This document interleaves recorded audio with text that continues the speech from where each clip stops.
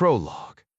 Beneath a stormy sky, the crimson and gold Soviet flag whipped in the wind above the Kremlin, its faded emblem, a relic of a bygone era. The rain fell in steady sheets, as if mourning the ghosts of history still lingering within those ancient walls.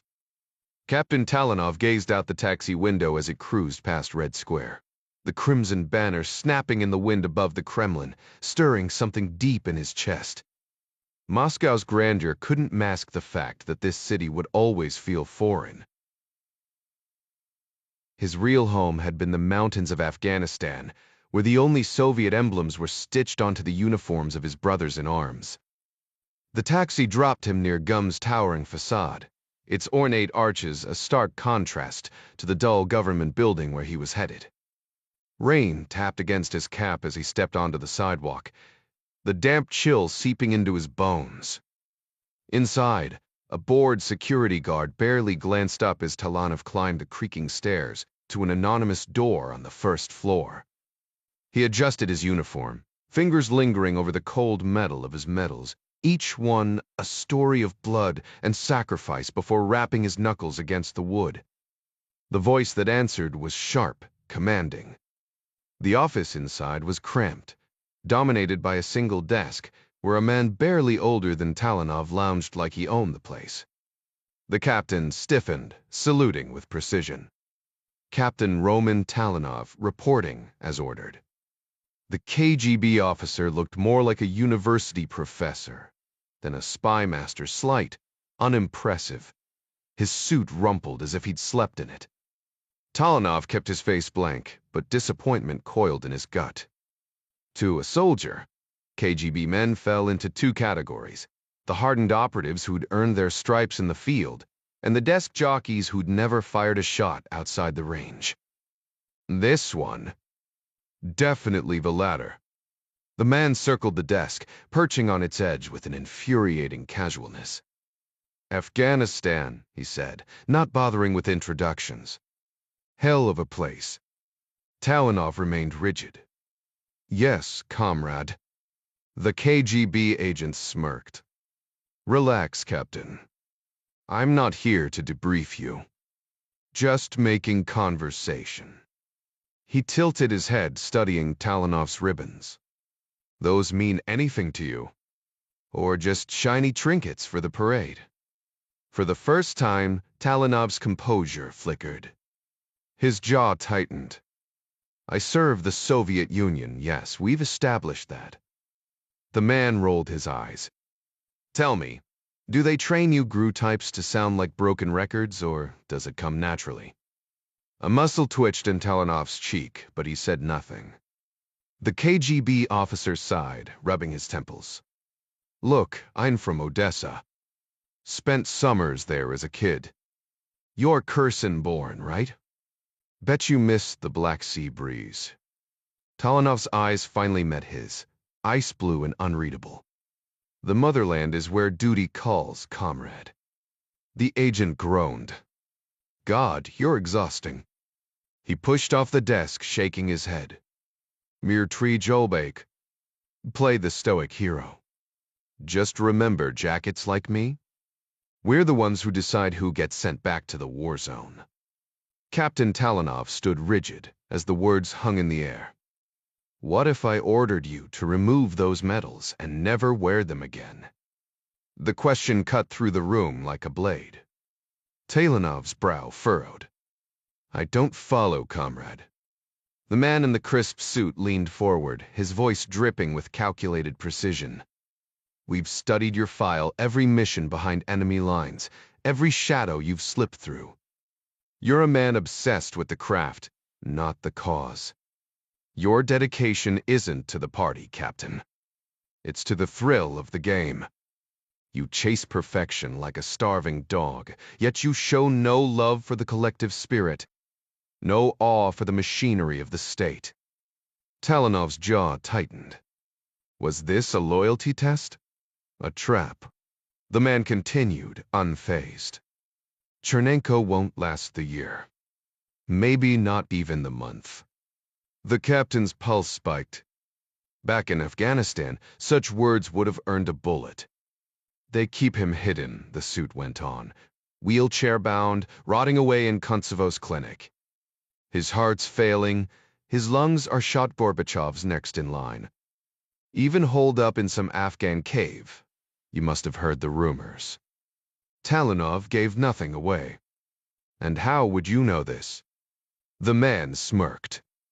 Because the right people are nervous. Nervous about Gorbachev.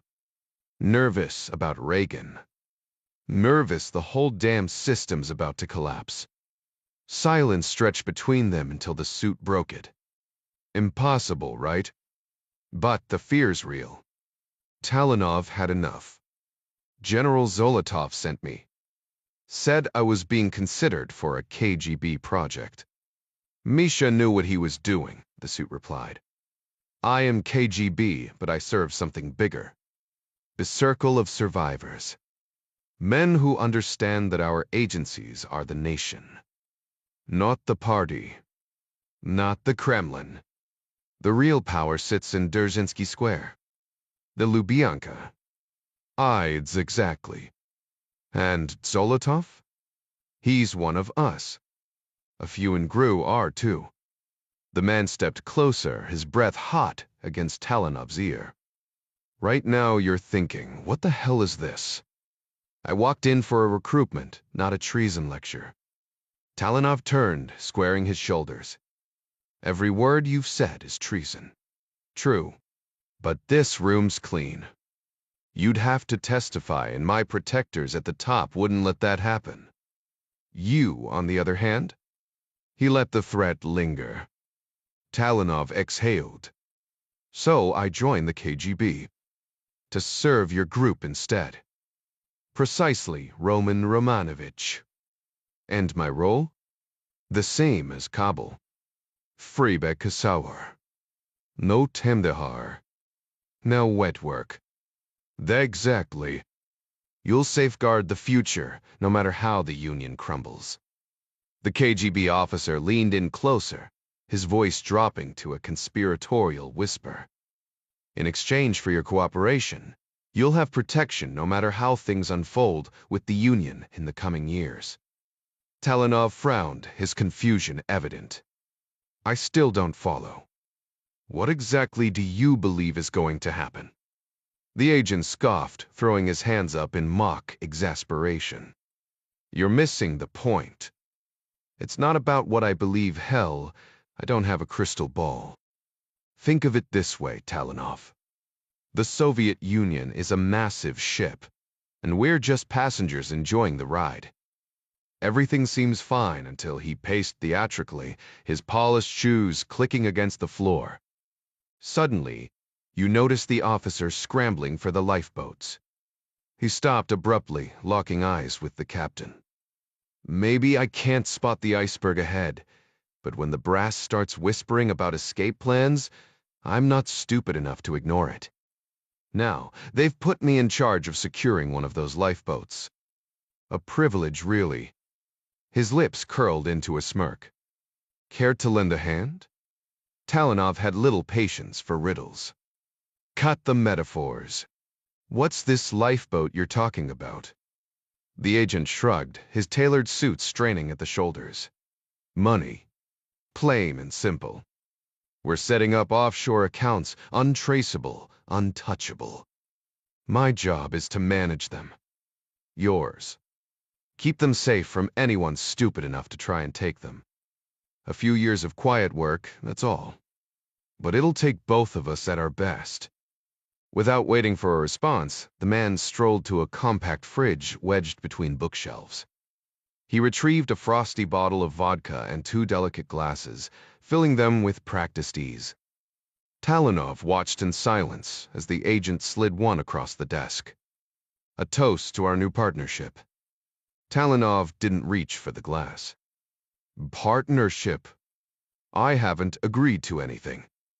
Not yet, the agent admitted, his smile unwavering.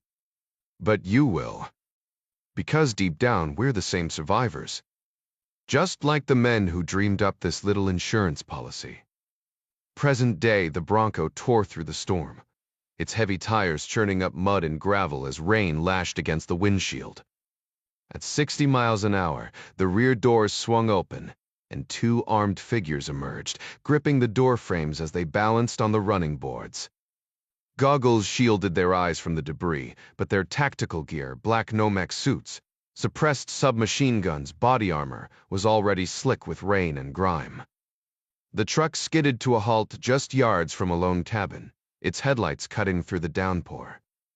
The operatives hit the ground running, weapons sweeping the tree line for threats. The driver joined them, his H&K swinging forward as they stacked up at the door. A quick test of the handle confirmed it was locked. Without hesitation, the rear man stepped up, slinging his smeng and drawing a compact shotgun from his pack. The breaching rounds inside weren't meant for flesh. They were steel powder slugs designed to obliterate hinges. One pull of the trigger, and the door wouldn't stand a chance.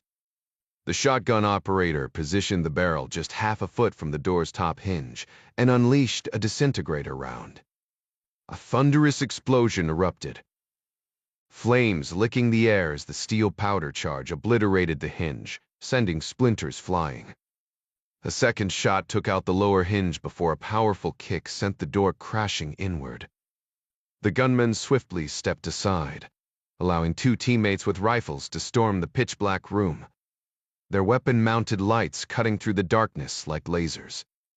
After stowing his shotgun, the driver grabbed his H&K and followed, joining the others as they methodically cleared their assigned sectors.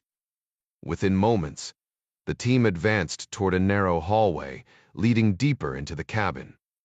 Two open doorways flanked them, with a closed door at the far end. The first two operators peeled off one veering left, the other right, each engaging targets with suppressed gunfire that echoed sharply in the confined space. Meanwhile, the third man remained in the hallway, his weapon trained on the closed door, acutely aware of the vulnerability at his back. The moment the others returned, they regrouped, checking their rear before advancing. Stacking up at the final door, the lead man tested the latch unlocked. With a silent nod, they adjusted their stances, lowering their profiles before breaching as one.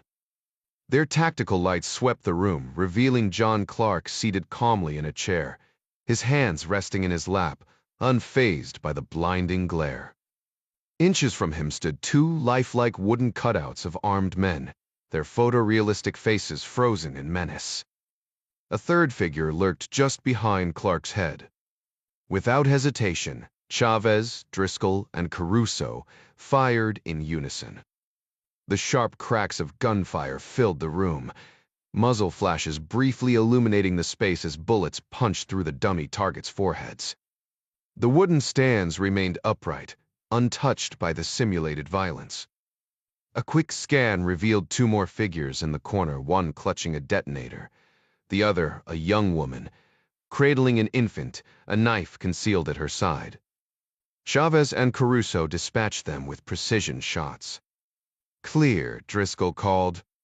"Clear," Caruso echoed. "We're clear," Chavez confirmed. Clark rose, blinking away the afterimage of three blinding tactical lights. "Safety's on," he ordered. The team complied, letting their weapons hang slack as they surveyed the bullet-riddled targets. Stepping outside into the rain, they gathered on the porch, the damp air, a stark contrast to the tension inside. Clark turned to Chavez. "Thoughts?" Ding exhaled, rainwater dripping from his cap. "It was fair." Thupi pause. "But that woman with the baby? That's gonna mess with a guy's head if he hesitates even a second." Clark nodded, his expression unreadable. The training had been brutal but necessary. The team's movement stalled whenever I had to double back to regroup before stacking at the entry point. No matter how we approached the scenario, coordinating a three-man breach meant waiting for our driver to get in position. Clark acknowledged the issue with a nod. "The way el fair point. What else needs addressing?" Caruso chimed in, his tone edged with frustration. While Ding and Sam cleared rooms down the hall, I was left holding security alone. I had eyes on the uncleared doorway at the far end, but it would have been solid to have another set of hands watching our six. Any tango slipping in from outside would have had a clean shot at my back. Sure, I stayed sharp, but it's not the same as having backup. Clark exhaled, his voice steady. We're running lean. Leaner without Jack, Dom added. Driscoll rubbed his jaw, considering. Might be time to bring in fresh blood. Chavez smirked. Jack'll be back. You really think he'll sit this out once we're back in action? Dom shrugged. Yeah, but when's that gonna happen? Patience, kid, Clark said, though the restless energy in his stance betrayed his own impatience. The man had spent 4 decades in the thick of every major U. Conflict and retirement clearly didn't suit him. His gaze drifted to the Bronco parked outside, doors flung open, rainwater pooling on the floorboards, the seats soaked through. Good thing I made you take the farm truck. Ding grinned. Needed a deep clean anyway. Laughter cut through the tension before Clark clapped his hands. All right, back at it. Head up the road, wait 20, then run it again. Gives me time to reset the door and tweak the layout. Dom, tighten up your grouping on that second target. Sam, drop your entry stance another 3 inches, unless you want a bullet instead of a bad haircut. Copy that, Dom said, though he'd already put 3 rounds in a tight pattern. No use arguing when Driscoll and Chavez had drilled theirs even tighter. As he stepped toward the rain, he hesitated. We really doing this in a monsoon? Ding didn't flinch, marching straight into the downpour. My old die at Fort Ord, hardest Alabama bastard I ever met used to say, no rain, no training. Even Driscoll cracked a smile as the others laughed. Meanwhile, halfway across the world, Russian tanks rolled into Estonia under cover of darkness, their advance relentless. This wasn't some forgotten conflict zone, it was NATO territory. The politicians had sworn protection, but where were the Allies now? The T-90s, bristling with reactive armor and missile-jamming tech, carved through the countryside like it was theirs to take. The Cold War's thaw had been an illusion. War was back. The T-90 battle tanks rumbled forward, their steel treads crushing the frozen earth. While T-80 armored carriers followed close behind, packed with soldiers ready to spill out and shield the advancing armor. On the ground, the Russian offensive was moving like clockwork, but the skies told a different story. Estonia's missile defenses had held strong, knocking Russian jets out of the air and forcing others to abort their missions. Despite this, the land assault didn't slow. Within hours, entire villages were reduced to smoking ruins, and most of the tanks hadn't even needed to fire their main guns. It was a slaughter in motion, predictable to anyone who understood war, because Estonia had bet everything on diplomacy, not defense. Edgar Nilvrak had seen it coming. Not because he was a soldier or a politician, just a high school history teacher, but because he'd watched the news. Now, lying in a muddy ditch, ears ringing from the relentless artillery fire, he cursed his government's naivety. All those years wasted on handshakes in Brussels when they should have been building a damn wall. The signs had been there for weeks, Russian media spinning lies. Then that border explosion killing civilians. Of course, Moscow blamed Estonia, and suddenly here they were. Filva, Edgar's hometown, sat just 25 miles from the border. He'd grown up during the Cold War, terrified of Soviet tanks rolling through those distant trees. That fear had faded over the years until today. A panicked call from a friend in Vyvukula confirmed the worst. Tanks rolled through, barely stopping before moving west. But the real horror came after militias in pickup trucks, torching everything in their wake. Edgar and a handful of others had sent their families away, then grabbed their hunting rifles, vowing to at least stop the looters. Then the tanks turned toward Pilfalva. High explosive shells rained down, turning streets into craters. This wasn't a battle, it was annihilation. Edgar's childhood nightmare had arrived, and within minutes he was bleeding in the dirt, wondering if diplomacy had ever stood a chance against brute force. Edgar Enovac scrambled through the muddy ditch, his legs burning from the shrapnel wounds. The explosion from the station wagon had left him barely able to move, and now he lay sprawled over his rifle, the metallic taste of blood in his mouth. He squinted through the smoke. Russian tanks were closing in, barely half a mile east of his position. The distant roar of artillery mixed with the sharp crack of small arms fire, but there was no sign of reinforcements. The high school gymnasium behind him was already a smoldering ruin, its walls blown apart, chunks of the basketball court raining down like jagged hail. He gritted his teeth and muttered, "Where the hell is NATO?" 1,000 meters away, Captain Arkady Lapranov leaned out of his tank's hatch, scanning the battlefield through his binoculars. The air was thick with dust and the acrid stench of burning fuel. His voice crackled over the radio, demanding air support, but the sky remained eerily empty. No drones, no fighters, just the distant hum of their own gunships waiting on standby. Inside the tank, his crew worked with mechanical precision, the gunner loading another high-explosive round, the driver keeping them steady. Lapranov exhaled a plume of cigarette smoke, watching another shell arc toward the remains of the school. "Keep firing," he ordered. "Turn this whole damn town to rubble." Then a sharp transmission cut through the static. Storm 04, reporting movement in the ditch, multiple hostiles. Lapranov adjusted his scope, spotting the flicker of movement among the mud and debris. He smirked. "Save the big rounds. We'll mop them up with the machine gun when we roll through." Another explosion rocked the distance, but the town offered no real resistance. Just silence. Just fear. Lapranov took another drag, savoring the moment.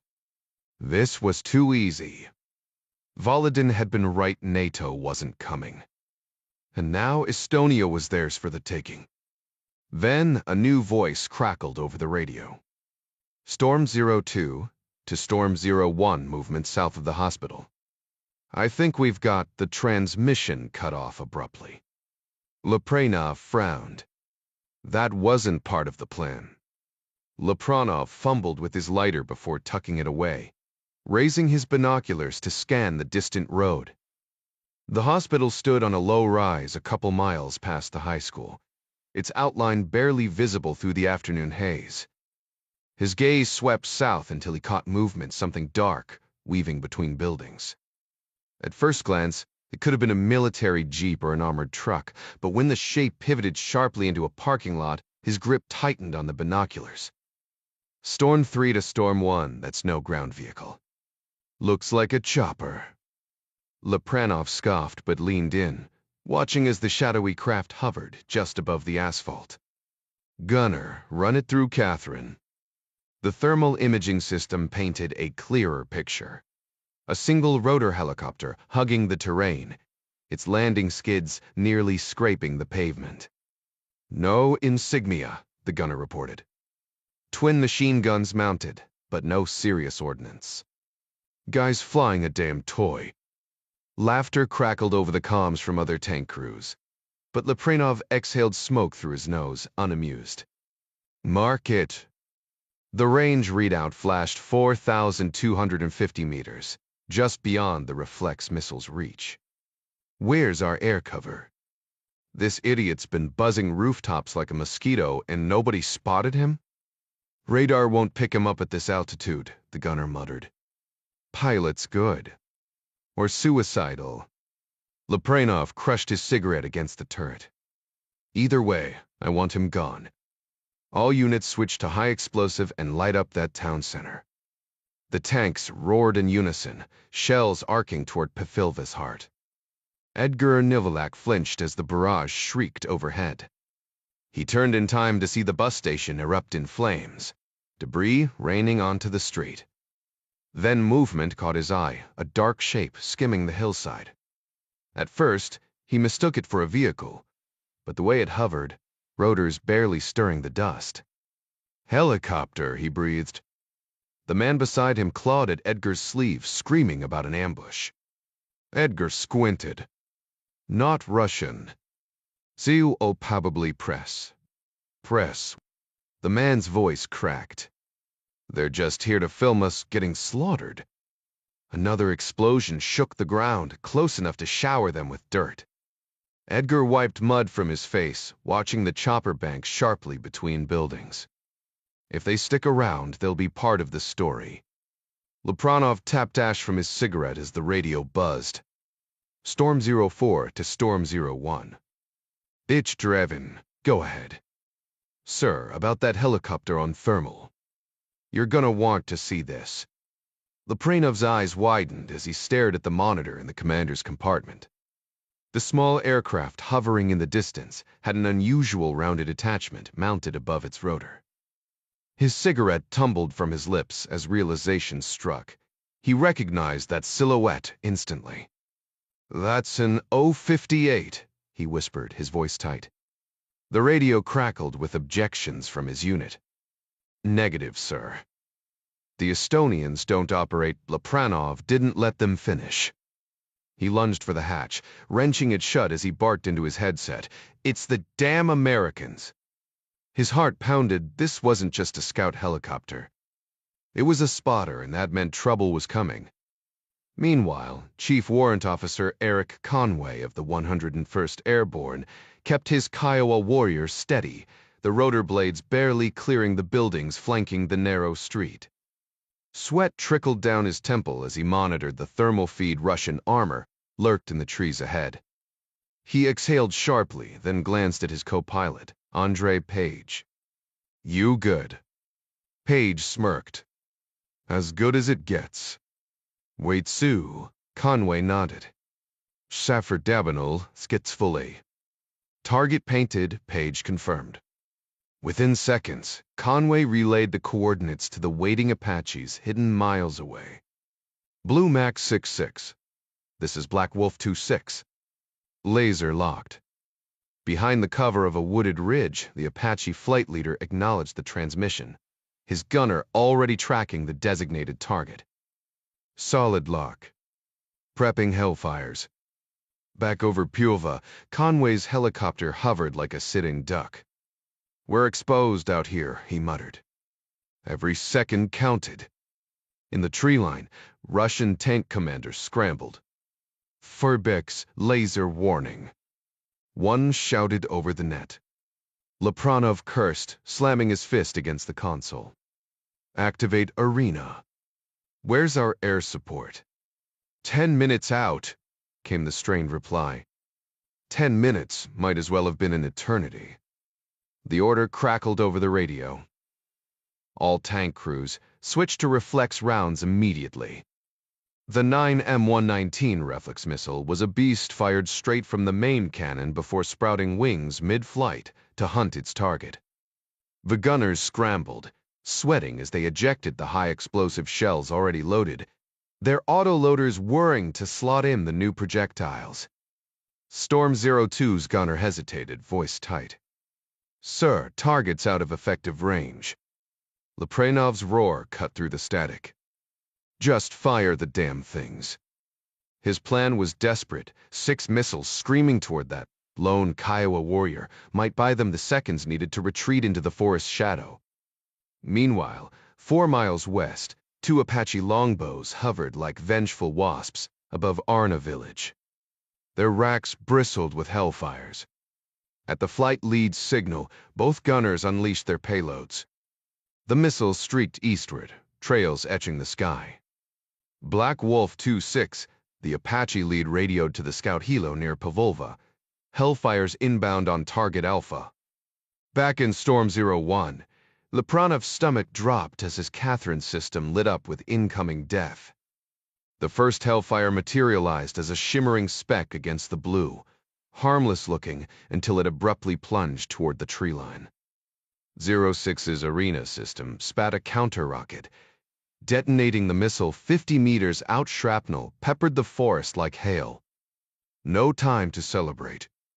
A second hellfire punched through before the arena could reset, smashing into 06's turret. The explosion rocked Lepranov's tank 100 meters away, metal fragments pinging off the hull like angry hornets. 02 managed to intercept 2 missiles, but 05 wasn't so lucky. Its laser alarm blared a second before it vanished in a fireball. Lepranov abandoned the reflex load. Smoke and retreat now, he bellowed. His driver didn't need telling twice, slamming the tank into reverse with a guttural, "Da, Captain." In Pielva, Conway and Page watched from their Kiowa, hovering just 4 feet off the deck. The remaining tanks lurched backward, vanishing behind billowing smoke screens. Page smirked. "Looks like they're running scared." Conway's voice was ice. "Flip the polarity." The thermal display switched black hot now, and the smoke became transparent, the tanks glaringly obvious. A new voice crackled in Conway's headset. 2 more hellfires away. "Keep M coming," Conway replied, steady as he adjusted the cyclic. The rotor blades had drifted perilously close to the hospital's 2nd story. He nudged right, centering the bird over the parking lot with practiced ease. Amid the dense forest, one of the T-90s activated its countermeasure system, sending small bursts of light flickering across the thermal imaging screen. But those flashes were nothing compared to the earth-shaking explosion that followed as a Hellfire missile struck the tank's turret, obliterating the 50-ton beast in an instant. "Solid hit, Blue Max. Target down." Painting the next one came the calm confirmation over the radio. "Copy that, Black Wolf 2-6. Missiles await birds in the air," the response crackled back. Meanwhile, Captain Lepranov's tank, Storm 01, lurched backward into the trees as the laser warning alarm blared inside the cramped compartment. "Move. Get us deeper." He roared at the driver, his voice cracking with urgency. The T-90 plowed through pines like a panicked animal, its countermeasures firing wildly in a desperate bid to survive. Lepranov clung to the overhead grips, eyes squeezed shut, his mind flooded with raw fear, yet not once did he spare a thought for the civilians, whose homes he'd turned to rubble that morning. His only concern was survival, praying the arena system would save him. 2 missiles were thwarted, but the 3rd punched through, slamming into the reactive armor. The explosion meant to deflect the blast, instead became the tank's death knell. The Hellfire ripped through steel like paper, and in less than a heartbeat the crew was gone. The turret rocketed skyward, the mangled hull skidding backward like a discarded toy before erupting in a fireball that sent shrapnel tearing through the forest. A minute later, Chief Warrant Officer Eric Conway's voice cut through the radio static. "Blue Max 6-6, Black Wolf 2-6. Target confirmed destroyed. No additional threats detected." Behind him, the Apache flight lead chimed in. "Roger, heading home." Conway raised a gloved fist, and Page met it with his own before their chopper banked sharply north, climbing as it accelerated over the 4-story hospital on its way back to base. A kilometer east, Edgar Nilivak struggled to sit up in the muddy ditch, his legs screaming in protest as he surveyed the smoldering wreckage of 6 tanks along the tree line. There were no cheers, no victory cries, just exhausted men scrambling to help the wounded, dragging them toward waiting cars. Hands, rough and uncertain, grabbed Edgar, hauling him toward the parking lot where civilians would ferry the injured to the hospital. As he slid through the mud, pain searing through his body, he whispered a quiet prayer for his village, for Estonia, for a world that now teetered on the edge of something far darker. The clash near Pilova would later be remembered as NATO's first direct engagement with Russian forces, but by sundown, similar skirmishes had erupted across eastern Estonia. Moscow had gambled on NATO's hesitation, betting the alliance wouldn't defend one of its own. They'd lost. By the next day, Russian forces retreated, spinning the withdrawal as a successful counter-terrorism operation.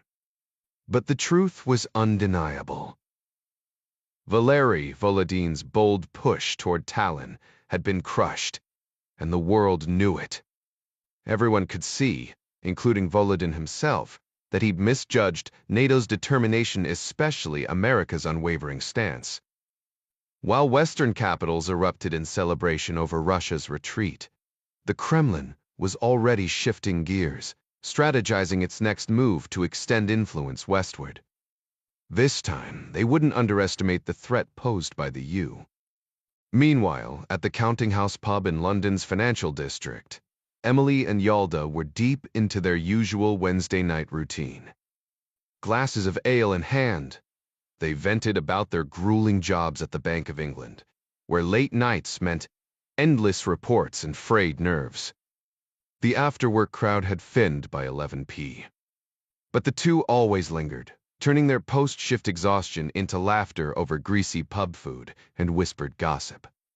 A year of these evenings meant they recognized every regular traders, bankers, brokers, though tonight, an unfamiliar face caught their attention the moment he stepped inside. Tall, broad-shouldered, and dressed in a tailored gray suit that screamed wealth, the stranger exuded an air of quiet intensity. He claimed a shadowy corner booth, dimming the taillight with a twist before ordering a pint. His detachment only sharpened the women's curiosity. Emily, a fiery redhead from Fulham, and Yalda, a sharp-witted brunette with roots in Pakistan, weren't ones to hesitate usually. But something about this man's guarded demeanor kept them rooted to their seats. 3 drinks in, their playful dares escalated until Emily downed a shot of Jägermeister and marched over. Jack Ryan, Jr. spotted her approach instantly. Great, he thought, staring into his beer like it might conjure an escape. No such luck. Hello there, she chirped, undeterred. When he offered a polite but distant smile, her eyebrows shot up. The American? No wonder you stood out. His clipped response did little to discourage her, if anything. It only fueled her intrigue. Across the room, Yalda stifled a laugh, watching her friend's boldness unravel the mystery in the corner. Jack nursed his drink, while the woman across from him leaned in with curiosity. My friend and I were making up wild theories about you, she confessed with a playful grin. He forced a polite smile, though the attention made his shoulders tense. Nothing exciting, I'm afraid. Just here on temporary assignment in the city. Her hand darted forward. Cyberphobia. Emily? Nice to meet you. Jack's quick assessment noted the slight slur in her words, and the way her gaze lingered a second too long. John, he replied, shaking her hand. Tucking a strand of hair behind her ear, Emily launched into a story. I visited the States last year with this absolute nightmare of an ex not married. Thank God, just dated long enough to realize he was a self-obsessed jerk. But hey, at least I got a free trip out of it. Silver linings, right? Glad it worked out, Jack muttered. So, where are you from? Maryland. Her eyes flickered with something recognition. Devon fusion. She recovered fast. East Coast, yeah. Never made it out there. My ex and I stuck to California. San Francisco was gorgeous, but traffic. Absolute madness. Took me forever to stop instinctively reaching for the gear shift on the wrong side of... Then it hit her. Her mouth fell open. Jack braced himself. Oh, my God. He exhaled. Yeah, Trudroplepoft. You're Jack Ryan, Jr. The nickname threw him. That's one way to put it. Emily nearly squealed, drawing glances from nearby patrons. Jack caught her wrist before she could turn and announce it to the room. Emily, Sigbrid Trefren. Seriously, I'd rather not make this a thing. She scanned the bar, catching her friend's questioning look, then lowered her voice. Got it. My lips are sealed. Appreciate it. He didn't have the energy for this, but he managed another tight smile. Emily slid into the booth opposite him, firing off rapid questions about his work, his reasons for being alone, his security detail or lack thereof. Jack gave clipped answers, hoping his disinterest was obvious. Across the room, her friend was now chatting with two guys who'd wandered over. Then Emily dropped the question. "What's Hog? Would it be weird if I asked you to go somewhere quieter? Just to talk?" He rubbed his temple. "You want honesty. Always. Then, yeah. That be weird. Merd so face." Before she could protest, he added, "Early morning tomorrow. Rain check?" Emily hesitated, then bolted back to her table, returning with a business card. She scrawled her number with dramatic flair, clearly performing for her friend. "Mate, the dust hid. I know this city inside out, best tour guide you'll find." Jack took the card, playing along. "I'll keep that in mind." With one last lingering look, Emily retreated. Jack drained his beer, relieved when the encounter was over. Jack tucked Emily's card into his coat pocket, knowing it would soon join the growing collection of scribbled numbers and cocktail napkins from women he'd met during his short time in London. He took another sip of his drink, deliberately avoiding a glance toward her table until her friend's voice cut through the pub's noise like a foghorn. "No bloody way." She shrieked, loud enough to turn heads. That was his cue. Jack pulled out his wallet, settled the tab, and stepped into the chilly night. Outside, the Brits called it the pavement, which honestly made more sense than sidewalk. He shoved his hands into his pockets and walked toward the bank tube station, the weight of unseen eyes pressing on him. "Sepri Sam, fris tabin." Maybe. But in the past 2 weeks, strangers in pubs, on the underground, even in line for fish and chips, had recognized him not just as Jack Ryan Jr., but as the spitting image of his father. Same height, same stubborn jaw, same eyes that could pin you across a room. He'd been on TV years ago, and apparently that was enough. The problem wasn't just recognition, it was risk. Months ago, Chinese intelligence had pieced together who he really was, what he actually did. That knowledge was a grenade with the pin pulled. If it blew, it wouldn't just take him out, it'd scorch his friends, his colleagues, even his father's presidency. For now, Beijing was playing nice. Probably because the new leadership needed Washington's goodwill more than they needed a fight. But Jack wasn't naive enough to think that would last. Then there was Melanie. Their breakup still gnawed at him, leaving him raw and restless. London's dating scene was refreshingly direct, no games. No pretending, but jumping into something new felt like slapping a bandage on a bullet wound. Sure, he could have drowned his loneliness in a string of one-night stands, but the idea left a bad taste in his mouth. His dad hadn't raised him to treat people like disposable conveniences. He'd come to the UK to put space between himself and the campus, to sharpen his analytical skills away from the field. Jerry Hendley had agreed unofficially, of course. Officially, Jack Ryan Jr. couldn't just waltz into Langley or Fort Meade without raising eyebrows. But Jerry had a knack for bending rules without breaking them. For now, Jack was on his own, navigating London's shadows, waiting for the next move in a game he wasn't sure he could win.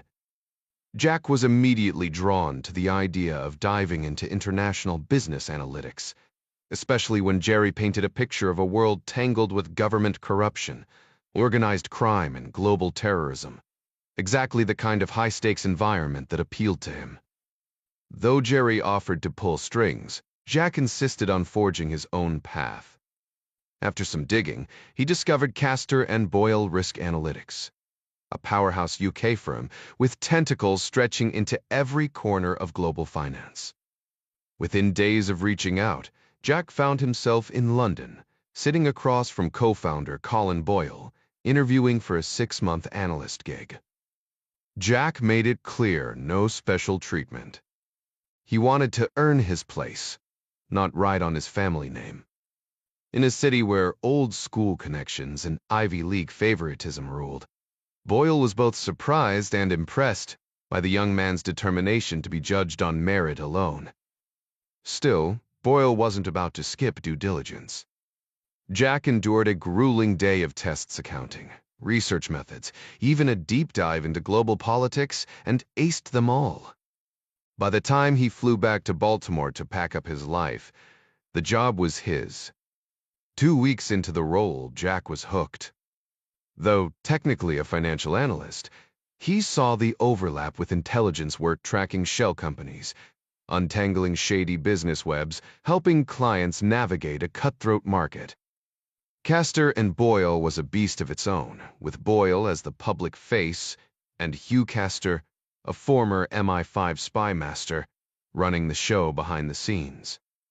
Jack wasn't sifting through classified terrorist dossiers anymore, but the thrill of the hunt remained.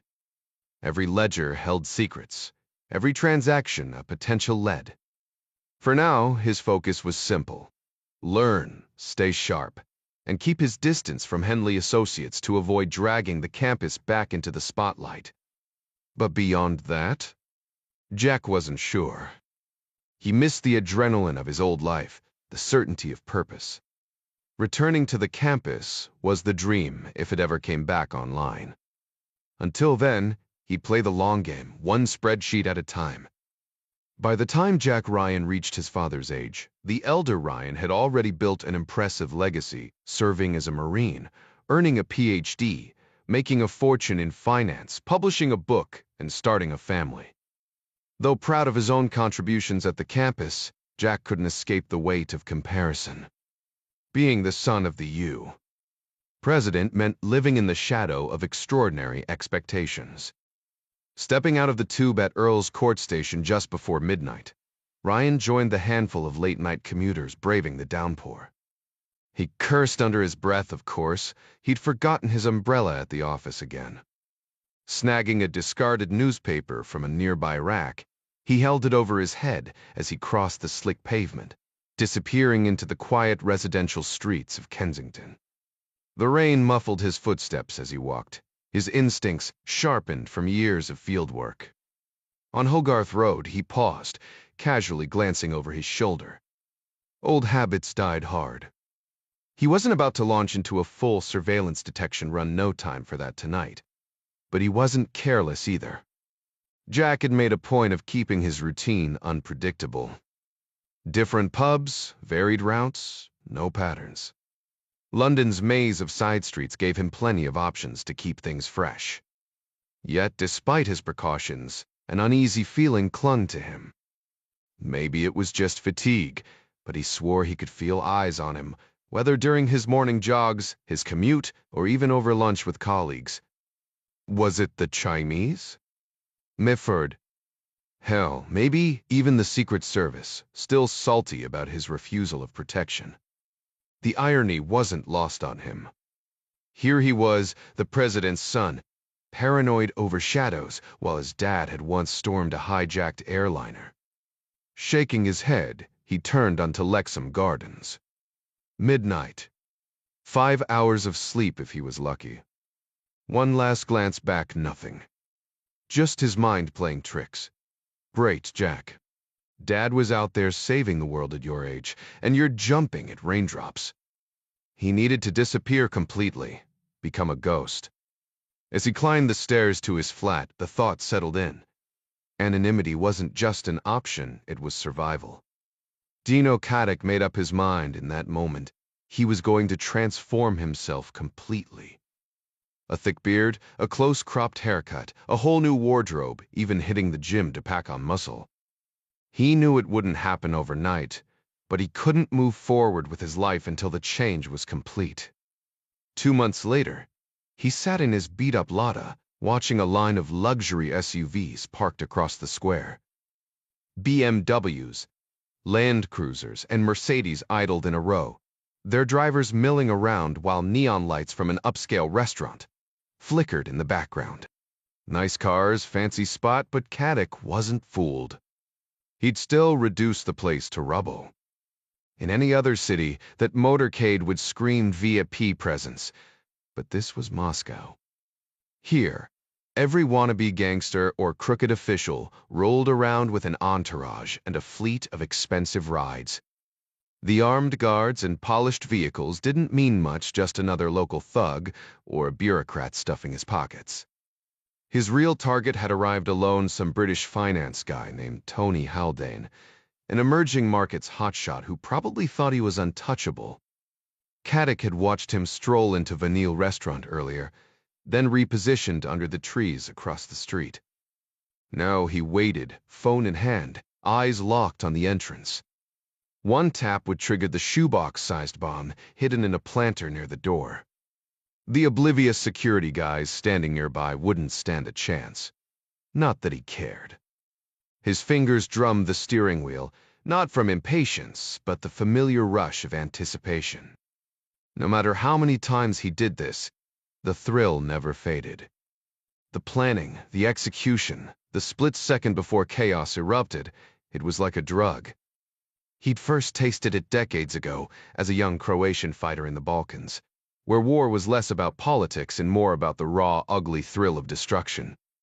When peace came, he couldn't quit, so he formed his own mercenary crew running black ops until even the CIA cut him loose. Mao.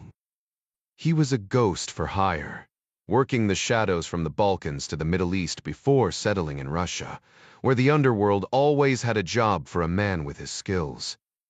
And tonight, Tony Haldane was just another name to cross off the list. For several years, Dino Caddick thrived in his shadowy profession before purchasing a quiet estate in Croatia, slipping into semi-retirement funded by his Russian earnings. Yet occasionally, a job too lucrative to ignore came his way, like this assignment targeting Haldane. The contractor, a high-ranking figure in Moscow's underworld, had promised a fortune for what seemed like straightforward work. The Russian demanded precision, specific timing, exact location, and insisted the hit send an unmistakable message. No problem, Dino had assured him. Bold statements were his specialty. Taking a slow breath, he muttered an old American phrase drilled into him during training. Stay frosty. It had become his pre-mission mantra, a bitter irony given how things had soured with his former allies. They'd labeled him unreliable, but their lessons remained sharp, lethal, and now entirely his to wield. His watch ticked closer to 0 hour as he scanned the dimly lit square ahead. No binoculars too risky. A bystander might notice a man in a parked car, lenses fixed on the spot where chaos would erupt. One careless witness could send investigators digging through security footage, and that was a risk he wouldn't take. The bomb wasn't subtle. His employers wanted spectacle, so he'd packed enough firepower to ensure no one missed the point. That meant keeping his distance, relying on the flash of a camel coat to confirm his target. Another glance at his watch. Stay frosty. Then, under his breath in Serbo-Croatian, move already, damn it. Inside Vanille, 4 elite bodyguards stood rigid near a crimson curtain, separating the private dining area from the rest of the restaurant. Unlike the dime a dozen muscle for hire common in the city, these men were professionals, polished, alert, armed. Behind them, 2 men lingered over brandy in an otherwise empty room. One, dressed in a crisp Burberry suit, spoke with the measured gravity of a man who knew danger intimately. Moscow has never been safe, he said, his Russian accent thickening the English words. But these past months, a storm brewing. Across the table, Anthony Haldane, immaculate in his tailored pin-striped suit, arched a brow. Coming from the head of security, that's hardly reassuring. Stanislav Byakov sipped his cha-cha, the Georgian brandy burning its way down. Setting the glass aside, he dabbed his lips with a napkin. The Tsar handles threats abroad. Out there, we're holding the line. The Torpidisefn. A grim smile. Here, the wolves are already inside. The FSVA, Russia's internal security agency, sits at the center of the ongoing crisis, both within the country and across its neighboring states. Haldane smirked. Forgive me if I don't split hairs between the FSAV and SAV. To someone like me, it's all just the KGB under a different name. Byukov gave a knowing grin. And to those even older than you, we'd all still be Chekists. Haldane chuckled. Fair point, though that era predates even my time, old friend. Byukov swirled his glass, watching the amber liquid catch the candlelight before speaking carefully. As an outsider, you might not realize the FSV's reach extends beyond Russia into the so-called Mir abroad, those sovereign states still under Moscow's shadow.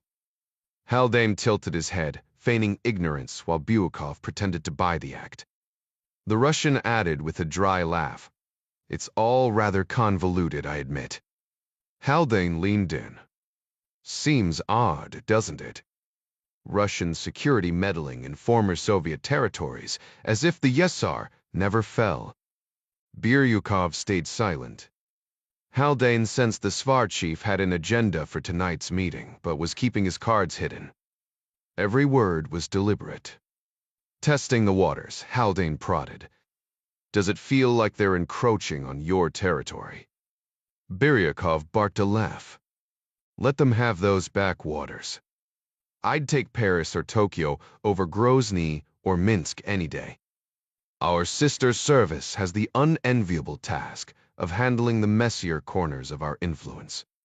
Am I to assume that's why you invited me here? Byukov countered with his own question. How long have we known each other, Tony? Since the late 80s. You were at the Soviet embassy in London, playing cultural attaché, while I was with the Foreign Office. Byukov smirked. Correction, I was KGB, and you were MI6. Haldane hesitated, then shrugged. Would denying it even matter? We were just kids back then, Byukov mused. Indeed we were, Haldane agreed. Byukov lowered his voice. No need for alarm, but I know you still have connections to your government. I'm a loyal British citizen, if that's what you're implying. Byukov shook his head. That's not what I mean. Haldane raised an eyebrow. Is the head of Russian intelligence accusing me of spying in Moscow? Byukov leaned back, amused. No theatrics, please. It's only natural you've kept ties to MI6. A businessman like you maintaining back-channel contacts? That's just good sense for both sides. So that's the play, Haldane thought, relieved. Stan wanted to use him as a go-between to reach British intelligence, far less conspicuous than the civil director strolling into the UK embassy. I know a few people in MI6, Haldane admitted, but don't overestimate my influence. I've been out of the game for years. If you want me to pass along a message, the clearer you are, the less I'll bungle it. Byukov refilled their glasses with cha-cha. Then I'll be blunt. Our president wants to merge foreign and domestic intelligence under one umbrella, a terrible idea, in my view. Haldane nearly choked on his drink. The idea of reviving the KGB seemed almost too bold, even for President Valery Volodin's Kremlin. While they might not dare to resurrect the infamous name Comet Bezopasasa, the new agency's purpose would mirror the old one, consolidating all intelligence operations, foreign and domestic, under a single ruthless umbrella. Haldane muttered under his breath, unbelievable, while Byukov nodded grimly, adding, This won't end well. Haldane scoffed. Then why push forward with it? Byukov leaned in, his voice low. Things are accelerating inside Russia and across the former Soviet states. Since the botched strike on Estonia, Volodin's been tightening his grip, expanding influence wherever he can. If tanks won't do the job, spies will.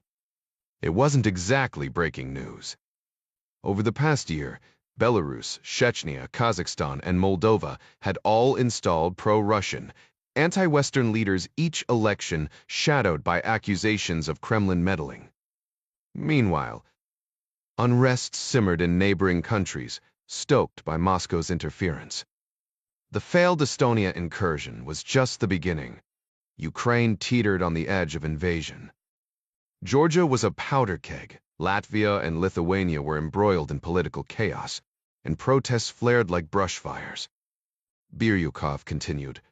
Roman Talanov, my FEV counterpart, is spearheading this.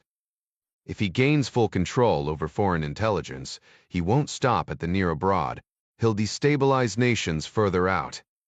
Ukraine's next. They'll take Crimea within weeks, then push to the Dnieper. If the West does nothing, Volodin will set his sights on Poland, Hungary, the Czech Republic, every former Warsaw Pact state. He wants them all back under Moscow's thumb. Haldane's throat tightened. This wasn't just Cold War posturing, it was a path to real conflict. Yet Biryukov wasn't one for dramatics.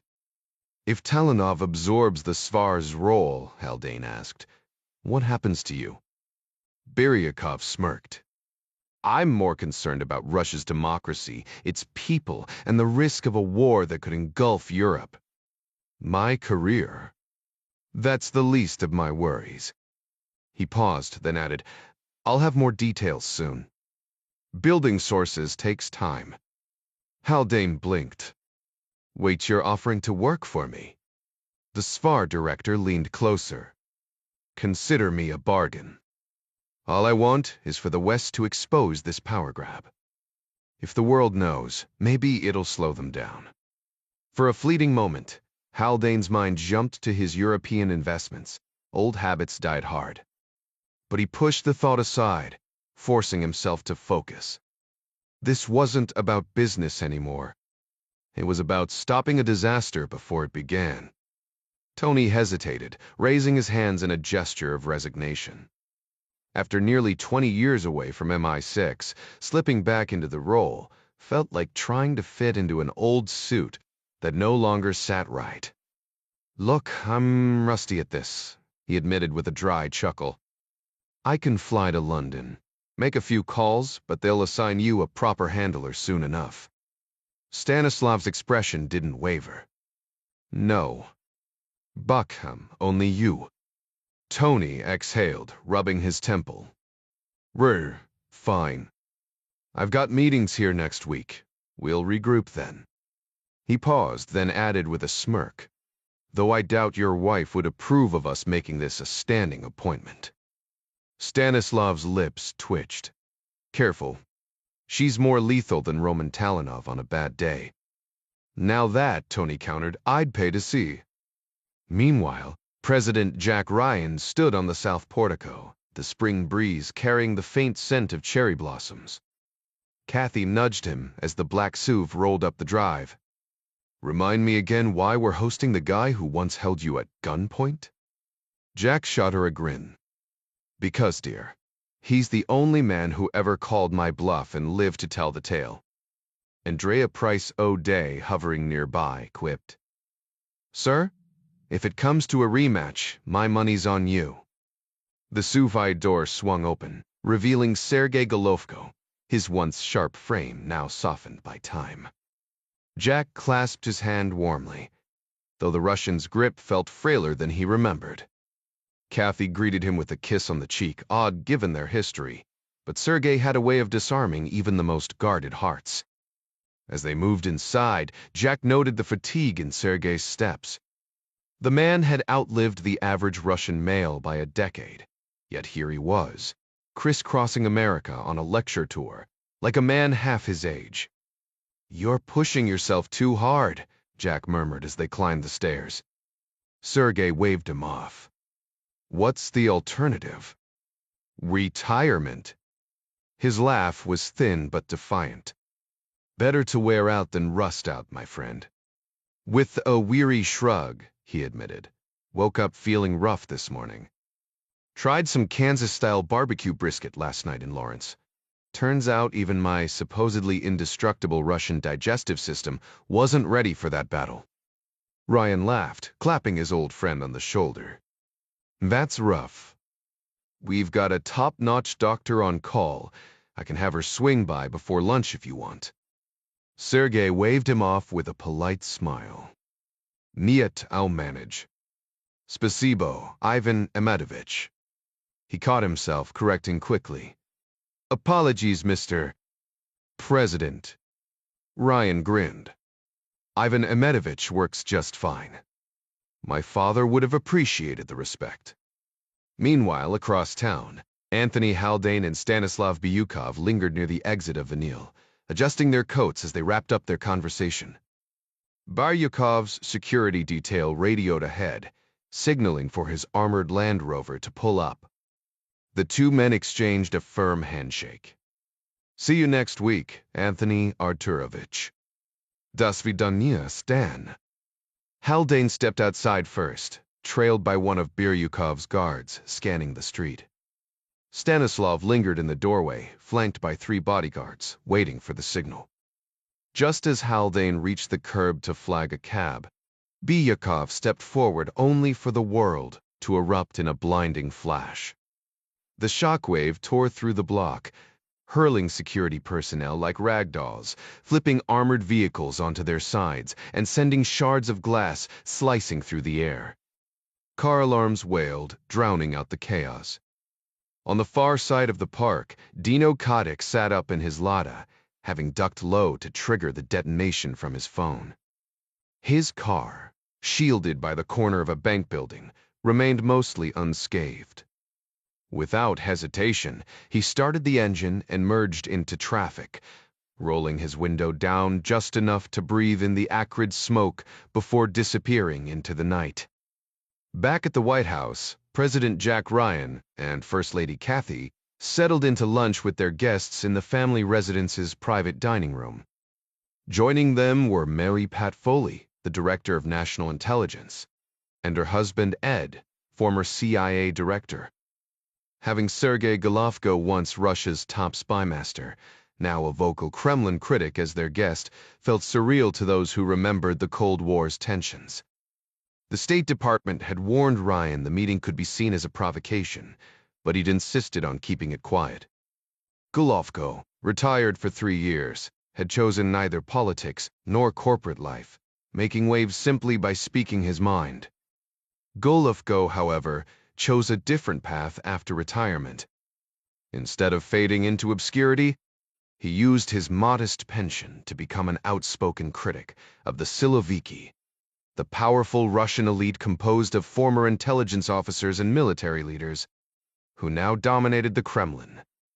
Under Valery Volodin, a 60-year-old ex-FAV officer with deep KGB roots, the government had transformed into a fortress of ex-spies and generals, leveraging their security expertise to tighten control over every facet of Russian life. When Golovko publicly condemned Volodin's dismantling of democratic institutions, the backlash was swift. Former colleagues still inside the Sever quietly urged him to flee the country before things turned dangerous. Reluctantly, he left Russia behind, settling in London, where he lived simply but remained vocal, appearing on global news programs and speaking at events worldwide. Ryan studied the aging man across the table, surprised by his relentless energy despite his frail appearance.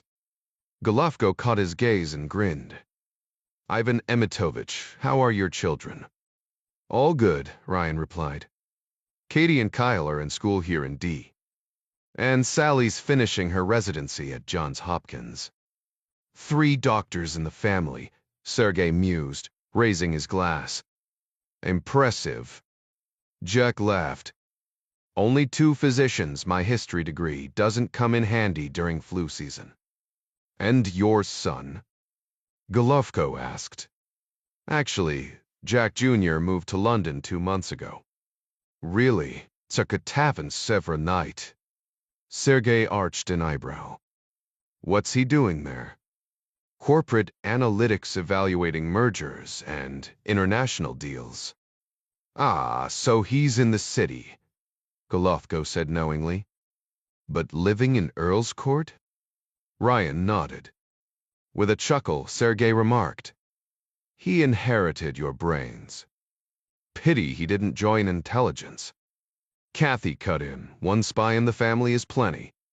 True, Golovko conceded. It's a hard life for the family, too. You must be relieved he chose something stable. Kathy sipped her tea. Extremely. Jack admired her composure far better than his own. I'd love to see him, Sergei added. I'm in Notting Hill.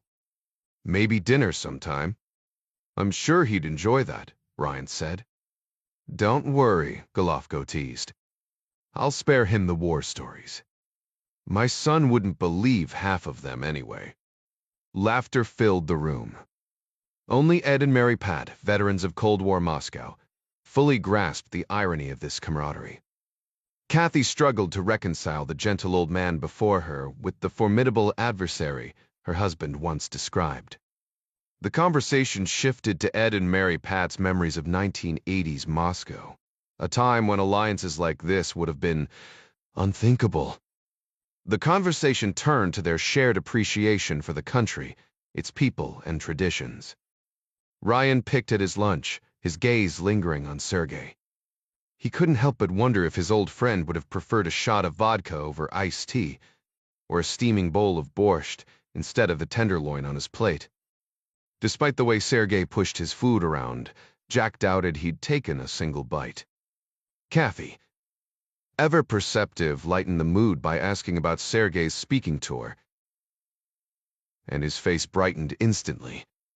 Over the past 2 weeks, he'd traveled to nearly a dozen cities, each leaving a positive impression. His talks focused on exposing what he saw as the corruption of Valery Volodin's administration, primarily at universities, and he mentioned a forthcoming book to drive the point home. Ed Foley leaned in, his tone grave. Sergei, we're barely a year into Volodin's first term, and he's already signing decrees to handpick governors across all 83 Russian regions. To someone like me, it looks like democracy's unraveling faster than ever. Golovko gave a dry chuckle. From Volodin's perspective, it's perfectly logical. Regional elections are coming up, and even the slightest chance of electing someone who isn't blindly loyal to Moscow is a risk he won't take. His goal: total control, no exceptions. Mary Pat cut straight to the heart of it. Where do you see Russian democracy by the end of his term? Sergei took a slow sip of water, his expression darkening. Volodin calls it a special democracy. A clever euphemism for state-controlled media, hand-picked officials, and jailing businessmen who don't toe the Kremlin line. He shook his head, a bead of sweat glistening on his forehead. The world has another name for that kind of special democracy dictatorship. Around the table, nods of agreement followed. Sergei's voice grew sharper. This isn't governance, it's organized crime. Volodin and his inner circle have their hands in Gazprom, Rosneft, banks, shipping, you name it. They're stripping Russia bare while hiding behind the Kremlin's walls. Give them 3 more years, and democracy won't just be weakened, it'll be erased. Power like this only grows. Once it gains momentum, no one can stop it. Kathy frowned. Why don't the people push back? Sergei exhaled. The Russian social contract is simple. Surrender freedom, ignore corruption, and in return you get stability and prosperity. It worked until it didn't. I saw it firsthand in the 90s. Overnight, a pensioner's grocery bill went from 100 rubles to over 1 million. Shopkeepers had to tell people they'd starve. Russians remembered that chaos. Volodin may be a dictator, but to them, he's the devil they know. He paused, then added with a bitter edge, but demographics don't lie. Birth rates are collapsing. The economy's faltering, his grip won't last forever. A heavy silence settled over the table, the weight of his words sinking in. The tightening grip of authoritarian rule continues to drain Russia's resources, pushing the nation toward economic ruin while its citizens increasingly feel the weight of oppression. Sergei Golovko paused mid-conversation, stifling a sudden cough before dabbing his mouth with his napkin. The collapse of Russia's social contract won't bring reform. It will only embolden Volodin to strip away what little freedom remains, he remarked grimly. Jack Ryan leaned forward, recalling the words of an American founding father. Benjamin Franklin once warned that sacrificing liberty for temporary security leaves you with neither. Golovko raised an eyebrow. Say that in Moscow, and the Fs would drag you to Lefortovo before you finished the sentence. A faint smile crossed Jack's face. Either Sergei had forgotten Franklin entirely or was playing along. He said that 250 years ago, during our own nation's growing pains, he clarified. Mary Pat Foley interjected, shifting the focus. Volodin's ambitions aren't just domestic. Look at the former Soviet states. His fingerprints are all over their destabilization. Roman Talenov's intelligence operatives and Volodin's heavy-handed tactics have turned half the region into puppet regimes, Jack added. Golovko nodded vigorously, wiping sweat from his forehead before taking another sip of water. Maud, exactly. They rig elections, bribe officials, and crush opposition. Belarus, Georgia, Moldova, they're practically satellites again. And after Estonia, if not for NATO's intervention, the Baltics would have fallen next. Jack corrected him gently. NATO acted as a whole, Sergei. Not just me. Golovko waved a hand dismissively. You convinced them when Europe hesitated. The remark hung in the air, a sore point Jack chose not to revisit. Mary Pat redirected the conversation. What about Ukraine? Ukraine's different, Golovko explained. Its size, its history, millions still see themselves as part of Russia. Volodin doesn't just want influence. He wants to reunite the Slavic core under Moscow's control. Ed Foley chimed in. The threats only escalated after Volodin took power. NATO membership talks were the trigger. Sergei's coughing returned sharper this time. He tried to laugh it off. Forgive me, Volodin tends to stir me up. Most of the room chuckled politely, except Kathy Ryan. Her sharp eyes noted his pallor, the sheen of sweat. Sergei, she said in her practiced doctor's tone, we have medical staff here. Let's have someone check you after lunch. He offered a weak smile. I appreciate it, Kathy, but I'll see my London doctor tomorrow if this persists. Kathy held his gaze unconvinced.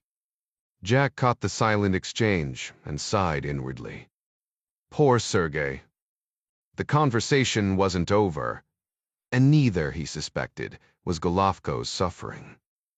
Golovko's mind was far from his own discomfort, focused instead on the tense geopolitical chess match unfolding. Edward, the Russians are terrified of Ukraine turning back toward the West, he said, his voice low but urgent. Volodin is livid that the nationalists regained power. He sees NATO membership as an inevitability, and once that happens, the West will be forced to defend them. He leaned forward, his expression grim. Crimea is Volodin's real prize. If Ukraine joins NATO, seizing it becomes nearly impossible. He knows the clock is ticking. Ryan exhaled sharply. Legally, Ukraine isn't under NATO's protection yet. And good luck convincing Europe to go to war over Crimea. Golovko scoffed. Europe depends on Russian oil and gas. They've been bending the knee to Moscow for years. Fair point, Ryan conceded. They need the energy. I don't like it either, but keeping Russia placated is in their best interest. Maybe so, Golovko countered, but with Russia planting puppets across Eastern Europe, NATO's options are shrinking. They should push back now before it's too late. Ryan agreed, though he knew this wasn't a problem solved over lunch. After dessert, sorbets that Golovko barely touched, Mary, Pat, and Ed excused themselves. Jack and Kathy led their Russian guests to the yellow oval room, Kathy's preferred space for private discussions. On the way, Golovko ducked into the restroom. The moment he was out of earshot, Kathy pulled Jack aside. "He's sick," she whispered. Jack shrugged. Said it was something he ate. Kathy's frown deepened. "It's worse than that. You need to convince him to see Mara before he leaves." "How am I supposed to figure it out?" she cut in. "I'm serious, Jack. He looks awful." "You think it's that bad?" "I don't know what it is, but he needs a doctor. Way Sam Taver, today." Ryan sighed. I'll try. But you know how stubborn he is. There's stubborn, and then there's reckless. Remind him he's smarter than this." Jack nodded, knowing better than to argue. He might be the president, but Kathy's glare was a force of nature. Meanwhile, Dino Kadik lounged in his rented apartment, savoring a cold Yarpivo as the news played. The bombing had gone perfectly. Chaos splashed across the screen in vivid detail. Shattered glass, burning wreckage, emergency lights flickering against the cathedral's golden domes. A reporter, visibly shaken, fumbled through her coverage, her shock only adding to Kadik's satisfaction. He leaned back, grinning. The world was watching his masterpiece unfold. After a brief pause in her live report, the journalist touched her earpiece and froze mid-sentence, her expression shifting to stunned disbelief. "Is this verified? Am I clear to report this?" She whispered urgently, waiting for confirmation. A tense nod followed. Breaking news: Foreign Intelligence Director Stanislav Biryakov was exiting the restaurant during the explosion and has sustained injuries.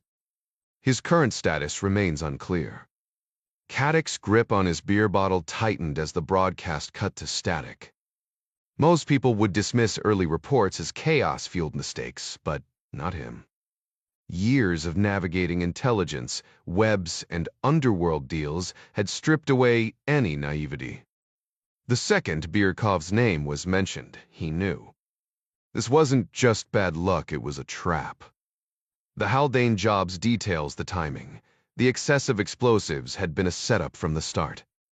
Someone had used him to eliminate Russia's spymaster. The Sto Piku Maturinu. The curse tore from his lips, raw and venomous. Worse, he realized the architects of this mess wouldn't hesitate to tie up loose ends. Dak tu apasideplitwan. The clock in his head started ticking. 1 minute to grab essentials, 2 to reach his car. He hurled the bottle at the screen, shattering it, and lunged for his go-bag. Then, frosty. Stay frosty. Outside, the quiet street erupted into chaos. 2 armored trucks screeched to a halt, disgorging 24 black-clad commandos' visor helmets, rifles locked tight. Civilians scattered as the team stormed the building, boots pounding up stairwells in eerie sync. Doors slammed shut down the hallway. TVs blared louder, a feeble attempt to drown out the inevitable. Kadik's duffel zipped shut at the 60-second mark. Then splintering wood. The door exploded inward. He raised his hands, the duffel thudding to the floor. No way they'd moved this fast without inside intel. The bitter truth settled over him. They hadn't just set him up. They'd already written his ending. The thought flashed through his mind, had this been a setup? With his last breath, he choked out a desperate plea in Russian. Pozholusta. The Red Banner commander hesitated just a fraction of a second before squeezing the trigger. His squad followed without hesitation, their weapons roaring to life as bullets tore through the Croatian hitman's torso. The man convulsed violently before collapsing backward onto the bed, arms splayed wide. While his men ransacked the room, the team leader personally searched the corpse.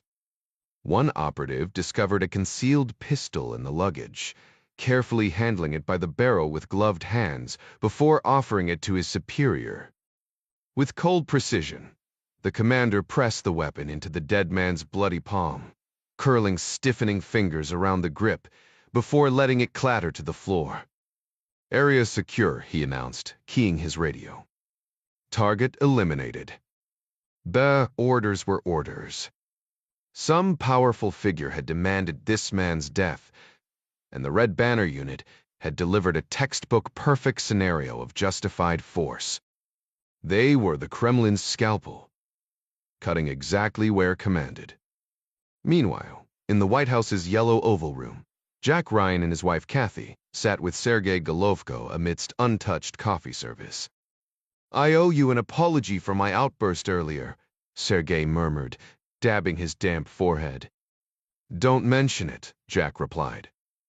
"After losing my wife, I've buried myself in work, especially confronting how Russia, under Volodin, is regressing toward horrors my generation remembers all too well."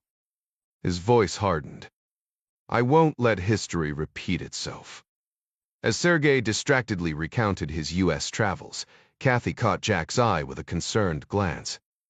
"Sergei," Jack interjected, "humor me, let our doctor check you over. Your concern is touching, Ivan Ametovich, but unnecessary." Jack grinned. "Think of the headlines, ex-Sev chief felled by Texas BBQ." Secret Service agents stifled laughs, but Sergei's strained smile worried Jack further. Before he could insist, Chief of Staff Arnie Van Dam appeared, an unusual daytime intrusion into the residence. After quick introductions, Arnie drew Jack aside where Mary Pat Foley waited, her expression grave. "Byrukov's dead," she said without preamble. "Car bomb near Red Square 30 minutes ago." Jack's jaw tightened. Stan Biryukov had been a rare commodity, a Russian spy master who played straight. This changed everything.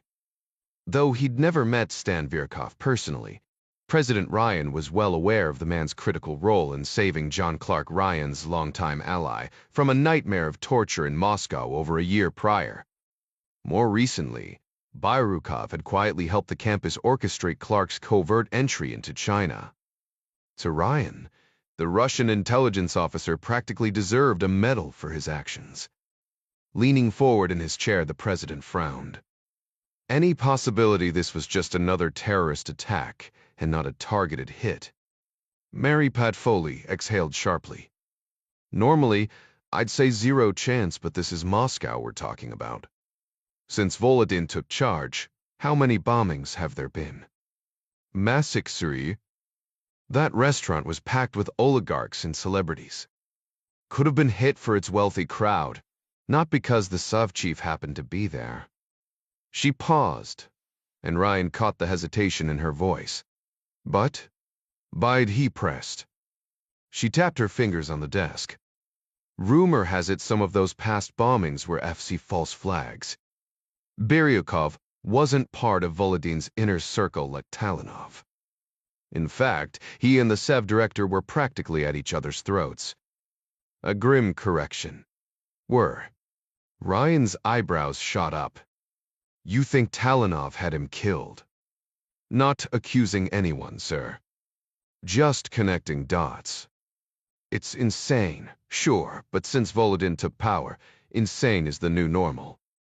Ryan rubbed his temple. "Get the security team in the Oval in an hour. Dig deeper by then." Foley smirked darkly. Golovko must be kicking himself. If he'd kissed Volodin's boots like Talanov did, he might have landed Biryukov's job. Sever got an opening now. Ryan didn't laugh. Sergei would rather eat glass than work for Volodin. Ryan returned to the yellow Oval Room, determined to get Golovko's take before the meeting. But the moment he stepped inside, chaos erupted. A Secret Service agent bolted forward as Ryan spotted his old friend collapsed on the floor, Kathy cradling his head. Golovko's face was twisted in pain. "Get Mora here now." May Cathy snapped. And tell the ambulance to head for the South Portico GRU Hospital. Ryan spun on his heel. The Secret Service was already moving, radios crackling, but he relayed the orders anyway. Minutes later, Golovko was rushed out in an ambulance, its sirens silent until it hit Connecticut Avenue. No need to tip off the press. Cathy clenched her fists, torn between duty and friendship, but she trusted Jack's personal physician already in the ambulance. Ryan forced himself to focus, striding toward the West Wing. He barely made it inside before Foley and CIA Director Canfield intercepted him. His watch ticked loudly in the sudden quiet. Time was running out. The meeting wasn't set to start for another 30 minutes when President Ryan unexpectedly buzzed his secretary. "Have them come in now," he instructed, perching casually on the edge of his mahogany desk. The door burst open as Foley and Canfield hurried in, their faces tight with urgency. Mary Pat cut straight to the chase. "Sir, we've got a situation developing in Moscow." Ryan pushed himself off the desk with a weary sigh. "Seems like those never stop coming these days." "Lay it on me." Russian state media is reporting their security forces just took down a suspect in that restaurant bombing, Mary Pat continued. "They're identifying him as Dino Katic, a Croatian national with alleged terrorist ties." Ryan's brow furrowed. "And why does this concern us?" The two intelligence officers exchanged glances before Canfield stepped forward. "Because Katic. Well, he's not unfamiliar to our operations." The president's posture stiffened. "Are you telling me he was one of ours?" "Not directly," Canfield clarified. "Back during the Balkan conflicts, his unit received some agency funding and basic training. We cut ties when they started committing atrocities that would make your skin crawl." Mary Pat jumped in. "Here's the kicker: Katic built his entire criminal reputation by bragging about his CIA connections. Knowing Russian intelligence, they'll spin this into proof we orchestrated the attack on their soil." Ryan rubbed his temples. "You fantastic." By breakfast, Volodin will have every newspaper screaming about CIA assassins taking out their intelligence chief. "Denials won't matter," Canfield muttered. "Not with their propaganda machine." Changing tack, Mary Pat asked about Golovko's condition. Ryan shrugged. "They rushed him to George Washington University. Looked like food poisoning, but who knows? Never got to discuss the Byrukov situation with him." Mary Pat's eyes widened as she connected the dots. "So let me get this straight: the Russian spy chief dies after meeting you. Then his Kremlin critic collapses in the White House? Don't forget the part where he vomited all over the Oval Office carpet," Canfield added dryly. Ryan exhaled sharply. "We're looking at DEF-CON level fallout here." Just then, Secretary of State Adler entered, looking puzzled when Ryan immediately ordered him to summon the Russian ambassador. "For condolences?" Adler balked. "Trust me," Ryan said, tossing him a bottle of antacids. "After you hear what tomorrow's headlines will say, you'll need these." Meanwhile, across the Atlantic, a shadowy figure moved through London's affluent Kensington district. Dressed head to toe in black athletic wear, Jack Ryan Jr. blended seamlessly into the night. His new beard and close-cropped hair, a far cry from his clean-cut analyst days, made him virtually unrecognizable. When two women abruptly crossed the street to avoid him, he couldn't help but smirk. The reaction confirmed his transformation was complete. He'd become exactly the kind of person civilians instinctively avoided. At Castor and Boyle Risk Analytics, Jack Ryan Jr. cut a sharp figure in custom-tailored suits from an upscale London shop near Piccadilly. But outside the office, he swapped formal wear for jeans, sweatshirts, or gym clothes, his second home being a weightlifting facility on Earl's Court Road. These days, he hit the iron hard every evening, determined to bulk up. 8 weeks of intense training and protein shakes had added nearly 10 pounds of muscle to his frame, mostly across his chest and shoulders. The transformation altered his posture. His stride grew more deliberate, his movements more controlled. He understood the tactical advantage of changing his physical presence. It had been over a month since anyone had recognized him on the street. Even his closest friends back in the States might walk right past him now without a second glance. The anonymity suited him, though his coworkers never missed a chance to rib him about his obsessive gym routine and the scruff he'd grown. Between workouts, Jack poured over 50 hours a week into his latest assignment, a high-stakes investigation for Malcolm Galbraith, a Scottish oil tycoon whose Siberian gas venture had been snatched away in a brazen corporate heist. After years of risky exploration and billions invested, Galbraith Rossiya Energy finally turned profitable only to be dragged into a Vladivostok courtroom on trumped-up tax charges. Before Galbraith could even board a flight to fight back, Russian authorities liquidated the company, selling its assets to Gazprom for pennies on the dollar. The state-backed energy giant wasted no time scrubbing Galbraith's name from the operation and restarting production. It was theft. Plain and simple, a shameless scheme to reclaim privatized resources. Now, Jack's job was to untangle the paper trail, hunting for any link between Gazprom's global holdings and the stolen billions. If they found one, Galbraith might have a shot at justice, just not in Russia. Somewhere with real courts, where evidence actually mattered. Exhausted but wired, Jack finally made it back to his flat on Lexham Gardens. He'd just stripped off his sweat-drenched clothes when his phone buzzed. "Jack, old boy," came the familiar drawl of his manager, Sandy Lamont. "Hope I didn't interrupt your beauty regimen." Jack rolled his eyes, bracing for another late-night crisis. The gym could wait. "Everything all right?" Jack asked, sensing the tension in Sandy's voice. "Have you caught the headlines today?" Sandy replied grimly. "What happened?" "Bad news, really bad. Tony Haldane was killed earlier tonight." Jack had only heard of Haldane in passing, never met the high-profile fund manager, though his office was just a short walk from Jack's own. "Ah, seriously?" "The Seversengath. How?" "Looks like a terrorist attack, maybe worse. A restaurant in Moscow got blown to bits. The head of Russia's foreign intel was there, didn't make it either. Tony just happened to be in the wrong place at the wrong time." Jack didn't need it spelled out. Sandy was calling, because Haldane's death sent shockwaves through the financial world. But Jack's thoughts immediately jumped to the campus and how the assassination of a top Russian intelligence official would send analysts into overdrive. Would it trigger a surge in operational activity? Probably not. Most of them were on standby. "That's brutal," Jack muttered.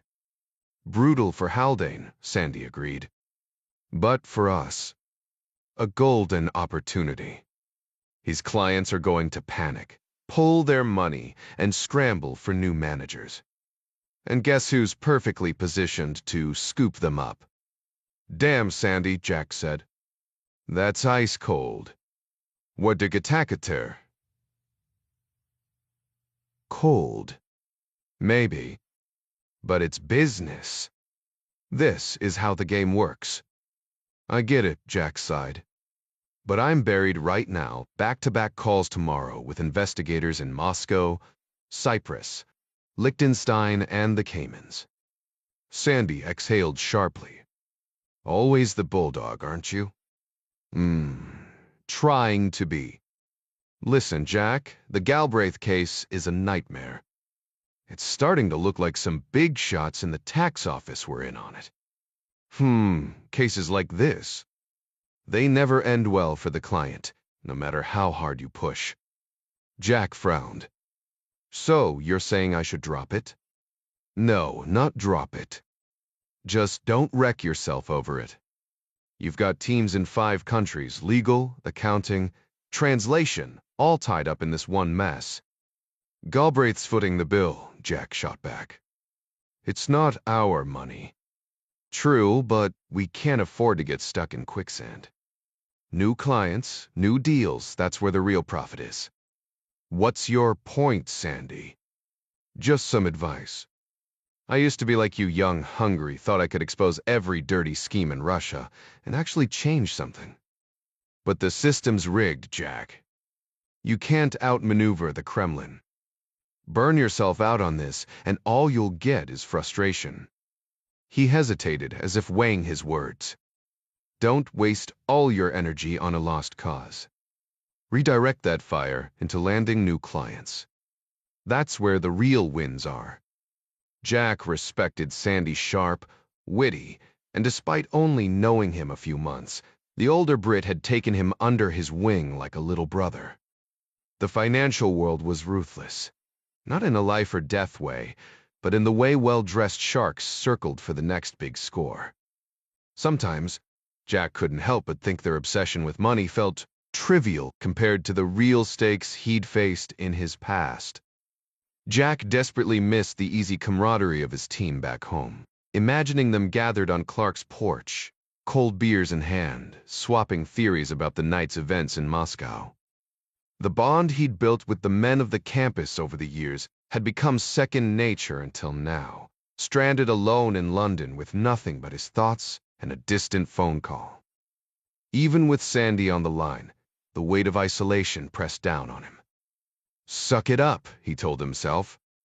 He'd volunteered for this mission, and he'd see it through, no matter how out of place he felt. Still with me, mate. Sandy's voice crackled through the receiver. Yeah, I'm here, Jack replied, forcing focus into his tone. First thing tomorrow, we'll start drafting a pitch for Haldane's clients. That's the spirit. Killer instinct, love it. See you then. The line went dead. Jack exhaled, stepping under the shower's spray. Killer instinct. If only Sandy knew the doubts gnawing at him. Meanwhile, in Washington, President Jack Ryan moved through the White House with the quiet unease of a man who still saw it more as a workplace than a home. Officially, this was the people's house, but after a decade, it still didn't quite feel like his. His heart belonged to Maryland, to the Chesapeake Bay, where he'd eventually retire, assuming he survived the relentless demands of the presidency.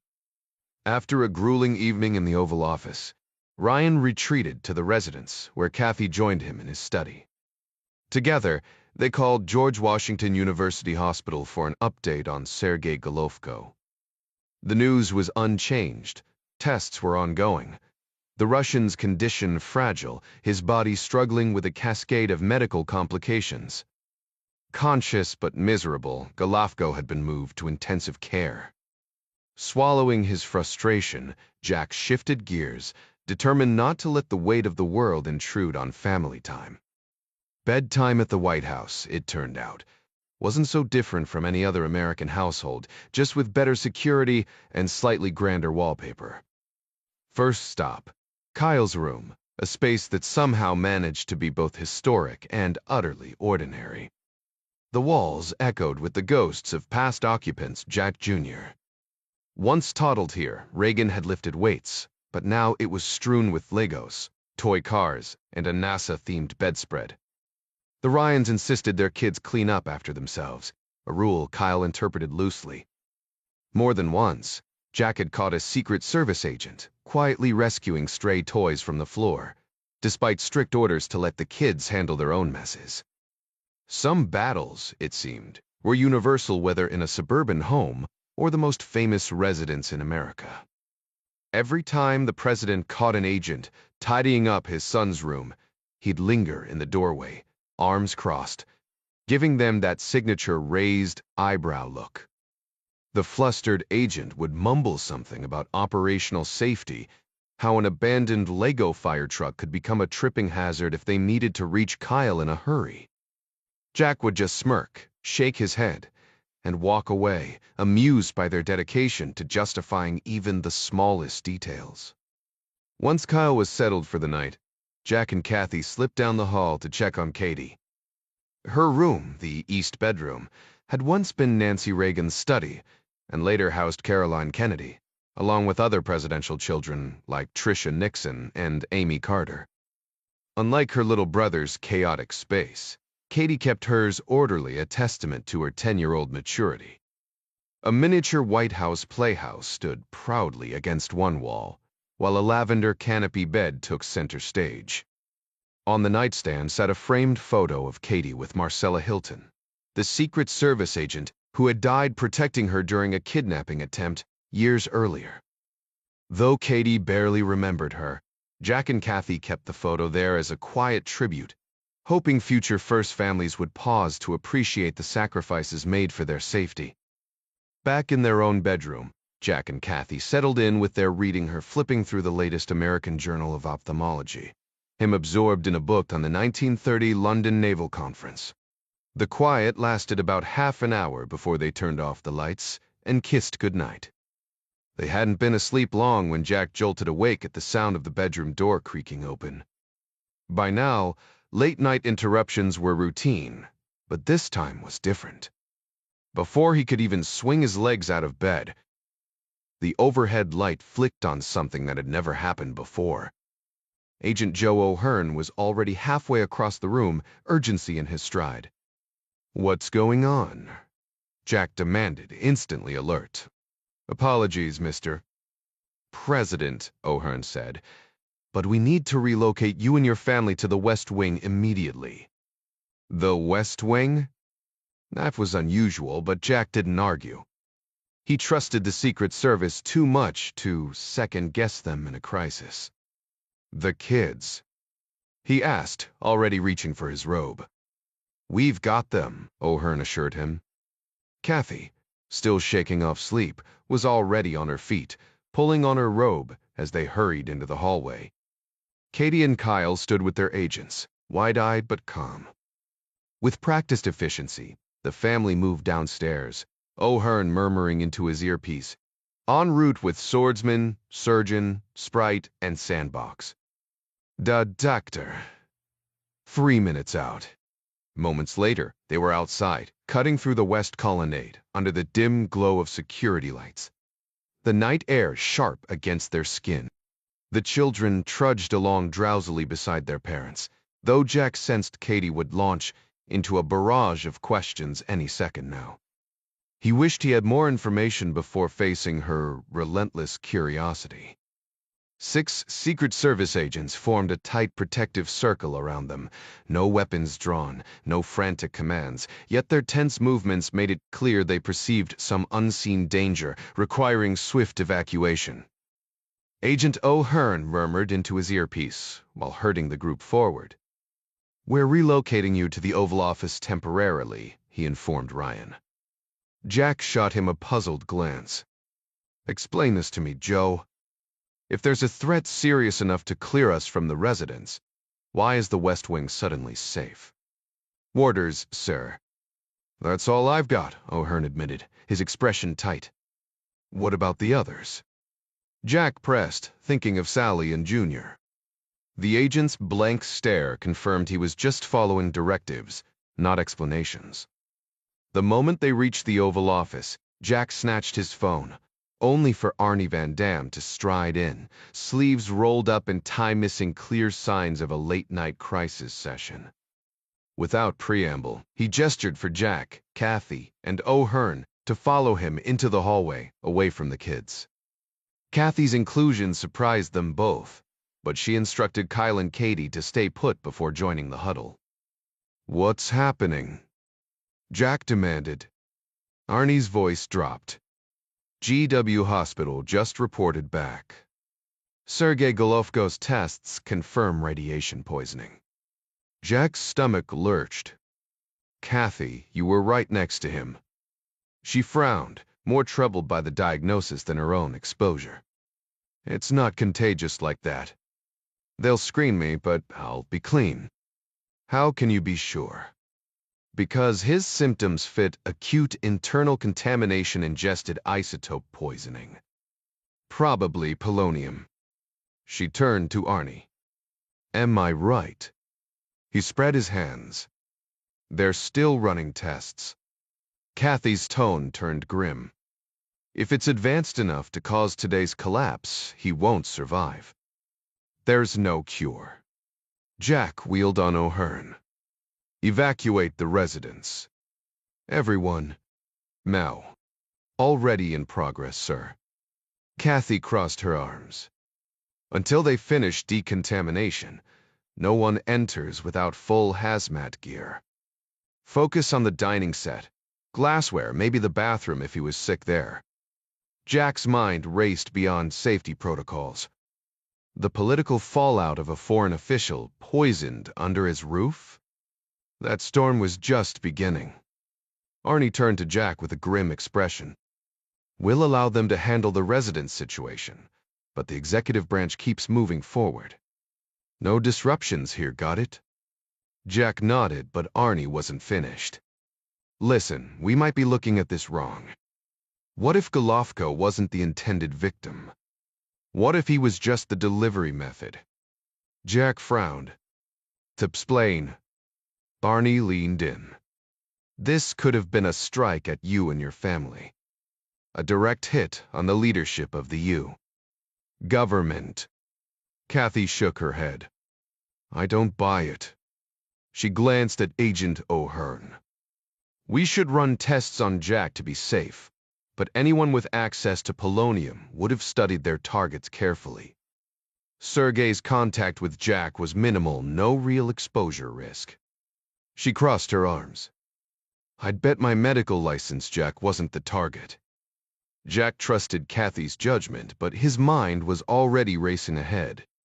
There's no keeping this quiet, especially if I end up in the hospital for tests. We need to control the narrative before it controls us. Van Damme exhaled sharply. A poisoned Russian dissident, possibly exposed inside the White House. This is a PR nightmare, Jack. No kidding, Jack muttered. Sorry, Arnie.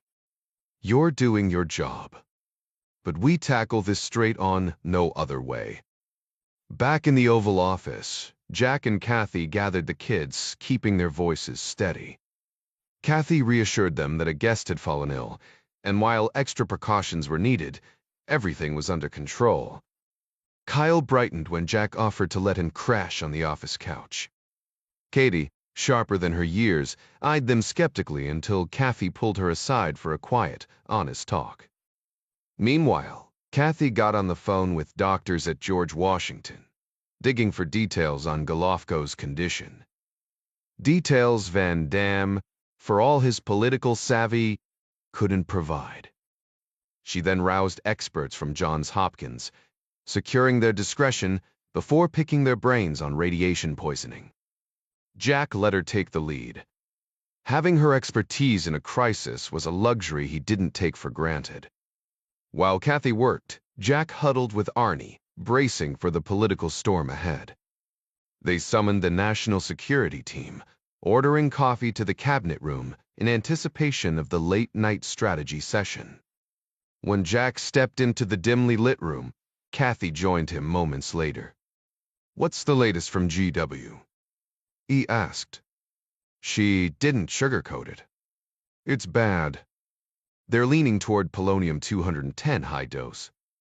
Jack's jaw tightened. Why didn't they catch it sooner? Most hospitals don't screen for it. It's that rare. And the radiation levels. Kathy hesitated. She'd delivered grim news before, but this was different. If he isn't cremated, his remains will stay radioactive for years. A decade at least. Jack exhaled. Unreal. By weight, she added, it's 250,000 times deadlier than cyanide. A speck of polonium no bigger than a grain of salt could kill a grown man in minutes. Jack frowned, rubbing his temple. I thought the White House had radiation detectors? Kathy adjusted her glasses, her voice steady. Alpha particles from polonium don't trigger most sensors, that's why smugglers love it. Easy to slip past borders, hard to trace. Jack exhaled sharply. Fantastic. but you're sure you're clean. Parfait, she nodded. Exposure depends on dosage. Neither of us swallowed anything, and skin contact alone won't do it. They'll run tests, but we're fine. He shot her a look. Since when do you know more about radioactive toxins than I do? A faint smirk crossed her lips. I work in a hospital, Jack. Radiation safety isn't optional. You either respect it or learn the hard way. His jaw tightened. So Sergei's really? Kathy's expression darkened. Unless they overdosed him, which would be a mercy he's got days left. I'm sorry. Jack stared at the floor. We've been through hell together. Hours later, the cabinet room buzzed with tension as the national security team assembled. CIA Director Jay Canfield cut through the murmurs. Let's not pretend. Only a handful of reactors produce polonium, and we track every milligram. This wasn't some rogue actor, it was Moscow. Ryan's voice was ice. You think I need convincing? They didn't try to kill him. They succeeded. Mary Pat Foley leaned forward. Golovko was Volodin's biggest critic. Of course he's behind it. But proof? Attorney General Murray tapped his pen. The isotope signature will point straight to a Russian reactor. No way around that. Secretary of State Adler scoffed. Then why use something so traceable? A bullet's quieter. Mary Pat's laugh was bitter. Because this isn't just murder, it's theater. They kill Jack's friend and whisper that we did it. Classic Russian misdirection. Ryan massaged his temples. And who'll believe us? Scientific reports. The average Russian only hears state media.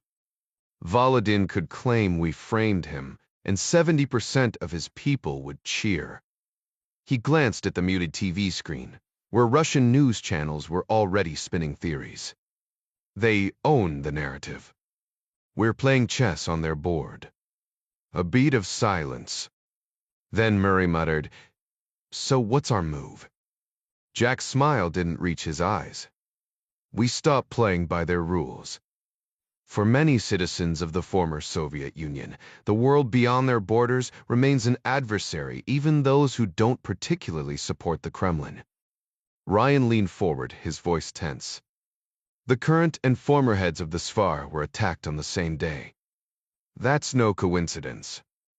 Whatever's unfolding, it's our responsibility to uncover the truth. The meeting dispersed shortly after, but Dan Murray, Arnie Van Dam, and Mary Pat Foley lingered. Ryan turned to Murray. While you launch the investigation, I'm heading to see Sergei personally. Murray shook his head. I already checked he's in intensive care, heavily sedated. Even if they could rouse him, he wouldn't be coherent. Jack's jaw tightened. National security demands he be lucid enough to communicate. Push his doctors. Harsh as it sounds, Sergei would get it.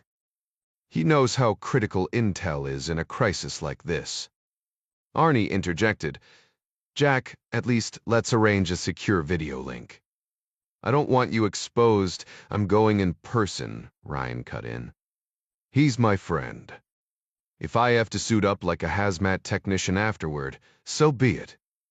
I owe him that much. Especially since I'm forcing his medical team to bring him around. Murray exhaled. But I want an agent in there too, to debrief him.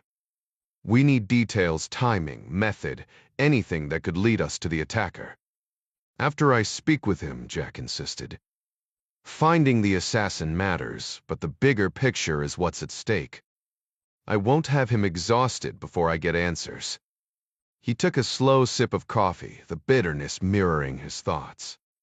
Part of me hopes this traces back to Volodin, that it's the blow that finally takes him down. But we both know it's not that simple. Murray, ever the pragmatist, folded his arms. Our priority is catching the killer. My team's on it. We'll nail the how and when. The why. That's for Langley or State to untangle. Ryan set his cup down. Whoever did this is likely already out of the country. Keep CIA and State in the loop. They might end up handling the takedown. Murray nodded grimly. Remember when we were working side by side with their interior ministry? Feels like a lifetime ago. Different era, Ryan muttered. Back when we almost brought them into NATO, when they weren't at each other's throats with China. Mary Pat's voice was quiet but sharp. New leadership rewrote the rules. Now we're back to square one. Ryan stood. Keep me updated. Before he could finish, Arnie smirked. Yeah, you'll be on call if anyone needs you. Half a world away, the newly constructed U. Embassy in Kiev sat nestled among tree-lined streets on the city's west side. Inside the fortified compound, the CIA station occupied a discreet suite on the third floor. By day, it buzzed with analysts and case officers. By night, the hum faded, except for the ritual that unfolded most evenings at 9. The break room lights flicked on, revealing a group of seasoned operatives, whiskey bottles in hand, gathering around a worn circular table. At the center of it all sat Keith Bixby, the gruff, 48-year-old station chief who still carried the accent of his New Jersey roots. Keith Bixby managed a substantial team of intelligence operatives at the U. Embassy, each responsible for handling assets within Ukraine's government, military, and corporate sectors, as well as cultivating relationships with foreign diplomats stationed in the city. For years, Langley had treated Kiev Station as an afterthought, diverting top talent and funding toward counterterrorism efforts in the Middle East, leaving former Soviet states like Ukraine on the back burner. But the landscape shifted first gradually, as conflicts in Iraq and Afghanistan wound down, and then more abruptly when Valery Volodin rose to power in Moscow, pushing an aggressive expansionist agenda. Suddenly, Ukraine became a priority again, with Langley pouring resources into the region. Even so, Bixby's assignment was no walk in the park. Ukraine was a nation split in two western regions leaning toward Europe, while the east remained fiercely loyal to Russia.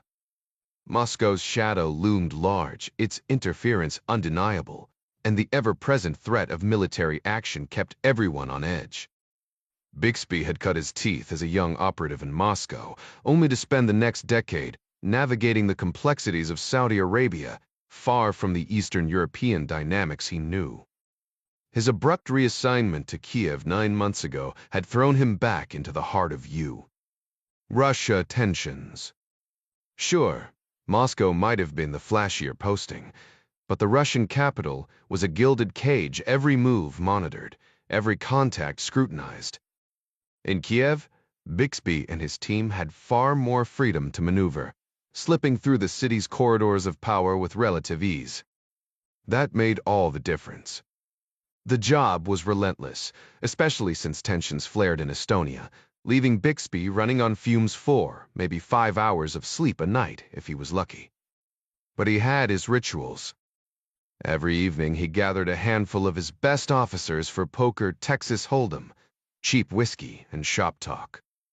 The break room, sterile and fluorescent lit, was hardly glamorous, but it beat risking loose lips in a crowded bar. His team was sharp. Some of the best case officers he'd ever worked with were women, though none could spare the time for late-night poker. They had families, lives outside the job. So it was just Bixby and a few of his guys when Ben Herman, the station's newest recruit, walked in clutching a file. One of the men barely glanced up from his cards before muttering, "Ben, if that's work, turn around and walk right back out." The poker table burst into laughter, the joke landing even harder after a few rounds of whiskey. Cos Bixby shook his head at his subordinate's remark before cutting to the chase. "All right, what do you got for me?" Ben slid into a chair and flipped open a folder, revealing a stack of grainy black and white photos. Nothing groundbreaking, but I figured you might have some insight. Bixby spread the images across the table, pushing aside poker chips and half-empty glasses. Where'd these come from? Ukrainian army contacts, Ben replied. They got them from the SU Ukraine's version of the FBI. These shots came straight from their organized crime division. The photos showed 6 men bundled in heavy coats, huddled outside a restaurant, cigarettes dangling from their fingers. 5 looked like hardened soldiers in their prime, while the 6th, an older man with a weathered face, stood out like a general among privates. Bixby let out a low whistle. These meatheads look like trouble. Oh, see. Herman grabbed a handful of pretzels and nodded. That's the guess. They were spotted meeting with enforcers from the Shali Wanderers, a Chechen crew operating in Kiev. Bixby shot him a look. Kid, I wasn't born yesterday. Herman flushed. Right sorry, boss. I'm more used to tracking tanks than gangsters. Never even heard of these guys before today. Bixby studied the photos again. Why's the SSU sharing these with the army? Surveillance on the Chechens led them to this group. They tailed them back to the Fairmont Grand where they'd booked the entire top floor. Not exactly subtle. The SU thought they looked military, so they passed the photos around. No hits, so my contact looped me in. Tico Ben leaned in. They do carry themselves like soldiers, don't they? Bixby grunted. The young ones, sure. The old guy? Not so much. The photos made the rounds until they reached Ostheimer, a seasoned case officer. He let out a sharp laugh. Well, I'll be damned. Bixby raised an eyebrow. What do you got? The older guy. Russian, I think. They call him Scar. Me is charming. Back when I was in St. Petersburg, local cops had a bolo on him. Real ghost, no one knows his real name. His crew specialized in bank jobs, armored car heists, and silencing anyone who got in their way. Bixby smirked. I don't even want to know where the Scar is. The table erupted again. Herman groaned. Guess that means I'm stuck digging up the details. And here, I thought my degree would keep me out of the gutter. Bixby's tone turned serious. Jokes aside, this Scar's clearly running the show. Look how the younger guys defer to him, holding doors, lighting his smokes. Could be bodyguards, someone offered. Bixby shook his head. Nah. This is hierarchy. The men had their jackets zipped up tight, which meant they weren't carrying weapons, at least not visibly. They weren't scanning the streets for threats either, which told Ben these weren't just hired muscle. No, this crew moved like seasoned operators, maybe ex-Spetsnaz or some other elite unit. Ben frowned. A Russian crime boss calling the shots. That doesn't add up. Bixby shrugged. Agreed. But what's weirder is the rumor they're meeting with Chechen syndicates. Those guys don't usually play nice with ex-special forces types. He exhaled sharply. Kiev's underworld is a mess territory wars, shootouts in broad daylight. So how the hell does some Russian waltz in like he owns the place without ending up at the bottom of the Dnieper? I'll check with Langley, Ben said.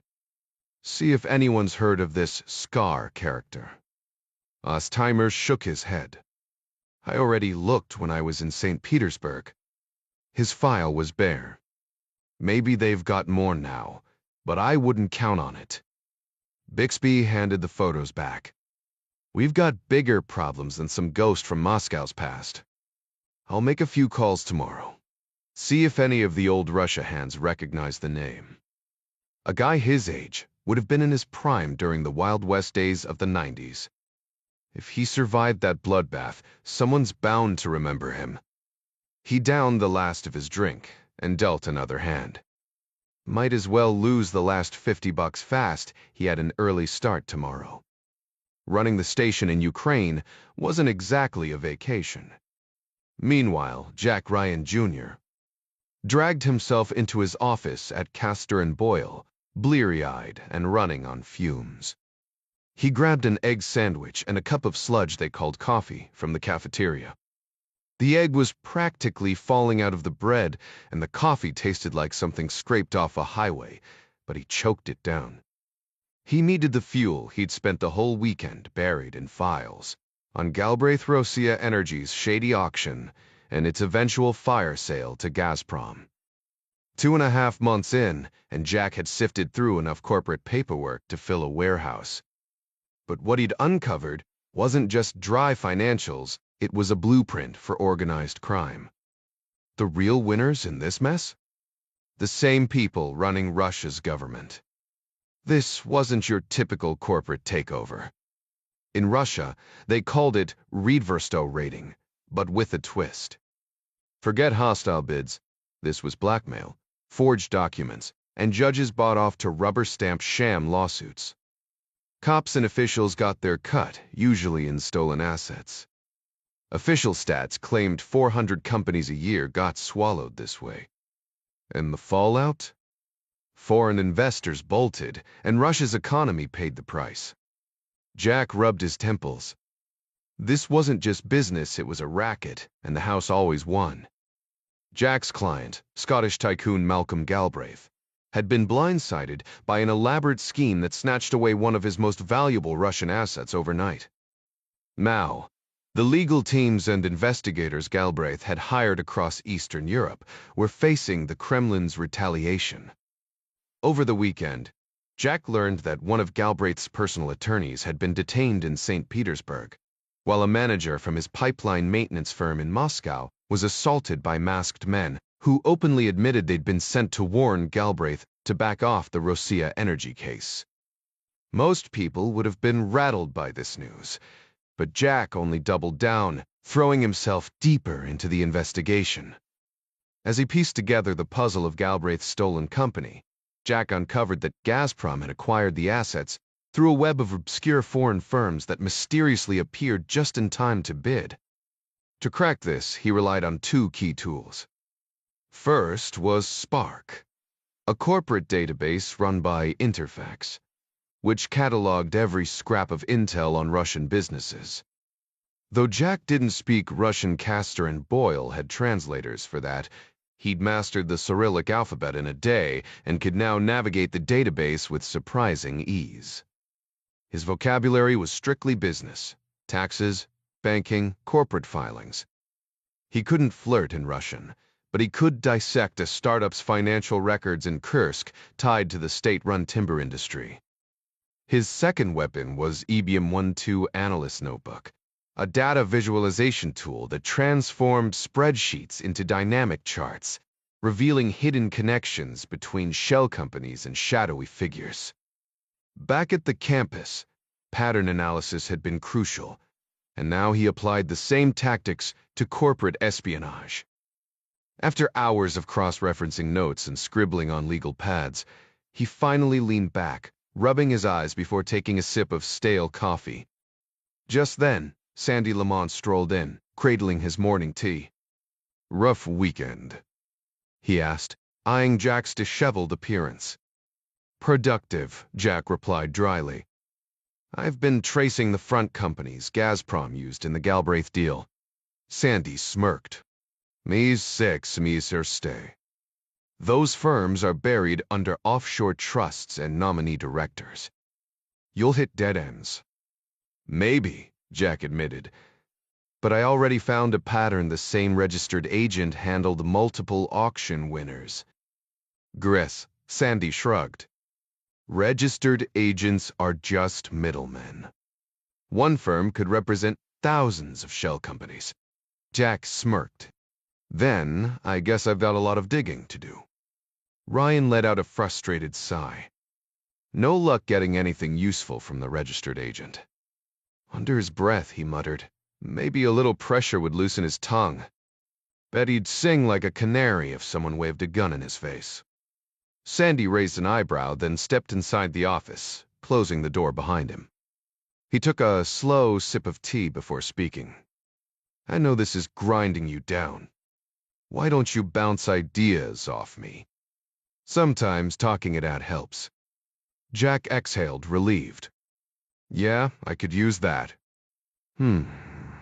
Thanks. Sandy checked his watch.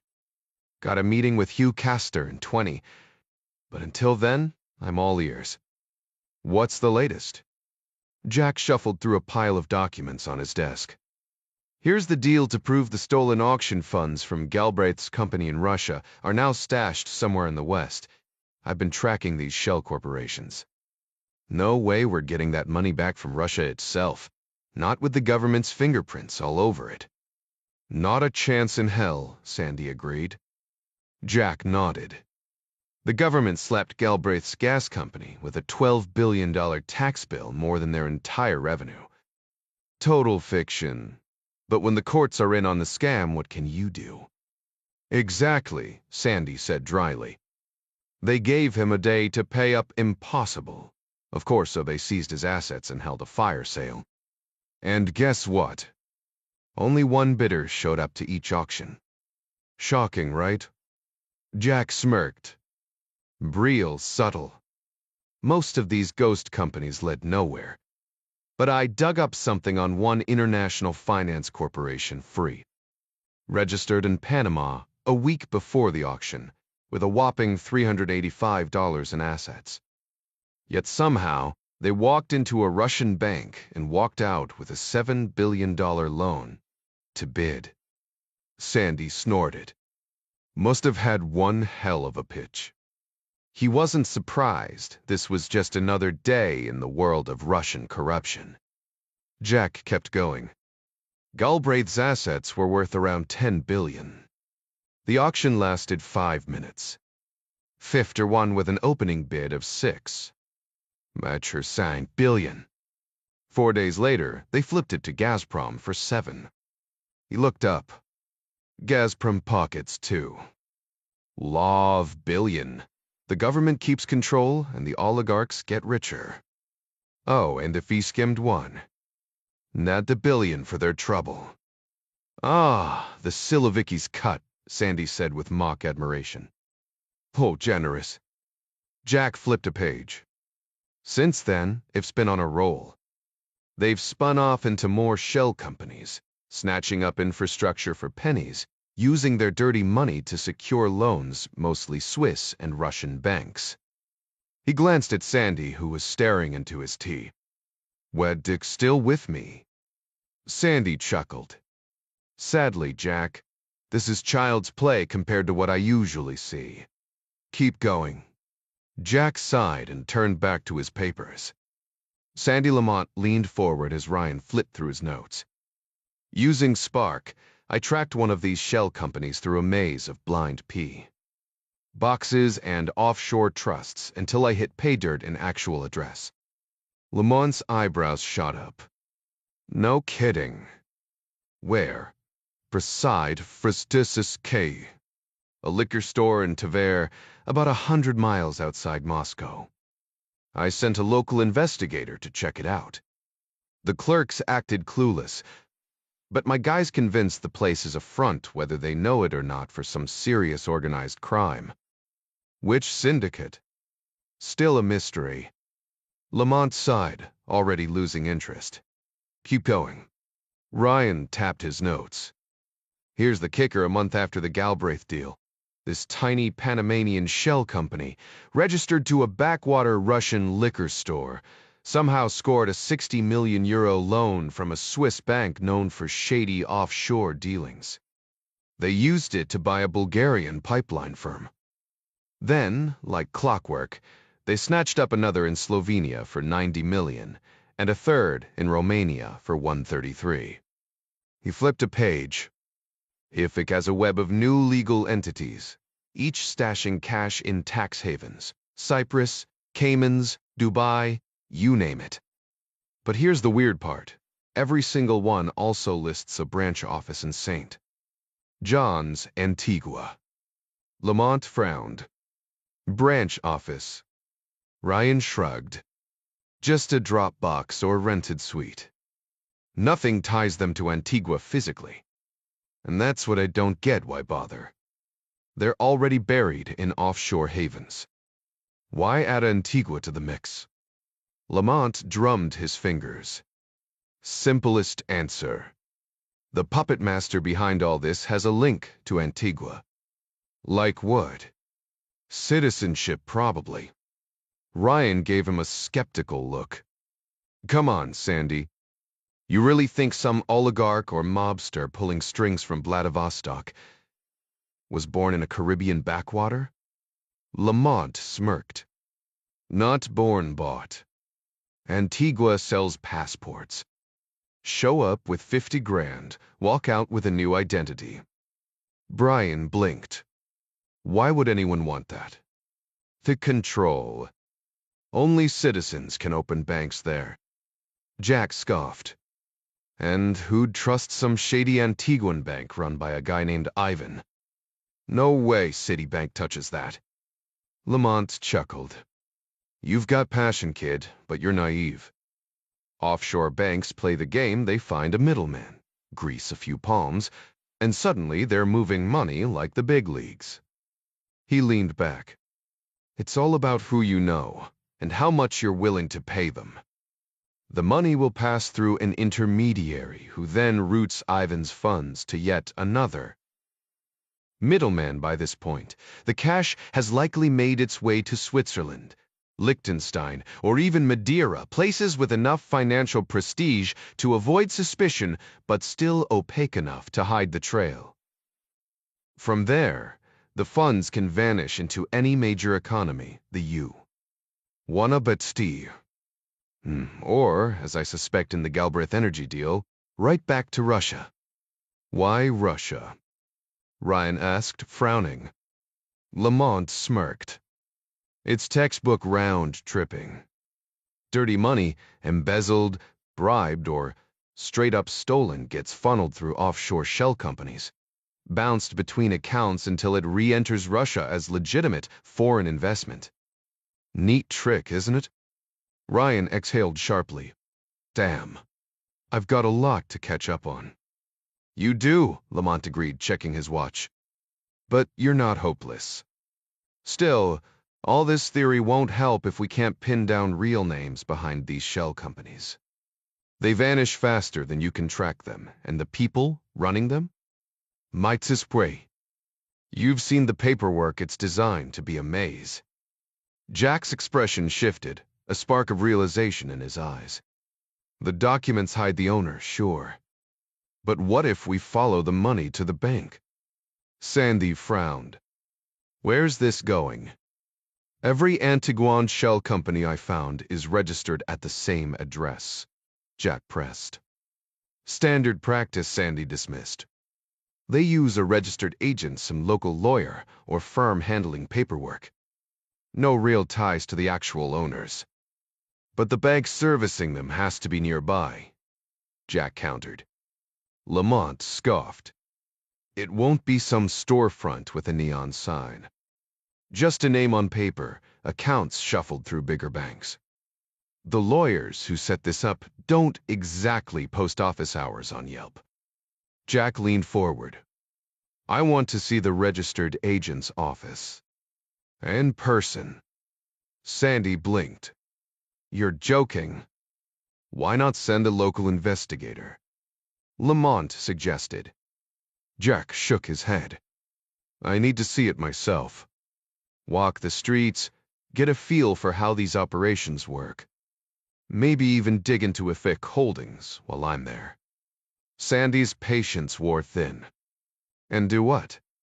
Rummage through their trash. Jack grinned. Now you're thinking. Lamont exhaled sharply. You don't get it. These places aren't just shady, they're guarded by thugs. And that's before you factor in the cartels and mobsters who really don't want outsiders snooping around their money laundering fronts. You're the president's son, Jack. You don't belong in back alleys with hired muscle. Jack stayed silent, his resolve unshaken. Staring at spreadsheets and presentations might not give you the whole story, but at least you won't get sunburned sitting behind a desk. Sandy crossed his arms, unconvinced. People vacation in Antigua all the time. I'll just blend in with the tourists. Sandy exhaled loudly, tilting his head back as if searching the ceiling for answers. After a long pause, he muttered, "Fine. But if you're going, I'm coming too." Jack grinned. He'd been hoping Sandy would say that. "Perfect. Pack your flip-flops." Sandy's resolve wavered, but Jack could practically see the tropical drinks and white sand already tempting him. "We'll check it out," Sandy conceded. "But the second things get sketchy. We retreat to the hotel bar." "Got it." Jack raised his hand for a high five. "Adventure time." Sandy blinked at him. "IU-12. Jack lowered his arm, realizing his enthusiasm might have been premature. "Just saying, you'll need sunscreen. 1 hour in that sun, and you'll look like a lobster." Sandy finally cracked a smile despite himself. Meanwhile, in rural Maryland, John Clark was settling in for the night when his phone rang. He grabbed it, recognizing the late-hour call usually meant trouble. "Clark here." The voice on the other end was crisp. "Keith Bixby, you. Embassy in Kiev. Jimmy Hardesty suggested I reach out." Clark's mind raced. Hardesty was CIA, a longtime ally. But Kiev? That was new. "What's your role there?" he asked, playing it cool. "Cultural attaché," Bixby replied, which Clark immediately translated to station chief. The guy wasn't hiding it, either a sign of trust. "Got it. What's the issue?" Bixby explained. "We've got a Russian underworld figure on our radar, goes by Scar. Jimmy thought you might have crossed paths." Clark's grip tightened slightly on the phone. "Haven't heard that name in years. But let's verify you're legit. I'll call Hardesty and circle back." Bixby chuckled. "If you hadn't said that, I'd be worried." Clark smirked. "Only my knees are getting old, not my brain." After hanging up, he dialed Hardesty, who confirmed Bixby was the real deal sharp, reliable, and currently running Kiev Station. When Clark called Bixby back, he had one final test.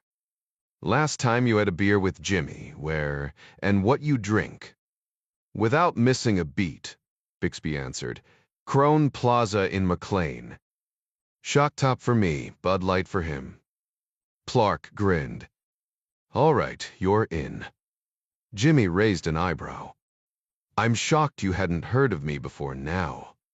Bixby smirked, leaning back in his chair. "Flying under the radar has kept me alive this long. Sure, I might have hit a career ceiling out here in the middle of nowhere, but I've never been one to chase promotions like some of my desk jockey colleagues." "Guess we're more alike than I thought," Jimmy replied. "I'll give you what I've got, but fair warning, my intel's a few years out of date. Still better than nothing." "So, who is this guy?" "Back in my day, they called him Gleb the Scar. Mob boss, though I'm guessing you already figured that part out." Bixby nodded. "Had a hunch.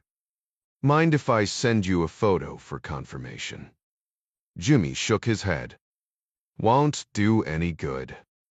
Never laid eyes on the man myself." "Damn. He really knows how to stay hidden." Clark cut in, his voice edged with dark amusement.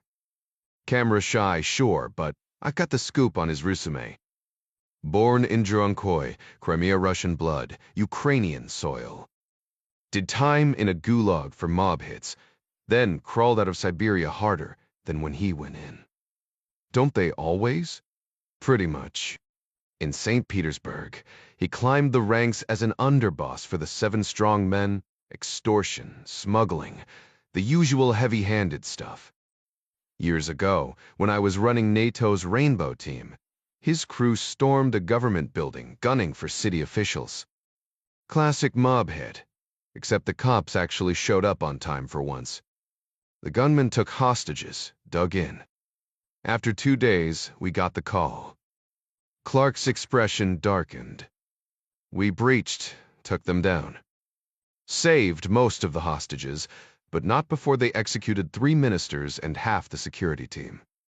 Lost a couple of our own, too. Could have been cleaner if Russian bureaucracy hadn't dragged its feet. Ravri's a kit. Vanished like always. Lets his foot soldiers take the fall while he stays pristine. Bixby exhaled slowly. Well, here's the twist: he's in Kyiv now, calling the shots firsthand. Clark frowned. That doesn't add up. Kiev wasn't his territory.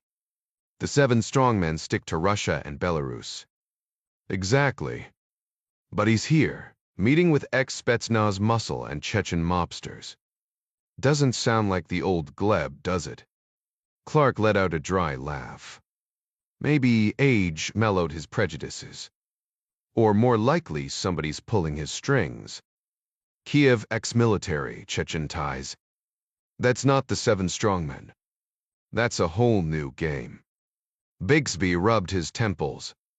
That's what worries me. Then your real problem isn't Gleb, Clark said. It's whoever's giving him orders.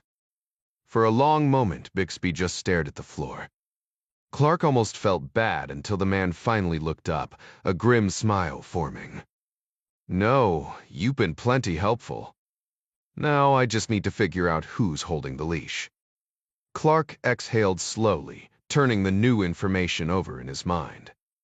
You've definitely given me something to chew on. Bixby's gruff laugh crackled through the phone. Chewing's not enough, I need you to swallow it whole. Listen, ever since tensions flared between Moscow and Kyiv, the city's become a playground for spies. Gleb the Scar. He's on our radar, but barely. Unless he pulls off something spectacular, he's small potatoes compared to the bigger fish we're chasing. Got it, Clark replied, though his curiosity burned. Why would a top-tier Russian gangster be stuck taking orders in Kyiv, like some low-level errand boy? Appreciate the intel. Stay sharp out there, Bixby warned. If the headlines are half true, you're standing in the next powder keg. Clark grimaced. Wish I could say they're blowing it out of proportion, but from where I'm standing, it's a damn tinderbox. Meanwhile, Russian media played its usual game. Officially, networks weren't state-controlled, not like the old Soviet days, but in reality, the major channels were all owned by Gazprom, and guess who had his fingers in that pie? President Volodin and his inner circle. Outlets that dared step out of line faced lawsuits, tax audits, or worse. Journalists who didn't toe the party line. They wound up beaten, vanished, or worse, and if anyone got arrested for it, the culprit was always some nobody with convenient ties to pro-Kremlin groups. Channel 7, New Russia, was the crown jewel of Volodin's propaganda machine. Broadcasting worldwide in 17 languages, it pretended to be balanced, occasionally criticizing minor officials or local scandals, but when it came to real issues, pure Kremlin talking points. Night after night they ran exposés painting Estonia's leaders as corrupt degenerates or hyping threats in Ukraine. And tonight, Volodin himself was making a live appearance on the evening news.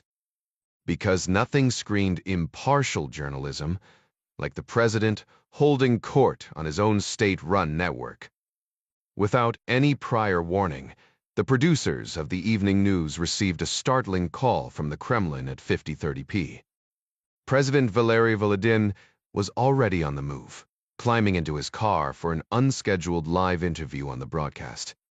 The topic? The CIA's alleged assassination of Stanislav Byukov and the recent claims of Sergei Golovko's polonium poisoning in the U. Chaos erupted inside the Novaya Rossiya building, but it was the kind of chaos they knew how to handle. After all, Volodin had made a habit of surprise appearances, and the staff had perfected their response like a well-rehearsed ballet. The first call went to Tatiana Molchanova, the president's favorite journalist, who was enjoying her night off. It didn't matter where she was or what she was doing, she had exactly 30 minutes to get to the studio. At 33, Molchanova was sharp, poised, and undeniably striking, with dark hair and an education that made her the perfect on-air foil for Volodin. The producers had learned the hard way.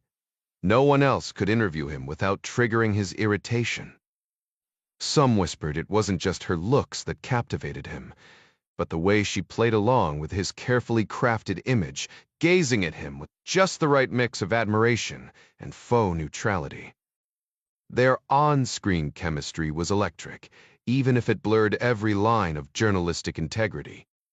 A traffic helicopter was scrambled to fetch Molchanova from her apartment near Leningradskaya, while the crew scrambled to prepare.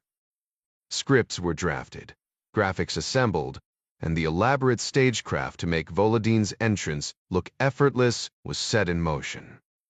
Inside the building, a network of staffers with walkie-talkies lined the halls, tracking his every move from the moment his limo screeched to a halt. They guided him through the lobby, into a waiting elevator, and straight to the sixth-floor studio, a path he'd taken over 20 times since taking office. At 6:17 p. Volodin strode in like a man who owned the place, which, in a way, he did. At 5'8", he wasn't imposing, but his energy crackled like a live wire beneath his tailored suit. He ignored the cameras, the crew, and any semblance of protocol, stepping onto the set without hesitation. The floor director barely had time to react before the producer cut to a commercial, abruptly interrupting a remote segment. It was messy, sure, but far better than the alternative of fumbling Volodin's grand entrance in front of millions. After all, in his world, the rules were for everyone else. Tatyana Molchanova had barely stepped into the studio when her guest arrived, but she was a seasoned professional who thrived under pressure. She'd perfected her makeup mid-flight in the helicopter, rehearsed the interview questions repeatedly with a producer, and even prepared spontaneous follow-ups in case President Volodin decided to engage in an actual conversation instead of his usual scripted remarks. His unpredictability was legendary sometimes. He'd breeze through with a single statement, leaving the crew scrambling, while other times he'd linger, discussing everything from Russian politics to hockey playoffs, forcing the network to delay commercials and programming. Tonight, no one knew which version of Volodin would show up, but Tatyana was ready for either. As Volodin greeted her with a firm handshake, an audio technician secured his microphone. The two had known each other for years, sparking whispers in Moscow's gossip blogs, though those rumors were based on nothing more than a few public embraces and the way her eyes lit up when he spoke. The moment he settled into his chair, the producer cut the commercial break, and the cameras rolled.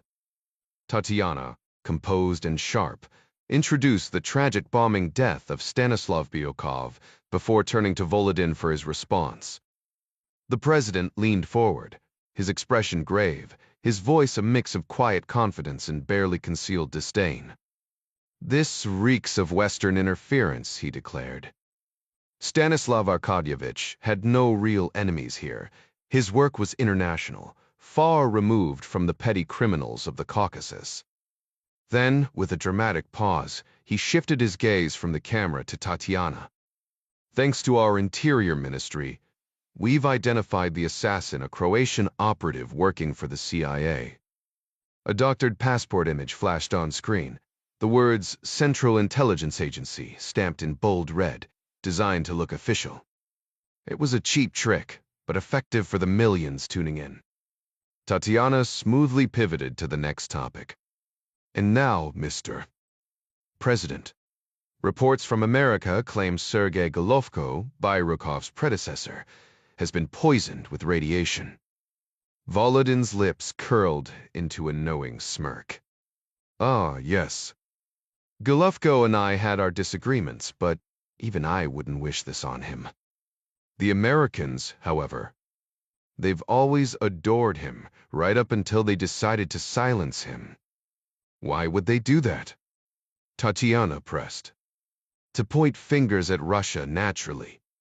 His tone dripped with sarcasm. Because nothing unites the West quite like blaming us for their own schemes. It was obvious they wanted the effects of the poisoning to manifest only after he arrived back in the UK. Their so-called scientific assassins clearly miscalculated. Maybe they need to upgrade their lab equipment or double-check their measurements. Volodin let out a dry laugh at his own remark, and the interviewer mirrored his amusement, while studio crew members chuckled off camera. He continued, "Who knows if they botched the dosage or mistimed the whole operation? But picture this. If their scheme had succeeded, he'd have fallen ill on British soil. America would have walked away clean while Russia took the blame. That's exactly what they wanted." His expression darkened as he jabbed a finger in the air. "Ever since our decisive action in Estonia last January, where our modest expeditionary force outmaneuvered a far larger NATO contingent, America has painted Russia as some looming threat. They're desperate to pin crimes on us, crimes we had nothing to do with, just to isolate us globally." Locking eyes with the camera, Volodin delivered his verdict. It won't work. Right on cue, Tatyana Molchanova lobbed another gentle question. "Given these escalating foreign threats, what steps will our government take to ensure national security?" After thorough deliberation, Volodin replied, "I've concluded that merging our intelligence agencies is essential." Some claimed Stanislav Biryakov was irreplaceable as Psi director, and they were right. That's why I won't replace him. He paused, letting the weight of his words sink in. The recent domestic terror attack that killed Biryakov and innocent civilians, combined with the international poisoning of Golovko, proves our enemies operate both inside and outside our borders. We can no longer afford divided intelligence efforts. Effective immediately, the SA will be absorbed into the FUB, though we'll keep the FUD name. Roman Talanov will oversee all operations, foreign and domestic. He's more than capable. He has my absolute trust." Molchanova blinked, momentarily thrown, but recovered smoothly. "This will undoubtedly captivate our viewers, especially those in neighboring regions where Talanov has safeguarded Russian interests, just as the late Biryakov did abroad." Volodin seized the opening, launching into a fiery 12-minute monologue that spanned past conflicts in Georgia, current tensions with Ukraine, and Russia's so-called privileged interests abroad. He lambasted NATO, Europe, and the EU, veering into rants about energy markets, and even dredging up World War II to remind everyone who saved Europe from fascism. When he finally wrapped up, the studio lights dimmed for a Ford ad, and Volodin rose, shaking Molchanova's hand. She matched his height in her sensible flats, always mindful of optics. "Thank you for joining us," she said warmly. He held her hand a beat too long, and the young anchor, sensing an opening, decided to push her luck. President Volodin's charming smile never faltered as he maintained intense eye contact with Tatyana, though his words carried an unexpected edge. "Roman Talanov won't be making any television appearances, my dear. He operates best in the shadows. That's where he thrives, and frankly, that's exactly where I intend to keep him." His casual wink left Tatyana momentarily speechless, a rare moment of hesitation for the seasoned journalist, who could only nod in silent acknowledgement. Meanwhile, across the globe, the campus, a covert intelligence unit established by President Jack Ryan, continued its shadow operations. Founded during Ryan's first term, this small but formidable team operated outside official channels to advance U interests with minimal oversight. Jerry Hendley, a former Kentucky senator who had strategically exited politics under the guise of scandal, led the organization. To safeguard his operatives, Ryan had discreetly signed a stack of blank pardons before leaving office, ensuring their protection if operations ever went sideways. With access to classified intelligence streams but free from bureaucratic red tape, the campus had achieved remarkable success until recently. A Chinese cyber attack and subsequent assault on their West Odenton headquarters had forced them to relocate, severing their critical rooftop antenna array that intercepted NSA-CIA communications. Now their hopes rested on Gavin Bury, a brilliant but unassuming tech expert. Since the attack, Bury had been reverse engineering Chinese malware to infiltrate the CIA's top-secret Inti-Link TS network. Progress was slow but promising, though every breakthrough came with frustrating delays. The team had evolved over the years, now including Ryan's inner circle veterans like John Clark and Domingo Chavez, his nephews Dominic and Brian Caruso, and even his own son, Jack Jr. The loss of Brian in Libya had been a devastating blow, but former Army Ranger Sam Driscoll had stepped in to fill the void. Despite setbacks, the campus remained relentless, adapting to new threats while staying one step ahead, even if that meant relying on a middle-aged hacker with a penchant for energy drinks and late-night coding sessions. As Gavin focused on gathering intelligence and Jerry Henley scouted for a new headquarters, the rest of the campus team minus Jack Ryan Jr. had temporarily relocated to John Clark's sprawling farm in Emmitsburg, Maryland. The rustic setting wasn't exactly ideal for a covert paramilitary unit's training, but it provided a secure fallback while they regrouped. With their usual off-the-grid training sites compromised, the team had turned Clark's property into an improvised base, converting a guest room into a makeshift operations hub and study space. Every day, they drilled relentlessly, honing their skills, while also diving into foreign language refreshers and analyzing global hotspots through open-source intel. The unspoken hope among them was simple, that their preparation would soon translate back into real-world action. Jerry Henley took a break from touring potential office spaces around Washington, D.C. to drive out to the farmhouse, where he found the team gathered around the kitchen table. These weekly meetings had become routine, polite, but uneventful. Jerry would update them on his real estate hunt, Clark and the operators would recap their training, and Gavin Bury would rattle off technical updates about restoring their CIA data feeds. Everyone played their part, but the air was thick with restlessness. Just as Jerry was about to launch into his latest property findings near Bethesda, Clark cut in. "Something's come up," he said, shifting the mood instantly. Clark filled them in on a call from Keith Bixby, the CIA's station chief in Kiev, who had flagged a Russian crime boss known as Gleb the Scar. Domingo Chavez had spent days reaching out to old contacts from his Rainbow days, digging into the Scar's movements. The fact that a high-profile Russian criminal was suddenly cozying up to Chechen elements in Ukraine raised alarms, especially with tensions in the region boiling toward conflict. "The CIA's stretched thin," Clark explained.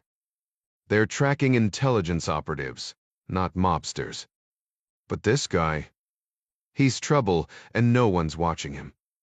Henley scanned the room, noting the eager glint in the team's eyes. "So, what's the play?" he asked. Clark didn't hesitate. "We go to Kiev. See what the Scar's really up to." Chavez, who'd made Russian organized crime a personal study, chimed in. "Forget the mafia comparisons, this isn't some Hollywood dawn. In Russia, the real power lies with the Vori Vakonye, the thieves-in-law. They operate by their own brutal code." The room fell silent for a beat, the weight of the mission settling in. Then, almost in unison, the team leaned forward, ready for the call to action they'd been waiting for. The vast majority of criminals strutting around in flashy gold chains and cheap suits want you to believe they're major players, but they're far from being real Vori Vakonye, the elite of the underworld. That said, every major crime syndicate likely has a few genuine Vori at the top, and the one calling the shots is almost certainly one of them. Chavez leaned in. Gleb the Scar. No question he's the real deal. A true vor. Hendley frowned. Just how bad is Russia's organized crime situation these days? Valery Volodin's interior ministry has pushed most of the heavy hitters out of the country, Chavez explained. The FSBA's ERPO unit, think of them as a sanctioned hit squad, has been wiping out gangsters left and right in Moscow and St. Petersburg. But here's the kicker, they mostly go after foreign syndicates. Meanwhile, a homegrown Russian group, the Seven Strong Men, has been thriving. Named after some weird rock pillars up in Komi, they've taken over everything, from loan sharking to human trafficking. Henley raised an eyebrow. And Gleb runs the show? Not exactly. The top boss is a ghost. Even most of the crew don't know who's pulling the strings. But Gleb, he's their St. Petersburg kingpin. Probably second in command. Caruso smirked. So, nobody has a clue why he's suddenly buddying up with Chechen thugs in Kiev. Not a damn clue. The guy never leaves his turf, and he sure as hell doesn't play nice with outsiders. Hendley nodded. All right, I'm in. But how do we get intel on these guys? Chevalier Clark turned to Baviri. Gavin? Birry shrugged. Interlink TS is a no-go for now, but I've got Cybernet access government confidential stuff. Not top tier, but hey, intel's intel. Plus, I've already cracked the Ukrainian Suez servers. Their organized crime files should give us something to work with. Driscoll grinned. Guess we'll have to do the rest the old-school way, boots on the ground, eyes on the target. Hendley wasn't done. Who's deploying? Ryan's tied up in the UK, so the rest of us are rolling out, Clark said. Hendley blinked. Thought you retired from fieldwork. Clark smirked. I speak Russian. I read Ukrainian. This one's personal. Dom couldn't resist. Guess the fedora stays in the closet a little longer, huh, mister? Clark shot him a glare. Kid, I've never owned a fedora. I'm not some noir detective. Dom laughed. Don't ruin my mental image of you, old man. Chavez nudged Birry. You're coming too, right? Burvey glanced at Henley like a kid begging for permission. Henley sighed. Bay pupul. Fine. But try not to get shot. Looks like your trip to Hong Kong didn't turn you into a ghost, Gav. Feeling like James Bond now, huh? Birry just shrugged, but Chavez jumped in. Cut him some slack, Gary. The guy saved our skins over there. Hate to admit it, but we might have been stuck without him. Hendley finally relented. Fine, you're cleared for field support. Turning to Clark, he added, but you can't exactly waltz in armed to the teeth. Clark shook his head. We'll be clean, no weapons. If we get stopped, we'll play journalists. Solid cover, solid creds, and we'll slip right through. Hendley wasn't entirely convinced. Good papers might fool the cops, but they won't do squat if the 7 strong men get their hands on you. Point taken, Clark replied. We'll steer clear of Scar and his crew. Jerry leaned forward. John, you know Kiev's gonna be a circus, every lowlife and spy crawling through the streets, official or otherwise. Clark smirked, glancing at his team. Message received. We'll keep it quiet. But just so we're clear, I've got my own squad of troublemakers. Meanwhile, the president's motorcade slipped into George Washington University Hospital through a back-loading dock, bypassing the media frenzy at the main entrance. The press had been camped out for hours, but the Secret Service had orchestrated a stealthy arrival in an unremarkable Chevy Suburban, lost in a convoy of nondescript security vehicles. The White House was still reeling from the radiation scare, debating whether to disclose the full truth: polonium poisoning, not just any toxin. But secrecy wouldn't hold forever. Better to rip off the bandage now, they decided, keeping only Golovko's medical details private. Ryan found the ICU waiting room nearly empty, just a publicist, a travel aide, and a British security officer. No family. After decades of service, Russia seemed to have forgotten Sergei existed. After a quick briefing with the doctors, Ryan moved toward Golovko's room. His lead agent, Andrea Price O'Day, silently disapproving but holding her tongue.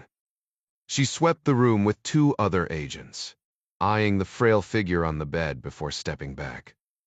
Ryan entered alone, struck by the cramped space crowded with machines, Sergei barely visible beneath the tangle of wires and monitors.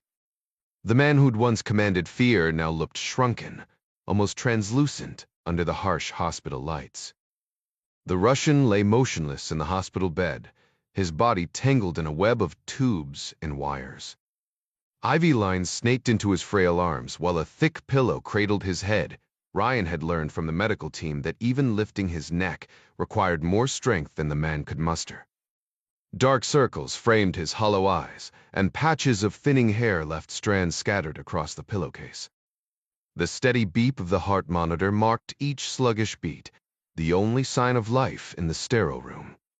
At first, Jack assumed he was asleep, but then those weary eyelids fluttered open, fixing on him with sudden clarity. A ghost of a smile flickered across Golovko's face before exhaustion wiped it away. "How are you holding up, Sergei?" "Better now, Jack." His voice was rough but steadier than expected given his condition. With a faint smirk, he murmured something in Russian, an old proverb about death losing its terror among friends. Ryan repeated the translation under his breath, caught off guard by the grim humor. "This can't be easy for you," Sergei added, catching himself mid-sentence. "Forgive me." Jack dragged the lone chair closer and sat. "The only thing that matters right now is you getting through this."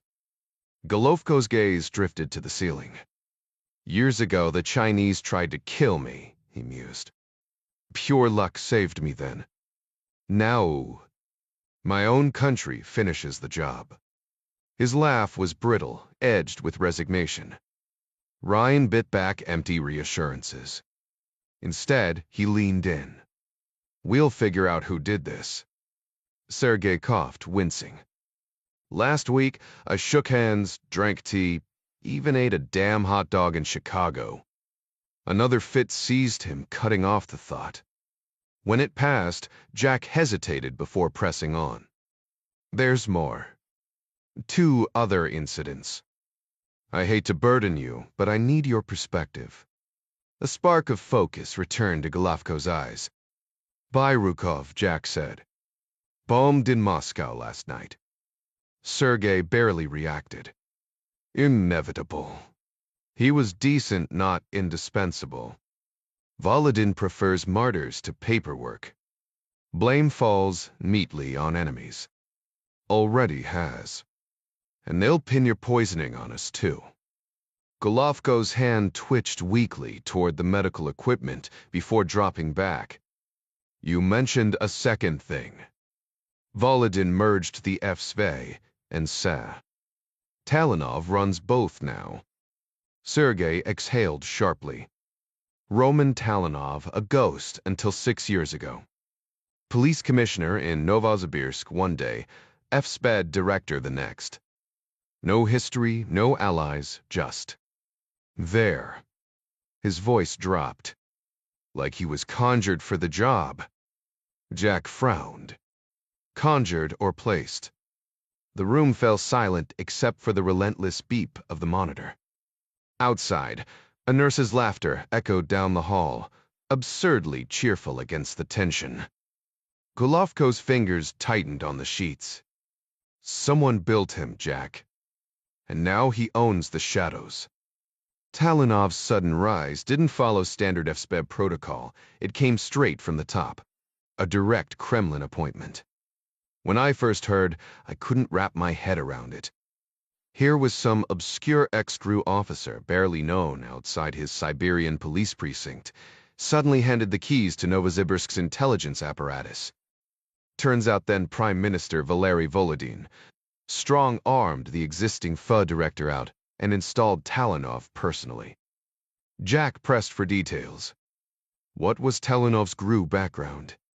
I dug around myself, professional habit.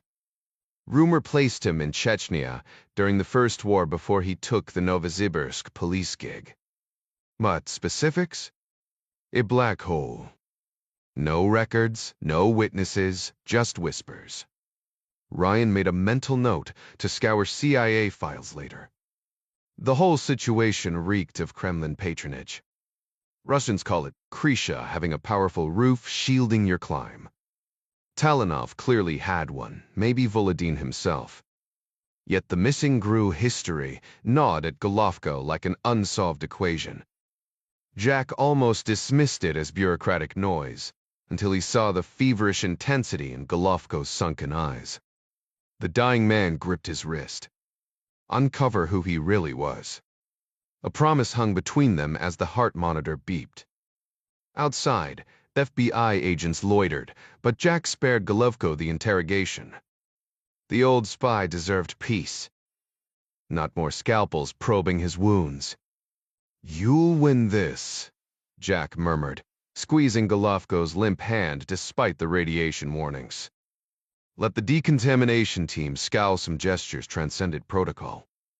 Hours later, Jack Jr. buckled into a half-empty British Airways 777, leather seat angled towards Sandy Lamont. Business class hummed with low conversations, but his mind stayed anchored to that hospital room. The flight to Antigua stretched ahead, yet the real journey was just beginning. The business class cabin was a melting pot of international travelers, Indian executives, Asian tech entrepreneurs, British bankers, and German tourists. A surprising number of Swedish passengers filled the seats, which puzzled Ryan, until he overheard a flight attendant explain the Boeing 777 had originated in Stockholm before its layover at Heathrow. While economy class was packed with vacationers, the premium cabins were likely filled with high-net-worth individuals who stashed their wealth in offshore accounts, particularly in Antigua. Ryan's recent investigations had left him wary of strangers, and he discreetly studied his fellow passengers, trying to guess which ones were hiding shady financial dealings. Though he hadn't caught any Russian accents, he wouldn't have been shocked if first class was crawling with oligarchs and mob bosses. Realizing his paranoia was spiraling, he forced himself to focus on the lunch menu once the plane leveled off. After finishing a lavish meal, Ryan pulled out his laptop and began studying digital maps of St. John's, their final stop. He memorized key streets, transit hubs, and the quickest route from his downtown hotel to the registered agent's office nearby. Since he wasn't entirely sure what he was searching for, he also noted addresses of other buildings linked to offshore finance, just in case. Meanwhile, Sandy was engrossed in a comedy film, his booming laughter cutting through Ryan's noise-canceling headphones. For over an hour, Ryan combed through intelligence files on his encrypted device, including a database of Russian government contracts he updated daily. Despite Sandy's warnings that digging into Gazprom was pointless, Ryan was determined to uncover how the energy giant operated, especially its dealings with the Kremlin. He sifted through bids across multiple industries, hunting for shell companies or firms tied to Gazprom's shady auction schemes. 2 hours later, Sandy stretched and headed to the lavatory. When he returned, Ryan couldn't contain his excitement. "You won't believe what I found," he whispered, motioning Sandy closer. Sandy smirked. "Let me guess, more bureaucratic nightmares. Worse. Check this out." Ryan pulled up a contract worth 300 million rubles for PR consulting awarded to a Gazprom subsidiary in Moldova. Sandy scanned the document, then shook his head. "And I thought my movie was ridiculous." Ryan grinned. "Honestly, this is so absurd, it's almost comedy gold." Jack leaned back in his seat, shaking his head at the absurdity of it all. $10 million for PR work in a no-name country where natural gas has zero competition. That's not just shady, it's practically a neon sign flashing corruption in Times Square. Buckhole, he smirked. And here I thought only British politicians had a knack for wasting taxpayer money. Sandy scrolled through the documents, then froze. Wait, this tender was posted today and closes tomorrow? For $10 million. That's not even trying to hide it. Jack nodded, pulling up another file. What gets better? The Russian government's got a whole catalog of these scams. Check this one, a state-run psychiatric hospital, putting him in order for 2 million rubles worth of mink coats. Because nothing says mental health care like luxury fur, right? Ryan let out a dry laugh. You'd think at some point they'd at least pretend to follow the rules. But no, this is corruption so blatant it's almost impressive. Sandy sighed. It's reached a point where even the universities are in on it. The hottest degree in Russia? Tax inspection. Why? Because it's basically a crash course in extortion. Inspect a company, slap them with a fake fine, then generously settle for half as long as a fat bribe lands in your pocket. Jack frowned. And Volodin just lets this happen. Of course he does, Sandy said. Every crooked official is another loyalist propping up his regime. They get rich. He stays in power. Everyone wins, except the people actually paying for it. As the plane hummed around them, Jack's mind raced. How did Volodin even get this kind of power? Other oligarchs either played nice or got crushed. Sandy shrugged. Back in the USR's final days, he was the guy with the cash. While everyone else scrambled for scraps, he bankrolled the fire sale of a collapsing superpower. By the time the dust settled, he owned half the country. But where'd the money come from? Jack pressed. Who knows? Officially, foreign investors. Wade Chevely. Probably the same place all dirty money comes from, shadows and lies. Sandy checked his watch again. Look, we're landing soon. Save the rest for another time. Ryan stretched out in his airplane seat, closing his eyes with a grin. I'm grabbing some sleep so I'm sharp when we land. You should tear yourself away from those riveting procurement documents and start imagining the island beauties we'll bump into tonight. Chuckling, Ryan shook his head. His plans for their Antigua visit were far from Sandy's tropical fantasies, but he didn't want to ruin his friends' in-flight daydreams. Instead, he returned to his laptop, skimming through files while Sandy dozed off. The wheels touched down at V. Bird International Airport just past 2 in the afternoon. Stepping onto the tarmac, the humid Caribbean air hit them a stark contrast to London's drizzle. They climbed into a rattling jeep taxi, winding along the island's northern coast toward St. John's. The capital was modest. Like most Caribbean hubs, Ryan had seen low-rise buildings, bustling but not overwhelming. The business district barely had structures taller than a few floors, and the streets hummed with occasional traffic, though nothing compared to the cruise ship chaos he'd read about. Their ride ended at the Cocos Hotel, where they checked into separate rooms. Sandy disappeared to freshen up and tackle emails, leaving Ryan to explore alone. By 4, he was strolling Redcliffe Street, pausing near the unassuming turquoise building housing CCS Corporate Services, IFT Holdings' official address. No intention of going in yet. Instead, he ducked into a weathered fish shack, snagged a cold Wadadli beer from a cooler, and settled into a wobbly chair near the back. From his spot, Ryan studied the scene. The turquoise building stood half a block away, guarded by a bored-looking man swimming in an oversized blazer. Flanking it, a butcher's shop displayed meat swinging under the sun, flies buzzing relentlessly, while a souvenir shop next door catered to lost cruise passengers. The contrast was almost comical, this ramshackle setup tied to a billion-dollar gas deal halfway across the globe. The building's facade was plastered with signs, AB Services, Caribbean World Partners, St. John's Consulting Group, dozens of shell companies likely. Squinting, Ryan pulled a compact monocular from his pocket, zeroing in on the fine print. Wires snaked in every direction, satellite dishes cluttering the roof. Not exactly the high-tech fortress he'd expected. He took a slow sip of beer, the irony not lost on him. All this for a paper trail. Jack nursed his beer while discreetly snapping photos of every corporate sign in sight with his phone. Just as he was mid-shot, Sandy's text flashed across his screen. "Where you at? New firstie yet?" Jack smirked as he tapped back. "Already 3 steps ahead, partner," attaching his location pin. While waiting for Sandy's arrival, Jack turned amateur sleuth, capturing every visible contact detail, not just from CCA's corporate services building, but also from a sleek glass structure on Market and Redcliffe's northeast corner that reeked of similar shady dealings. Might as well collect all the puzzle pieces now and sort them later in his hotel's makeshift command center. When Sandy finally appeared, sweat dripping down his flushed face, Jack tossed him an ice-cold beer from the cooler. The Brit pressed the bottle to his forehead with a dramatic sigh.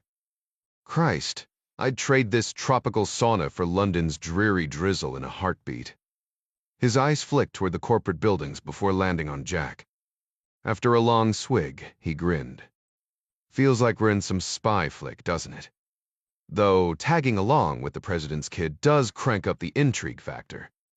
Jack chuckled. "Wonder how many of these shell company hubs are tucked around here." "Antigua's basically a welcome mat for dirty money," Sandy said, wiping his neck with a napkin. "Places like Panama pretend to clean up their act for appearances. But this island? Pure frontier mentality. Sure, they'll nod at international rules, then roll out the red carpet for anyone with stacks of cash, ready for a global spin cycle. But the real players," Jack mused, "the cartels, the Russian syndicates, they don't actually fly here to sign paperwork, right?" "Depends," Sandy shrugged. "Some big shots insist on handshakes, either to intimidate the local suits they're bribing, or because they don't trust their own people. The lawyers here, they're used to taking orders from scary bastards and getting paid handsomely to look the other way." A gleaming black pickup, oddly pristine compared to the battered cars on Redcliffe Street, rolled past. Jack clocked the 2 young men inside, the driver's gaze lingering a beat too long on their fish shack perch. He averted his eyes until the truck vanished. "That building's got maybe 100 desktops," he muttered, crushing his empty bottle. "Someone in there knows who really owns IFC and where the money vanishes." "At the very least, they'll know the transfer banks," Sandy agreed. "My money's on Panama, but it could bounce through a dozen tax havens first." "Wish we had a team to track every suit walking in and out," Jack grumbled. Sandy barked a laugh. "Listen to you gone full Bond villain." "Blame Hollywood," Jack grinned. Later, they prowled the district, Jack murmuring license plates and suspicious signage into his Bluetooth headset like a tourist reciting landmarks. No cameras meant relying on voice memos his app would transcribe later. By 8, hunger drove them to a dockside restaurant, where the scent of grilled seafood mixed with the salt air and the quiet hum of unfinished business. The clock had just struck 9 when they made it back to the hotel. Jack mentioned he needed to upload all the gathered intel into IBM i2 Analyst's notebook, cross-referencing it with details from the Galbraith-Rosia energy case. Sandy headed to his room, took a steaming hot shower, and threw on his pajamas, already dreading the thought of another grueling day trailing through the humid streets of St. John's at sunrise. His feet ached just thinking about it. But just as he slid under the covers, a sharp knock interrupted his plans. He swung the door open to find Ryan, dressed head to toe in black, gripping a laptop under his arm. "Full bedtime?" "Not even close," Ryan said with a smirk. Sandy groaned. "Seriously? Where are we going now?" Ryan didn't wait for an invitation. He strode straight to the desk in the corner, flipping open his laptop. "Check this out," he said, fingers flying over the keys. I loaded all the new unstructured data and ran it against the Galbraith files. The screen lit up with a web of dots and lines, shifting colors as connections formed. One name stood out: Randolph Robinson, attorney at law, marked with clusters of colored indicators. Sandy frowned. So a local lawyer works with a local company. Big deal. Not so fast, Ryan countered. His number links to 2 other firms tied to Galbraith, plus a shell company owned by a restaurant group in St. Petersburg. Sandy crossed his arms. Russians doing business in Antigua. We already knew that. Ryan's grin widened. Here's the kicker: his office address connects to a P. Box linked to Shoal Bank Caribe, which is owned by a Swiss holding group. And guess what? That same group controls a liquor store in Tver IFC Holdings drop point. Now Sandy was fully awake. You're telling me this guy's tied to the Russian mob? Bingo, Ryan confirmed. He's funneling money through FIC. Sandy exhaled. All right, what's the play? Ryan's eyes gleamed. Trash diving. If he's careless, we might hit the jackpot. You just keep watch while I do the dirty work. Sandy shook his head. You really think you're James Bond, don't you? Days after Jerry Hendley greenlit the campus's revival, the 5 operatives boarded Hendley Associates' Gulfstream G550, bound for Kiev. Their cover? One World Productions, a Vancouver-based new media outlet with a left-leaning slant, specializing in global affairs distributed online. Perfect for blending in while digging up the truth. One World Productions maintained a polished facade, complete with a professional website, a Vancouver office manned by a receptionist, and a collection of published journalistic pieces. However, a closer look at their online videos would reveal they were actually produced by freelance reporters, unaware their work was being used to legitimize a private intelligence operation. The Hendley Associates Gulfstream wasn't just any private jet. It was a well-oiled machine, crewed by an experienced pilot and co-pilot, with Adara Sherman, a former Navy medic turned director of transportation, keeping everything running smoothly. In the air, she played the role of flight attendant, but her real value came from her versatility: medic, security officer, and logistics expert for both air and ground operations. After clearing away dinner, Adara helped the team prep their gear.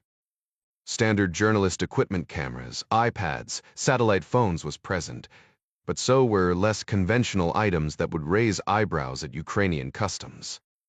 Among them were compact GPS trackers, no bigger than matchboxes, perfect for covertly tagging vehicles via their devices. Then there were the radio-controlled cars, innocuous at first glance, but repurposed to discreetly deploy those same trackers. Firearms were limited to Adara's concealed carbine and pistol, stashed in hidden compartments, but the team wasn't unarmed. Each man carried a multi-tool with a hidden blade, pens that doubled as weapons, and even their satellite phones packed a shocking surprise: an external battery that doubled as a stun gun. With Adara's help, they secured the more incriminating gear and hidden panels before diving into Falcon View, a military-grade mapping system Gavin Beery had managed to retain access to despite losing his direct feed from intelligence networks. Outdated or not, it still beat Google Maps by a mile. As the jet streaked across the Atlantic at over 400 knots, Clark checked their position on the cabin monitor. 5.5 hours till touchdown, he announced. Get some rest. Tomorrow's going to be a long day. Meanwhile, Jack Ryan Jr. and Sandy Lamont navigated the bustling streets of St. John's, Antigua, blending in with the late-night tourist crowd. Still, Jack couldn't shake the unease of operating with an inexperienced partner in such a high-stakes environment. Their destination was a nondescript building marked by Randolph Robinson's Shingle, a ground-floor parking garage topped by a row of offices. A gated fence surrounded the property, but Jack spotted an easy way up near a corner post, already calculating their next move. Ryan peered into the shadowy vacant lot, where 3 oversized dumpsters stood in a neat row beside the stairwell. One lid hung open, revealing stacks of paper mixed with other discarded items. As they rounded the corner, the smell of fried food hit them. A bustling food truck crowd had gathered, perched on overturned crates, snacking on salted fish, and sipping coconut water. They grabbed drinks and kept moving, weaving through the side streets to talk privately. Sandy shook his head. "You really think you can dig through all that trash unnoticed?"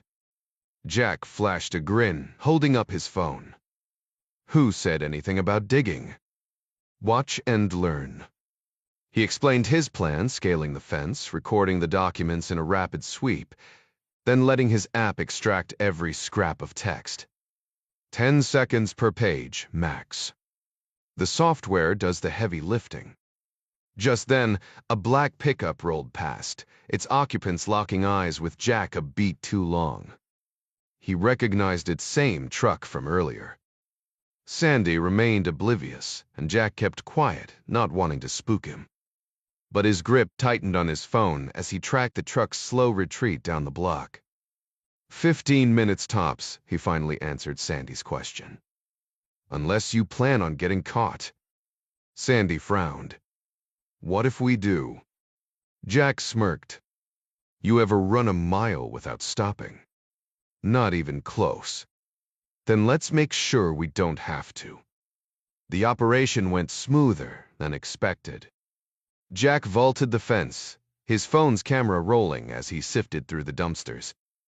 Most were useless, but one was a goldmine: piles of unshredded documents, envelopes, even scribbled notes. Sandy paced the sidewalk, playing lookout, while muttering occasional reminders to hurry. 10 minutes later, Jack was back on the street, brushing off his sleeves. "Robinson's got a lazy shredder," he said.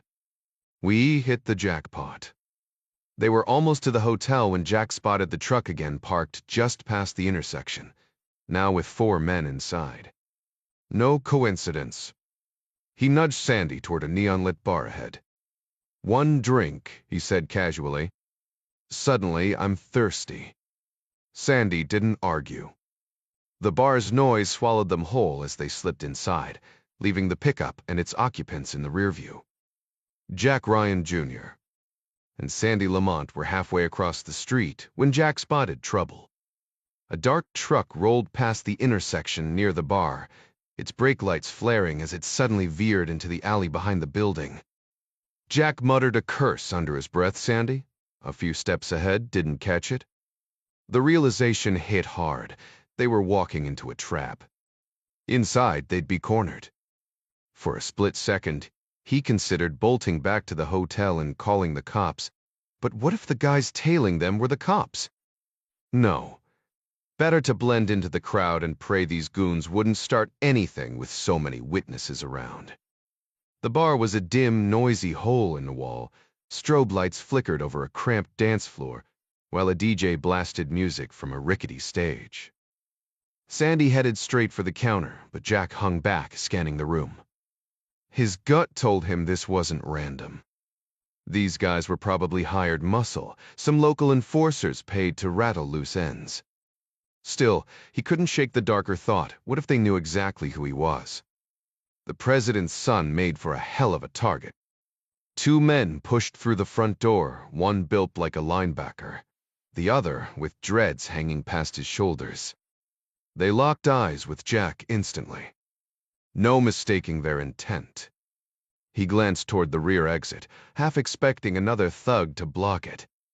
Even amateurs knew to cut off escape routes. Sandy handed him a beer, blissfully sipping his pina colada like they were on vacation. Jack almost laughed. This wasn't the guy you wanted beside you in a brawl.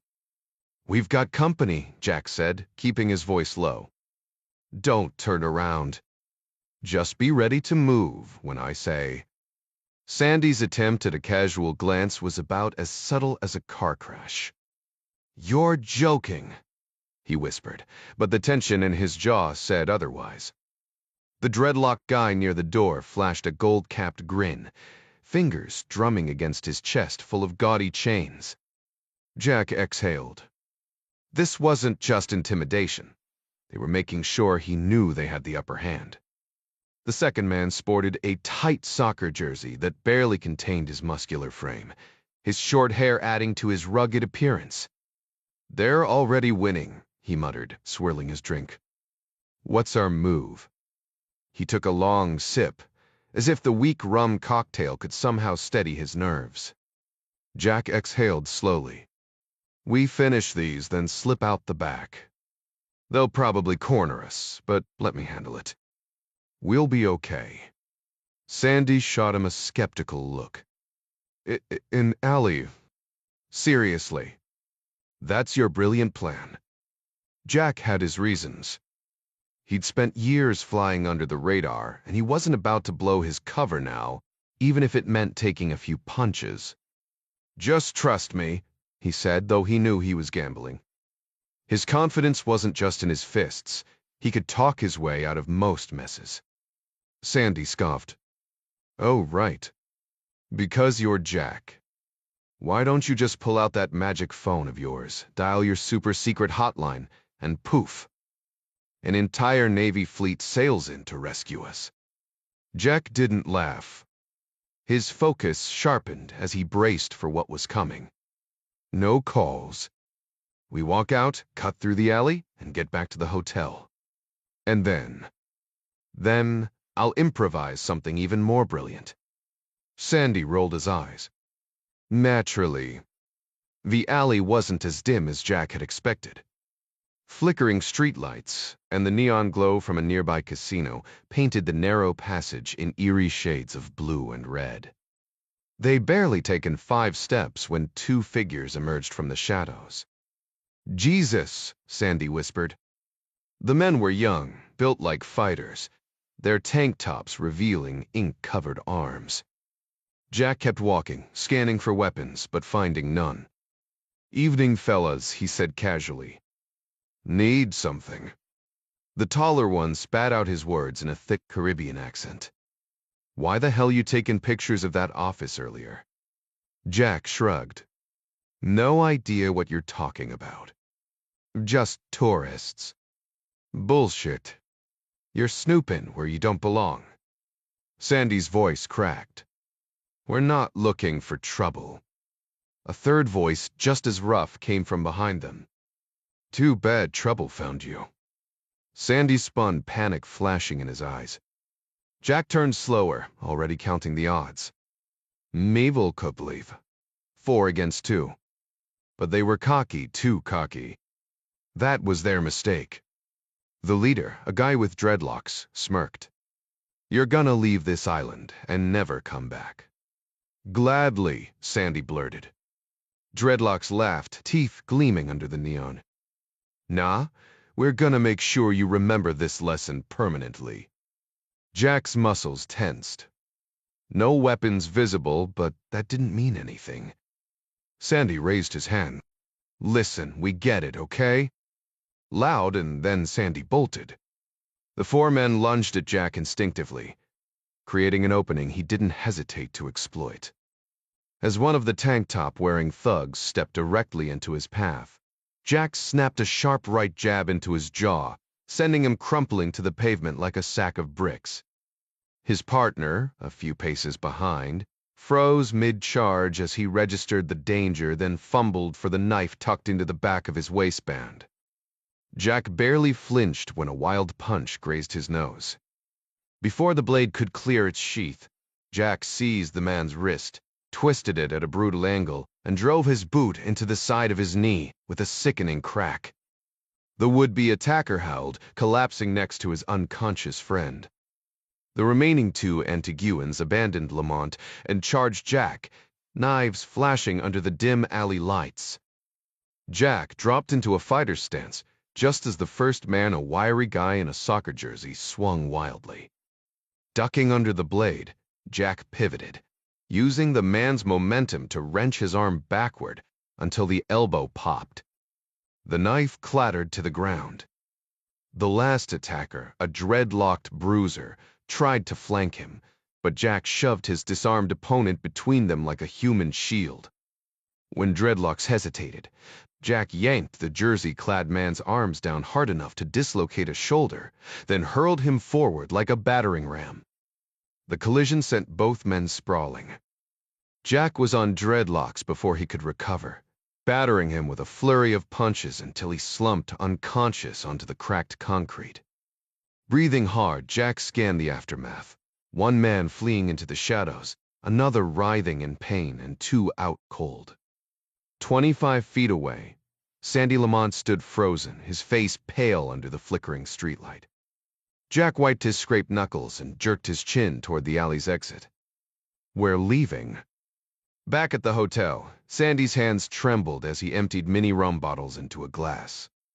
Jack sat across from him, untouched beer in hand, studying the faint scrape on his nose. Sandy finally broke the silence. "Seriously, who are you?" Jack smirked. "Let's just say the Secret Service trained me to handle worse than bar fights. After turning down their protection, they made damn sure I could take care of myself." He flexed his bruised fingers. "Call it overkill." Sandy gulped his drink. "Those guys were out for blood." Jack shook his head. "Nah. Local muscle bullies who shake people down for drug lords and crooked businessmen. They weren't hired killers."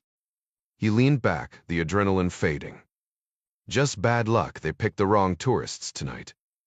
Sandy slammed back the rum, his trembling hands betraying the adrenaline still coursing through him. Jack hesitated before broaching the delicate subject. "Listen, can we keep this whole mess between us? I'd prefer if Hugh Castor stayed out of the loop." Sandy stared at the crashing waves beyond the window, exhaling sharply. "Yeah, no kidding. He'd pin the whole damn thing on me anyway." Jack frowned. "Why?" "Because he's already breathing down my neck about you," Sandy admitted, rubbing his temples. "Every time your name comes up alongside Gazprom, he loses his damn mind. Acts like you're poking a bear with a stick." Jack remembered Sandy's earlier warnings about the Russian energy giant. So that was Castor's paranoia talking, not yours. "Guilty as charged," Sandy muttered. "Look, I get where he's coming from. Why pick a fight with the Kremlin's golden goose? Gazprom doesn't just fund the government. It lines the pockets of every power player in Moscow. Castor's rule is simple. Don't mess with Putin's inner circle." Jack scoffed. "Since when is uncovering the truth messing with anyone? Investigation should follow the facts, not corporate paranoia." Sandy smirked, his usual confidence returning. "Tell that to Castor. He'll happily defend one oligarch suing another, but the second Volodin's name comes up? Suddenly, he's all about strategic retreats." Jack clenched his jaw, but at least Sandy seemed just as irritated. "Fine," Sandy said, leaning in. "I'll keep quiet about the bar fight on one condition." "Name it." "Teach me how to throw a punch like that." Jack grinned. "Deal." Meanwhile, halfway across the world, Clark's team touched down at Kiev's Boryspil airport, looking every bit the roguish journalists they pretended to be. Their fixer, Igor Krivov, greeted them on the tarmac with a lopsided grin, his limp barely slowing him down. A former Ukrainian Special Forces operator and Rainbow Team member. Krivov had survived a brutal parachute accident that left him with titanium rods in both legs and zero patience for corruption.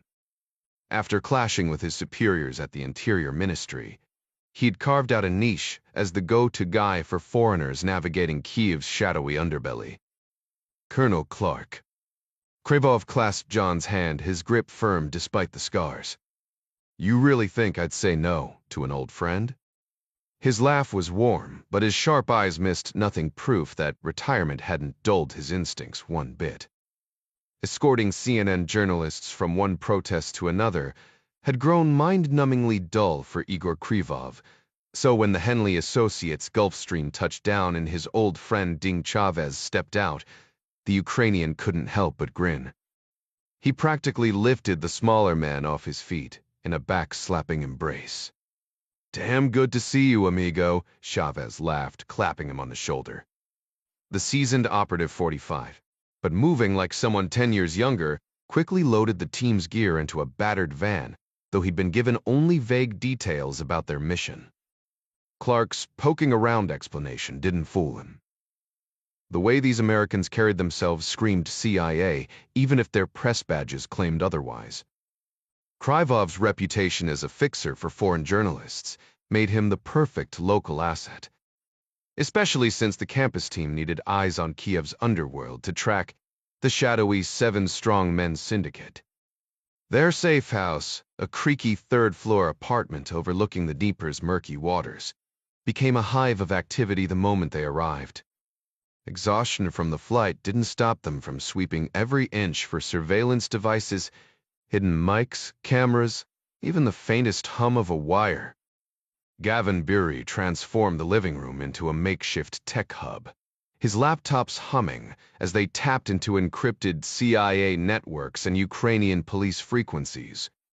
The translation software spat out garbled English transcripts of police chatter, forcing Gavin to play detective with every fragmented sentence. Meanwhile, Chavez pulled Krivov into a quiet corner, his tone shifting from camaraderie to something sharper. "Let's cut the small talk," he said, locking eyes with the Ukrainian. "You've got Russian roots. What's the real pulse on the street about Moscow's next move?" Krivov's jaw tightened. "Being ethnically Russian doesn't mean I want the Kremlin's boot on my neck," he snapped. "Volodin's playing chess while the rest of us bleed. West of here? Nationalists waving blue and yellow flags. East, pro-Russia thugs dreaming of Soviet nostalgia. And then there's people like me just trying to keep our heads down while the wolves circle." He paused, rubbing a scar on his forearm absently. "I fought in Donbass. Saw what happens when empires get greedy. If you're asking whether I'll help stop another war, hell yes." Chavez gave a slow nod. That's what I needed to hear. Outside, the distant wail of a police siren cut through the night, a reminder of the stakes. The men exchanged firm handshakes. "Sounds like we could all use a crash course on the organized crime situation around here," one remarked. "I'll fill you in on everything I've picked up," Krivov replied. As the team settled into the apartment, he launched into a string of unsettling stories about the city's deteriorating security. Kiev, he explained, had become a hotspot for Russian intelligence operatives and mafia networks over recent months. While Chechen, Georgian, and Tatar gangs still operated in the shadows, whispers on the streets suggested they were now taking orders from Moscow. Street-level crime, which had dwindled in Russia itself, was surging here: extortion, contract killings, you name it. Some dismissed it as just another symptom of the country's political chaos, but Krivov, with years of experience under his belt, suspected something far more calculated. These new Russian players aren't just running protection rackets, he said, lowering his voice. They're greasing palms to sway local officials, bankrolling rival gangs to stir up trouble and stretch the police thin. And don't even get me started on the journalists. Some have been roughed up. Others vanished after reporting on Kremlin scandals. From where I stand, it looks like the F's outsourcing its dirty work to the Bratva right here in Kiev. When asked about a man known as Gleb the Scar, Krivov shook his head but promised to connect them with local contacts who might know more. Clark listened intently, then mused, "Back in my rainbow days, the Russians were solid allies: counterterrorism, nukes, regional security. We worked side by side." Krivov snorted. "Sure, there are still decent soldiers, even a few diplomats if you can believe it. But Volodin's puppeteering the whole show. Corruption's the currency now keeps his cronies loyal." Driscoll cut to the chase. "So, what's our play, mister?" Tomorrow, I'm paying a visit to Keith Bixby, the station chief, Clark said. Chavez raised an eyebrow. You're just walking in. What if he decides you're trespassing and hands you over to the locals? Wallet shrugged. Call it a hunch. I'll make it clear I'm here to help just a private citizen with useful intel. Bixby struck me as pragmatic. He'll probably welcome the extra eyes. And if he doesn't, Beery pressed.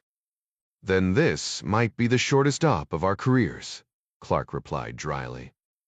Meanwhile, after the radiation scare at the White House forced an evacuation, Kathy and the kids retreated to their Maryland home while cleanup crews got to work. Jack, unwilling to step away from his duties, relocated to Blair House across Pennsylvania Avenue. The decontamination process was ruthless, every surface scrubbed down with Decon 90, a potent mix of potassium hydroxide before being repainted and retested for lingering polonium. But the bathroom where Golovko had been? Total loss. The radiation had seeped into the porcelain, rendering it beyond salvage. Workers dismantled the fixtures, smashed them into fragments, and hauled the radioactive debris away in lead-lined casks to a specialized disposal site. The whole ordeal left the West Wing smelling like a hospital crossed with a hardware store. Polonium-210's radioactive decay meant it had a half-life of just 138 days, requiring months of careful storage before safe disposal could begin. As crews worked to contain the contamination at Golovko's Capitol Hill Hotel, the aircraft that transported him from Kansas to Washington, and the affected spaces at both his Lawrence Hotel and the University of Kansas, a more dramatic scene unfolded at the White House. Construction teams wielding jackhammers tore through irradiated bathroom fixtures, while President Jack Ryan received the grim phone call in the Oval Office. Sergei Golovko had just died in George Washington University Hospital's intensive care unit. Ryan moved to the sitting area, where Scott Adler, Mary Pat Foley, and Jake Canfield were already gathered. Their meeting about Volodin's expansion of FSV authority, now overshadowed by the news. Rubbing his tired eyes beneath his glasses, Ryan muttered, "The KGB's back, call it whatever fancy name you want, slap a glossy PR campaign on it, but it's the same old monster in a tailored suit." Foley nodded grimly. Worse, actually. The old KGB just whispered in the party's ear. Now, intelligence officers aren't just spying, they're running the whole damn country. The conversation turned to Talenov's sudden rise. Canfield noted the new FSED director's reliance on proxy forces, Georgian rebels, Ukrainian labor agitators, Chechen mobsters, all tools to extend Moscow's reach. He's not just using assets, Foley added. He's weaponizing chaos. Volodin wants a rebranded Warsaw Pact, and Talenov's job is to destabilize anyone who resists. Seth frowned. Millions could lose their freedom overnight. Europe would be strangled. Ryan recalled Golovko's unease about Talenov's mysterious background. Foley confirmed the shadows surrounding him, rumors of Grutais, a stint in Chechnya, but no paper trail. He's a ghost, she admitted, scribbling notes. Even by Russian standards, his files suspiciously empty. Ryan leaned forward. Golovko swore he was Gru. So how does a guy this connected stay invisible? Foley gave a dry laugh. Same way Volodin did. The KGB trained them to vanish until they didn't need to anymore. Outside, the jackhammers fell silent, leaving an uneasy quiet in their wake.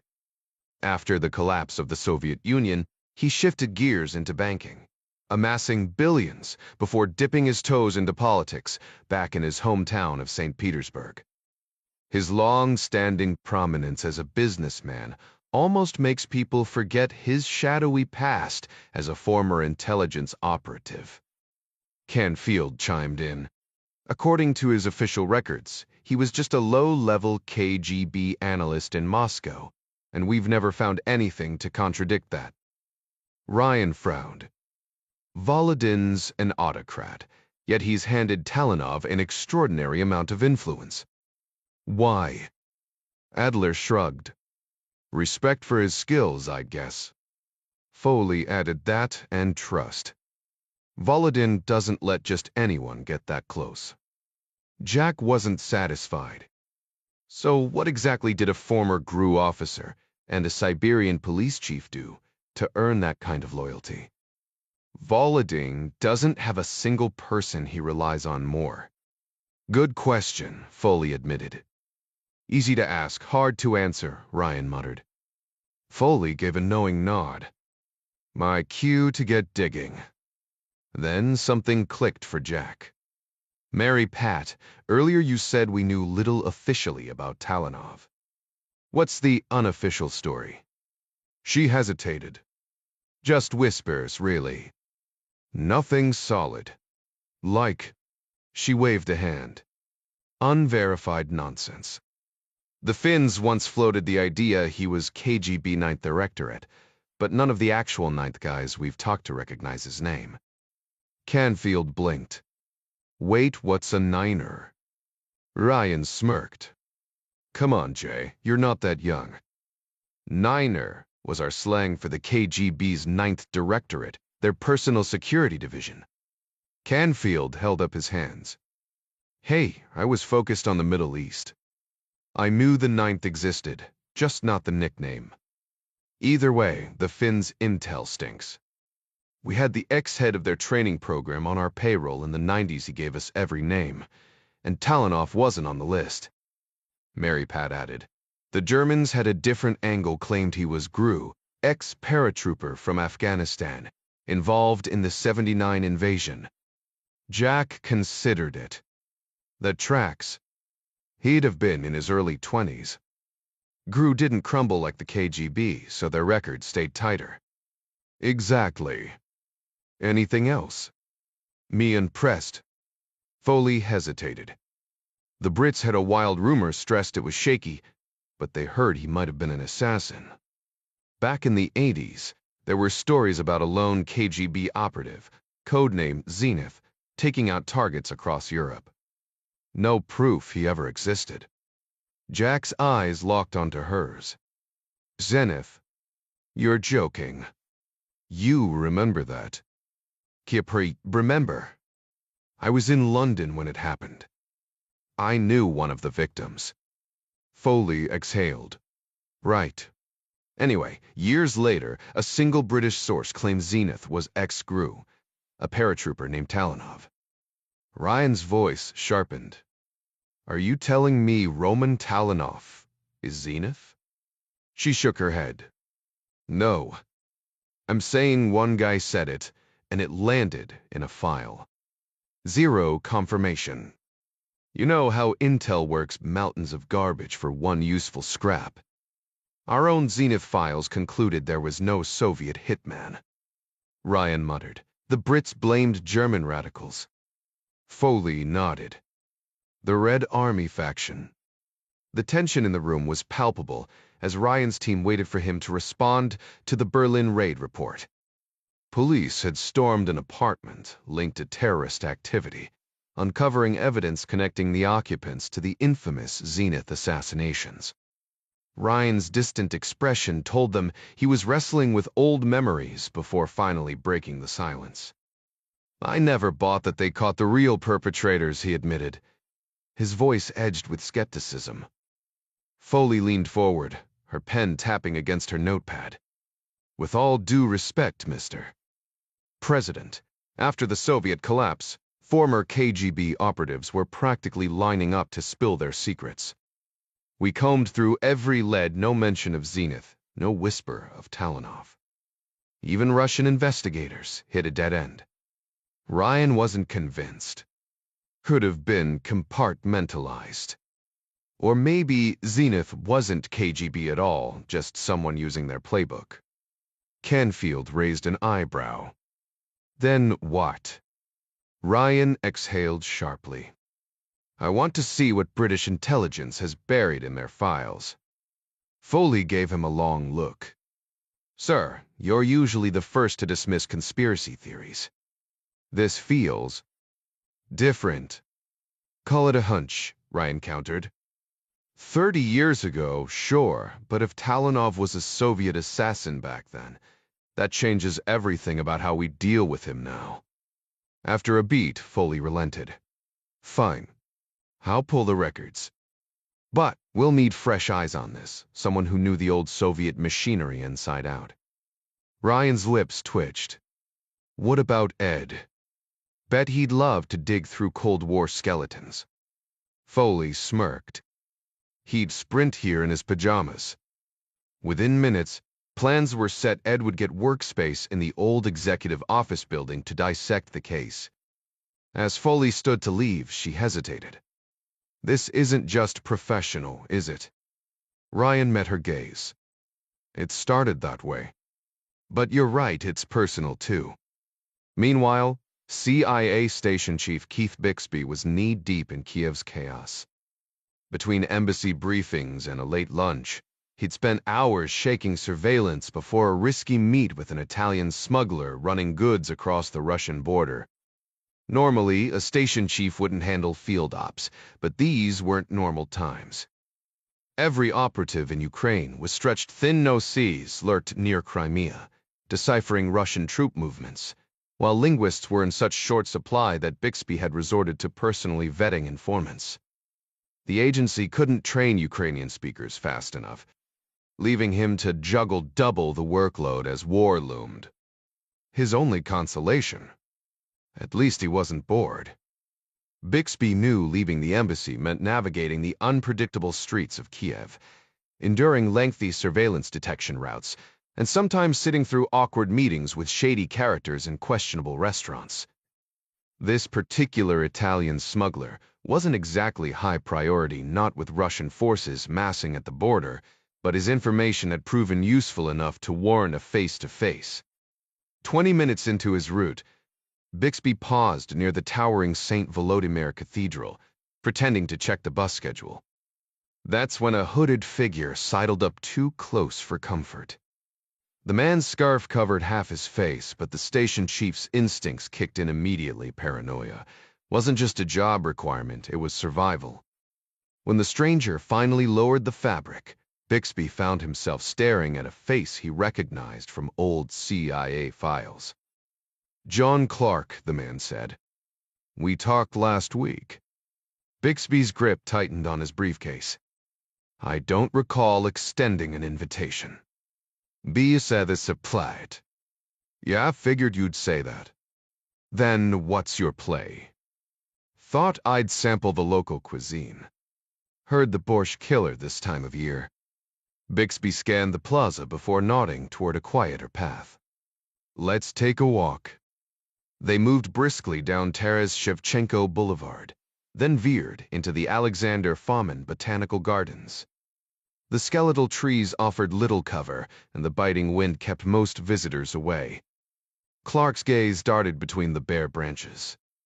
Not exactly discreet. You really think the F said doesn't have eyes on you? Bixby shrugged. They're good, but they're not wizards. Takes M at least 10 minutes to scramble a team.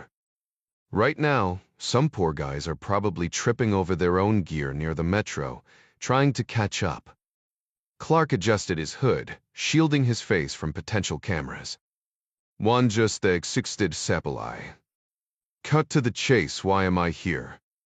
Because Gleb the Scar's making moves, and you've got a vested interest. Clark exhaled sharply. Last time we talked, you brushed him off as small time. Small time doesn't mean harmless. But with a war brewing, my hands are tied. Then untie them. I've got contacts, clearance, and enough Russian to pass for local. Let me poke around.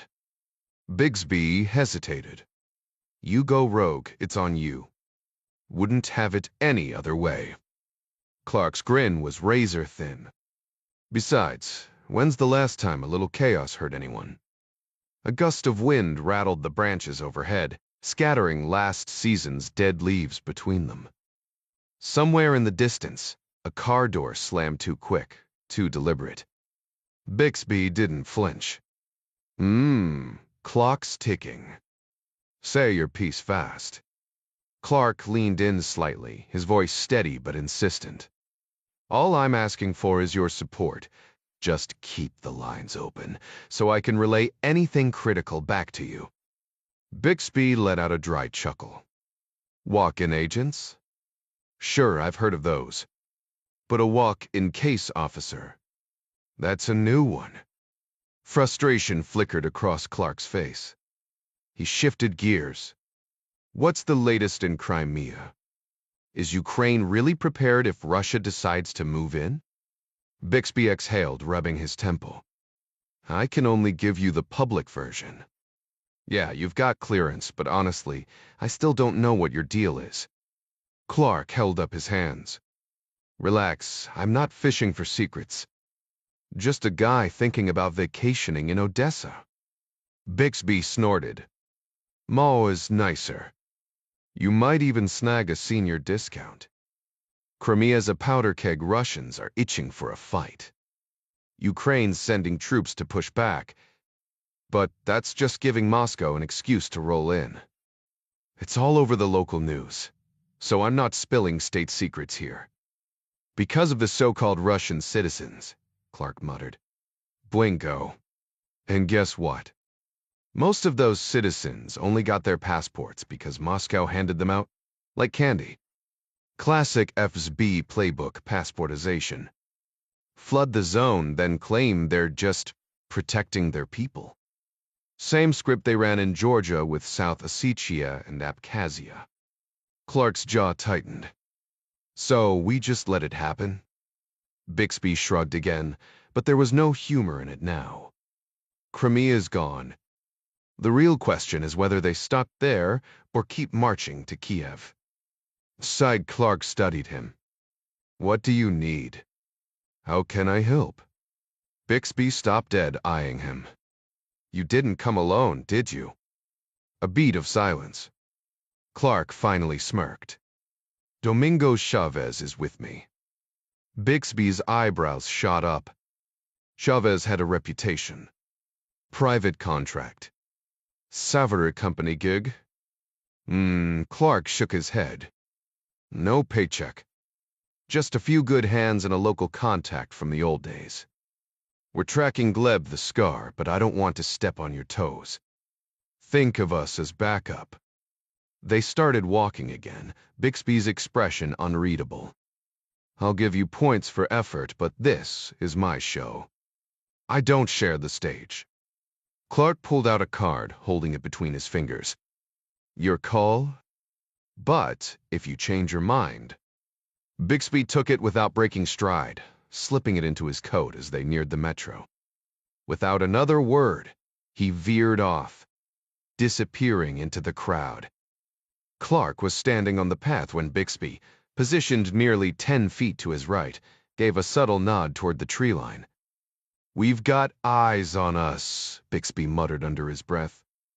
FSB, lackey setting up shop over there. Clark didn't flinch but replied in the same low tone. There's another one behind you. They're still fiddling with their gear, no mics or cameras live yet. Bixby kept his gaze fixed straight ahead, his expression unreadable. Catch you later, Clark. Try not to step in anything messy. My plate's already full. Clark glanced down, making sure their interaction looked casual to any distant observers. He then veered left around the metro station, slipping down the stairs to catch his train. Meanwhile, Bixby strolled to the curb, flagged down a cab, and headed back toward the embassy. He'd have to restart his surveillance detection route before his next meeting some Italian investor who probably had no idea he was walking into a diplomatic minefield. Meanwhile, President Jack Ryan lay awake in Blair House, staring at the ceiling as the grandfather clock in the hallway struck midnight. Jolfi is praying to Kiwanwa. Would come too soon, assuming no late-night crisis demanded his attention. But sleep wasn't cooperating. The latest intel from CIA Director Jay Canfield had his mind racing. Russia had just rolled a mechanized battalion into Belarus with Minsk's full approval. Not an invasion, but a chess move. Belarus's puppet leader danced to Moscow's tune, and now those troops sat just north of Ukraine's border. Ryan had pressed Canfield. Could they threaten Kiev from there? The answer had been unsettling. Absolutely. Hell, the forces already on Ukraine's eastern flank could do the same. Ukraine's military budget barely covers duct tape for their old gear. The Russians could take the capital from either direction. Every day edged them closer to war. Secretary of State Scott Adler was in Europe, working the diplomatic angles, but so far, all he'd gotten were polite nods and empty promises. Tomorrow's meeting with Defense Secretary Bob Burgess would focus on contingency plans. But Ryan couldn't shake the feeling that the wheels were already in motion. And then there was Mary Pat Foley's offhand remark, some old rumor about an assassin codenamed Zenith, a ghost from 30 years ago. Ryan hadn't thought about Zenith in decades. Even while writing his memoirs, he'd avoided it partly because it was classified, partly because the whole mess had been scrubbed from the records. No proof it ever happened. Yet here it was, resurfacing now. The Cold War had spilled most of its secrets when the Iron Curtain fell, but Zenith remained, one of the few unsolved puzzles. And if Mary Pat was bringing it up now, that meant someone, somewhere, still cared. Jack couldn't shake Mary Pat's words. This obsessive focus on one lead wasn't his usual style. On the surface, he told himself he needed to determine if Roman Talanov had any connection to the infamous Zenith killings. If true, it would reveal critical insights into the man's shadowy past. But deep down, Jack recognized the uncomfortable truth. The Zenith case had gnawed at him for years, an unsolved riddle from his early career. The mere possibility Talanov might be involved, no matter how slim, had hooked him like an addict chasing one last fix. He rubbed his tired eyes, forcing himself to shut down for the night. Tomorrow's dangers demanded his full attention. Dwelling on old ghosts now would only leave him drained when he needed to be sharp. Meanwhile, Sandy Lamont paced his office, nursing a lukewarm coffee as he debated how to handle his star analyst. Since Jack's return from the Caribbean, dark circles had formed under his eyes, and his usually crisp suits looked like he'd slept in them. The last thing Sandy needed was management noticing their rising talent resembled an extra from a zombie flick. But the real headache came from the barrage of calls from their Moscow. Contacts Jack's relentless digging into Gazprom's affairs was stirring up trouble with local officials. Tax office visits by Castor and Boyle investigators. Not exactly subtle. Sandy groaned, imagining Castor's reaction when he learned their new hire was poking Russia's most powerful cash machine. He found Jack exactly where expected, slouched at his desk, phone wedged between his shoulder and ear, fingers flying across the keyboard. Sandy lingered until the call ended before rapping on the doorframe. "Got a sec." Jack waved him in without looking up. "Swiss shell companies tied to Gazprom," he muttered, answering Sandy's unasked question. "Right." Sandy dropped into the spare chair, feigning casualness. "Look, mate, Gazprom may have profited from Galbraith's mess, but they didn't orchestrate the heist. It's like inheriting stolen jewelry. You're not the thief just because it landed in your safe." Jack's jaw tightened. What if the thief and the buyer are the same people wearing different hats? Sandy resisted the urge to facepalm. Castor's already sweating bullets. Maybe ease off before we all end up on some EFSFO watch list. Jack finally met his gaze, eyes burning with that terrifying conviction Sandy had come to dread. It's bigger than Galbraith. This could reach Gazprom's boardroom. He tapped a manila folder. Robinson's trash yielded gold, a German transfer to Shell Bank. The FE suspected piggy bank. The trail's heating up. Sandy exhaled slowly. watching Jack's triumphant grin.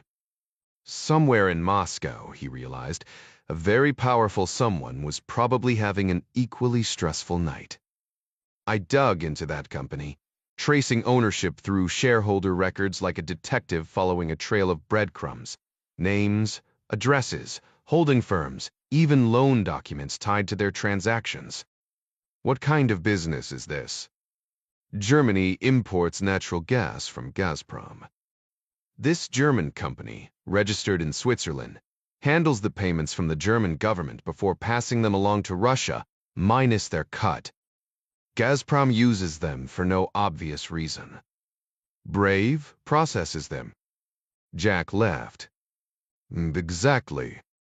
They're just a middleman. Germany sends money to their Swiss account, and they forward it to Russia after taking their fee. It's a shell game. Sandy crossed his arms. The real reason? To inflate the price so someone pockets the difference. Worse, Jack said. I uncovered a $10 million payment from Germany to a Geneva consulting firm, routed through Scholl Bank in St. John's.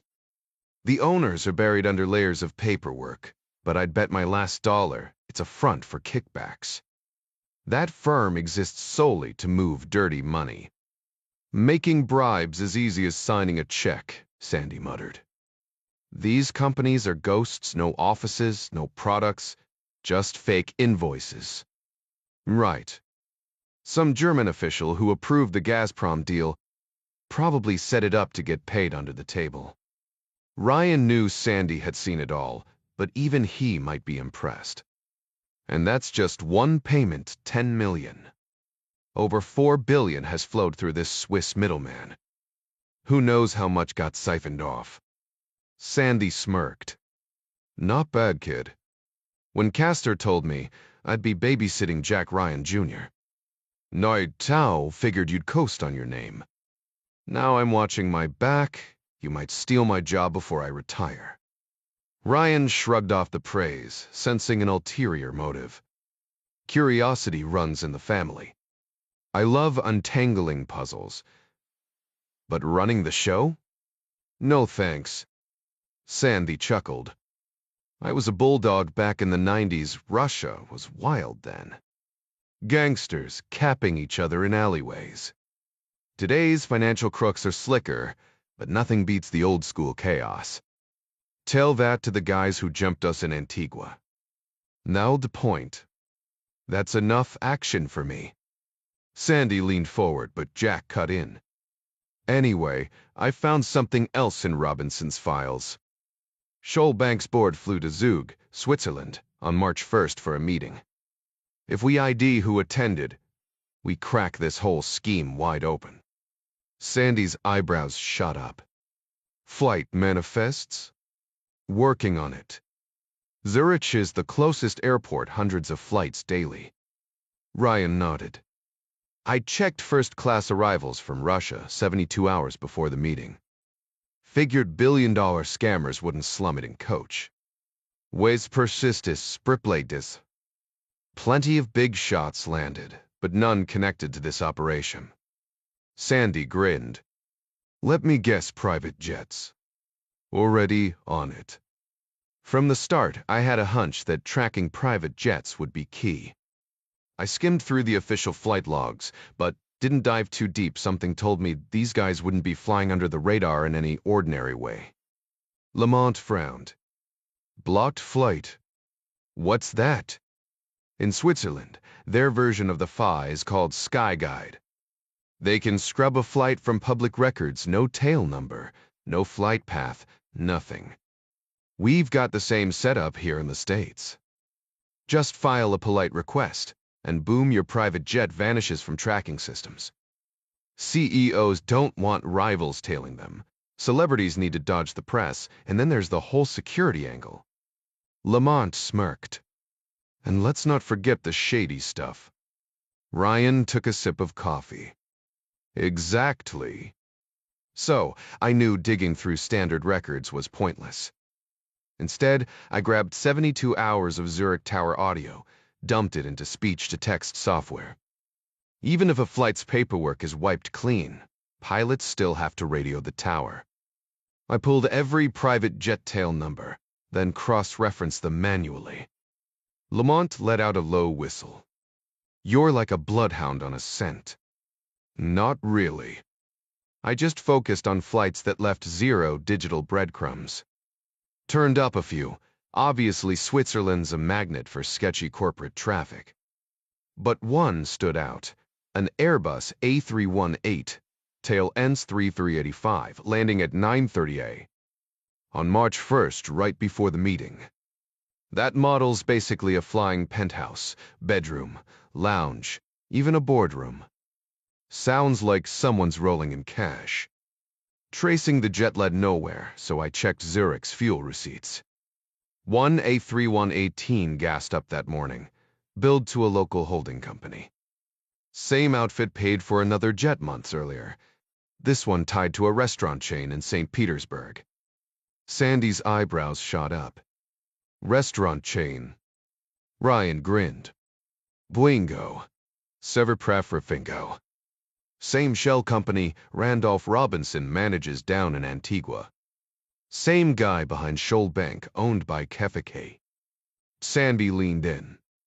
Any names attached? Dmitry Nestorov.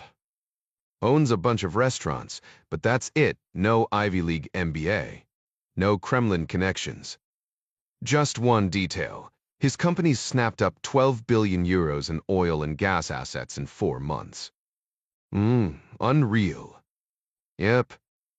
Now we need to figure out who Nestorov really is, and why the Kremlin handed him a $1 billion payday from the Galbraith-Rosia raid. Lamont hesitated, then gave a slow nod. Much as he hated to admit it, this Yank had outdone everyone in the office. Castor might have banned poking around Gazprom, but Ryan was onto something big, and Sandy wasn't about to stand in his way. Anything else on your mind? He asked. Lamont shook his head. Nope. But too was Evelry too. Meanwhile, Kiev was unraveling fast. What began as scattered nationalist rallies in Independence Square had exploded into massive protests, thousands chanting, waving banners, their anti-Russian fury growing louder by the hour. The air smelled of smoke and defiance, the city bracing for the storm. The nation's deep divisions became impossible to ignore, as pro-Russian demonstrators began holding daily counter-protests just across from Independence Square. Police optimism about the situation calming down vanished when both sides pitched tents, sparking increasingly violent clashes between Ukrainian nationalists and Russian sympathizers. Tear gas and Molotov cocktails filled the air daily as riot police struggled to contain the chaos, with arrests and injuries mounting not just in Kiev, but across the country. In Sevastopol, Crimea, Russian nationalist gangs targeted Ukrainian shops and Tatar businesses, smashing windows and attacking random civilians in the streets. The morning after Clark's unexpected offer to help Keith Bixby surveil Gleb the Scar, the men of the campus woke to the sound of sirens and distant chanting. Though their safe house was miles from the square, the noise of the growing unrest reached their third-floor apartment. Playing their covers, journalists Clark, Chavez, Caruso, and Driscoll grabbed their gear and headed into the chaos. Outside, they found themselves in the middle of a protest march supposedly spontaneous, but the organized banners and venomous slogans made it clear this was a group of ultra-nationalists from Western Ukraine, likely bussed in overnight to stage their dramatic entrance into the capital. Once the crowd passed, the team retreated upstairs. With the local CIA station chief refusing to cooperate, Clark had to think outside the box. Knowing Igor Krivov's connections to Kiev's underworld, he decided to leverage those ties for intel. After breakfast, Clark announced, "Igor, Ding, and I are going out for some recon." Caruso smirked. "Of course, the Russian speakers get all the fun while Sam and I babysit the tech guy." Barry hunched over his laptop, didn't even look up. "Geeks fix things. Nerds just know things." Chavez clarified. We're meeting some of Igor's contacts people who can get us closer to Gleb's world. Driscoll rolled his eyes. So, drug dealers, pimps, and human traffickers. Enjoy your playdate. Always do, Clark shot back. Meanwhile, in Moscow, Valery Volodin sat across from his favorite interviewer, Tatiana Molchanova, on New Russia's Evening News. Though the official topic was a new trade deal with China, Molchanova knew the conversation could shift at Volodin's whim. As usual, he ignored her questions, staring straight into the camera to deliver his rehearsed message. With his trademark steel-eyed intensity, he declared, "Today, I announce a historic energy pact with our allies in China. Together, we will strengthen our nations against Western economic warfare. Oil shipments to China will double, securing their growth and our market stability. New pipelines, land bridges, and high-speed rail will connect our great countries. And in Siberia, joint coal exploration has already begun." His words carried the weight of a man who saw himself not just as a leader, but as the architect of a new world order. We've moved beyond our past disagreements and are now building the largest economic alliance the world has ever seen. Given America's so-called strategic shift toward Asia and last year's unlawful aggression toward Chinese territory, China recognizes the mutual benefits of strengthening ties with us through expanded trade and cooperation. The dark-haired journalist nodded thoughtfully, seamlessly transitioning to her next question, as if it flowed naturally from President Volodin's remarks, though her script had been carefully prepared in advance. "Mr. President, how will this new partnership influence Russia's relations with Western nations? Many Russians are concerned about recent tensions with NATO and the EU. There are sexual economic repercussions." Volodin locked eyes with her, his expression unwavering. "Quite the opposite. America's dominance is fading in our region. They can rattle their sabers, threaten NATO expansion, and posture on the global stage all they want, but Europe depends on our resources. With Russia and China reshaping the world order, Western bluster carries even less weight now. Do you believe Russia stands as a global power today?" She pressed. A slow smile spread across Volodin's face. History remembers the 20th century as the era of the U and the Soviet Union. The USSR's collapse was a catastrophe, but as Russia's leader, I must tread carefully lest the West label me a relic. Absurd, considering no one in modern Russia has thrived in free markets more than I have. Their ignorance of our history is staggering. Yes, our old system failed, but our nation endured. The West sabotaged our transition at every turn, yet here we stand. So, you're saying Western influence over Russia has diminished? Precisely, Volodin affirmed. Russia acts in its own interests, and that benefits our neighbors. A strong Russia ensures stability, not chaos, and strength is what I intend to deliver. Meanwhile, President Ryan started his day in the Oval Office before dawn, nursing a cup of premium coffee to offset another sleepless night at Blair House. By 8 a.m., a fatigue weighed on him, but the caffeine kept him sharp.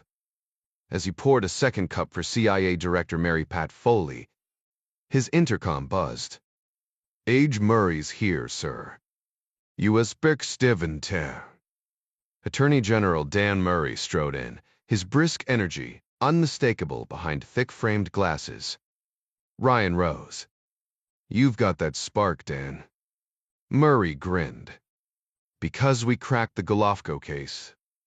Turns out polonium leaves a trail like breadcrumbs traced him from the White House back to Kansas.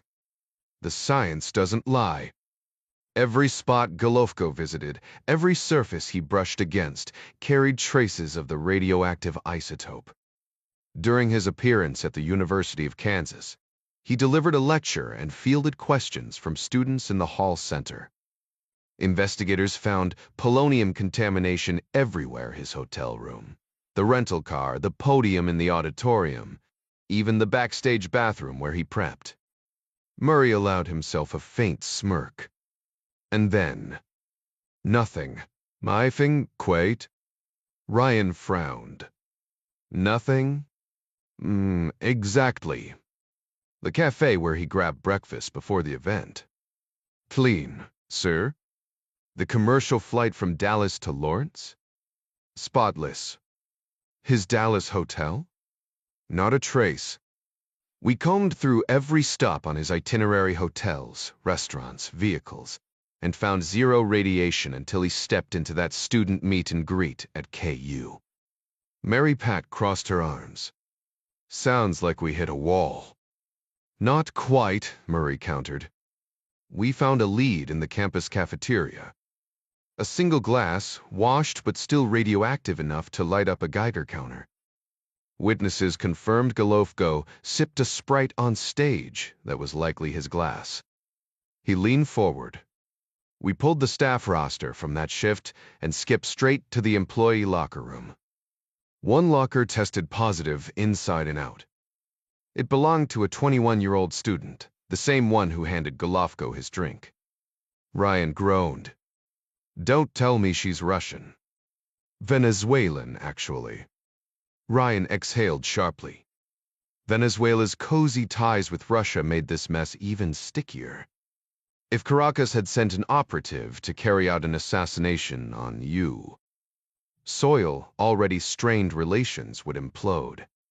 Murray rubbed his temple.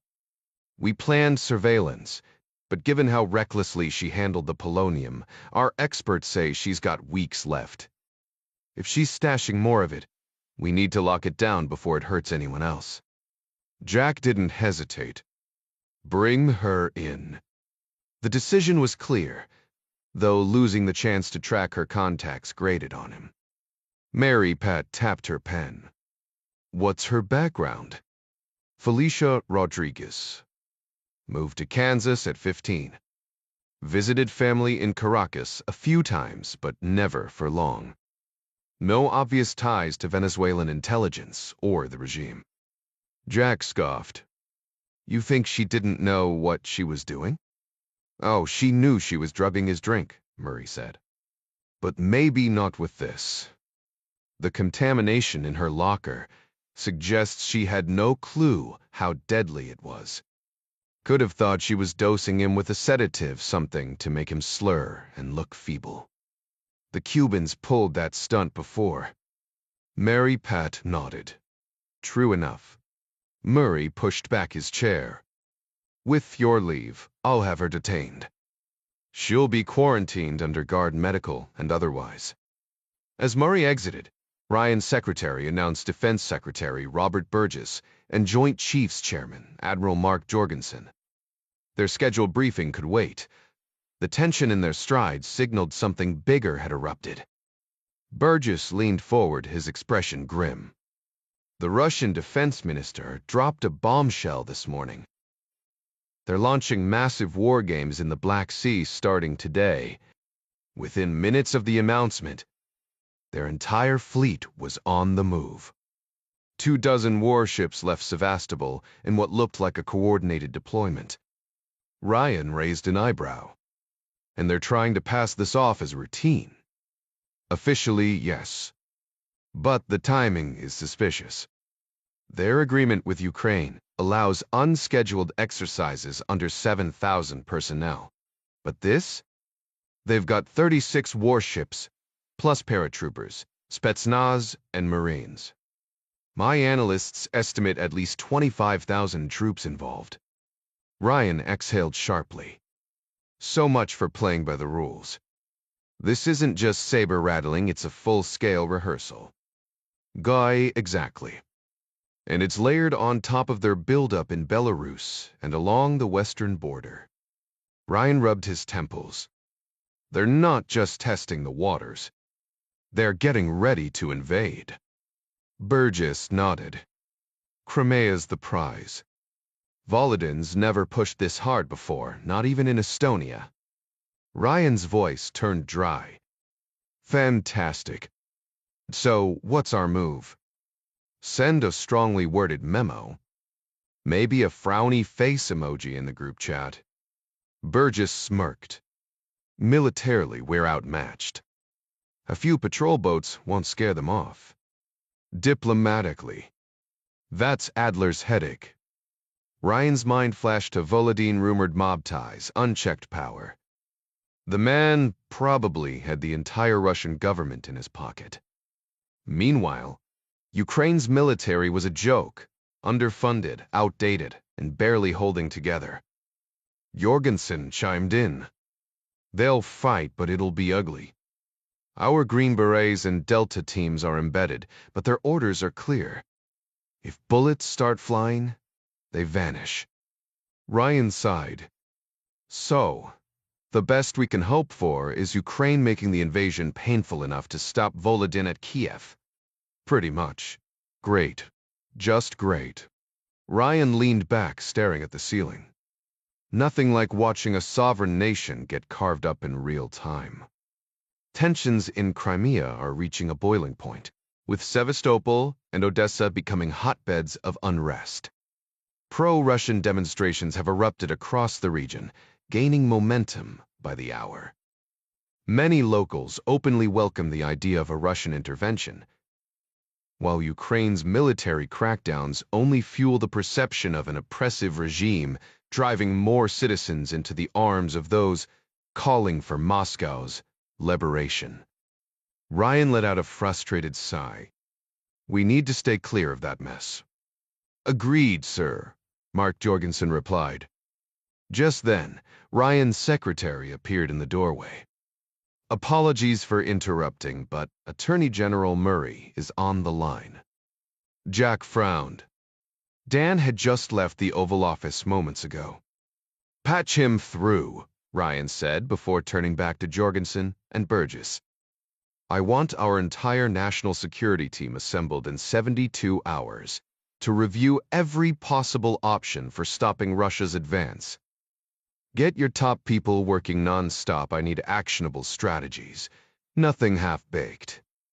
As the others filed out, Ryan snatched up the phone. What's going on, Dan? Not good news. Felicia Rodriguez was struck by a vehicle. She didn't make it. Damn it. I thought your team was handling her security. They were en route when it happened. Surveillance had eyes on her, but they were too far back to intervene. And the driver vanished. No cameras in her apartment lot, and our guys couldn't mobilize fast enough. We're tracking possible vehicles, but my money's on it being a stolen ride that'll turn up, torched under some bridge. Ryan stared blankly at the wall. Sounds like a pro hit to me. Without a doubt. Russians or Venezuelans? That's the million-dollar question. Either way, this is going to blow up internationally. Either way, Ryan muttered, we both know who's really behind it. But we dig up the proof and make sure the world sees it. You got it. Already on it. Sorry, Jack, we should have moved faster. Ryan heard the guilt in Murray's voice. This complicates things, but don't lose sleep over her. After what you told me about the polonium. Trust me. A quick hit from a car beats what Sergei went through. Meanwhile, Clark, Chavez, and their local contact Kravov spent the day hopping between increasingly sketchy bars on the outskirts of Kiev, far from the chaos of Independence Square. Nursing beers, they watched as Igor worked his underworld connections, texting and calling shadowy figures. Strangers drifted in, eyeing the foreigners before either approaching or slipping away. Those who stayed were a rogues gallery, drug runners, smugglers, even a guy boasting he could steal any German luxury car and deliver it to Ukraine for the right price. Through these unsavory contacts, Clark and Chavez pieced together a disturbing picture. Russian organized crime had deep roots here, but more alarming were the whispers of covert ops weaving through the city. Another unsettling revelation. The clashes tearing through Kiev weren't just random violence. The Nationalist Party's recent rise to power, ousting a scandal-ridden, Pro-Russian administration had left deep fractures, and now the streets were paying the price. The nationalist movement had its own internal struggles, but the whispers Clark and Chavez kept hearing around Kiev suggested a more sinister force at work. Locals claimed the FSB was fueling tensions on both sides, busing in paid protesters from pro-Russian regions and dropping them near the demonstrations while secretly bankrolling nationalist media outlets. If accurate, it painted a clear picture. Moscow wasn't trying to win over Ukraine, just tear it apart from within. By evening, Clark called it a day, and the team regrouped at their apartment. After debriefing over coffee, they decided to grab dinner at a spot on Kreshatik Street, recommended by their local contact, Igor Krivov. The air was crisp at 38 degrees, but for Kiev residents, it might as well have been a warm spring night. European Square buzzed with pedestrians as the 6 men weaved through the crowd, spread out to avoid drawing attention. Clark, Krivov, and Chavez chatted in Russian, while the others kept their hands stuffed in their coats, bracing against the chill. Gavin Beery, trailing on the far right, sidestepped a group of young men blocking the sidewalk until one deliberately shoulder-checked him, sending him stumbling to the pavement. The guy didn't even glance back as he walked off. Dom Caruso, catching the aftermath, tends to go after him, but Sam Driscoll yanked him back. "Drop it," Sam muttered. Chavez hauled Gavin up, dusting him off. "You good?" "Just my pride," Gavin grumbled. Dom shot Krivov a look. "What was that about?" Krivov shrugged. "No clue." Chavez clapped Gavin on the shoulder. "Next round's on me." Inside the dimly lit restaurant, they claimed a long wooden table in the back. Beers arrived for Gavin, Dom, and Sam, while Krivov went straight for vodka. Clark and Chavez, already nursing hours of barroom intel gathering, stuck to mineral water, though Krivov insisted on a round of shots for a toast. The conversation flowed easily, sticking to their journalist cover. Global headlines, tech debates, even Gavin's rant about film versus digital photography. Then the door swung open. 3 men in heavy coats strode in, ignoring the hostess, and beelined for the bar. Every operator at the table clocked them instantly. Gavin kept talking, oblivious, until the strangers parked themselves at the next table, chairs angled toward the group, silent and staring. The room went still. Even Gavin's camera lecture died mid-sentence. The tension in the restaurant was palpable as the Americans exchanged uneasy glances, waiting for Krivov to explain the 3 strangers who'd suddenly joined their table. Even Igor seemed caught off guard, his brow furrowing as he demanded in Ukrainian, "Who are you?" The men remained silent, their cold stares enough to make the waiter retreat without handing them menus. One of them shoved the server away, leaving an unsettling quiet in their wake. Chavez broke the silence with a casual request, "Pass the bread?" And soon, the clink of silverware resumed, though Dom kept his glare locked on one of the intruders while devouring his lamb. When the bill arrived, the waiter skirted the table's edges, avoiding the unwelcome guests. Clark settled the tab, drained his water, and stood. "Gentlemen, well one, shall we?" The group filed out, but the 3 men stayed behind. Halfway across European Square, Krivov finally spoke up. "My friends, I apologize for that. Clark didn't miss a beat." "You are DSP?" "Most likely," Igor admitted. Dom scoffed. "Brurapolish apical, sir. Worst tale I've ever seen." Clark shook his head. "They're not hiding. It's demonstrative, meant to rattle us, make our job harder." Driscoll frowned. "This isn't Moscow. How did they get away with it here?" "Either they've got local cops in their pocket," Krivov muttered, "or they're betting we won't report it." "Nayabes plarked her. Our cover's solid. They just hate it." Sam chuckled. If they knew what we're really here for, they'd lose their minds. Dom wasn't laughing. We need guns. No, Clark said firmly. One wrong move with local law, and we're stuck in a cell with every two-bit gangster in Kiev. Grudgingly, Dom relented. Clark had decades in the game, arguing was pointless. Back at their apartment building, the team climbed the stairs, fatigue setting in. Chavez slid his key into the lock, then froze. Down. Threw a bit down. He barked. The others dropped instantly, Driscoll yanking Barry to the floor like a sack of potatoes. Seconds ticked by. No explosion. Still gripping the key, Din's voice was tight. Locks tampered with. Feels gritty. Could be rigged.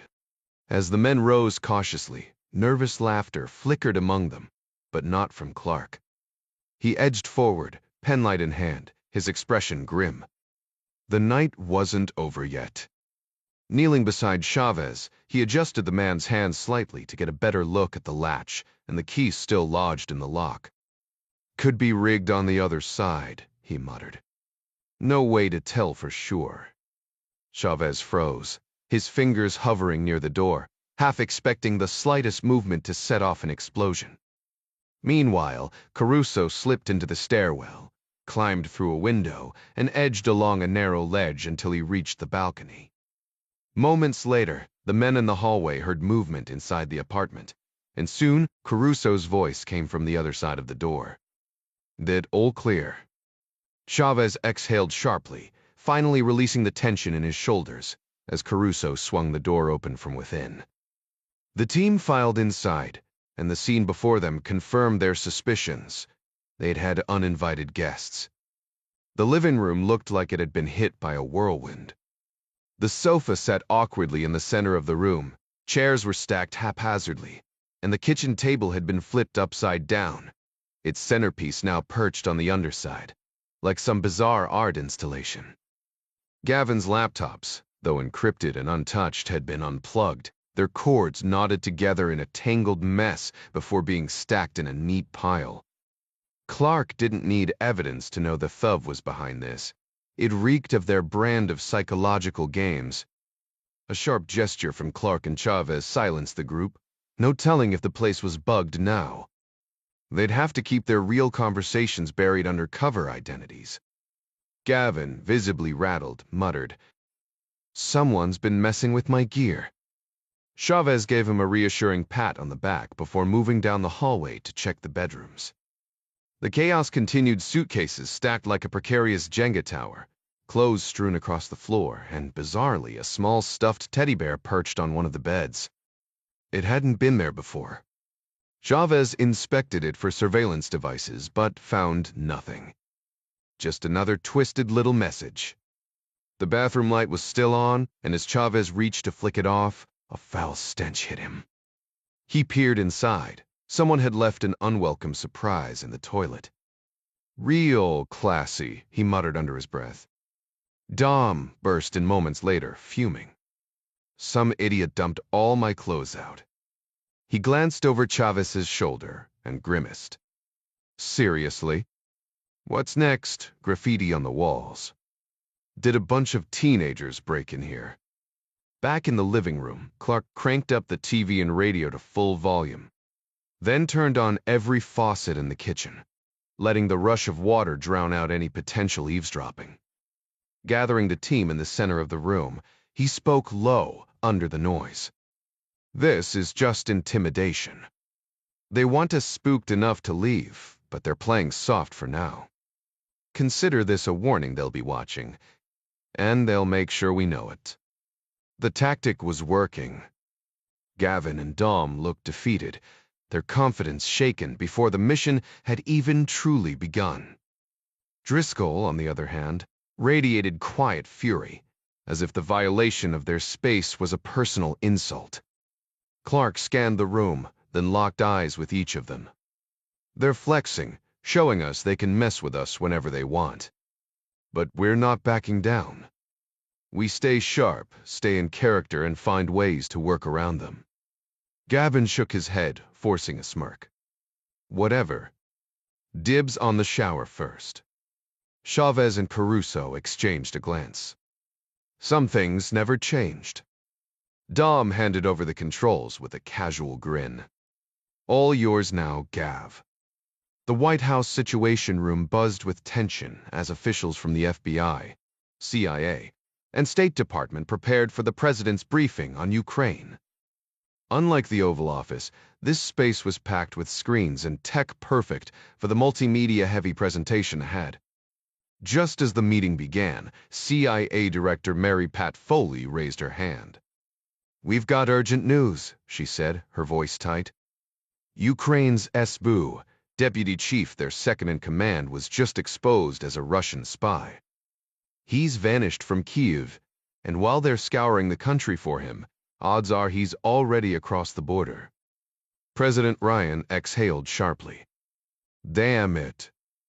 Jay Canfield, already briefed, jumped in. "We're assessing the fallout, but it's ugly. Our teams on the ground are scaling back operations immediately." Ryan rubbed his temples. "There goes our intel pipeline."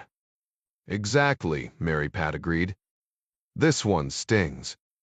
"Who's running the show in Kyiv now?" Ryan asked. "Keith Bixby," Canfield replied. "Solid field operative, not some paper pusher." Ryan smirked. "Careful, Jay. I used to push papers." Canfield chuckled. "No, sir, you were the guy who never stayed behind the desk." "Bixby's the same breed." Mary Pat nodded. "For the bomb. If anyone can navigate this mess, it's him." Ryan frowned. "Do we need to extract him?" "Bixby's call," Mary Pat said. "He'll decide which assets to cut loose, which ops to shut down. But timing couldn't be worse. The Russians will be watching every new face at our embassy like hawks." Ryan groaned, already dreading the ripple effects. "All right, next item. Volodin's cozying up to China. What's the real play here?" Mary Pat leaned forward. "They're aligning on everything Syria, North Korea, Iran. This deal just tightens the noose. Some analysts are calling it the Iron Triangle." Ryan turned to State's economic expert, Helen Glass. "And the money side?" Glass adjusted her glasses. Mutual gains. China gets Russia's tech and resources. Russia taps into China's factories and markets. If they pull it off, both come out stronger. How bad is Russia's economy, really? Ryan pressed. Glass sighed. They bet big on Siberian gold and oil, but the gold was overhyped, and the oil's a nightmare to drill after they booted Western firms. Energy's 70% of their exports, but it's a double-edged sword. They've got Russian disease, too much reliance on raw materials, zero incentive to build anything else. Ryan nodded grimly. Easy money, just dig it up and watch the rest rot. The real wealth of a nation doesn't come from groundbreaking ideas, patents, or factories. Over time, countries can lose their creative spark, the ability to invent, problem solve, and produce. Exactly, mister. President Helen Glass agreed. When the Soviet Union fell apart, Russia had enormous potential. But the 1990s crushed them. Economic freefall led to the biggest peaceful wealth grab in modern history. Ryan nodded. As brutal as that collapse was, you have to admire the Russian people for making it through it all. Survival, yes. I tis a tent thriving. Not even close, Glass countered. President Volodin spins success stories because no one's exposing the prosperity Russians should actually have. Their economy looks impressive on paper, but it's stuck in the past, rigid, outdated. Most industries just mine resources. The only Russian-made products with global demand. AK-47's vodka and fish eggs. Jack grimaced. So it's a nuclear-armed banana republic with a population bigger than Brazil's. I'm not exaggerating, sir. Their entire system depends on digging things out of the ground. And that's just the start. Corruption might as well be Russia's second largest export after oil. Ryan raised an eyebrow. That's a bold claim. Glass didn't blink, but accurate. The powerful seized assets, then built a police state to guard their stolen empire. Their government. A mafia in suits. The Duma rubber stamps whatever the security elites demand. The oligarchs running the show, Ryan muttered. Nowhere's that clearer than Gazprom, Glass added. Technically private, but the Kremlin controls 40% of shares and 100% of the decisions. Terry Dean. Good luck keeping your stock dividends. He calls it strong capitalism, but it's just cronyism in a trench coat. Any credible economists actually link Russia's authoritarian turn to economic gains? Ryan asked. Glass smirked. Oh, you'll find a few. Same way you could find experts in the 1980s predicting communism would bury capitalism. Jack chuckled. Touche. There's always someone with a degree willing to endorse nonsense.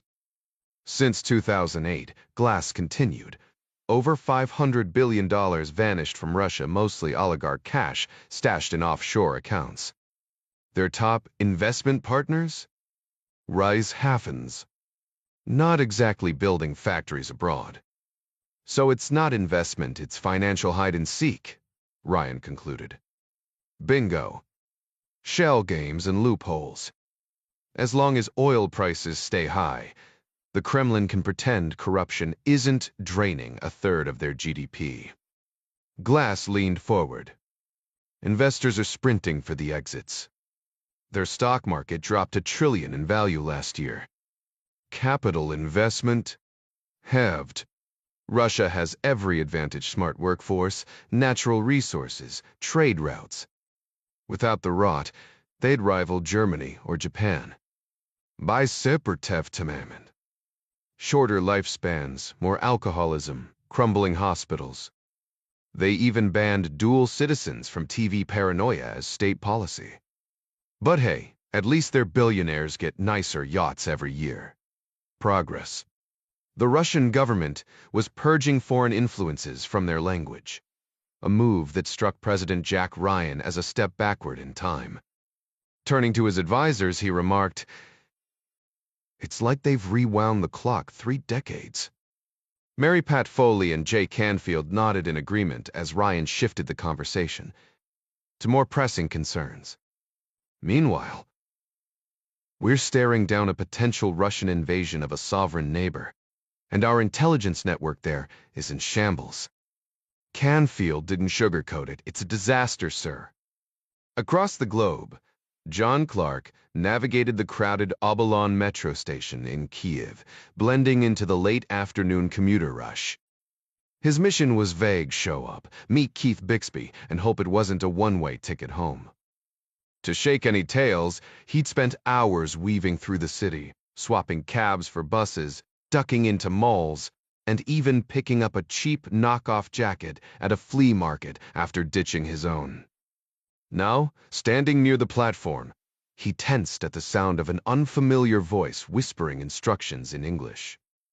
Ignoring it, he doubled back through the crowd and boarded the train heading toward Ipodrome, scanning the nearly empty car until he spotted Bixby in the rear.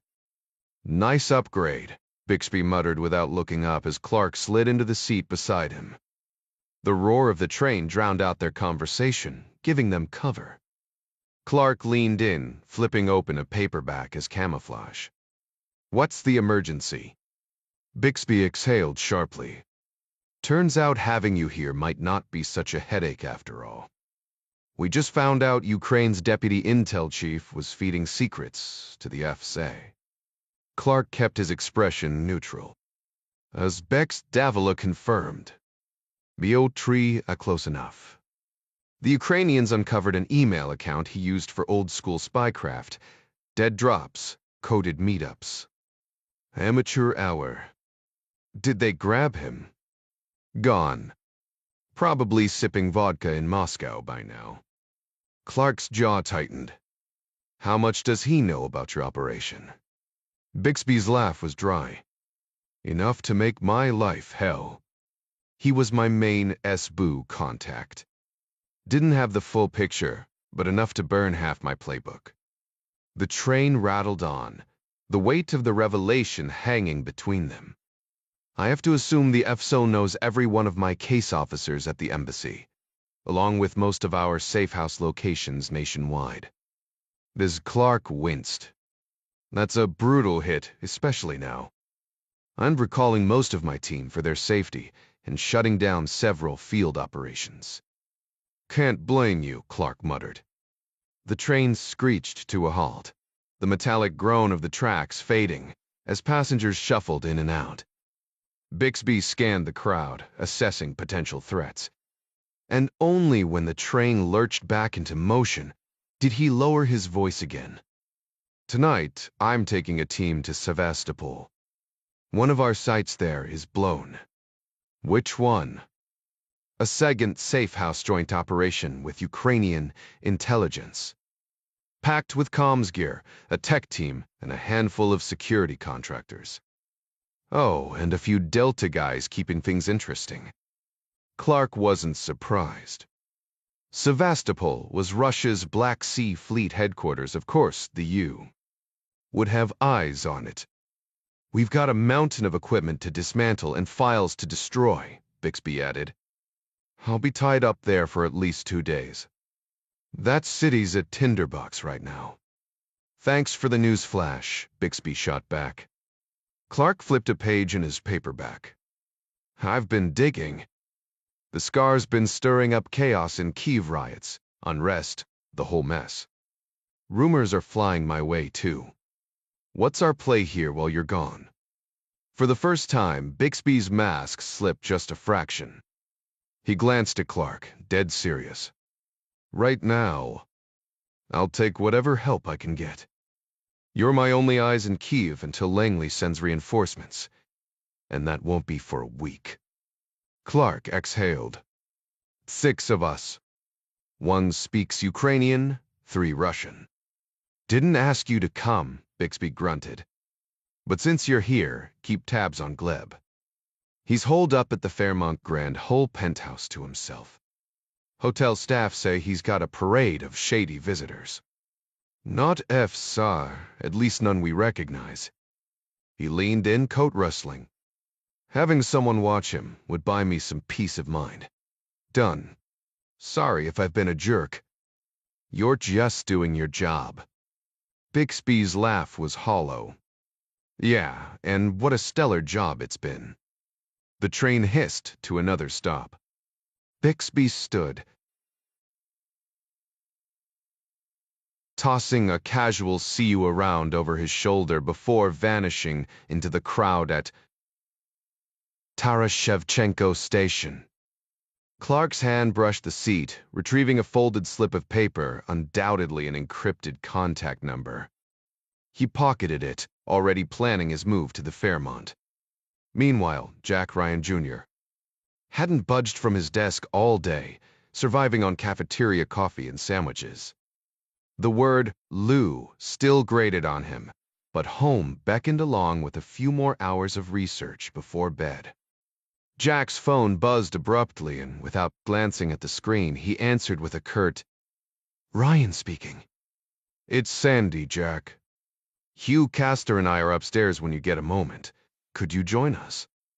"To expires and—" "That's right. No hurry, of course."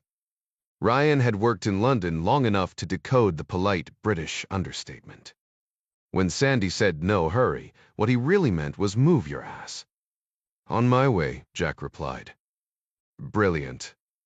Moments later, Jack settled into a plush chair in Hugh Castor's lavish office, cradling a delicate porcelain cup of coffee.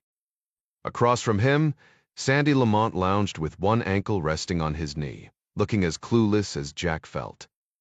Castor, still murmuring in French on a call, finally hung up and strode over, taking the high-backed chair at the head of the coffee table. "Your work has been exceptional," Castor began, his tone warm but edged with something heavier. "Truly impressive." Jack appreciated praise, but his instincts prickled this wasn't just a pat on the back. He arched a brow. "However," Castor continued, "we're concerned. I first tracking the overlap between Russian business, government, and organized crime is our specialty. But your approach, let's just say it's raised a few eyebrows." Jack shot Sandy a questioning look. At first, he assumed this was about the Antigua incident, but Sandy's barely there headshake told him otherwise. "Whose eyebrows exactly?" Jack pressed. Castor exhaled. "A name surfaced in your recent investigation, Dmitry Nestorov." Jack nodded. "Restaurateur in St. Petersburg. What about him?" Castor studied his manicured nails before replying, almost casually. "An F4 heavyweight." "Double whammy," Sandy quipped. "Indeed," Castor agreed. Jack stayed silent, processing. Castor smirked. "You're wondering how I know this." "I dug into Nestorov," Jack said. "Found nothing linking him to Gazprom or the Fs. You must have other sources. Given your father's background, I assume you understand how intelligence circles operate." Understatement of the year, Jack thought, but kept his face neutral. "Castor and Boyle occasionally exchanges information with British intelligence," Castor explained. "We share names, they share warnings. In Nestorov's case, their advice was cautious." Jack shrugged. "I'm always careful." Castor's expression hardened. "Sneaking into Antigua, rifling through private trash bins, that's not careful. Imagine the headlines if President's son got himself killed playing spy in the Caribbean. This isn't some corporate audit, Jack. These people don't play by the rules." Sandy shifted slightly but stayed quiet. "Then there's Tver," Castor added. "The tax records. The flight manifests you're operating way outside our usual lane." Jack couldn't shake the feeling that the Fs would complicate everything, just like they had for so many of their clients. "I won't let that happen," he muttered under his breath. "Is this really about the Fs," Jack challenged, "or is it because I'm the president's son?" Castor didn't hesitate. "Oichirt, pedit, porverchedan." Both. Our job is to serve our clients, and you've done exceptional work. But we won't advise Galbraith to push this further. If Nestorov owns FIC, Galbraith might as well kiss his money goodbye. We can't drag them into court, not in Russia, not in Europe. Russia holds the energy supply over half the continent. Jack clenched his fists. If we expose how Gazprom worked with the tax office to gut Galbraith's company, and how this F agent pocketed $1 billion payout, we could stop this from happening again. We're not cops. "We're not soldiers," Castor shot back. "Your father's title means nothing here. Push too hard, and the F-SFE will bury us." Ryan's jaw tightened. "If my being here makes justice harder, I'll walk." Lamont cut in with a dry chuckle. "Justice? Mate, we're in the asset recovery business. If we find money stashed in the West, great. But start naming Fub brass, and Galbraith gets nothing. Guaranteed." Castor sighed. "Jack, you're swinging for the fences on this one. Too high." After a tense silence, Jack forced a nod. "Got it." He didn't get it. Not really. But if he stayed in that office another minute, he'd put his fist through the wall. Castor offered a consolation, some lower stakes assignment, and Jack agreed mechanically, already halfway out the door. Sandy tried to salvage the evening with drinks, but Jack wasn't in the mood. Instead, he wandered into a dimly lit pub, poked at a lukewarm shepherd's pie, and downed 4 pints before heading for the Tube. The rain on Cannon Street matched his mood, cold, relentless. No umbrella again. He let the water soak through his jacket, a self-inflicted punishment. Maybe next time he'd remember. The Hatchet Pub loomed ahead, tempting him with the promise of another beer. But he knew it'd just fuel his frustration. Better to go home, sleep it off. As he crossed the street, his training kicked in a quick glance over his shoulder. Old habits died hard. No one suspicious. Just his paranoia. Another relic of his past life. He couldn't shake it. Every shady deal felt like a terrorist plot. Every stranger within 10 feet, a potential threat. Even now, descending into Mansion House Station, dripping wet, his instincts flared when a woman on the escalator turned to look at him. Her gaze lingered a second too long. Or maybe he was just seeing ghosts. Again. She offered him a pitying smile. Without another glance at the sodden man in his expensive suit, she turned away. 20 minutes later, he emerged from the Earl's Court subway station, hands shoved deep in his pockets, collar turned up against the lingering damp. The train ride had helped dry him slightly, but the thick evening fog clung to him like a second skin, drenching him all over again within moments. Passing a cluster of people huddled under umbrellas outside an Indian eatery on Hogarth Road, he found himself alone, footsteps echoing along the quiet sidewalk, lined with identical brick row houses. Crossing to Kenway Street, his thoughts drifted back to work specifically, the tangled web of shell companies and offshore trusts from the Galbraith case he'd just been pulled from. His mind chewed on the details as he cut through a narrow alley toward Cromwell Road, instinctively glancing over his shoulder like a man checking for oncoming traffic. That's when he saw it, a long shadow stretching under the flickering street lamp, freezing the moment he turned. Then, slowly, it retreated, sliding backward like something out of a noir film. Jack stopped dead in the middle of the road, pulse quickening. The shadow vanished, replaced by the sound of hurried footsteps breaking into a sprint. Without thinking, Ryan took off after it, his messenger bag slamming against his side as he rounded the corner, only to find nothing. Just rows of white townhouses, parked cars, and that same oppressive mist curling around the streetlights like ghostly fingers. For a split second, he considered the possibility of a random mugger. But Jack Ryan didn't believe in coincidences. Someone had been tailing him.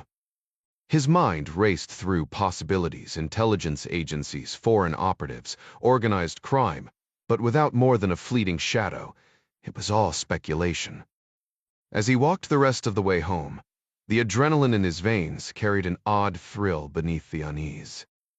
Meanwhile, after days of meticulous repairs, the Ryan family slipped back into the White House with little ceremony. The president had insisted on keeping it quiet, so Kathy and the kids arrived via helicopter from Maryland, touching down on the south lawn where Jack met them. The children bolted upstairs, relieved to find their rooms untouched, though Kyle's scattered toys had been neatly arranged, courtesy of the cleaning crew. Later, Kathy decided to invite a pool reporter for an impromptu tour, a move meant to reassure the public that the residents stood unharmed. The journalist, a seasoned ABC correspondent, followed her through the second-floor living quarters, camera rolling. But the questions took a sharp turn when the reporter cornered Kathy, asking if hosting a known adversary of the U for lunch had been, in hindsight, a grave miscalculation. Kathy responded with poise, describing Sergei as not just a family friend, but a bridge between America and Russia. Jack Ryan was furious when he discovered that Golovko's remains had been stuck in customs for over a week. He wasted no time calling the head of Immigration and Customs Enforcement himself, demanding an explanation. The ICE director awkwardly informed the president that due to strict regulations, The body had been labeled as hazardous material, despite being sealed in a protective casket, and navigating the bureaucratic maze for international transport was proving nightmarish. Ryan's initial rage softened into sorrow, but he quickly recognized the impossible position he'd put the official in. After a sincere apology and words of appreciation, he let the man return to his duties. That evening, the first family gathered in the White House Theater, losing themselves in an animated film. Kathy hoped the familiar routine would comfort the kids, and for the most part, it worked. Kyle's only comment was a giggle about the bathroom messmaker, while the younger ones remained blissfully unaware of the gravity of recent events. Jack, though, knew Katie's sharp mind would soon connect the dots about that chaotic night when she'd been whisked from her bed to her father's office before an unplanned trip home. The following day, Ryan jetted to Miami aboard Air Force One for a speech to Cuban-American leaders, though his stay was cut short when Ukraine's escalating crisis demanded his attention. He barely had time to savor a pressed Cuban sandwich and a sweet café con leche before rushing back to D. Upon landing, he was informed Ed Foley urgently needed to see him. Jack found his advisor pacing near the Oval Office, clutching a stack of declassified files. Foley had spent days combing through British intelligence reports on the so-called Zenith killings, a string of unsolved murders across Europe decades prior. Ryan had assigned the task without context, leaving Ed to piece together the puzzle alone. "Sorry for the wait," Jack said, ushering him inside. Miami was a blur. At least the coffee was good. Foley smirked. "Better not let the press hear you praising Cuban espresso. They'll accuse you of socialist tendencies." Ryan chuckled as they settled onto the couches. "So, what you uncover in those archives?" "More mysteries than solutions," Ed admitted. "I've got reports from MI6, Scotland Yard, even German and Swiss agencies. Every source agrees Zenith was a myth. The Red Army faction invented the assassin to cover their tracks. Those killings were political, but the RAF was barely active by then. Some members wanted it to stay that way, quiet." He paused, tapping the files. "But here's the twist. One Swiss detective noted a payment trail leading to a shadowy account in Liechtenstein. Never followed up. Makes you wonder who really benefited from the chaos. The murders weren't officially authorized by the organization, and those not directly involved resented being associated with the bloodshed. To distance themselves, they spread rumors that the entire operation was a KGB scheme. Years later, British intelligence connected Roman Talenov's name to the Zenith case. In the early 1990s, an unnamed Russian source alleged that the Zenith assassin was indeed real, a former GRU Spetsnaz officer named Talanov who had previously served as a paratrooper during the Soviet invasion of Afghanistan. What's odd, Ed Foley noted, is that the source's name is the only redacted detail in all the SIS files I received. Mary Pat even reached out to British intelligence, but they claimed the redaction was on the original 1991 document. They insisted the intel was unreliable and the source untrustworthy. Normally, they'd have scrubbed the whole entry, but someone slipped up. Only the informant's name was blacked out, not the details. The priest affirmed. So, we're left with questionable intel from an unknown source, a dead end. Not entirely, Ed countered. The Swiss files mention a man detained at one of the crime scenes. He was brought in as a witness but refused to cooperate. After being cuffed and placed in a police car, he somehow escaped. He handed Ryan a photocopied German document. Ryan squinted. "I don't speak German." "Neither do I," Ed admitted, "but check the margin." Ryan adjusted his glasses and spotted faint pencil markings nearly erased. "Does that say bedrock?" Ed nodded. "No idea what it means. It's not in any Zenith records. and Sis has no record of it as a code name. Ryan studied the note. Who wrote this? Probably the Brits, maybe even Sir Basil Charleston himself. Worth asking him, Ryan mused. Though last time I called, I had to shout just to be heard. Ed offered to visit Basil in person, but Ryan waved him off. I'll have Jack Jr. swing by. Gives me an excuse to check in without seeming overbearing. How's he doing? Ed asked. Ryan sighed. Claims everything's fine, but who knows? Maybe this'll get him to open up. Ed gathered his papers. Sorry I couldn't give you more. The evidence still points to the RAF German police found documents linking them to all the killings. Ryan gave him a knowing look. Maybe so, Ed. Maybe so. Ryan sighed, rubbing his temples. There's a lot more to this story than what's written down. Foley raised an eyebrow. What makes you so sure? Because I was there for every miserable second of it, Ryan replied with a weary grin. Meanwhile, John Clark and his team had abandoned their original plan of staying under the radar in Kiev. After their run-in with Russian intelligence, it was clear they were being watched at every turn. So instead of hiding, they leaned into the role of bumbling journalists, clueless tourists, stumbling through a city crawling with spies and criminals. Gavin Berry, the team's tech expert, kept slipping up, nearly blowing their cover with loose talk about operations. Each time, whoever was closest would shoot him a sharp glare, steering the conversation towards something harmless. Berry would wince, embarrassed, then play along. To communicate securely, they scribbled notes on iPads before deleting them, jotted down messages on paper, and burned them immediately, and relied on encrypted texts thanks to Berry's top-tier security software. The Fairmont Grand Hotel Kyiv loomed over the Dnieper River in the historic Podil district, its balconies offering sweeping views of golden church domes and bustling streets. But the charm was undercut by the chaos of a massive construction project next door, constant noise, dust, and opportunistic thieves lurking along the riverfront. Hotel staff warned guests to only take official taxis, as rogue drivers were known to either rob passengers outright or deliver them to waiting thugs.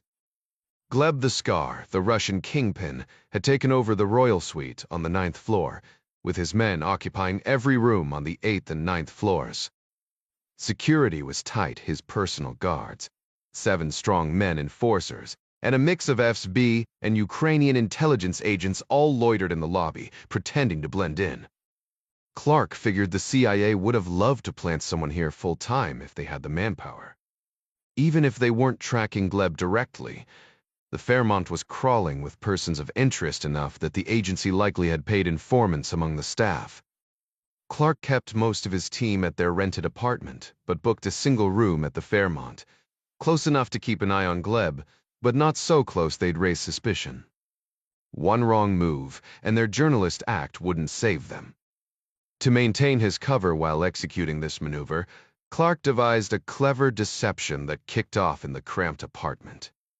He deliberately picked a fight with his fellow journalists over his One World media assignment in Kiev, playing up his role as the seasoned reporter. For the benefit of any hidden microphones, he berated the younger crew about their subpar equipment and uninspired production ideas, even throwing in complaints about his inadequate pay and the indignity of sharing a room. With theatrical flair that nearly made his companions crack, he declared he was moving to a hotel because apparently John Clark, a CIA veteran since Vietnam, had suddenly developed the temperament of a Hollywood prima donna. An hour later, Clark and Igor Krivov arrived at the Fairmont, rolling in oversized suitcases packed with ordinary travel essentials. Clark made sure nothing stood out, knowing full well his belongings would be rifled through sooner or later. Checking in as One World's senior correspondent from Vancouver, he kept up the act, grumbling to Igor about past assignments with real professionals, while subtly scanning for surveillance. Once in his third-floor room, Igor helped unload the diva-sized luggage before heading back to the apartment, leaving Clark to descend to the lobby. There, he settled into a plush sofa, sipping coffee with a headset on and an iPad in hand, the picture of a self-important journalist at work. Meanwhile, the rest of the team mobilized. Igor and Sam took one rented Toyota Highlander, while Dom and Ding commandeered another. Back at the apartment, Gavin stayed behind, though not without backup. Two ex-police associates, courtesy of Igor, stood guard outside, officially protecting a Canadian audio tech and his gear. By 10 both Highlanders were stationed outside the Fairmont, their drivers settling into the familiar rhythm of surveillance, waiting, watching, and staying ready. Clark, meanwhile, became a magnet for unwanted attention in the lobby. Stone-faced operatives crowded the sofa, invading his personal space with deliberate rudeness, bad breath, jabbing elbows, and all. This was classic F's intimidation, but Clark didn't flinch. He kept his focus on the tablet, unfazed by their attempts to rattle him. If they wanted a reaction, they'd have to try harder. Clark kept up his charade on the phone, pretending to hash out some tedious corporate issue with an overseas colleague. But in reality, he was coordinating with his team parked just outside the hotel. Inside their vehicles, his men listened through their earpieces as Clark vented about his frustrations. His worn-out camera, the incompetent photographer back in Vancouver, and his growing irritation with this whole Kiev assignment. By midday, the FOB agents who'd been tailing him seemed to lose interest, likely bored by his grumbling as much as he was by their presence. They lingered in the lobby, hassling other guests and glaring at anyone who walked by. But at least Clark could finally relax his posture and enjoy his coffee without feeling like he was under a microscope. Of course, he wasn't just here to complain. His real mission required patience and precision. With practiced ease, he casually scanned the room, his gaze lingering just long enough on the elevators across the lobby, specifically anyone heading to the 9th floor. Then, right after 12:30, two men strode in with the unmistakable bearing of Spetsnaz operatives. They exchanged a few words with a pair of thugs in cheap suits, 7 strong men muscle, no doubt, before stepping into an elevator. Clark adjusted his reading glasses, their specialized lenses, magnifying the distant elevator display, just enough for him to confirm, 9th floor. Just as expected, he thought. These guys were here for a meeting with the big boss. 20 minutes later, the same two men reappeared, exiting the hotel through the revolving doors. The second they were out of sight, Clark muttered into his phone, "I'm glad you said that, Bob." The coded phrase signaled his team outside time to track. Ding Chavez was already in position behind the wheel of a black Toyota Highlander, Dom Caruso riding shotgun. They watched as the targets climbed into a waiting Land Rover and sped north. Dom keyed his mic, cutting through Clark's ongoing fake conversation. "Vehicle inbound. We've got eyes on." Ding merged into traffic, keeping a few cars between them as the Land Rover wound along the riverfront. Dom pulled up an app on his iPad, fingers poised for the right moment. When the light ahead turned red and traffic halted, he tapped the screen. Beneath their SUV, a small RC car detached from its magnetic mount and hit the pavement. Dom guided it forward, weaving under a delivery truck and then a sedan, the tiny camera feeding him a live view of the street below. The game was on. Dom maneuvered the RC car beneath the target's SUV, then switched the tablet's view to the upward-facing camera. A small LED flickered to life, casting a dim glow as he carefully adjusted the tiny vehicle's position, scanning the undercarriage with precision. Spotting the oil pan, he locked the wheels in place with a few taps, then selected the deployment option labeled Pneumatic Release. With a sharp hiss, the GPS tracker launched from the RC car's roof, slapping against the SUV's metal frame with a magnetic thud. Almost instantly, the signal lit up on Gavin Barry's monitors, back at the safe house. "Got it," Gavin confirmed over the comms. "Copy that," Dom replied, already reversing the RC car as traffic started moving again. He whipped the little vehicle around, racing it back toward their Toyota Highlander. Chavez eased forward, meeting the RC car halfway. With a tap, the device sprang back into place, reattaching to the undercarriage with a satisfying metallic clank. They made a quick detour before heading to the hotel, pulling into a gas station off Voloska Street.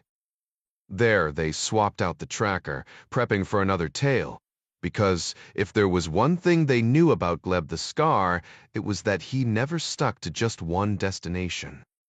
Meanwhile, in Moscow, a bitter spring wind cut through Lubyanka Square, where hundreds of FOV employees huddled, rubbing their hands and exhaling frosty breaths. The square had been sealed off since dawn, diverting frustrated commuters into gridlocked side streets.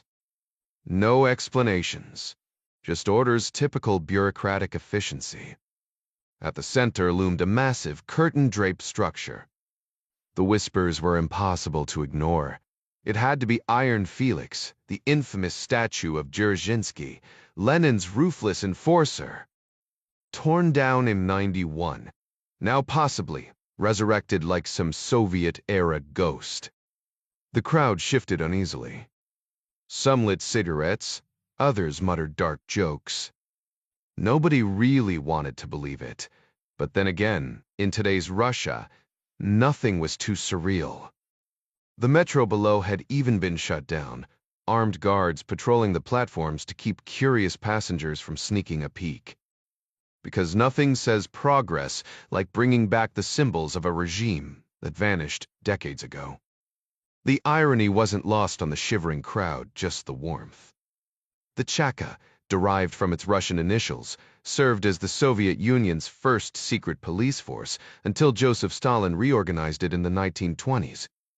Its founder, Felix Dzerzhinsky, earned the moniker Iron Felix for his ruthless enforcement of Soviet rule, becoming infamous as the architect of the brutal Gulag system. When his towering statue was toppled in 1991, it symbolized the end of an era. Now, as the green drape fluttered in the wind, the 450F's officers gathered in Lubyanka Square sensed history. Reversing this wasn't just a statue's return, but a declaration that state security had reclaimed its dominance. Russian President Valery Volodin arrived to thunderous applause, his charismatic presence electrifying the crowd. Flanked by armed guards, he moved effortlessly through the throng, accompanied by a tall, stern-faced man, in his 50s, Roman Talanov, the shadowy thug director few had ever seen up close. The crowd fell silent as the two men positioned themselves on either side of the shrouded monument. Volodin flashed a knowing grin. "No surprises today," he quipped, drawing laughter. With a synchronized pull, the drape fell away, unveiling the towering figure of Dzerzhinsky. The square erupted in cheers, so loud they echoed toward the Kremlin. Volodin seized the moment, gripping the microphone with theatrical intensity. "Some of you never knew Iron Felix standing guard here," he declared. "Others remember the day he was torn down by those who feared strength. But we, the defenders of order, understand his legacy. He forged a century of power." The crowd roared as Volodin pumped his fist. "Now begins our new century. Let future generations speak of how we restored him, how we rebuilt Russia's might from this very square." He gestured to Talanov, who stood impassive, a stark contrast to the fervor around him. "The road ahead won't be easy," Volodin continued, "but Roman Romanovich will lead you. When doubt creeps in, look to this statue. Let Iron Felix remind you of the resolve required." The crowd cheered again, but Talanov remained silent, slipping away unnoticed as Volodin basked in the adoration. By the time the square emptied, the F's director had vanished back to the shadows where he preferred to operate. The Crimean Peninsula juts into the Black Sea off Ukraine's southern coast, a region steeped in Russian influence since Catherine the Great's forces seized it from the Ottomans during the Crimean War.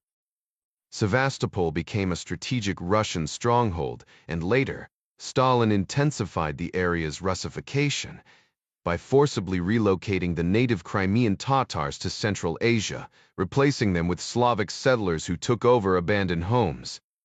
In a move that would later spark tensions, Khrushchev handed Crimea to Ukraine. In the 1950s, an administrative decision made without foreseeing the Soviet Union's eventual collapse or Ukraine's independence.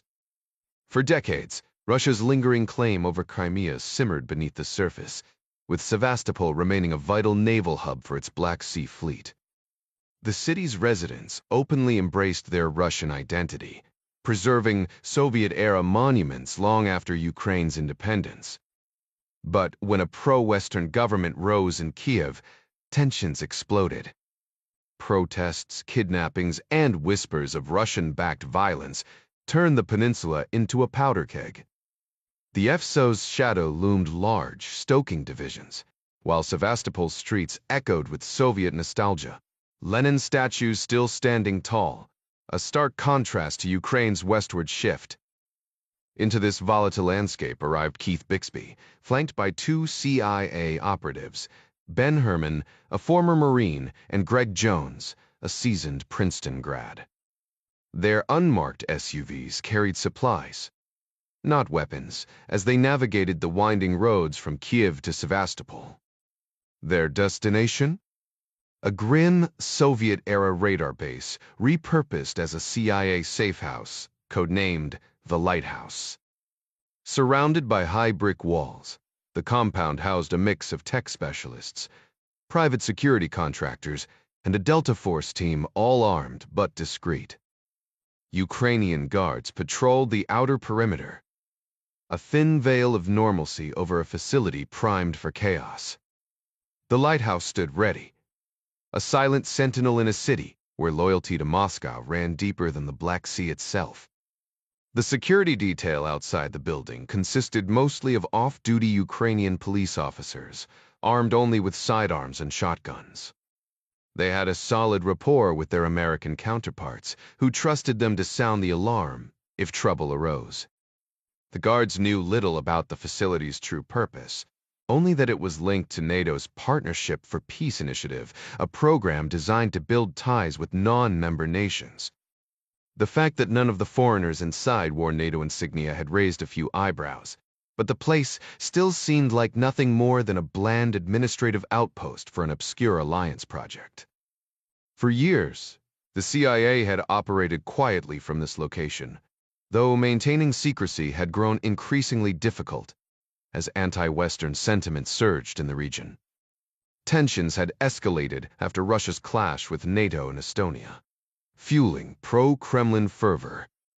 Despite the risks, the outpost had proven invaluable, providing critical intelligence on Russia's Black Sea fleet.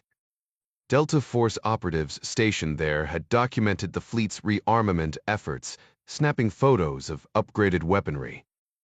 When the USS Cowpens docked in Sevastopol the previous year, the team monitored local reactions, assessing public sentiment toward the U. and NATO. Most recently, when Russian President Volodyn's sudden military drills put the port on high alert, the operatives captured audio and video that could prove vital in a potential naval conflict. But now, everything was unraveling. Ukrainian intelligence had long known about the CIA's presence, but the exposure of a high-ranking security official as an F's foe weighs through Langley. Keith Bixby, the station chief, found himself scrambling to plug leaks while evacuating personnel and equipment before the Russians moved in. If Moscow invaded Crimea, and all signs pointed to it, Sevastopol would be their first target. It wouldn't take long before Russian troops showed up at the lighthouse's doorstep, demanding entry. Bixby wasn't one to delegate in a crisis. That afternoon, he'd personally dismantled racks of surveillance gear, loading them into waiting SUVs.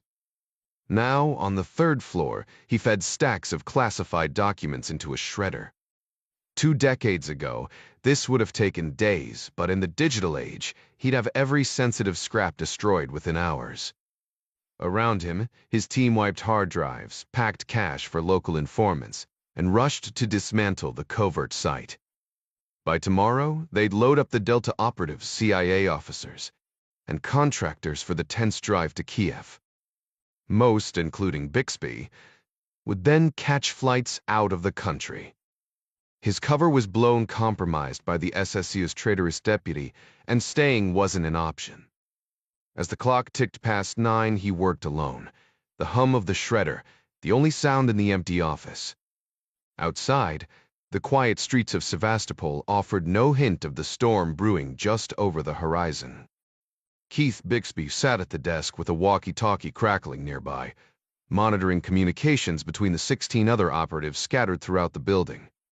Just as he grabbed a thick folder of radio transcripts, a voice buzzed through the speaker, one of the CIA techs from downstairs. "Heath, we need you down here."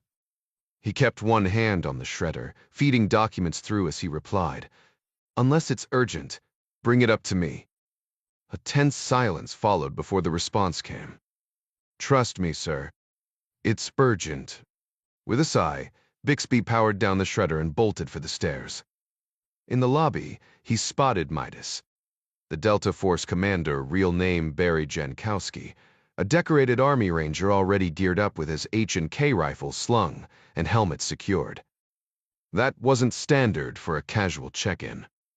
Beside him stood Rex, the head of security, gripping his M4 like it was part of his uniform. "What's the problem?" Bixby asked, stepping off the stairs. Rex cut straight to it. "One of our Ukrainian guards got a heads-up from a cop friend. Word's out this is a NATO site, and a protest is brewing. Local law enforcement's been told to stand down." Bixby exhaled sharply. "The damn." He turned to Midas. "Nekeps too." The Delta officer didn't hesitate. "Grab what we can, trash the rest, and get gone. But that's your call, not mine." Bixby's mind raced classified gear, antennas, comms equipment. Blowing it all would draw too much attention, and half-destroyed tech would just give the Russians a treasure trove. "We work through the night," he decided. "Strip the roof gear, load the trucks. We'll need extra vehicles." Rex offered, "I can call in locals." "No," Bixby snapped. "If the cops are already talking, we can't tip our hand." He racked his brain. Unofficial operatives were too far. Military assets too conspicuous. Then it clicked. Clark and Chavez. He turned back to Midas. "I'll arrange more trucks by morning." Midas gave a tight nod. "Good. We've got eyes on the streets. Rest of us keep packing." Half a world away, John Clark was sinking into the plush mattress of his luxury suite when his satellite phone buzzed. "Clark." The familiar voice on the other end made him smirk. "Der Pisby." And he already sounded like he was about to ask for another impossible favor. "Hey, pal," Clark replied, bracing himself. "I hate to press my luck, but I'm in a tight spot and could use your help ASAP." "Shoot." "We're looking at an all-night road trip, 11 hours straight into what's quickly becoming a messy situation. Botavan 2 Winev." Clark didn't hesitate. "I'll round up the team. Better order some strong coffee while I'm at it." After Bixby gave him the rundown, Clark was already dialing ding at the safe house across the city. Meanwhile, Jack Ryan, Jr. had been stuck in his office at Castor and Boyle all day, setting up a new database in IBM i2 Analyst Notebook. The case. A Norwegian shipping company got swindled by a Russian firm, paid top dollar for ships that turned out to be rust buckets. Compared to the high-stakes Galbraith-Gazprom mess, this felt like small potatoes. By lunch, he was bored out of his mind. And by mid-afternoon, he was sneaking glances at an old Gazprom affiliate map he'd made the week before. When his phone buzzed, he grabbed it without thinking. Sivters, the Katoik Twoman Tan. Jack, got a minute? He recognized his dad's voice immediately. Hey, Dad. Just wrestling with more Russian nonsense. Join the club. Any leads on who poisoned Golovko? Yeah, but it's only raising more questions. Jack Jr. stared at his tangled web of connections on the screen, like a bowl of rainbow spaghetti. Sounds about right. Your mom mentioned you called the other night. Sorry I missed it. No worries. I know you've been neck-deep in Ukraine and Sergei. Everything holding up? We're good. Back at the residence, though they ripped the bathroom sink right out of the wall. Can you believe that? Classic. Jack sighed. Listen, I've been swamped. Should have checked in sooner. Don't sweat it. Been buried myself. A dry chuckle. So, how's life treating you? Can't complain. London's treating you right, yeah? His dad's voice had that nostalgic edge, like he was reliving his own time there through Jack's eyes. Jack Jr. forced a flat yeah. A beat of silence. Then softer, it is great, right? Still adjusting, I guess. Something's off. What's going on? Nothing, Dad. Just work frustrations. Another pause. You know you can talk to me, right? Yeah. It's all good. Just need a distraction. Good for good. Because I've got one for you. Jack perked up instantly. Name it. Remember Basil Charleston? Take sakes in the... He's got to be pushing 90 now. That's the issue. I need to pick his brain, but last time I called, his hearing was spotty. Doubt he'd catch much over the phone. Still in Belgravia. Yep. Ken, drop by. What's the play? 30 years back, there was a string of European murders tied to a KGB operative codename Zenith. New intel suggests Zenith and Roman Talanov might be the same guy. Mother Kundry, when Quate nearly dropped the phone. No way. Exactly. But I need confirmation. There's another piece the word bedrock popped up in the Zenith files. Could be a person, place, or op. No clue yet. Jack Ryan Jr. leaned back in his chair, turning the mystery of bedrock over in his mind. If anyone could shed light on it, Sir Basil Charleston would be the man, assuming he even remembered. His father mentioned that Charleston had scribbled a note about it in an old file and promised to have his secretary send it over. But why would he discuss classified intel with me? Jack asked.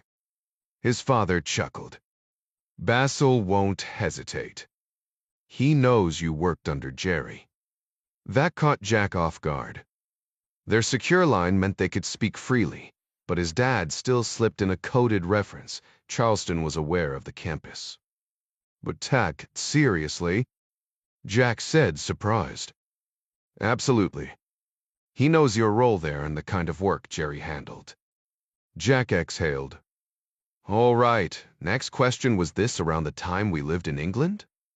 Bingo. You were still in diapers. Jack smirked. No offense, but that was ages ago. You really think Basil will recall an operation that left no paper trail? Jack, you of all people should know the most critical ops never make it into the archives. If Bedrock was kept off book, Basil's the one who'd remember. Fair point. But do you think Talanov was involved? That Savtwait's Kerpre.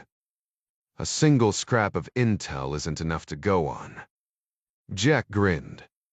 Yet here you are, sending me on a wild goose chase. His father corrected him sharply. Not a chase, just a conversation. Don't go digging where you shouldn't. Right, Jack said, shifting gears. So how's work treating you? Buried under Russian schemers, his father grumbled. They're swindling billions, lying through their teeth, and weaponizing courts to steal and bully. That bad. You have no idea. Misav Kefram. Caught himself. Wait, of course you do, you tangled with the KGB. True enough, the president admitted. But do you enjoy the work? Jack sighed. Frustrating doesn't cover it. I spent years bringing down bad guys. Meu, detendent tätet frisquay. Best case scenario, some toothless court might freeze assets if we're lucky. Justice takes time. More like it's paralyzed. My boss, Hugh Castor, won't touch Kremlin-connected crooks. I get avoiding legal quicksand, but we're letting them walk. His voice turned sharp. If Deng and the team were here, we wouldn't be stuck reviewing paperwork, that's for damn sure. His father's tone softened. I've been there. Connecting dots only to watch nothing happen. It's maddening. I'll send the file for Basil, his father said. Might jog his memory. The rest is hazy even for me. No worries. I'll chat with him. Could be interesting. Jack Sr. laughed quietly. That's one word for it. I can't guarantee this will be thrilling, just an old man rambling in his study, but it's better than nothing. It's not nothing, Dad. You know I've always loved hearing about the past.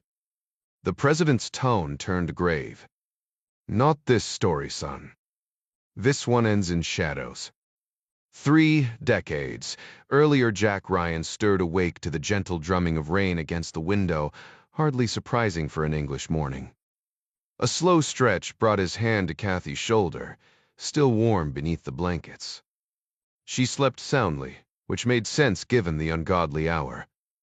With 15 minutes before the alarm, he took his time shaking off sleep, finally silencing the clock before padding to the kitchen. The coffee pot hissed to life as he stepped onto the porch, greeted by the quiet of their Kent neighborhood. Chatham was a world away from London, where he and Kathy made their daily trek. While their neighbors assumed Jack had some dull embassy job, the truth CIA analyst would have set the whole street buzzing. He spotted the milk bottle on the step, already imagining Sally gulping it down by afternoon. The newspaper, however, had taken a detour into the hydrangeas. Wrapped in plastic like a soggy sandwich, the International Herald Tribune survived the paperboy's terrible aim. Back inside, Jack nudged Kathy awake before settling with his coffee. The front page photo stopped him mid-sip, a tarp-draped body on a cobblestone street. The architecture screamed Europe, maybe Italy. Maybe Switzerland. The headline confirmed it. Swiss banker gunned down, 4 injured. Tobias Gabler of Ritzman Private Bankiers, dead in a spray of bullets. No suspects. Just another messy headline before breakfast. Kathy wandered in, pink robe trailing, and planted a kiss on his head. No surgeries today? Jack asked, noting her coffee pour. Just consultations, she said. Unless I stab someone with a ruler. We're safe. He marveled at her steady hands. The thought of eyeball surgery made him queasy. Some heroics were best left to others. A detour past Sally's room showed her curled up, blissfully still. These quiet moments were rare. Soon she'd be a whirlwind of energy. Down the hall, Jack Jr. slept like a tipped-over turtle, diaper-clad rear in the air. Jack grinned. Chaos would come soon enough. For now, there was coffee, a murder mystery in ink, and the soft hum of a household not yet awake. Jack's son was almost ready to take his first steps, and soon that tiny crib wouldn't hold him anymore. Standing in front of the bathroom mirror, Jack let the shower run while he took stock of himself. At 6'1", he was still in decent shape. though the chaos of raising 2 young children in London had taken its toll. His workouts had become sporadic, and the pantry was always stocked with snacks that seemed to whisper his name every time he walked by. His fingers traced the jagged scar on his shoulder, a souvenir from the night he'd thwarted an assassination attempt on the Prince of Wales and his family by a rogue faction of the R. The Queen had granted him an honorary knighthood for his quick thinking, but the terrorists had left their own mark a bullet wound for not being quite fast enough. Danger had a way of finding him, whether it was during that botched attack on Pope John Paul II in Vatican City or other close calls he'd rather forget. Stepping into the shower, the scalding water eased the tension in his back, another reminder of his past. Years ago, as a young Marine lieutenant during a NATO exercise near Crete, the helicopter he was in had plummeted from the sky when its rotor failed. The crash shattered his spine, ended his military career, and left him in agony until surgery finally gave him a second chance. Afterward, he'd traded combat boots for Wall Street, making a small fortune at Merrill Lynch before trading stocks for textbooks. The Ph. in history led to teaching at the Naval Academy, and eventually the CIA came calling. At 32, he'd already lived a life most couldn't imagine. Now, as the water washed over him, he smirked at the thought that the next 3 decades might finally bring some peace. Watching his kids grow up? That was adventure enough. By the time he and Kathy were ready to leave, their nanny, Margaret, a quick-witted redhead from Cape Town, had already taken charge, balancing a sticky-faced Sally on one hip while keeping a grip on Junior with the other. A taxi's impatient honk hurried them out the door into the damp morning air. The train ride from Chatham to London was quiet, the rhythmic clatter of the tracks lulling them into their books. They shared a quick kiss at Victoria Station before parting ways, and, by 8:50 a.m., Jack was striding down Westminster Bridge Road, umbrella in hand. Officially, he was attached to the Embassy, but in reality, his days were spent at Sentry House, MI6's headquarters, where he worked alongside Simon Harding's Russian analysts. His role as a CIA liaison meant sifting through British intel on the Soviets, though he often suspected the Brits held back more than they shared. He couldn't help but wonder if his counterpart at Langley faced the same frustrating roadblocks when dealing with the CIA. Some alliances, it seemed, came with fine print. Jack had long suspected his own agency was even stingier when it came to sharing intel, but somehow the uneasy partnership between nations still functioned. The phone's sharp ring jolted him from his analysis of Russian Kilo-class subs, stationed near Estonia's Paldiski harbor. "Ryan speaking," he answered absently, still scanning the dot matrix printout. Sir Basil Charleston's crisp British accent snapped him to attention. "Morning, Jack. Could you spare a moment away from Simon's clutches? My office, if you'd be so kind." The executive elevator whisked him to the top floor, where sunlight streamed through windows overlooking the Thames. Basil stood conversing with a sharply dressed blonde man who looked like he'd stepped out of a Savile Row catalog. "Not Jack. Meet David Penwright, our man in Zurich." Penwright's handshake was firm, his ice-blue eyes assessing. "Sir John," he began with polished formality. "Just Jack," Ryan corrected, noticing how the man's expensive cufflinks caught the light. Basil chuckled. "Our American friend prefers to keep things informal, despite Her Majesty's generosity." Over bone china teacups, the conversation turned serious. Penwright tapped that morning's Times. "Seen the piece about yesterday's incident near Zug. Not robbery, the victim was a banker named Gabler." Ryan sipped his tea, the bergamot scent sharp. "Small private banks are Switzerland's specialty. Perfect for moving money quietly." "Too quietly," Penwright countered. He leaned forward, voice dropping.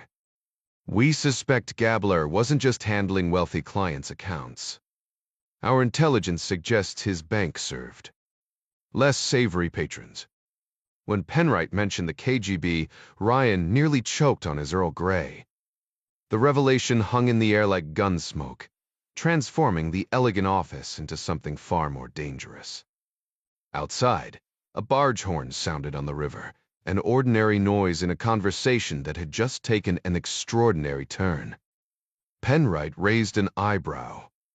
"You find that surprising?" Jack leaned back in his chair, considering the implications. Langley's aware Swiss banks handle shadow accounts. Sure, everyone knows the Russians need a financial pipeline for their operatives. But pinpointing exact account numbers? That's a stretch. Penwright's expression soured. "You're certain?" Fitzbucker timmed and tummed. "But I can shoot a cable to Greer if you want confirmation."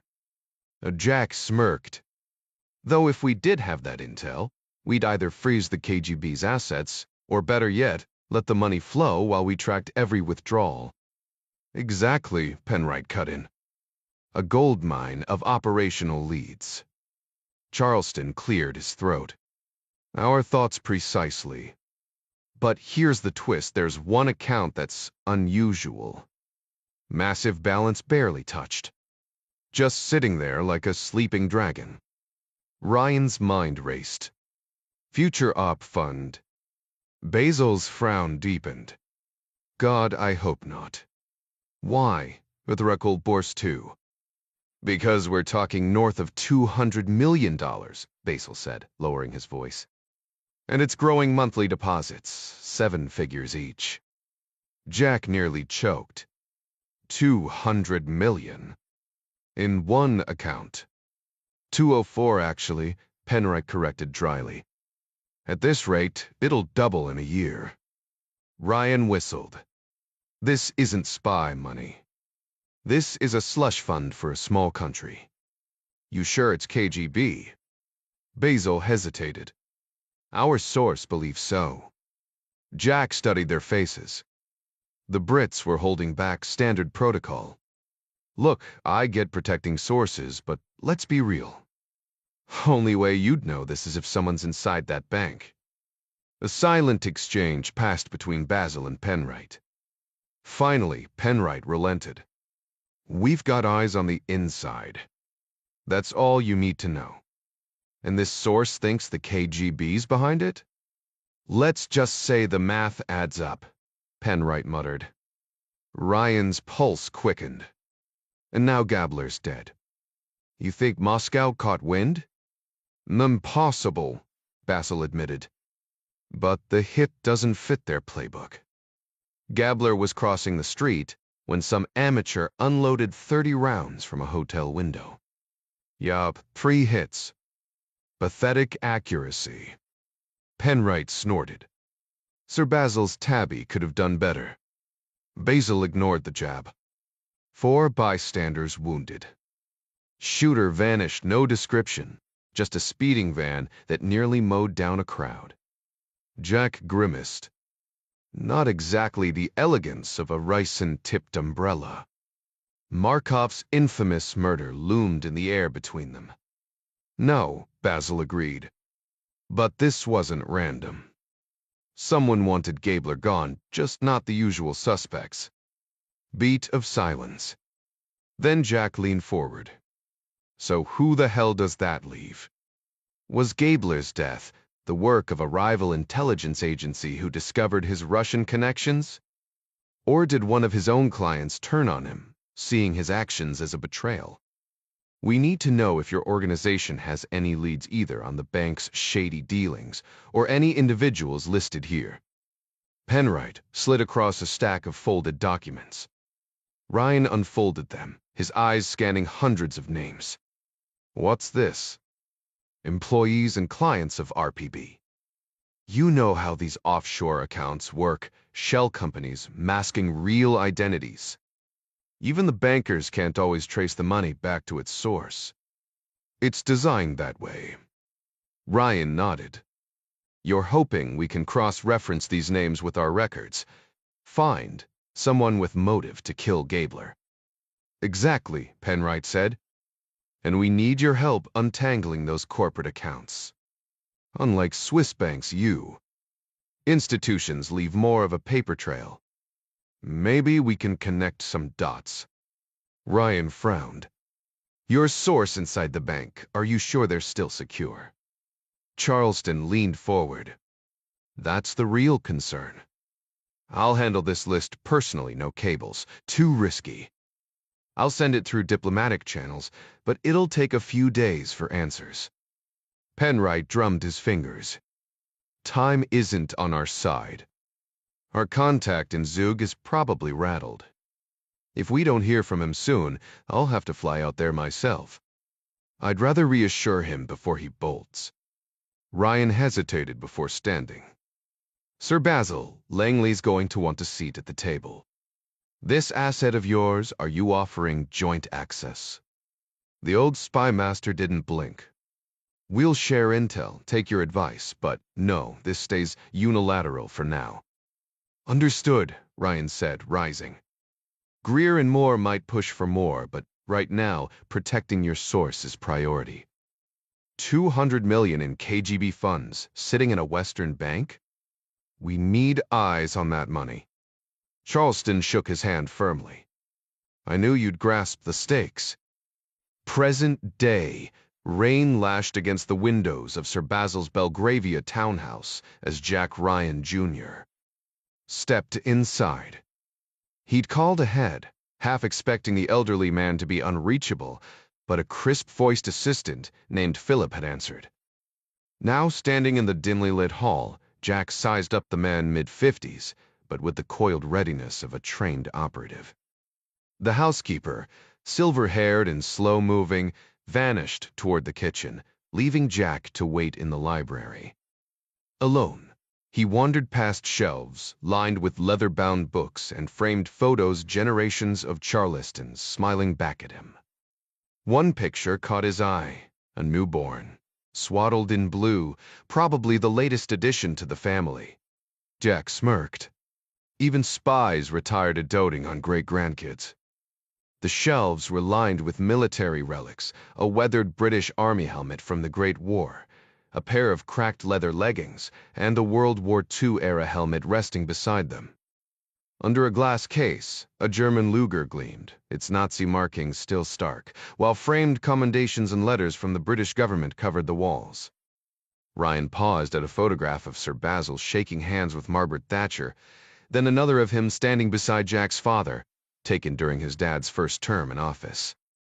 Nearby, a first edition of Options and Decisions sat prominently, its cover signed in his father's familiar hand.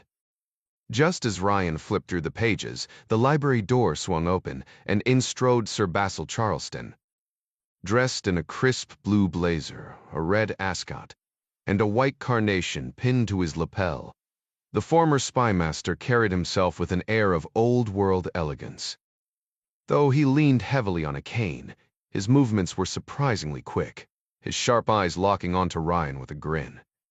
"Good Lord, look at you," he boomed, his voice belying his frail appearance. "Either you've shot up like a weed, or that beard's doing all the heavy lifting." Ryan chuckled. "Good to see you, Sir Basil." A housekeeper arrived with a silver tea service, and though Ryan would have killed for a strong coffee on that dreary afternoon, he had to admit the Earl Grey was exceptional. For the next half hour, Basil grilled him his job at Castor and Boyle, his family, even whether there was a special young lady in his life. Ryan found himself repeating answers, as Basil cupped a hand behind his ear, but the old man's mind was razor sharp. Finally, Basil leaned in. "Now, what exactly does your father need from me?" Ryan didn't hesitate. "He's digging into Roman Talanov, the new FSA chief." Basil's expression darkened. "After a lifetime tangling with the KGB, nothing chills me more than seeing Russian intelligence claw its way back to power. It's a damn disgrace." "Agreed. Mark my words, they'll roll into Ukraine next. Crimea first, then Kiev. And if NATO hadn't stood firm in Estonia, Lithuania would have been swallowed whole." Ryan felt a pang of guilt. While he'd been buried in corporate espionage, real wars were brewing. Basil, however, shook his head. But Talanov? That's a ghost. Most of today's Kremlin brass were junior KGB rats in my day, but Talanov's name never crossed my desk. Ryan pressed. Dad found one old file linking him to Zenith. Basil's teacup froze mid-air. Zenith? That shadowy assassin from the 80s? Exactly. Just a single uncorroborated note in the archives. Basil scoffed. Unbelievable. We ran a tight operation, no loose ends. Kids today wouldn't last a day in our records room. He waved a dismissive hand, but his eyes stayed locked on Ryan, sharp as ever. Jack shifted in his chair, the weight of the conversation pressing down. So any mention of Talanov in that case has to be a mix-up. The whole Zenith operation was just a front for Germany's Red Army faction, nothing more. Your father never bought the official story, but we could never prove Zenith was real. Jack hesitated before adding, There's something else. My dad found a handwritten note in the files, just one word, bedrock. Sir Basil's expression darkened, the cheerful facade slipping. The steady tick of the grandfather clock filled the silence as he reached for the document Jack handed him. Adjusting his glasses, Basil studied the faded ink, his fingers tightening slightly. 30 years, he murmured almost to himself. Feels like yesterday. Jack leaned forward. Mary Pat checked with British intelligence. They claimed bedrock meant nothing to them. A dry chuckle escaped Basil. Well, MI6 might not know, but if MI5 said the same. His voice trailed off, leaving the implication hanging. You're saying they lied? Or simply forgot?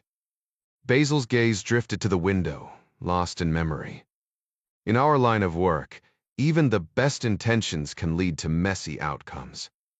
Projects born in desperation don't always age well. Jack pressed, so bedrock was real? Basil exhaled.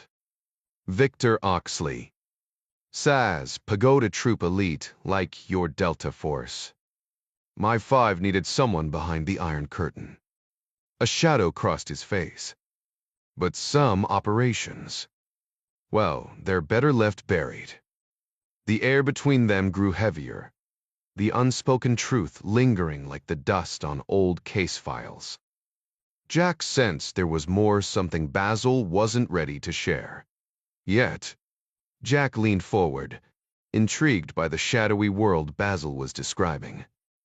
So, you're saying Oxley was hunting down spies from the KGB and other agencies, stopping threats before they reached British soil? Basil gave a slow nod. Exactly. Though you'd think that sort of work would fall to MI6, not counterintelligence. Jack frowned.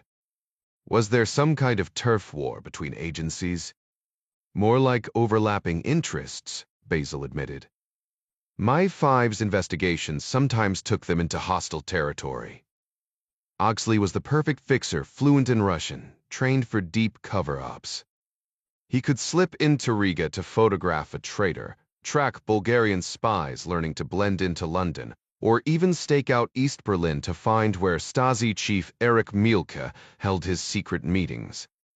If a high-ranking British defector tried to cozy up to East Germany's top brass, Oxley made sure we knew where to intercept them. Outside, the rain tapped harder against the library windows. Basil's tone darkened. But his job wasn't just reconnaissance.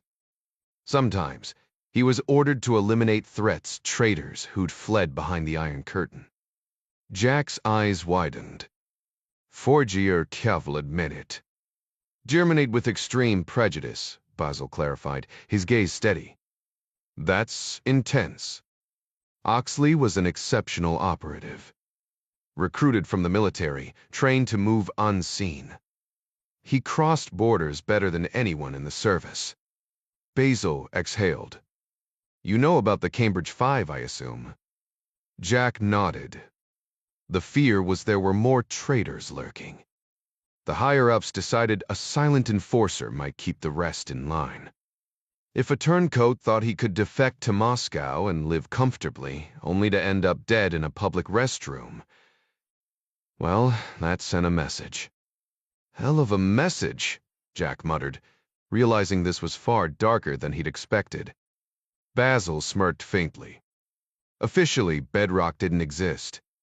A whispered rumor, nothing more. His handler gave him free rein, no safety net, no official backing. Jack couldn't hide his fascination. So he was a sanctioned assassin. Waplev Rekhofet? No. Meo expendable. If caught, he'd be disavowed. Jack shifted gears. What about the Zenith killings? Was Bedrock connected? Basil's expression tightened. There was no Zenith. But your notes mentioned... I didn't write those notes, Basil cut in sharply. I knew nothing about Bedrock back then. And I'd never put his name on paper. Jack studied the old man, searching for tells. Basil's hesitation seemed genuine, not guilt, just the weight of buried history. Basil studied the faded notation on the file, his brow furrowing. This could have been written by anyone over the past 3 decades. My guess. An MI5 officer involved in the program tried to scrub it, just not very well. He tapped the page.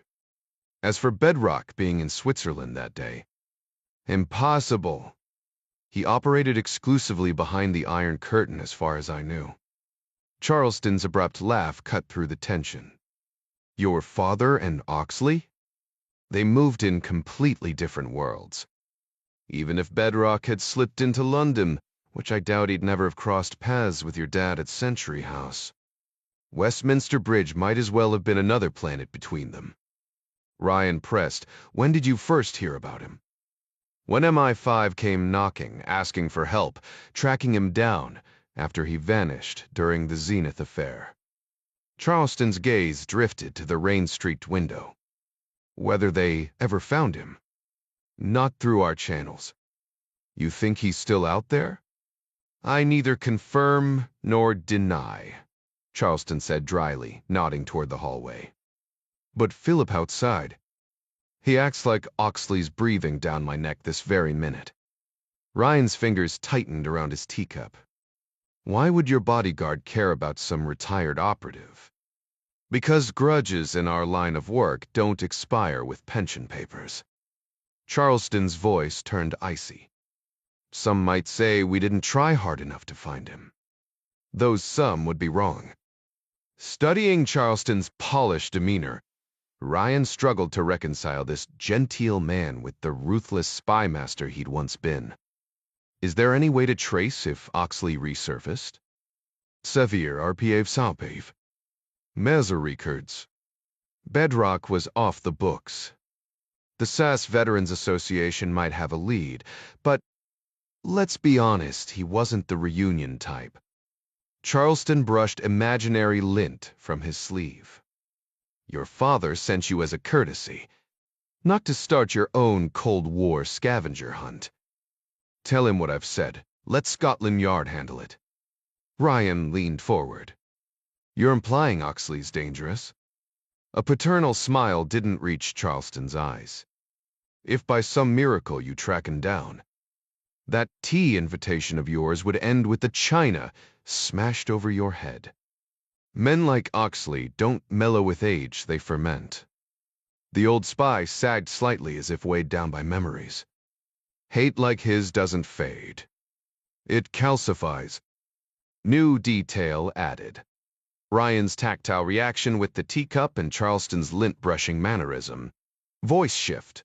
Charleston's tone transitions from nostalgic to darkly sarcastic when discussing Oxley's potential reaction. Jack had no idea what Basil was implying, but he recognized the finality in his tone. Some doors were better left unopened, and this was clearly one of them. 3 decades before, Jack Ryan was wrapping up another long day at Century House. As the CIA liaison officer stacked files and reached for his briefcase, a familiar voice caught him off guard. "Evening, Jack." David Penwright loomed over his desk with an amused grin. Ryan nearly toppled his chair. "Christ, Penwright, you'd make a cat jump." "Occupational hazard," Penwright chuckled. "Though I didn't come about your pre-B list. Fancy a drink before you dash off?" Ryan hesitated. Kathy expected him at the station. Missing the 6:10 train meant kissing the kids goodnight through a closed bedroom door. But networking with MI6 was his job, and Penwright's Swiss assignment wasn't small potatoes. "Sure," he conceded, grabbing the phone. "Let me just warn my wife." Penwright dipped his head. "My treat. Or rather, Her Majesty's." He flashed a conspiratorial wink. "Lobby in 5. Expecting the dreary in-house pub, Ryan was surprised when Penwright herded him into a cab. Soon, they were surrendering coats and briefcases to a bowing attendant at an exclusive St. James Club. The library oozed old money gravitas, leather-bound books, hushed conversations, and a steward serving brandy in crystal glasses. The air smelled of cigar smoke and entitlement. Ryan stifled a cough. The place reeked of tradition, literally. Between the oak paneling and the portraits of dead aristocrats, he half expected someone to challenge him to a duel. Yet as he sank into a wingback chair, he couldn't deny the thrill. Here he was, a Maryland-born analyst, rubbing elbows with London's shadowy elite. Penwright prattled about Eton and countryside estates, until, finally, the small talk collapsed under its own weight. "Right," he murmured, swirling his brandy. "About Ritzman private bankiers, I'm off to Zug tomorrow. It'll take a few days to poke around. Let me give you my hotel details." The abrupt shift almost made Ryan laugh. 1 minute it was cricket and crumpets, the next, cold-eyed espionage. Typical British efficiency disguised as a tea party. Ryan nodded as he listened, then took a sip of his drink before responding. "Once I hear back from my contacts about those names, I'll reach out. Just know the line won't be secure." Penwright smirked, shaking his head slightly. Obviously. We'll need a basic code. If your people in Washington uncover anything, just say you need me to check in at the Zurich office. You'll contact me from the embassy there? Misty Chatpussatur. Penwright exhaled a slow stream of cigar smoke, amused. "No, Jack. We've got a secure spot right in Zug.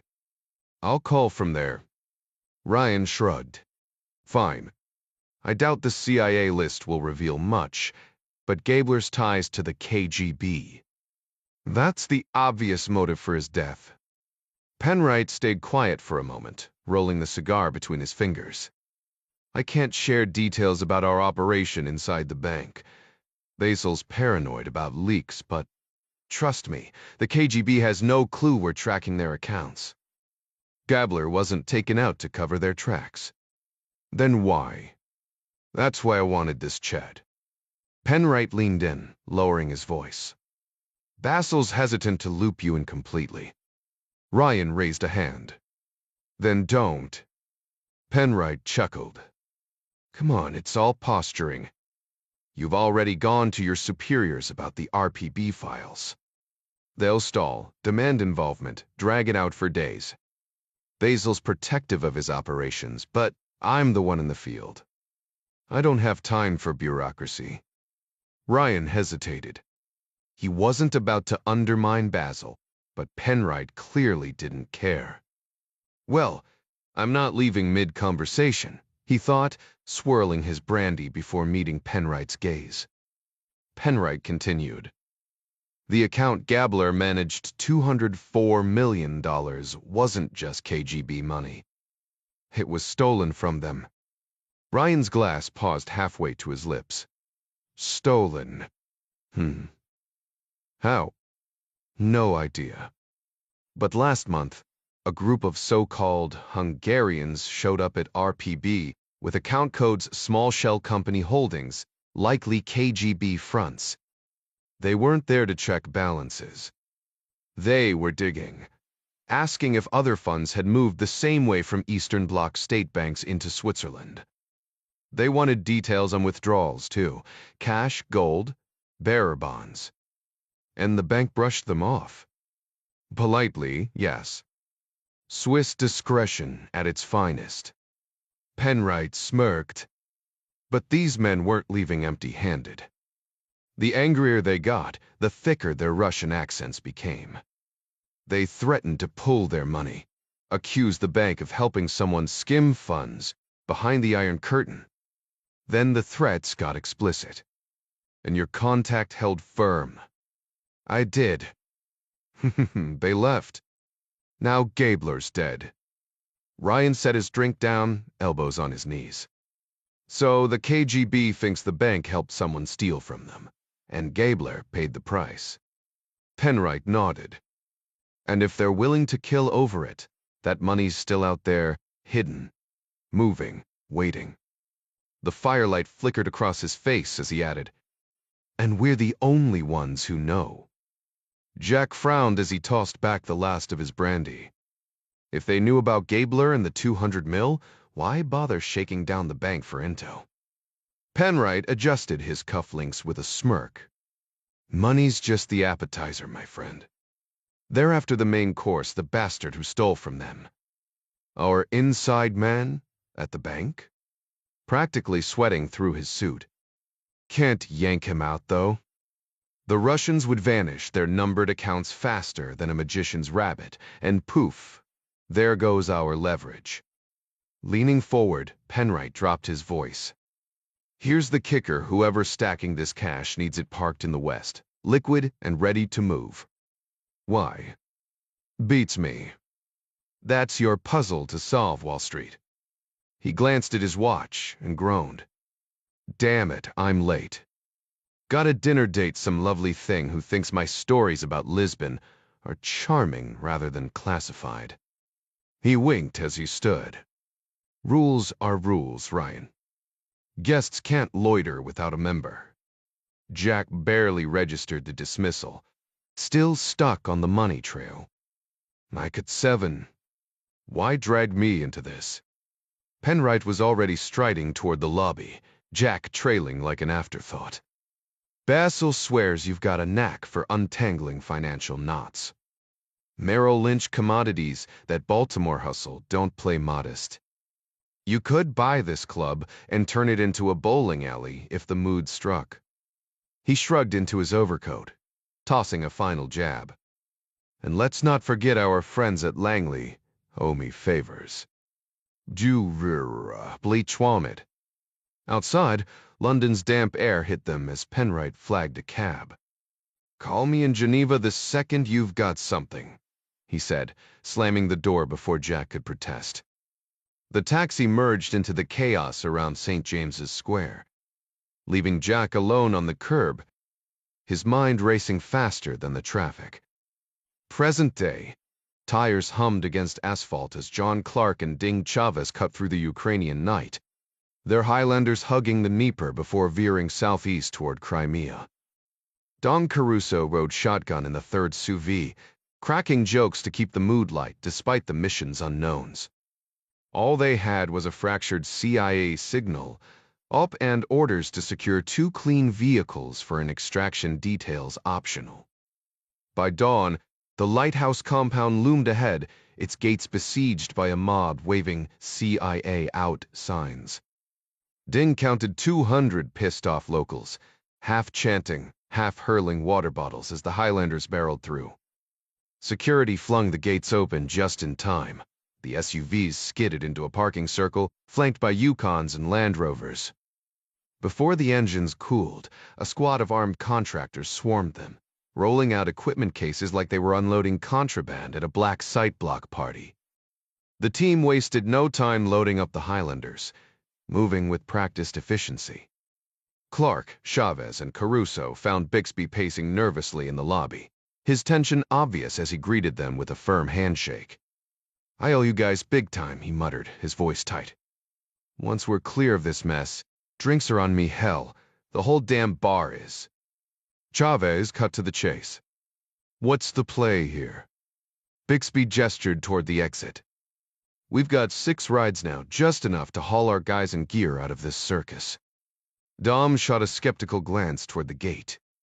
"Assuming that mob doesn't decide to turn this into a block party." Just then, Midas, the grizzled Delta team leader, strode in, his beard flecked with dust from the rooftop recon. "We'll pop tear gas first, then punch through." No sign of armed resistance, but the longer we sit here, the worse this gets. Bixby made quick introductions, but Midas eyed the newcomers with suspicion. "Thought I knew every Langley spook in country," he grunted. "These guys are off the books," Bixby clarified. "But they're solid." Midas folded his arms. "No offense, but I don't do blind trust. You touch a weapon, we've got problems. Meket, koi krevler stick hand." Bixby bristled. "I'm the cause here." "They're cleared." "Then they won't mind keeping their hands empty," Midas shot back, unwavering. Clark raised his palms in mock surrender. "Wouldn't dream of it. Let's focus on loading up." Outside, the protesters' chants swelled a rhythmic, angry tide. Clark cocked his head. "What's their mantra this time?" Midas smirked. "Same old song. Yankees go home." Classic. Clark deadpanned before leading the others down the hall to help with the gear. By the time the last classified crate was stashed in the Highlanders, the crowd had ballooned into a sea of bodies. Radio leaks had exposed the safe house's location, drawing everyone from union workers identified by their slogan chanting ringleaders to blue-shirted pro-Russian youth, their FC handlers pulling strings from the shadows. What had been a navigable street earlier was now a wall of humanity, with protesters spilling into the nearby park, turning the concrete pathways into a makeshift rally ground. The Delta spotters on the roof radioed in. The exit route was nearly choked off. Time to move before the mob made that decision for them. The men stationed at the lighthouse had spent the morning desperately calling for backup, reaching out to local police and even a nearby Ukrainian military base, but help never arrived. Despite their official ties to the Partnership for Peace, the Ukrainian forces claimed they were short on resources and had to escalate the requests up the chain.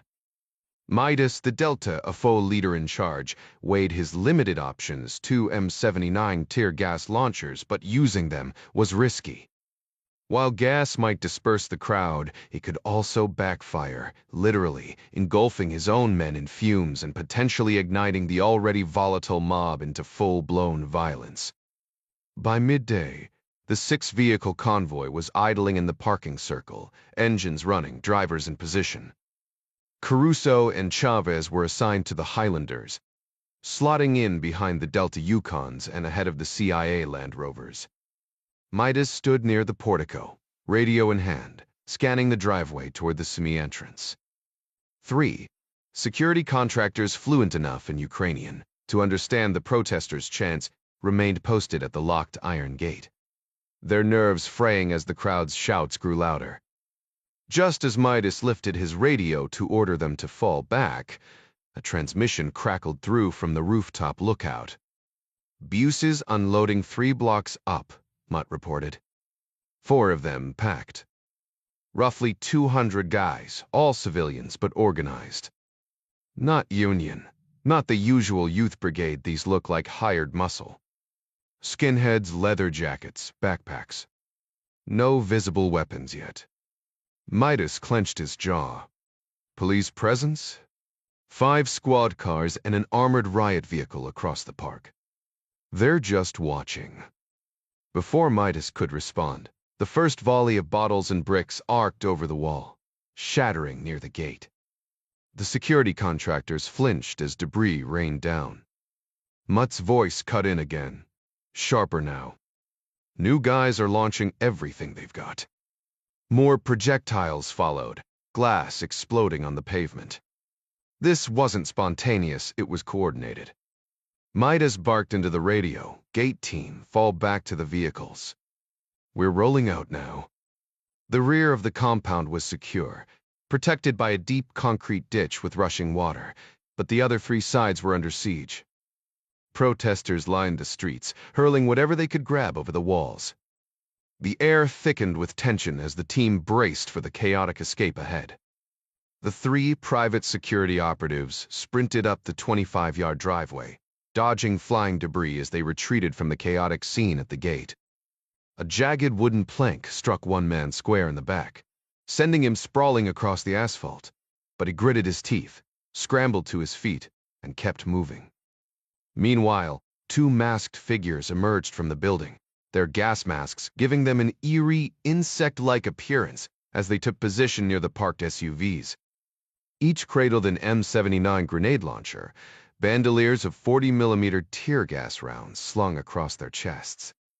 They dropped to one knee in practiced unison, weapons ready, awaiting the command. "Wind check." Midas barked over the growing din. One of the masked operators glanced back briefly. "Blowing east perfect for pushing gas into the park. Light 'em up 3 rounds each, center mass." The launchers thumped in quick succession, canisters arcing high over the walls before detonating in billowing clouds of irritant. The crowd's response was immediate, not retreat, but escalation. A fresh volley of debris sailed over, this time accompanied by the unmistakable glow of Molotov cocktails. The first 2 firebombs exploded near a decorative rock garden, flames licking at the pavement, while more followed in rapid succession, turning the driveway into a patchwork of burning fuel and shattered glass. Black smoke coiled upward, marking the projectiles' trajectories like macabre contrails. Midas exhaled sharply. Well, that escalated fast. What had been a volatile protest was now a full-blown siege. His team, 19 hardened professionals, could easily turn this into a bloodbath, but restraint was the order of the day. "Hold your fire." He snapped at the guards, now aiming their rifles toward the gate. They obeyed, though the tension in their trigger fingers was palpable. As the launchers sent another round of gas into the fray, a new threat erupted, gunfire sharp and staccato, from the western tree line. The team ducked behind vehicles, instincts kicking in. "Mutt, C-Trep." Midas demanded over comms. A beat of static, then. Taking fire from the hills, can't pinpoint the source. We're tucked behind the AC unit, but visibility's shot. Upstairs, CIA Station Chief Keith Bixby pressed against an office window, surveying the nightmare below. The tear gas had scattered parts of the mob, but the streets remained clogged with bodies, a seething mass of anger and confusion. He thumbed the radio, his voice steady but edged with urgency. "We need containment, not casualties. Reinforcements are en route. Just keep that gate sealed." Outside, another Molotov exploded, painting the scene in flickering orange. Midas knew their escape plan had just gone up in smoke. With gunfire echoing through the streets and civilians swarming the roads, their only way out now was through the skies. "Fall back inside," he ordered into his radio, his voice steady despite the chaos. "We'll need the Ukrainian Air Force to pull us out of this mess." Clark, Chavez, and Caruso didn't hesitate. They abandoned their SUVs, along with the rest of the team, and sprinted back toward the building. The air was thick with tension, punctuated by sporadic rifle cracks and the relentless thud of debris hurled over the walls by the furious mob. Once inside, Midas wasted no time. He deployed men to the balconies, stationing armed pairs on the upper floors to cover every angle. Then he bolted up to the roof to assess their defenses. The lighthouse team had one precision rifle, an R-15 with a high-powered scope, and Rex, their best marksman, was behind it. A former Marine Scout sniper and SEAL Team 10 operator, Rex was their best shot at keeping the crowd at bay. Midas positioned him and his spotter, Mutt, in a secure overwatch before rushing back downstairs. There, he prepped his men with tear gas launchers near the entrance, ready to repel any breach. If they force their way in, light 'em up, he instructed. But hold fire on unarmed rioters. Let's not escalate this unless we have to. Bixby emerged from the stairwell, clutching a satellite phone. Langley's on the line, he announced. Washington's pushing for an air extraction with the Ukrainians. Midas gave a curt nod just as a panicked voice crackled over the radio. Man down. Man down. One of their security contractors had been hit on the second-floor balcony. Midas shoved past Bixby, taking the stairs two at a time to reach the wounded operator. Meanwhile, half a world away, President Jack Ryan strode into the White House Situation Room at dawn, his blazer hastily thrown on over an open collar. He'd been briefed 30 minutes earlier American operatives were trapped in Ukraine, and Defense Secretary Burgess had called an emergency meeting. To his surprise, the room was nearly empty of his usual advisors. Instead, their faces filled the monitors. NSA Director Hurst, Chena Foley, CIA Director Canfield, and SecDef Burgess all dialed in from their offices. Even the Ambassador to Ukraine and Secretary of State Adler appeared on screen from secure locations abroad. Ryan frowned at the vacant chairs. "Come on, people," he said, waving the junior staff forward. "No reason to crowd the walls, fill the damn table." Within seconds, intelligence and military aides took their seats, leaving only a handful against the perimeter. Ryan turned to the screens, his gaze locking onto Canfield. "All right, Jay. What the hell's going on over there?" Back in McLean, Virginia, the CIA director leaned forward, his expression grim. "War, Mr. President, it's worse than we thought."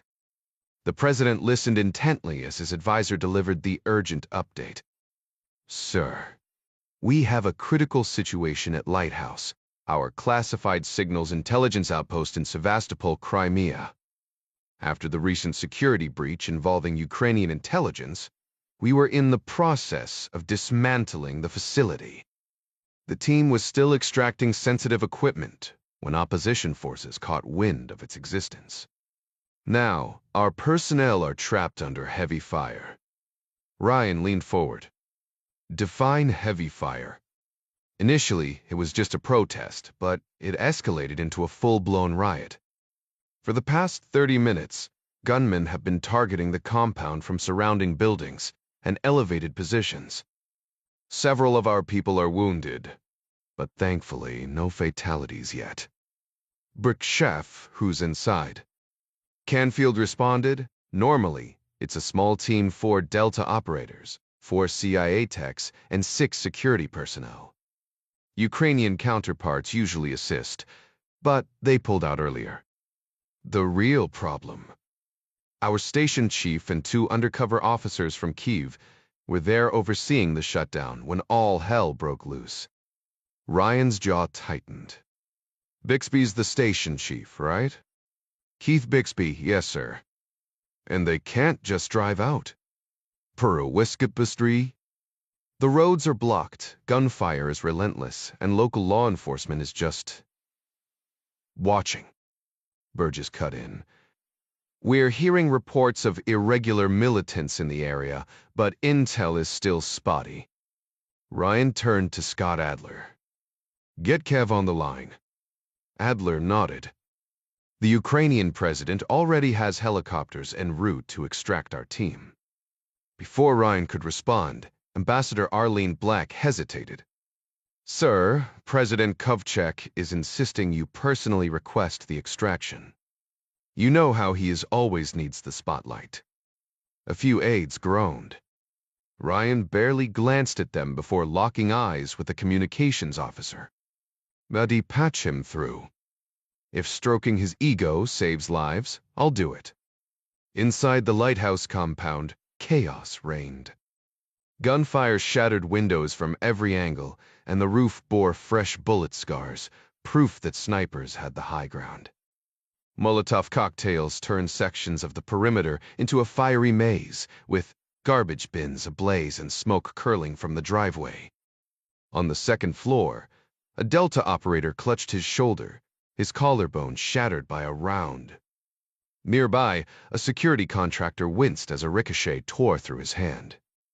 With the infirmary supplies already packed into an exposed SUV, medics had to improvise, using field kits strapped to their gear. The team held their positions, scanning the chaos outside, but the shooters remained ghosts in the urban terrain. Rex crouched low on the rooftop, his scoped rifle pressed against his shoulder as he methodically swept the surrounding buildings through his high-powered optic. Every few feet he had to duck under an AC unit to change his angle, making the sniper hunt a painstaking process. Nearby, Mutt peered through binoculars, though he somehow managed to miss every burst of incoming fire. The precision of the shots made it clear this wasn't random potshots. Someone out there knew what they were doing. Downstairs, a Delta operator took a round square in his chest plate, the impact sending him stumbling back before his teammate yanked him to safety. Midas got the update in the comms room, where Bixby stood beside him. "This isn't some ragtag militia," Midas muttered. "These guys are pros." Bixby nodded grimly. "Could be ex-military, maybe even Russian-trained. Whoever they are, they're not here to chat." Just then, Clark, Chavez, and Caruso stepped in. "Any word from Langley?" The Clark asked. Midas filled them in 2 Ukrainian Mi-8s, were inbound 20 minutes out. Caruso offered to grab gear from the vehicles, but Midas shook his head. "We're blowing everything sky high on our way out. Nobody steps outside until those birds are overhead." Outside, the scene was chaos. Molotov cocktails sailed over the walls, igniting the courtyard in bursts of flame. The crowd at the gate, mostly young men in street clothes, shoved against the iron bars, though none had breached yet. Glark's phone buzzed. He ducked into the stairwell. "Sam's got intel," he said after hanging up. "Those suspicious vehicles? Headed straight for Sevastopol. Confirms my hunch this is the 7 strong men's handiwork." As the extraction neared, the team stayed sharp, scanning for threats. Then the radio crackled, another man down. Chavez and Caruso bolted upstairs, finding a CIA tech officer slumped in a hallway. A freak shot had punched through 2 walls before finding its mark. The room fell silent. Whoever was out there wasn't just keeping them pinned, they were hunting. The contractor discovered the middle-aged man lying motionless, his eyes frozen open in a vacant stare. Ding and Dom worked frantically to revive him, performing CPR for several agonizing minutes. But the gunshot had torn through his heart, leaving no chance of survival. With the help of 2 CIA techs, they hauled the lifeless body down the stairs, a grueling process that left them drenched in sweat before zipping him into a body bag near the entrance for swift evacuation once the helicopters arrived. Just past 3 in the afternoon, the distant thump of rotors signaled the arrival of 2 hulking gray Mi-8s from the north. Midas, monitoring the situation from the roof, barked orders into his radio, pulling operators and personnel from their posts and directing them to the lobby. The wounded were carefully moved downstairs and placed beside their fallen comrade. Midas briefed the Ukrainian pilots on the sporadic gunfire below, but as the helicopters swooped in with doors open and gunners scanning for threats, he couldn't shake the feeling they were being reckless. They flew low over the park, barely circling once before descending, as if expecting their presence alone to deter any attacks. Midas radioed a sharp warning this was a hot landing zone. Not a joyride, but the pilots didn't adjust. With limited space in the parking circle, only 1 helo could land at a time. The first Mi-8 descended while the second hovered above for cover. For a brief moment, the gunfire ceased, the crowd's shouts fading as the aircraft neared the ground. Midas and Bixby stepped outside under the portico, ready to guide it down. Then, without warning, a streak of light shot up from between two apartment buildings east of the compound. The helicopter banked violently, the door gunner tumbling inside as the rocket whizzed past the tail rotor. But the second missile wasn't so forgiving. It struck the mesete just behind the open door, detonating with a flash before a secondary explosion tore the aircraft apart. Shrapnel from the disintegrating rotors rained down across the park as the flaming wreckage plummeted into the crowd below. A fireball erupted, sending a thick plume of smoke spiraling into the sky. The remaining mesete, hovering at 1,000 feet, didn't even return fire. It just turned tail and fled north, leaving chaos in its wake. The lighthouse erupted in chaos. Shouts, curses, and frantic voices filled the air. But Bixby and Midas remained silent, their expressions grim. After a tense pause, the CIA station chief finally muttered, "I'll get Langley on the line," before disappearing back inside. Meanwhile, in the White House Situation Room, President Jack Ryan received the news of the Ukrainian helicopter crash just moments after it happened. The room buzzed with urgency as officials huddled around monitors, their faces tight with frustration. Military advisors, diplomats, and intelligence officers scrambled to piece together a backup plan, their collective experience in high-stakes situations doing little to ease the tension. Ryan knew the weight of this moment. Every second counted, and the full might of the U would be thrown into evacuating the lighthouse. He dismissed the U, ambassador to Ukraine, instructing her to pressure Kiev for immediate ground support, though he held little hope. Earlier, Ukraine's president had admitted that most of their forces were already deployed to the Russian border, leaving few options for a rapid rescue. A digital map of Ukraine dominated the wall, its glowing markers tracking the sparse U war presence in the region. Eyes darted between the screen and heated debates breaking out among advisors. Ryan cut through the noise with a raised hand, his voice steady but firm. "Burgess, Canfield, what's our play here?" There had to be contingencies for this. Burgess laid out the grim reality. Delta, Rangers, and Special Forces were scattered across Ukraine, unprepared for a rapid deployment. A pair of Army Blackhawks sat at a base in Bielotserkova, hours away, but landing near the lighthouse would be suicide without air cover. Canfield offered even bleaker news. Their fallback had always relied on Ukrainian forces, now stretched too thin to help. Ryan drummed his fingers on the desk, his tone shifting from frustration to dry sarcasm. "Yeah, that plan worked out great." At the far end of the table, a Marine colonel, Dial, lifted a hand, quiet but deliberate. Ryan caught the movement, his focus sharpening. The room held its breath. "Colonel, Mr. President, we've got two V-22 Ospreys stationed in Lodz, Poland, running joint exercises with NATO. They're not technically a quick reaction force, but they're Marines ready to move. I can have those birds and 24 riflemen wheels up in 30 minutes. Flight time to the target would clock in around 90. Ryan frowned. "What about air defense? I know they've got a ramp gun, but that's not exactly reassuring against the kind of heat we're hearing about near the SMEC." Dial nodded. "You're right, Ospreys aren't built for hot landings.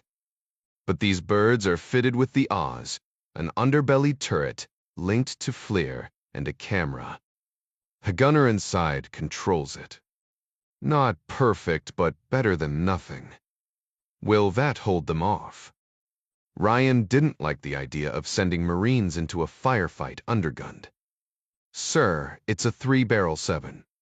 62mm minigun, 360-degree rotation. Spitting out 3,000 rounds a minute. One heft the trick. 50 calls on the ramp, and that's a storm of lead covering every approach. They, on the ground, Give me 24 Marines against a mob any day. Ideally, we'd have more firepower, but given the clock, this is our best shot. Ryan turned to Burgess. Make it happen.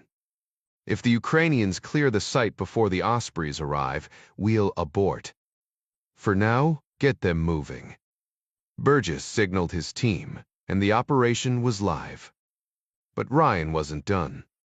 That buys us 2 hours. Reports say the lighthouse doesn't have that long. What can we do in the next 60 minutes to keep it from falling? Burgess exhaled, rubbing his temples. Frankly, sir, without local support, options are slim. Ryan scanned the room.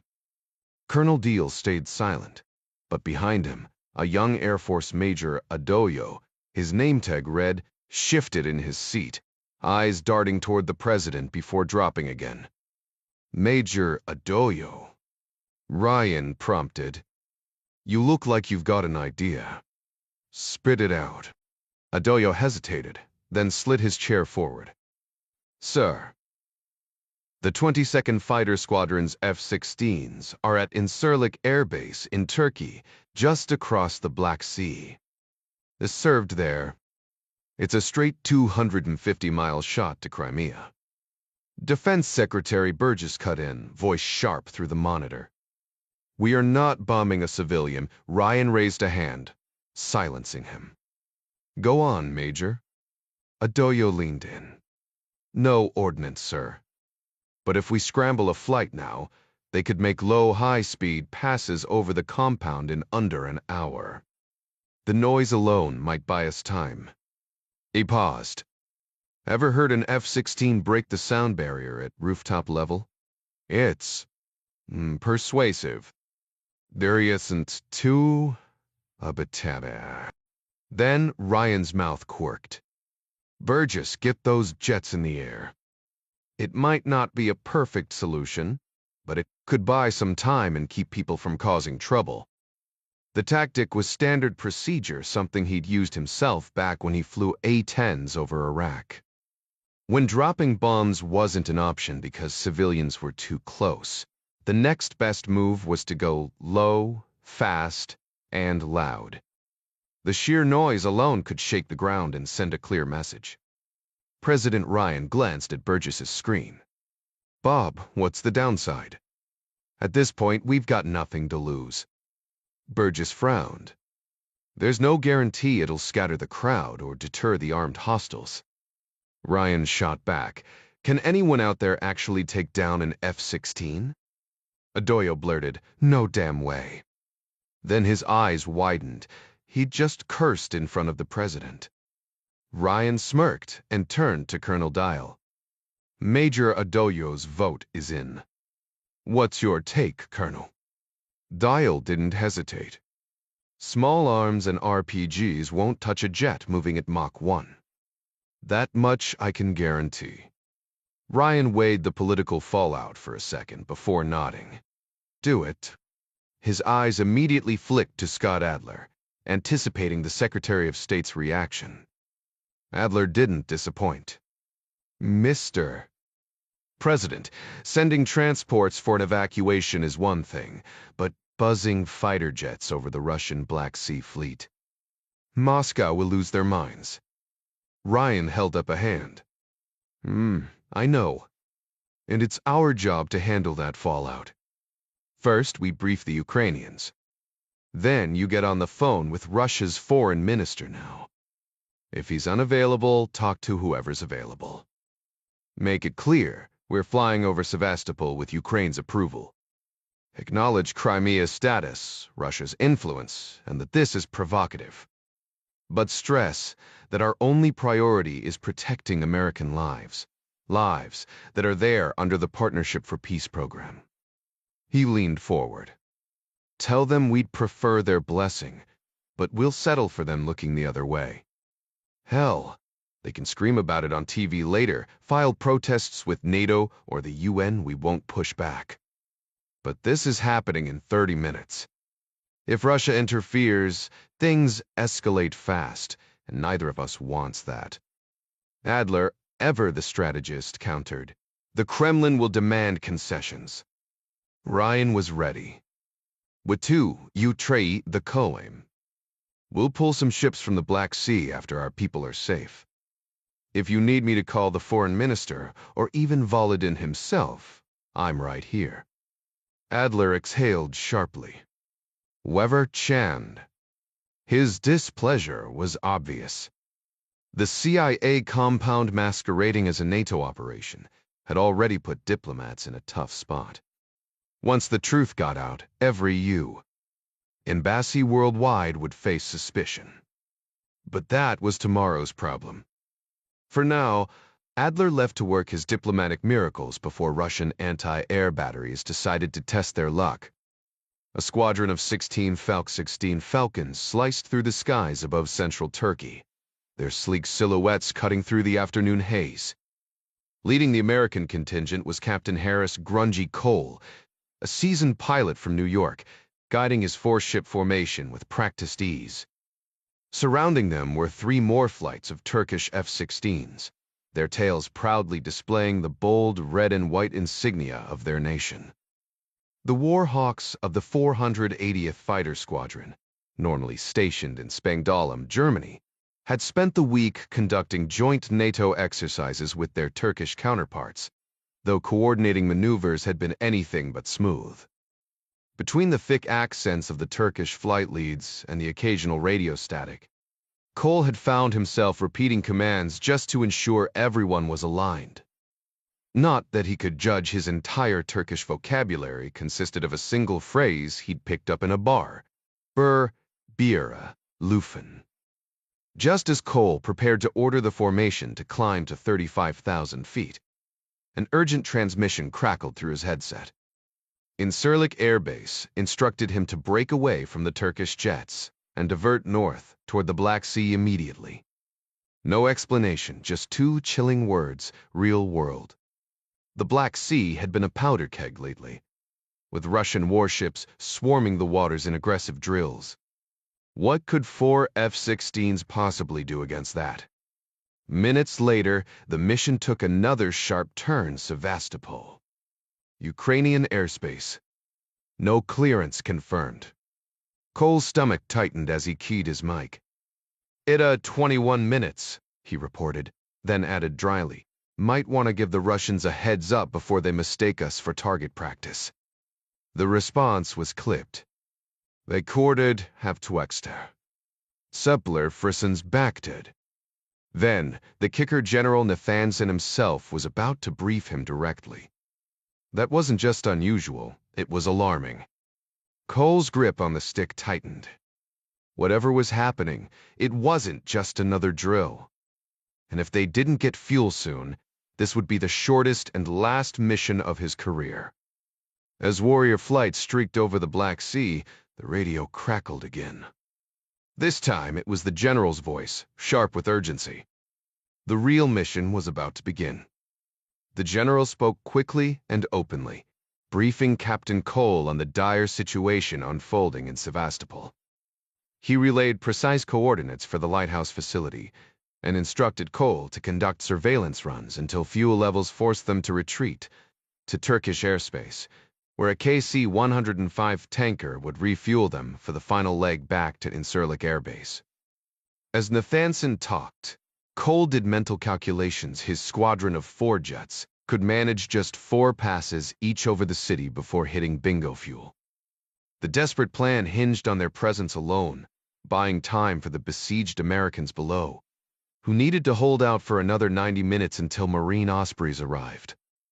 Nathanson assured them Ukrainian authorities had approved the overflight, with Russian cooperation still pending. Cole immediately recognized the dangers. Sevastopol's port bristled with Russian air defenses. He decided on an eastern approach, avoiding the naval base entirely. Before briefing his pilots, he considered how to amplify their show of force. A reckless idea took shape. Warrior 01 to Warrior Flight, he announced. We're turning this into a Black Sea air show. He laid out the crisis, an American outpost under siege.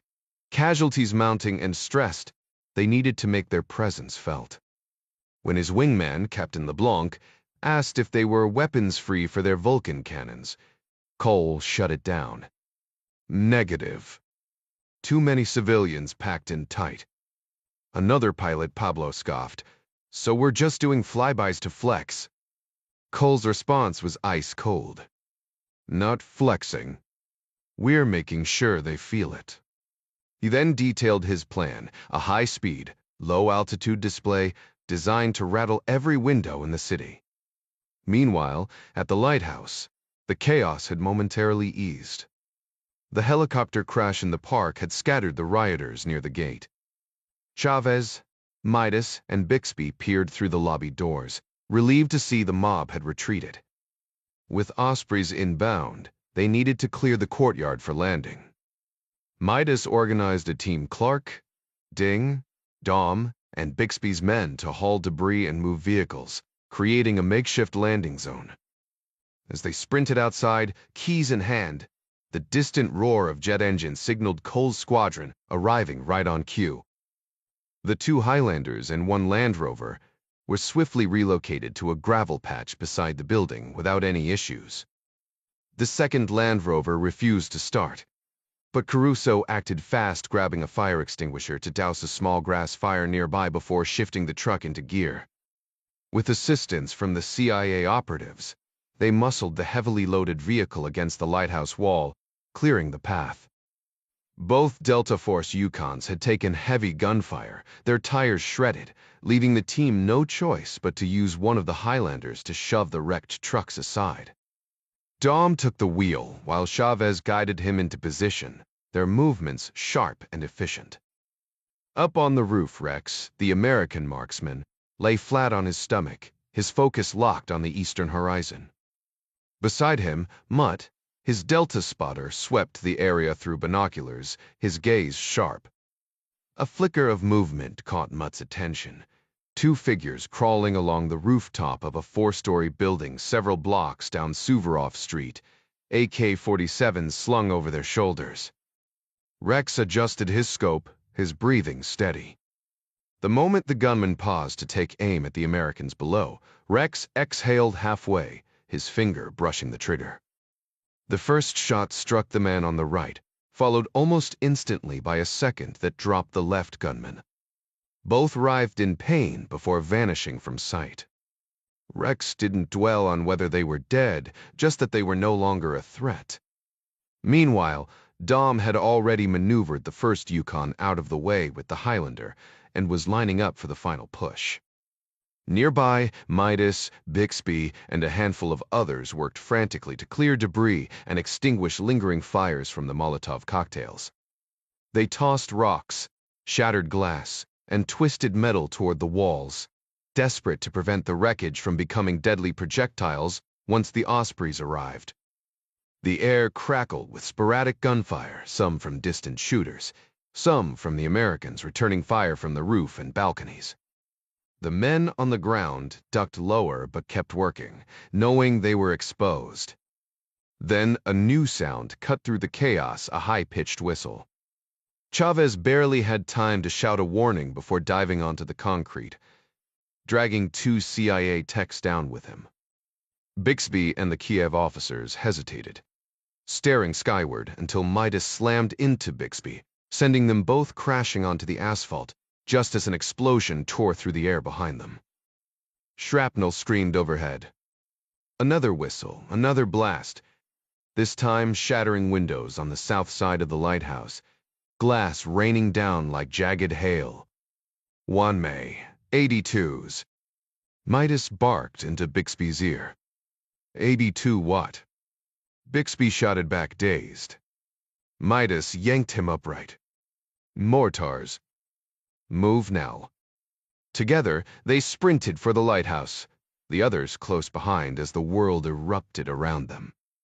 Chavez and Caruso barely made it inside the building, after securing the last Yukon, when another explosion rocked the parking lot, sending deadly shards of glass flying through the lobby windows.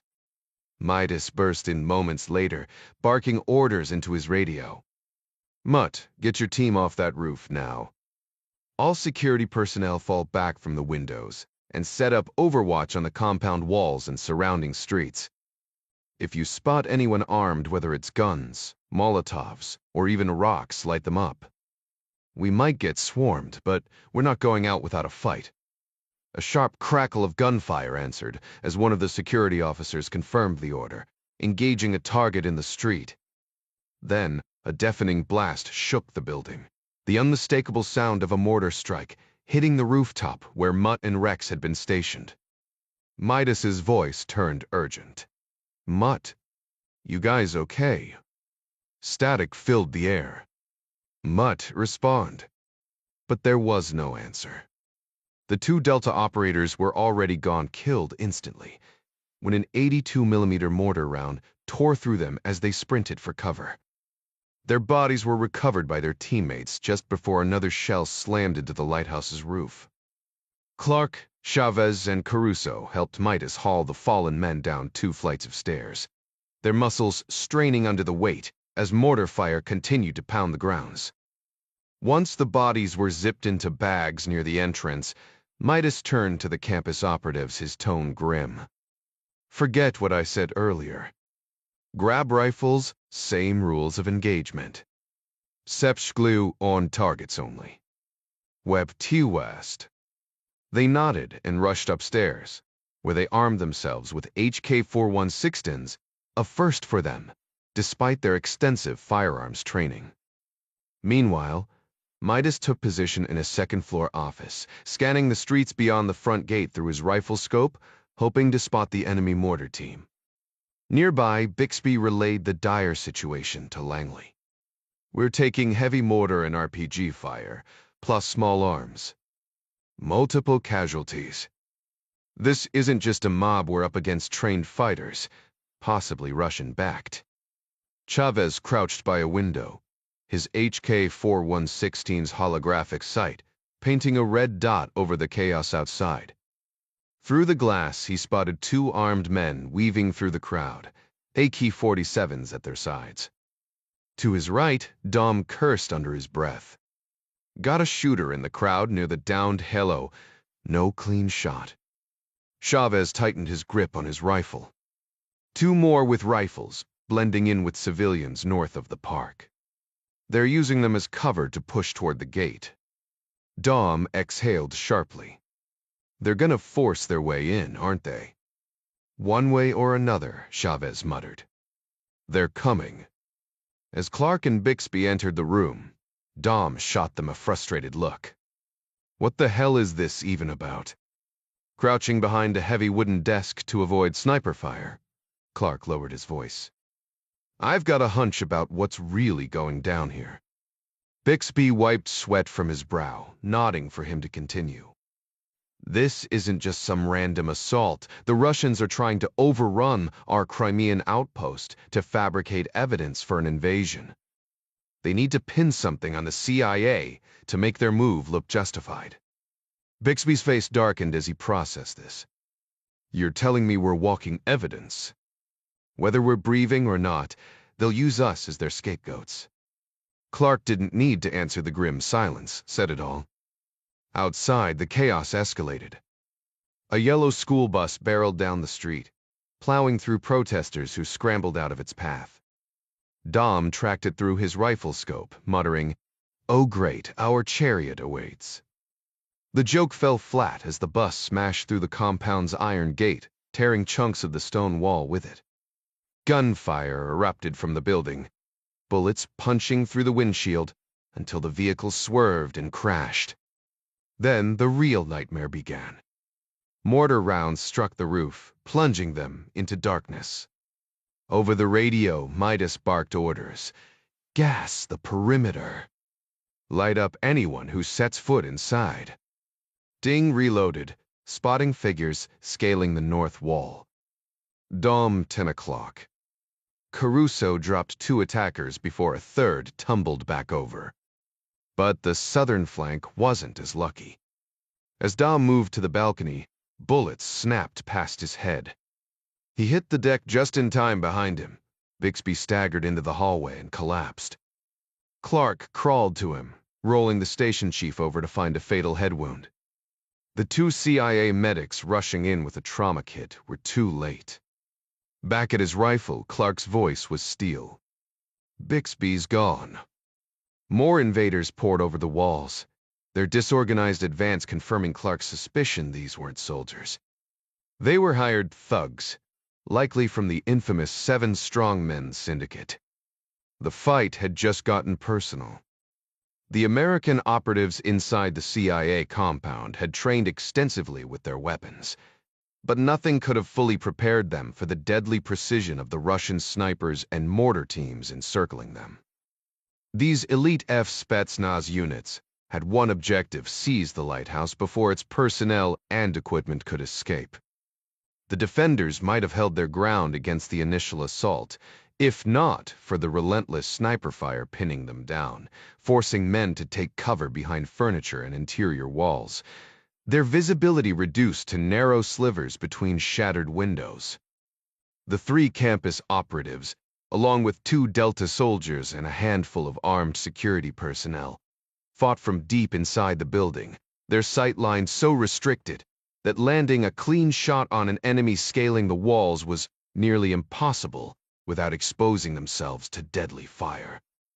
Despite the odds, the driveway and surrounding grass were soon strewn with bodies as the first wave of attackers fell under disciplined, semi-automatic fire. Then, 2 canvas-topped trucks roared through a haze of tear gas, skidding to a stop at the gate. Armed men spilled out, some stumbling blindly, while others pushed forward, coughing but determined. As gunfire erupted at the front entrance, 4 more figures slipped over the northern wall, unnoticed in the chaos. They sprinted across the parking circle toward the lobby, only to be met by 2 guards who dropped their gas launchers and drew pistols. 2 attackers went down instantly, the others diving behind a concrete planter. Then, an RPG streaked low over the park, slamming into the 3rd-floor balcony. The explosion tore through the room, killing 2 CIA officers instantly and collapsing part of the ceiling onto a contractor below. Midas bolted for the stairs to reinforce the lobby defense while Clark rushed toward the blast site. Chavez, reloading calmly amid the gunfire and tremors, muttered, "We're outnumbered. This is about to get ugly." Caruso dropped another attacker with a headshot before yelling over the gunfire, "I'd take close quarters over waiting for another mortar any day." In the distance, another truck weaved through rioters, heading straight for the compound. The fight was far from over. 3 miles east of the lighthouse, Harris Grungy Cole led a tight formation of fighter jets, each spaced a few hundred yards apart. With a sharp command, he split the group Warrior 2 and 4, veered right while Warrior 3 banked left, leaving Grungy locked onto the thick black smoke ahead. He shoved the throttle beyond military power, pushing his jet toward the target at nearly 700 miles per hour. The plan was simple but brutal.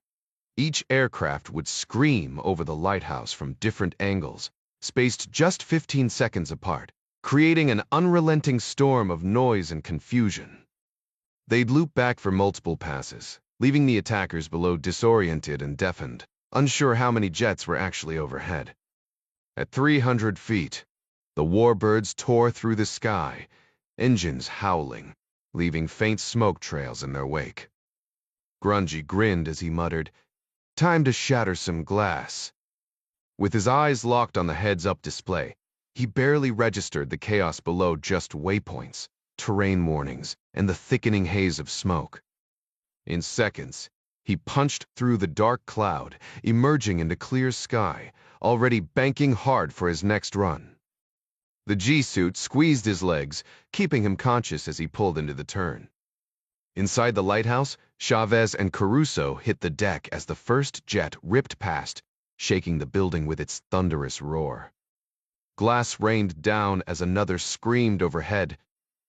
Then another each pass, sending shockwaves through the air. Realizing the jets were on their side, they seized the moment, picking off exposed attackers scrambling for cover. Across the compound, Delta snipers zeroed in on RPG teams, foolish enough to reveal themselves, dropping them before they could reload. The sky kept erupting with the deafening roar of jets, turning the battlefield into a symphony of chaos. One the Americans were more than happy to conduct.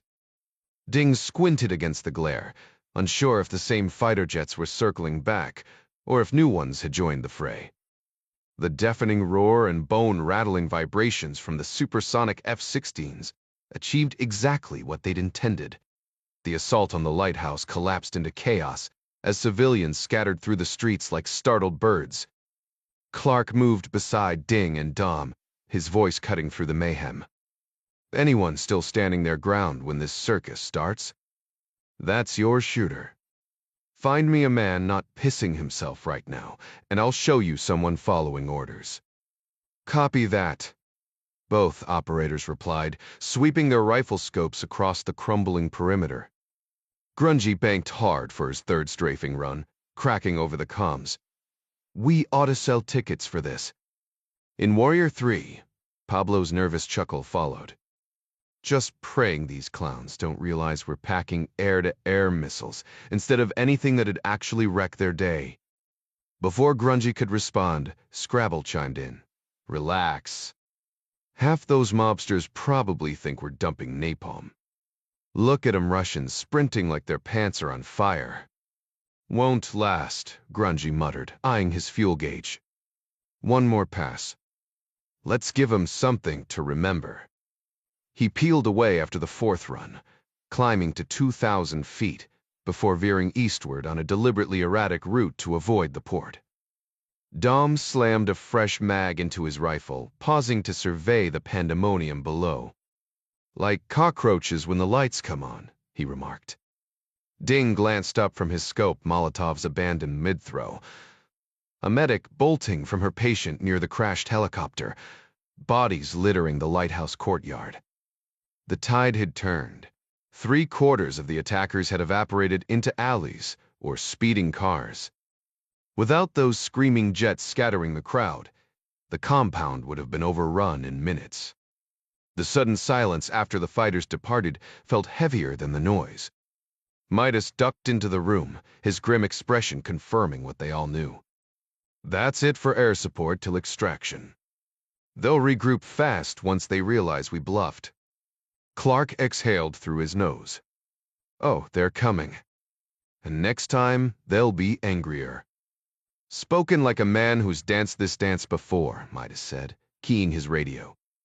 45 minutes to extract. Reload, fortify, and quit celebrating this party's just getting started. Meanwhile, Grungy skimmed the Black Sea, throttling back to stretch his dwindling fuel. As the flight checked in over open water, he finally let his shoulders drop a fraction. The real work was just beginning. The tension didn't last forever. Moments after Grungy adjusted course toward the KC-135, near Turkey's coastline, the radio crackled to life. Warrior 1, heads up Russian flankers, 4 of them closing fast. Bearing 050, climbing through 5,000 feet.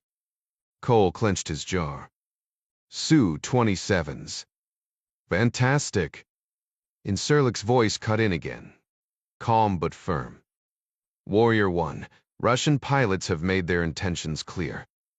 They plan to intercept and escort you back over the Black Sea toward Turkish airspace. Scrabble scoffed. Just so they can say they did.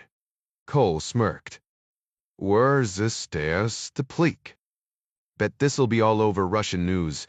Heroic pilots repel American invaders.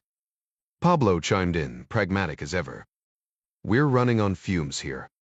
If they want to play escort and keep things boring, I'll take it over a dogfight any day.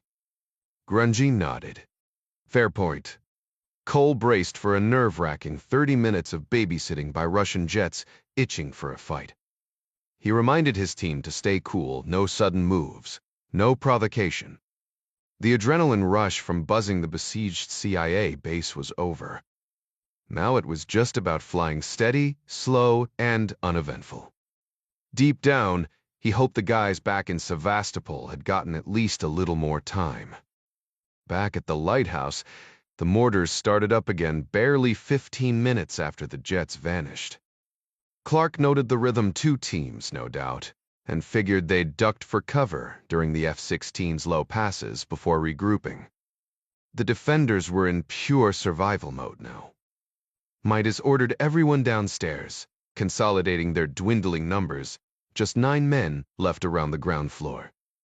Chavez and Caruso took positions by the front entrance, trading visibility for safety as sniper fire and explosions made the upper floors a death trap. Then, an eerie lull in the mortar barrage. A beat of silence before a truck roared through the shattered gate, speeding up the driveway. Ding, Dom, and Midas flipped their rifles to full auto and lit it up.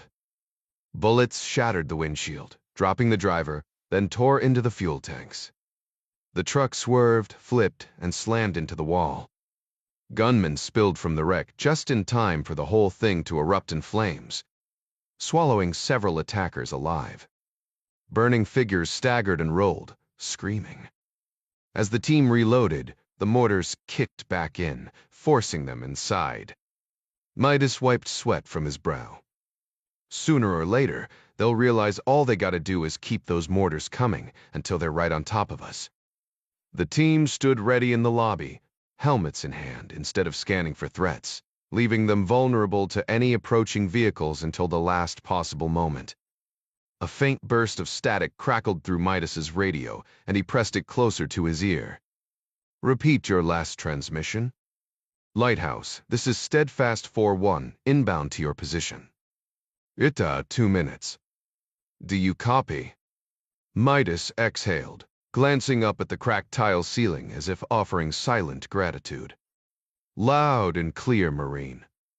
Dom and Ding slapped hands in relief, but their celebration was cut short when a lookout at the window shouted that hostiles were scaling the northern wall of the SMIC again. V-22 Osprey pilots love bragging that their birds outpace helicopters in both speed and range, and despite the aircraft's notorious difficulty to handle, those who fly them take fierce pride in their cutting-edge machines. The 2 Ospreys streaking towards Sevastopol, Steadfast 4-1 and 4-2, belonged to Tiltrotor Squadron 72063, part of the 2nd Marine Aircraft Wing. Nicknamed the Thunder Chickens since their days as a helicopter unit in the Korean War, the squadron had carried the name through decades and multiple aircraft upgrades. After transitioning to Tiltrotors in 2006, they'd hauled troops and gear through the worst of Iraq and Afghanistan. Tonight's emergency mission over Crimea was no exception. Steadfast 4-1 carried 18 young Marine riflemen, average age just 21, along with a flight crew of 2 pilots, 2 gunners, and a crew chief. 4-2 held 6 more riflemen and another 5-man crew. As usual, the Marines in back weren't given much intel, just that they were dropping into a hot LZ at a U diplomatic compound to extract a group of Americans under heavy fire. Oh, and one more thing, they were weapons-free. At least they'd get to shoot back before someone shot at them. The Ospreys made their first pass in airplane mode, massive rotors tilted forward like propellers, tearing across the sky at over 300 miles per hour. Below, enemy fighters barely had time to glance up at the unfamiliar roar before the aircraft were already past. Some hesitated, unsure what they were seeing, but since the last flyover had been harmless, most shrugged it off. Inside the Ospreys, gunners swiveled the belly-mounted interim defensive weapon systems, scanning thermal feeds for targets fed by radio coordinates. The IDOS was a late addition, finally giving the V-22s full defensive coverage. Before its installation, these birds had relied on escort choppers and a single Vusti Cal fired from the rear ramp, hardly ideal when bullets started flying. A sudden gust of wind rocked. 4-1 as it banked, the crew chief barking orders to secure loose gear. One rifleman, gripping his M4 tighter, muttered, "Should have packed a parachute." His buddy snorted. Relax. If we go down, you won't need one. Dark humor, just another day at work. The ramp gunner crouched behind his massive weapon, his headset buzzing with updates from the turret gunner above him. Both were linked to the other Osprey's gunners and Midas, the ground operator at the diplomatic compound, who had spent the last minute pinpointing suspected mortar positions. As the aircraft streaked overhead, all four gunners scanned the terrain below, knowing they couldn't risk landing until those mortars were silenced. An Osprey in flight might be fast, but on the ground it was a sitting duck, especially if enemy crews had already zeroed in their shots. The turret gunner in Steadfast 4-1 maneuvered his weapon with a handheld controller that looked straight out of a gaming setup. His thermal display showed the world in eerie green, crosshairs marking where his triple-barreled cannon would strike. Following Midas's intel, he swept the area east of the downed T-8 in the park, and there they were. Two figures, black hot against the screen, crouched beside a smoking mortar tube. Just as he spotted them, a flare of heat signaled a round being fired toward the compound. Without hesitation, he squeezed the trigger. Below him, the Gatling gun erupted in a deafening roar, spitting fire and smoke as 50 rounds tore through the air. Spent casings cascaded from the weapon like a metallic waterfall. On the rooftop, the mortar team vanished in a storm of shattered tiles and flying debris. Meanwhile, the ramp gunner in Steadfast 4-2 spotted an RPG gunner lurking near a western street. A quick burst from his beast decal turned the man and his launcher into little more than scattered wreckage. The Ospreys circled the area in a tight racetrack pattern, their gunners picking off targets one by one. Brass casings tumbled from the ramp, glinting in the sunlight as they fell. By the second lap, most enemy fighters had fled or gone to ground, but the second mortar remained hidden. The pilots debated pressing ahead with the extraction, but one last sweep paid off. On the fourth pass, Steadfast 4-2's gunner spotted the mortar nestled beside a dumpster in a parking lot. No crew in sight, but the weapon was still a threat. A controlled burst reduced it and half the nearby cars to scrap metal. With the skies finally clear, Steadfast 4-1's pilot eased back on the throttle, ready for the next phase of the mission. The V-22 Osprey decelerated sharply as it banked into another turn, its massive rotors tilting back toward helicopter configuration. While the second aircraft, callsign 4-2, maintained overwatch from above, 4-1 stabilized into a hover directly over the lighthouse compound. The crew chief leaned out from the ramp, scanning the landing zone below as the .50 caliber gunner swept his weapon across potential threat areas. Through his headset, the chief relayed precise adjustments to the pilot, guiding the massive aircraft into position.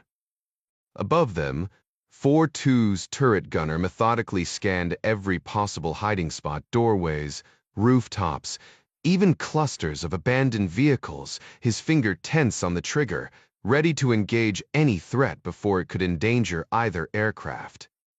As 4-1 touched down, its engines remained at full power, a constant growl signaling this was no time to relax. 18 Marines poured down the ramp, weapons raised despite the blinding dust cloud kicked up by the rotors. They moved with practiced precision, half securing the left flank while the others took the right, advancing toward the compound's perimeter. The scene around them was pure devastation. Bodies littered the streets. Burnt-out cars still smoldered, and shattered glass from countless windows crunched underfoot. The wreckage of a downed T, helicopter smoldered in the park, its black smoke curling into the sky. The Marines knew enemy fighters were still lurking.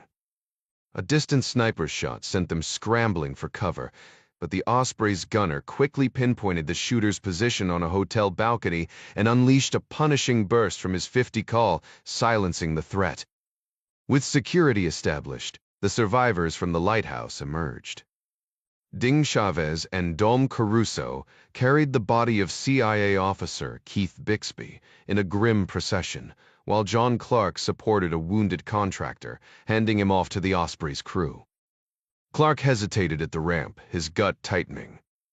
In his decades of service, he'd flown everything from prop planes to stealth jets, but tiltrotors still made him uneasy. That awkward transition between flight modes felt like tempting fate. Still, the very real danger of staying behind Russian mercenaries with Kalashnikovs weren't known for taking prisoners made the decision easy. Lieutenant Colonel Barry Midas Jankowski was the last to board, sealing the ramp behind him as the Osprey's engines roared, ready for extraction. The aircraft shuddered slightly as it lifted off, leaving the ruined compound behind. Another mission in the books. Another close call survived. As the first wave of Marines loaded onto the aircraft, the Delta operatives worked swiftly to rig the abandoned vehicles with explosives. Midas provided cover for his teammate holding the detonator before sprinting up the ramp of Steadfast 4-1. He pivoted at the top, dropping to one knee with his H&K rifle trained on the perimeter. Nearby, the machine gunner secured a safety line to Midas's vest, just as the crew chief's voice crackled through the headset. "All clear. Get us airborne." The Osprey's engines thundered as it lifted off, transforming mid-air into forward flight. It banked sharply to maintain overwatch while Steadfast 4-2 touched down for the remaining troops. The moment the second aircraft cleared the zone, the Delta operator thumbed the detonator. A chain of explosions erupted below, fireballs merging into a towering plume. The twin Ospreys, nicknamed Thunder Chickens by their crews, veered north and vanished into the night. From insertion to exfil, the entire operation had clocked in under 6 minutes, leaving only swirling dust where the team had been. Decades earlier, CIA analyst Jack Ryan sat in his home office in Chatham, surrounded by crayon-strewn papers. His 5-year-old daughter Sally perched on his lap, utterly engrossed in her coloring book. She wielded a purple crayon like a saber, attacking the page with more focus than Jack could summon for his own work. He'd tried settling her on the floor twice, but her indignant protests always won out. Truth be told, he didn't mind, though he did sneak glances at his Apple IIe, where a half-finished manuscript on Admiral Halsey waited. "Watch me, Daddy," Sally demanded, snapping his attention back as she scribbled a lopsided sailboat. Jack chuckled, but his eyes kept drifting to the Stu phone on his desk. Langley was supposed to call with intel on that Swiss bank list. Intel some field operative was probably sweating bullets for right now. Just as Sally started nodding off against his chest, Kathy appeared in the doorway. "Time for bed, sailor," she said, reaching for their daughter. Sally kicked up a fuss, but Kathy expertly scooped her up mid-protest. The tantrum dissolved into giggles by the time they reached the hallway, leaving Jack alone with his thoughts and the blinking cursor of his unfinished biography. He flexed his fingers over the keyboard, marveling not for the first time at the miracle of a computer that fit on a desk. Somewhere outside, a car backfired, making him jump before he caught himself with a wry grin. War zones and parenting, it seemed, shared the same unpredictable rhythm. Transitioning from his trusty electric typewriter hadn't been smooth. The new keyboard had a cheap, spongy feel compared to the sharp clatter he was used to. But the trade-off was worth it. With a few keystrokes, he could rewrite entire sections of his manuscript, and storing hundreds of pages on a single floppy disk made the awkward keys easier to tolerate. He'd barely typed a page when the secure phone buzzed to life. Jack slid his key into the unit and picked up. A robotic voice droned. "Stand by," synchronizing the line, looping until, finally, "A crisp line is secure," signaled it was safe to speak. Erkis Davlam. "Hello, Jack." The voice belonged to Admiral James Greer, the CIA's intelligence director. "Evening, Admiral. Or afternoon, I guess." "Evening's fine," Greer replied. Got some early findings on RPB's employee and client lists. Great. Though I'm surprised you're calling personally. Did they uncover something explosive? Or am I getting my hopes up for nothing? Definitely the latter, Greer said dryly. The report landed on my desk, so I figured I'd save you the suspense. The employee side? Meldestad. Swiss bankers being Swiss bankers, no surprises there. Expected as much. Tobias Gabler, the guy who got whacked, lived like a hermit. This wasn't about some personal scandal. What about the clients? Any red flags? Not as shady as you'd think. Preliminary, but most look like your standard wealthy folks dodging taxes, not laundering drug money. Old money Italians, Swiss, Germans, Brits, even a few Americans. Americans. Yep. Doctors hiding from malpractice suits, ex-husbands stashing cash from ex-wives. Sketchy, but not criminal. No East Bloc names, but you know how that goes. The KGB wouldn't be dumb enough to use real identities. Swiss banks verify paperwork, not people. And the corporate accounts? Like pulling teeth. Shell companies, nominees, you know the drill. So far, we've got a casino group, a hotel chain, a Singapore law firm, and a diamond merchant Argens Diamantaire, based in Antwerp. Jack's pulse jumped. Diamonds. Owned by Philippe Argens. Why? That means something. Penwright mentioned the KGB was sniffing around hard assets leaving the bank. Argens is a major player South African mines, global trade. Mostly legit. Mostly. Greer sighed. Enough to keep the suits happy. The gem trade might glitter on the surface, but Philippe Argens keeps his hands clean at least as far as public records show. Ryan mulled it over. The KGB had been digging for tangible assets, cash, gold, anything solid. Diamonds certainly fit the bill. He'd float the idea by Penwright, though it didn't strike him as a breakthrough. Appreciate the intel, Jack said. If Penwright was banking on some shady banker taking out Tobias Gabler, he's in for a letdown. Greer's tone was dry. No mob ties, no cartel connections. The Brits might just have to face the music. A KGB banker gunned down in broad daylight probably points back to the KGB. Fair enough. One more thing, Jack. Judge Moore and I had a chat this morning.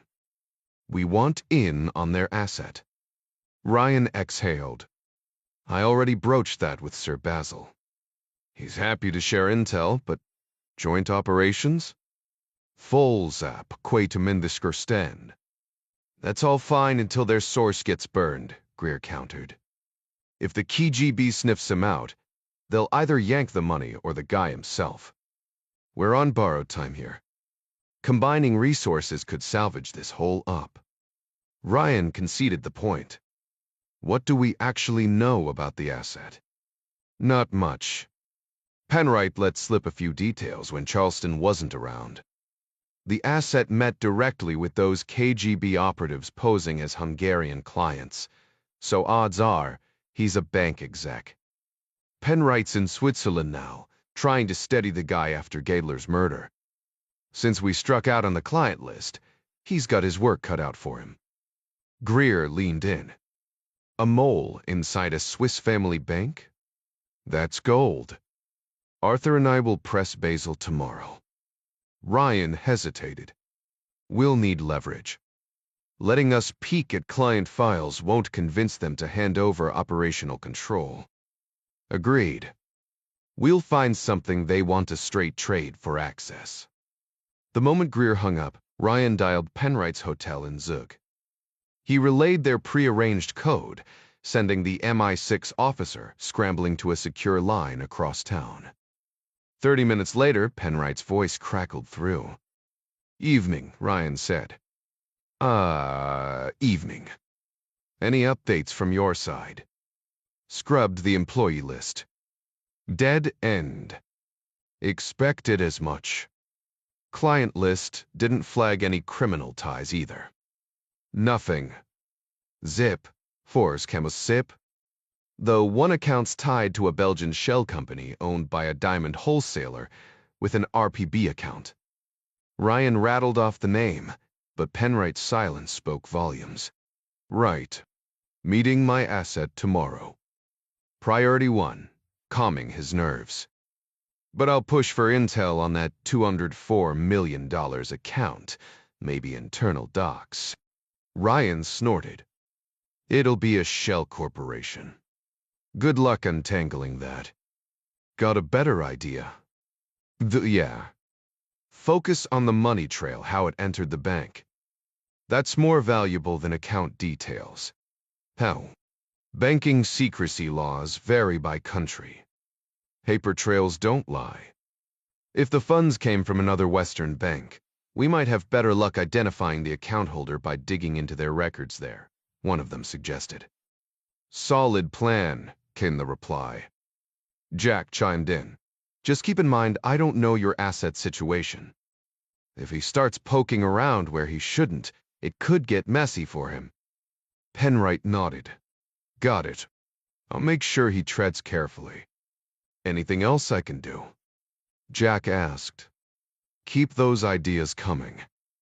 Us action types could always use a sharper mind steering the ship. Ryan caught the faintest hint of a jab in those words, but chose to let it slide. Present-day Clark, Chavez, and Caruso had just returned from their mission in Crimea to a capital city in chaos. Protests and riots filled the streets. Political squabbles dominated the news, and gunfights between gangs and police had turned Kiev into a war zone.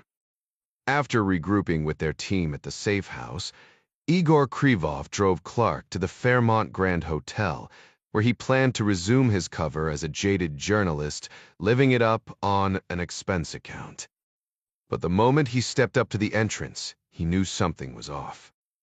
A uniformed officer from Ukraine's Ministry of Internal Affairs blocked his path, demanding his passport. Clark handed over his forged documents, casually mentioning he was a guest at the Fairmont. The officer barely glanced at them before shoving them back. Not anymore. The hotel's closed.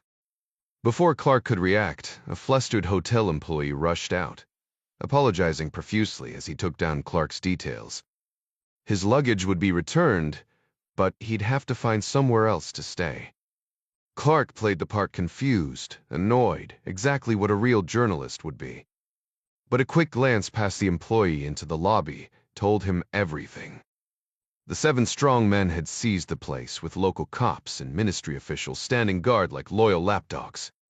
This wasn't just a takeover, it was a statement. The Ukrainian government, or at least parts of it, was openly backing Gleb the Scar and his crew. The question was, how far would they go? A full-blown coup? Or were they just waiting for the Russians to roll in and finish the job? Clark grabbed his bags and headed back to the safe house. They needed a new spot, closer to the Fairmont ground zero for whatever was brewing. If this was the start of an insurrection, he wanted a front-row seat. That evening, they scouted locations in the city center while digging into steaks and salads Igor had picked up. The TV blared Ukrainian news at full volume, drowning out any chance of eavesdropping. The team had long since tuned it out until the 11 p. Broadcast caught Igor's attention. A second later, Clark and Chavez snapped to focus. Igor translated for the others. There's a speech happening in an hour right in front of the Parliament building in Constitution Square. The media was set to broadcast the event live, with Oksana Zueva making a high-profile appearance. Who is she? Driscoll asked, raising an eyebrow. Igor leaned forward, lowering his voice. She leads the pro-Russian faction in Parliament. If the nationalists lose power, she's practically guaranteed to become the next prime minister. Chavez smirked. That popular, huh? Igor shrugged. Valery Volodin backs her, so her party gets Russian funding under the table. No surprise there. Meanwhile, Gavin, who had been silently monitoring GPS signals across the city, suddenly looked up from his screen. Did someone mention Constitution Square? Igor nodded. That's where the speech is happening. Gavin snatched a notepad, scribbled a note, and slid it across the table. The message made its way around the room until it reached Ding. His eyes flicked over the words. Target Vehicle 1, the SUV we tagged is parked at Constitution Square right now. Ding exchanged a glance with Dom, then casually remarked, loud enough for any hidden mics to pick up, we should grab some footage of that speech. Could be useful. Dom, mid-bite into a thick steak, barely chewed before answering, I'll get the gear. Less than an hour later, Chavez and Caruso pulled up near the Verkhovna Rada building, Ukraine's parliamentary hub. Constitution Square wasn't packed, but a few hundred people had gathered near a stage set up in front of the grand neoclassical structure. Reporters clustered near the front, cameras ready, while the crowd buzzed with anticipation. Ding and Dom adjusted their press badges and shouldered their way through the throng, earpieces humming with Gavin's occasional, deliberately vague updates. Gavin guided them toward the parking lot where the SUV was located, only to find it locked behind government gates. That detail alone told them plenty. Whoever owned that vehicle had serious connections. Unable to get closer, they pushed forward, blending in with the press corps just as the main event began. Oksana Zueva stood center stage, the lone woman, among a lineup of politicians. As the leader of the Ukrainian Regional Unity Party, she was the star attraction, her speech poised to slam the ruling Nationalist Party. This wasn't just political theater. It was a calculated move to solidify her ties with Moscow. Every word she spoke was a step closer to Russian backing, and everyone in the crowd knew it. The air crackled with tension, cameras flashing as she took the podium. Oksana Zueva had weathered countless corruption allegations during her tenure as a high-ranking parliamentarian, yet the One Ukraine Party never managed to discredit her or tie her directly to any scandal. Her sharp intellect and effortless charisma on camera had polished her public image, despite her hardline voting record in the Ukrainian parliament. Love her or hate her, no one could deny she was a striking presence, a poised 50-year-old blonde who often wore her hair in an elegant Ukrainian braid, her designer wardrobe subtly nodding to traditional influences. As Ding Chavez and Dom Caruso observed the event, their attention was split between recording the scene and searching the crowd for the two men they'd photographed earlier, entering the vehicle marked Target 1. The dim lighting and sea of faces made identification nearly impossible. Just then, Zueva was introduced by a party leader. She stood with practiced grace, flashing a smile that could disarm even her staunchest critics, including the two Americans who opposed her pro-Russian stance. She moved toward the microphone, but before she could speak, a sharp crack split the air. Most journalists dismissed it as a car backfiring, but Ding and Dom knew better. It was the unmistakable report of a high-powered rifle. Zueva staggered, her smile vanishing into stunned confusion, before she collapsed onto the carpeted stage, blood blooming across her chest. The gunshot's echo bounced off the neoclassical facade of the Verkhovna Rada, making it impossible to pinpoint the shooter's location. Security scrambled, journalists hit the deck, and chaos erupted as the crowd stampeded in every direction. Ding and Dom dropped low like everyone else, but their eyes darted toward the wounds angle, zeroing in on the park west of Grushevsky Street. They bolted for their car, but by the time they reached it, police barricades had gridlocked traffic. Chavez smacked the steering wheel in frustration as Caruso radioed their tech contact. Gavin. Target 1, is it moving? A beat. Yeah, heading west through the park. Chavez glared at the roadblock ahead. The SUV they'd tagged was already beyond reach. Damn it. We lost them. Dom frowned. Gleb the Scar's here working for the Russians, right? Sure looks that way. Wekaspi cut out. Then why kill Zueva? She was Moscow's favorite puppet in Ukraine. Ding didn't need to answer. Dom connected the dots first. Because if the pro-Russian leader gets taken out, the nationalists get blamed. Bingo, Ding muttered. Stokes the infighting. And guess who swoops in to restore order? Caruso let out a low whistle. Man tat, Jesus. If the Kremlin off their own ally in Kiev, that's next-level ruthless. With a sharp turn, they abandoned the traffic jam and sped in the opposite direction, the weight of the conspiracy settling over them. Tracking the marked vehicle was pointless. Now they could resume surveillance whenever needed. Nearly 3 decades earlier, CIA analyst Jack Ryan sat across from Sir Basil Charleston, the Director General of MI6, in his luxurious London office. The late afternoon sun cast long shadows as Ryan waited, knowing this meeting was inevitable. Just yesterday, he had informed David Penwright in Zug that the CIA found no hidden motives behind Tobias Gabler's murder. Ryan suspected Basil had already spoken directly with CIA Director Arthur Moore, especially since Admiral Greer hinted the agency wanted joint access to the Swiss bank's informant. Now, here he was, about to learn just how deep the U would be dragged into the mess at Ritzman Private Bankiers.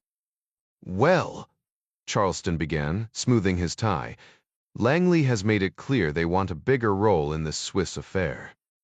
The Tragekrievethessen, the Kuffa. Before Ryan could react, Basil continued. Our asset inside the bank goes by Morningstar. As an executive, he has unrestricted access to client accounts and transactions. Ryan exhaled. This was turning into one hell of a day. Basil laid out the same intel Penwright had shared days earlier. KGB agents were scrambling to recover stolen funds hidden in a numbered account at RPB. Jack leaned forward. I'm guessing the CIA didn't offer this cooperation for free. Charleston arched a brow. They didn't tell you. Well, Deuce, tell me what. They offered you. Ryan blinked. Me. Listen precisely. You're heading to Switzerland immediately. Jack straightened. To do what? Support Penwright on the ground. Morningstar will provide account details, wire transfers, shell company structures, everything. We need someone from Langley there to verify and relay intel back home. In exchange, CIA provides operational support. Jack rubbed his temple. This is moving fast. Fluid situations demand quick action. Fluid, as in your source, might not last long. Unfortunately, yes. Though Penwright's job is to keep him alive. How long has Morningstar been yours? Since the day KGB thugs walked into his office and threatened him. Weaver Prady Wuskin. Exactly.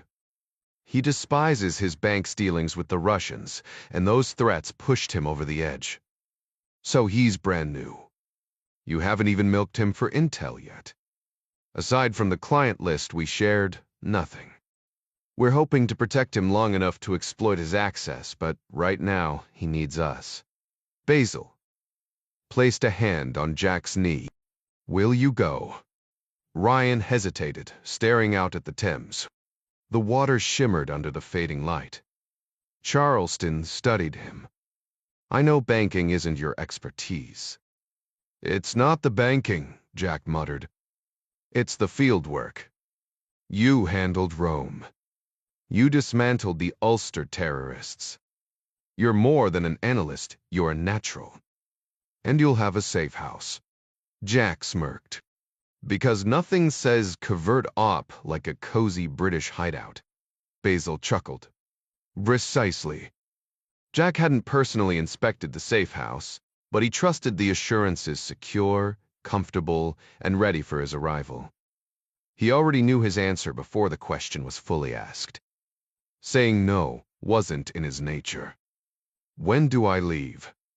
he asked, though part of him already regretted the words. Charleston barely hesitated. "A car can take you home now so you can pack. We'd prefer you head out immediately." Jack stiffened. "Kathy, I need to talk to her first." Sir Basil sighed, as if remembering too late that not all operatives lived unencumbered. "Right, of course. My apologies. I'm used to men like Penwright, who can vanish at a moment's notice." "That's not how I operate," Jack replied firmly. "I'm committed, but my family comes first." Charleston relented. "Oster pride. Tomorrow, then. Speak with Lady Caroline tonight. Bring your things in the morning." Jack clenched his jaw. The phrasing made it clear this wasn't a discussion, just a courtesy heads-up. Later, as he and Kathy rode the train home from Victoria Station, Jack kept his mission to himself, even when she asked about his day. The crowded train wasn't the place to explain that MI6 and the CIA were sending him abroad. Instead, he steered the conversation toward takeout from their favorite Chinese spot, knowing Kathy would appreciate not cooking after a grueling day in the OR. Dinner was lively, filled with laughter and the kids' chatter. But once the house fell quiet, Jack poured 2 glasses of wine and guided Kathy to the couch. She took one look at the setup and stiffened. "Where are you going, and for how long?" He hesitated. "I can't give you details, but it'll be a few days at least." Kathy's expression shifted, playfulness gone, replaced by the cool detachment she used in surgery. "Li burst de tipam." "Tomorrow?" Jack exhaled. Sometimes it felt like she could read his mind. "Greer and Charleston are sending me." Her eyes narrowed. "Both agencies? Is this dangerous?" "Not at all," he lied smoothly. "Last time you said that, you came back with a bullet graze," she countered. "Or did everyone forget you're supposed to be analyzing reports, not dodging bullets?" Jack spread his hands. "This is just intel review. A secure house in Switzerland. Nothing risky." "Then why can't you do it from London?" He faltered. "There's a time-sensitive element. They need eyes on the ground." Kathy studied him, and Jack knew she was piecing together more than he wanted to reveal. Finally, she sighed. "Just come home in one piece." He kissed her, lingering until she softened. Then duty called upstairs to the den, a secure line, and a call to Switzerland. Left alone with her wine, Kathy stared at the wall, her fingers tightening around the glass. This wasn't just another trip, and she hated being kept in the dark. Kathy Ryan trusted her husband's ability to navigate perilous situations, but the fact remained, he'd never undergone the rigorous training at the CIA's infamous farm, where field operatives were forged. Jack was a historian, an analyst, a man who should have been buried in research papers, not dodging bullets in the shadows. Yet here he was, drawn to danger like a moth to a flame, leaving her to wrestle with the unanswerable question. How had her bookish husband become entangled in the world of espionage? Every time he walked out the door, she braced herself, knowing his sharp mind and stubborn courage might not be enough against the threats lurking beyond their quiet suburban life. Meanwhile, in Moscow, Valery Volodin cut through the polished halls of Gazprom's corporate headquarters like a storm, his brisk stride forcing his security detail into an undignified jog just to keep pace. The 22nd floor buzzed with tension as employees glanced up from their desks, recognizing the Russian president's rare appearance for what it was, a prelude to something drastic. The last time he'd been here, Estonia's gas supply had vanished overnight. Now, as he strode into the sprawling command center, The massive digital display dominated the room, a glowing web of pipelines stretching across continents, a testament to Gazprom's iron grip on Europe's energy. Volodin barely paused to admire the technological marvel before him. He had a script, a prepared statement, but in a rare moment of restraint, he discarded it. Actions, not words, would send the message.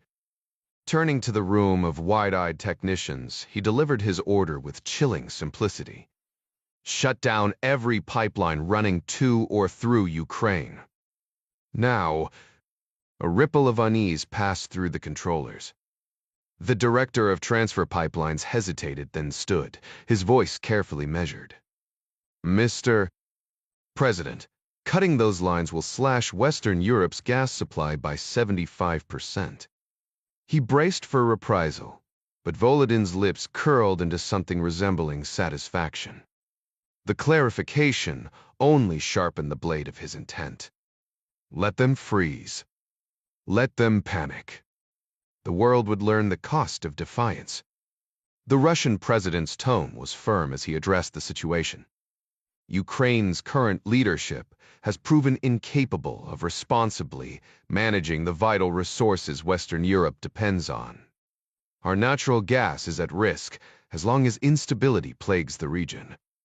The international community must hold Kiev accountable. Europe may not feel the immediate consequences now, but I trust they'll act before winter arrives. My priority isn't Europe's energy crisis. It's protecting Russian citizens, both at home and in neighboring territories. By restricting pipeline exports, I expect swift action to address this urgency. Volodin's expression remained cold, devoid of any theatrics. He announced the decision to cut gas flows with the detachment of a bureaucrat signing off on paperwork. The shutdown itself was executed with alarming efficiency. Standing before a massive digital map, he watched as green lines flickered to yellow, then read each shift marking another severed connection. He didn't linger to see the full shutdown, though. After a curt nod to his staff, he strode out as abruptly as he had entered. Minutes later, his armored limo sped through Moscow's government-only lanes, the city's skyline blurring past. Seated in the back, Volodin glanced at his chief of staff. Get Talanov on the phone. As he waited, he flipped through documents balanced on his knee, pausing to sip tea from an ornate cup. Soon, the phone was handed to him. Roman. Yes, Valery. Talanov's voice was calm. Familiar, this wasn't a conversation for formalities. The raid on the CIA compound in Sevastopol didn't yield what we hoped. They evacuated most equipment and destroyed the rest. Our Spetsnaz and 7 strongmen took heavy losses. Volodin's grip tightened. No proof. No American bodies. Plenty of blood, but their Marines recovered all casualties before we could secure evidence. A frustrated exhale. Unacceptable. Don't worry. We'll spin this. Local witnesses will testify under our direction and footage of UN. Aircraft will support our narrative. Claim the CIA was destabilizing Crimea. No one needs corpses for that. I wanted undeniable evidence. Then you should have let the Black Sea Fleet shoot down those planes. But that's above my pay grade. Volodin's jaw clenched. I didn't want a war over Sevastopol. I wanted leverage. A beat of silence shorter than most would dare take with him. Then Talanov replied, Understood. But if you need something unmistakably tied to the CIA, I'll make it happen. Jack clenched his jaw, determined to act fast. I'll put together undeniable proof using the evidence we gathered from the Sevastopol facility. Time's running out. I just cut off all gas shipments through Ukraine. It's understood. I'm on it. See you soon. 3 decades earlier, CIA analyst Jack Ryan strode into Sentry House, his suitcase packed for Switzerland. With the noon flight out of Heathrow, he planned to squeeze in some work before grabbing a cab. His first order of business? Calling David Penwright in Zug to confirm receipt of the Morning Star documents and any last-minute field instructions. Just as he settled at his desk with his morning coffee, ready to dial up his secure line, Simon Harding, head of the Russian working group, burst into his office. "Charleston wants you now." The urgency in Harding's voice set off alarms. "What's going on?" "Just move, Jack." Minutes later, Jack stepped into the director's office, his mind racing through worst-case scenarios. Charleston stood surrounded by unfamiliar faces, tension thick in the air. The moment he spotted Ryan, he gestured to the sofa. "Sit down." Jack obeyed, his gut tightening as Charleston took the seat across from him. No introductions were made for the other men. "What's happened?" "Bad news, I'm afraid. David Penwright." "Bet he's dead." The words hit like a punch. "Jesus. We just got word." Jack's mind reeled. "How?" "Struck by a bus." "A bus?" One of the strangers stepped forward, his tone clinical. "The Swiss will report he was drunk. Field officers tend to overindulge." "That's bull. I spoke to him last night. He was sharp." The man ignored the outburst. "He left the safe house after your call, met with Morningstar, then hit the bars." Jack's patience snapped. "Who the hell are you?" Charleston intervened. "Jack, meet Nick Eastling." "Counterintelligence?" They shook hands, but Jack's shock overshadowed courtesy. Eastling nodded toward the silent group by the window. "My team." Jack turned back to Charleston. "What's really going on?" "Nick's handling the investigation. The Swiss are calling it an accident, but we'll verify." Eastling cut in, matter of fact. "Witnesses say Penwright stumbled into traffic after leaving a beer hall. Bus drivers' cooperating claims it was unavoidable." Jack scoffed. "And you buy that?" Eastling's expression hardened. "No hit. Toxicology will show he was plastered. Only question is how he walked straight enough to get himself killed." A flicker of discomfort crossed his face before he added, "David had habits." Jack's fists tightened. "Does Morningstar know?" "Not yet. Penwright was undercover Nathan Michaels. The death would certainly make headlines overseas, though the papers would only report the false identity he'd been using. Morningstar wouldn't have a clue." "You need to inform Morningstar immediately," someone insisted. Basil shook his head. "That decision hasn't been finalized. We don't want to trigger unnecessary panic."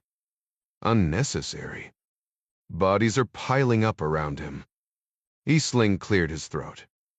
"2 fatalities, neither conclusively tied to any breach involving Morningstar." Basil continued. "A team is being dispatched to investigate. I've already coordinated with James Greer and Arthur Moore at Langley. He'll be joining them." The idea of refusing the Switzerland assignment hadn't even crossed his mind. "Absolutely. I'm in." Eastling's expression soured, but he kept silent. Charleston chimed in, "Good. Once we wrap up the inquiry into David's death, we'll reassess how to handle Morningstar. For now, we're keeping our distance to avoid any risk of exposure." Ryan simply nodded, processing the flood of information. Eastling stood abruptly. "No, right, Ryan. You're dismissed. Meet me in the lobby in an hour. I've got more to discuss with Sir Basil." Before Ryan could respond, Eastling practically herded him out the door. Present-day Jack Ryan, Jr. had spent days hunting down Victor Oxley, the former MI5 operative nicknamed Bedrock. His first move was calling James Buck, his old hand-to-hand combat instructor in Maryland. Buck, a former SAS member and ally of the campus, agreed to dig around discreetly. Jack could have just told his father about his chat with Basil and dropped it, but something about the old mystery hooked him. After emailing his dad a vague update post-Belgravia meeting, he decided to dig deeper. Buck's reconnaissance revealed Oxley was still alive, no address, but a birth date placed him at 59. Using Castor and Boyle's resources, Ryan pulled UK tax records and pinpointed a single Victor Oxley in Corby, 2 hours north of London. A dead-end phone call didn't deter him. With vacation hours to spare, he left work early Friday, bracing for the unfamiliar left-side drive. The trip was smooth, save for a few white-knuckle moments when oncoming traffic roared past on the wrong side. Corby greeted him with Oxley's crumbling apartment building, its postage stamp garden dwarfed by Ryan's Earl's Court living room. No answer at the door. Frustrated, he spotted a pub on the corner, the bowl in hand, and figured it was worth a shot. The dim, stale-aired bar was a far cry from his usual London haunts. Even the handful of elderly regulars seemed to agree, nursing their drinks in near silence. Ryan slid onto a stool and ordered a pint of John Courage, scanning the room for any sign of bedrock. Ryan slid onto the bar stool just as the bartender set down his pint. He tossed a $10 bill on the counter, enough for the drink, and then some before cutting straight to the chase. "You get a guy named Victor Oxley in here often?" The bartender, a mountain of a man with forearms like tree trunks, didn't even blink. "I know when someone doesn't belong." Jack smirked. He'd expected resistance. This wasn't the kind of place where people appreciated nosy strangers. Reaching into his wallet, he added another 10 to the pile. He wasn't about to empty his wallet for information, but he also wasn't leaving without answers. The bartender pocketed the cash. "What's this Oxley fellow look like?" "Late 50s, white beard. Probably looks like he's been drinking since breakfast." A flicker of recognition crossed the bartender's face, not concern, just vague amusement. "Leave your number. If he's in the mood to talk, he'll reach out." Jack sighed. Not ideal, but it was Friday, and he had nowhere urgent to be. He handed over a business card. Castor and Boyle, Private Investigations, then added, "There's another 20 in it for you if I actually get to speak with him." The bartender stuffed the card into his apron without a glance. Jack turned back to his beer, scrolling through his phone for nearby motels. A minute later, the bartender reappeared, dropping the card back on the bar. "Sorry, pal. Vic's not interested." Jack's gaze shifted to the far end of the bar, where a grizzled old man hunched over his drink. At first glance, he looked like a retired sea captain, thick white hair, a beard that could hide small animals, and eyes red enough to signal a lifetime of bad decisions. But when the man glanced up and caught Jack staring, the venom in his glare was unmistakable. Cue in bingo. Jack grabbed his beer and a fresh 20, sliding into the seat beside him. "Afternoon, Mr. Metchley Astastay. Hate to bother you, but I could really use 5 minutes of your time." Oxley didn't even lift his head. "Piss off." Jack tried again, keeping his voice low. "How about I cover your tab, and we take this somewhere quieter?" The old man finally looked up, his voice a gravelly growl. "I said piss off." Jack exhaled. Basil had warned him Oxley was a hard case. One last shot. "My name's I know who you are," Oxley snapped. "And your old man's a real piece of work." Jack clenched his jaw. Out of the corner of his eye, he noticed the bartender whispering to a couple of patrons, all of them watching. Great. Now he had an audience. He leaned in, lowering his voice. "I just needed one small favor. Good to help people. Wouldn't have cost you a thing." Oxley took a long swig of his beer. "Get lost." Jack didn't move. "You were SAS, weren't you?" Jack Ryan scoffed, shaking his head in disbelief. Seriously? You just gave up completely, didn't you? Oxley's gaze dropped to his beer bottle, his thick fingers tightening around the glass, until the tendons in his hands stood out like cables. The silence stretched between them until Jack finally snapped, "What? No comeback? I thought you Brits were supposed to be polite."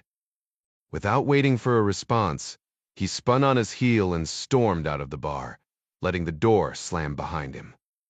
Meanwhile, thousands of miles away, the streets of Donetsk pulsed with tension. Over 10,000 pro-Russian demonstrators packed Pushkin Boulevard, despite the icy rain, their numbers swelling threefold from the previous week's rally. This wasn't some grassroots gathering. Every banner, every chant had been carefully orchestrated by faux operatives weaving through the crowd. The recent assassination of Oksana Zueva and NATO's rumored involvement in Sevastopol had lit a fire under the movement. Protesters waved freshly minted Russian passports, their loyalty to Moscow plastered across signs as they marched. A battered van crept along the edges of the procession before slipping onto Hurova Avenue, maneuvering to position itself ahead of the main crowd. When it reappeared near the National Academic Ukrainian Musical and Drama Theater, the two men inside didn't join the spectacle. They just sat there, chain-smoking with dead eyes, watching the sea of red banners draw closer. These weren't ordinary demonstrators. They were members of the Seven Strongmen, Russian-born, but operating under F's orders from the shadows of Kiev. Behind them, hidden under a tarp, sat a single 55-gallon drum, packed with RDX old school but brutally effective. A shock tube detonator jutted from the explosive slurry, wired to a timer set for 3 minutes. All it needed was a flick of a switch. Police swarmed the area, but their attention was split. A handful of pro-nationalist counter-protesters had suddenly appeared farther down the boulevard, Ukrainian flags whipping in the wind as they shouted taunts. Convenient. Really just enough distraction to pull officers away from the marchers' path. Nobody noticed the van. Nobody questioned the two stone-faced men inside. As the lead banner closed within a block, the operatives exchanged a glance. Hands hovered over the timer. The drum sat ready, and the crowd, oblivious, kept marching straight toward them. The passenger casually flipped the timer switch before exiting the vehicle, merging seamlessly with his accomplice as they strolled eastward. Within minutes, a waiting associate in a car with falsified plates scooped them up. Just as the protest crowd began gathering near the National Academic Ukrainian Musical and Drama Theater, the shock tube detonator triggered, sending a devastating blast through the RDX explosives. The van erupted with an 80-foot radius of destruction, though nearby parked cars absorbed some impact, sparing those lucky enough to be shielded. Those directly exposed were obliterated instantly, while others suffered ruptured eardrums and internal trauma from the shockwave. Beyond the immediate blast zone, deadly shrapnel cut down additional victims, transforming the rally into a scene of pandemonium as survivors trampled over the wounded in their frantic escape. Soon after, a call flooded into Trik Ukraina, where an alleged Ukrainian nationalist proudly claimed responsibility, vowing brutal retaliation against any Russian interference in Crimea. The chilling threat, meant to escalate tensions, actually came from an FC agent calling from Kiev's Fairmont Grand Hotel. In a twisted irony, Russian forces later planned to memorialize the pro-Russian casualties with a plaque near the theater, unaware their own operatives had orchestrated the massacre. Decades earlier, CIA analyst Jack Ryan touched down in Zurich with a covert MI6 team, all posing as English businessmen. Ryan's white-knuckled grip on his armrest betrayed his lingering trauma from a near-fatal helicopter crash years prior, though the flight proved uneventful. After clearing customs, the group dispersed on separate train cars to Zug, regrouping at a business hotel where Eastling's team commandeered a suite. Ryan, initially sidelined, barged into the evening briefing just as Eastling outlined the plan. Joey's playing grieving brother at the morgue tonight. Embassies smoothed it over. Quick check for anything off, like a suicide note or, hell, a harpoon wound. But Tezaraz, Takakind tries. Ryan interjected, determined to stay involved. Eastling smirked. By Candius. Maybe shark teeth marks on his backside. The dark humor barely masked the operation's gravity as the team prepared for the grim task ahead. Ryan could tell Eastling wasn't convinced this was anything beyond a tragic bus crash, treating the whole investigation like a bureaucratic charade. Turning to Joey, Eastling said, "Shipping everything back to the UK shouldn't be an issue." Joey groaned. "Why do I always get stuck blowing half my per diem on dry ice?" The room erupted in quiet laughter. "Keep your receipts," Eastling replied with a smirk. "You'll be reimbursed once we're back in London." Ryan's jaw tightened. He barely knew David Penwright, but the casual way these men dismissed his death made his blood boil. Eastling carried on. "Bart and Leo, hit the safe house and turn it inside out. The rest of us will join you once we've wrapped up our assignments." The men nodded. "Stuart, head to Penwright's hotel. The room's still booked. Talk your way in, grab anything suspicious, and bring it back. Keep an eye out for anything compromising." Ryan raised a hand. "Hold on.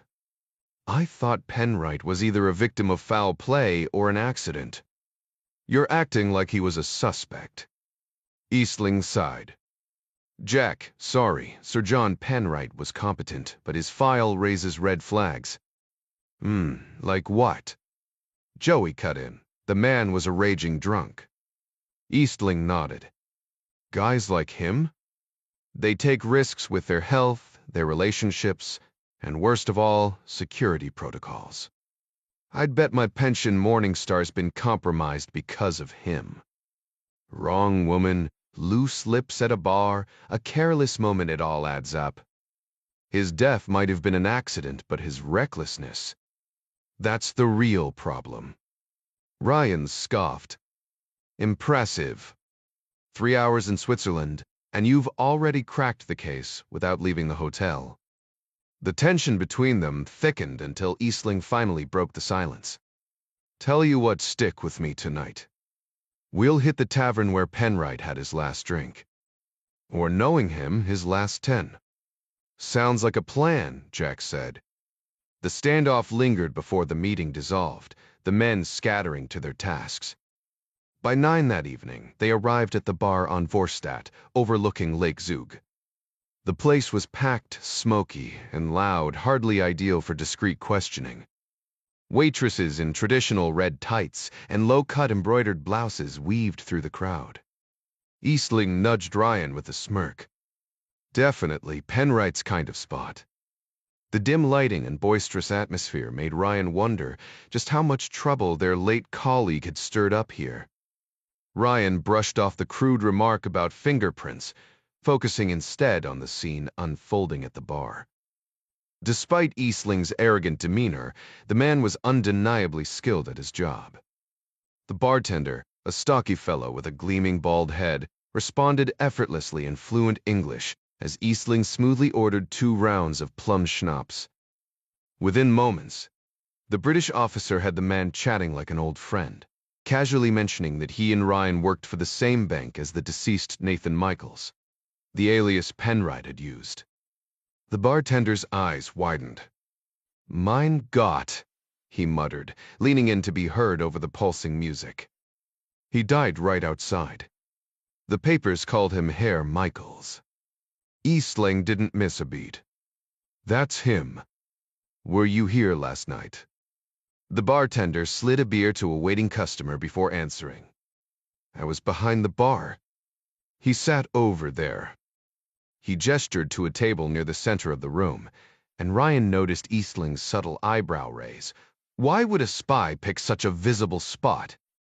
The bartender added. The waitress who served him got suspended. Police think she overpoured. Eastling scoffed. Quatsch, he said, mimicking the German word for nonsense. Nathan could hold his liquor. Blaming her is ridiculous. The bartender agreed, but shrugged. Bad for business. She's done.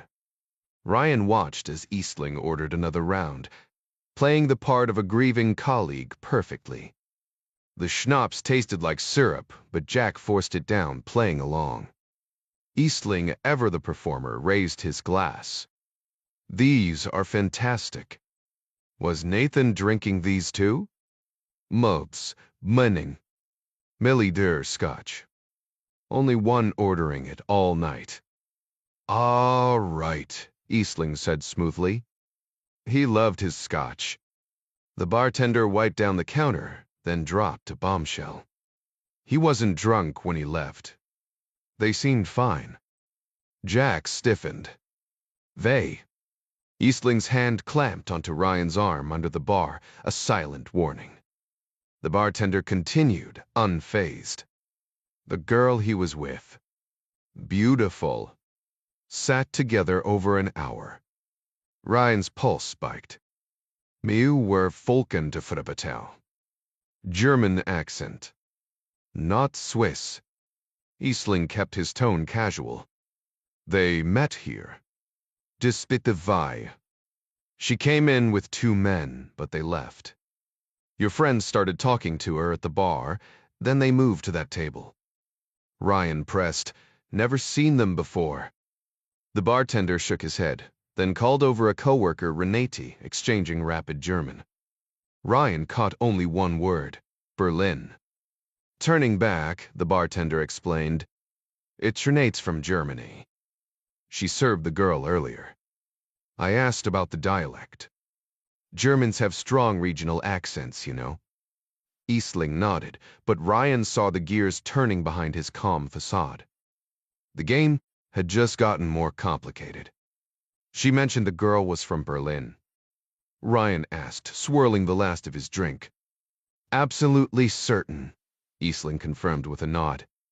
They stepped out of the dim smoke-filled bar minutes later, the cloying taste of cheap liquor lingering on Ryan's tongue. The street outside was eerily quiet, a stark contrast to the chaos of the night before. Ryan squinted against the dull glow of a flickering street lamp, his boots scuffing the pavement where Penwright had met his untimely end. Not exactly the Berlin Autobahn, he muttered, scanning the deserted road. Eastling smirked. No, but if you step in front of a bus here, the result's the same. Ryan exhaled sharply. Fair point. As they walked toward the car, Jack rubbed his temple. So we're hunting a German woman. Eastling shook his head. Penwright was the one hunting her. And look where that got him. He chuckled darkly at his own grim humor. No sign of her in the police reports. Maybe she bolted the second things went south.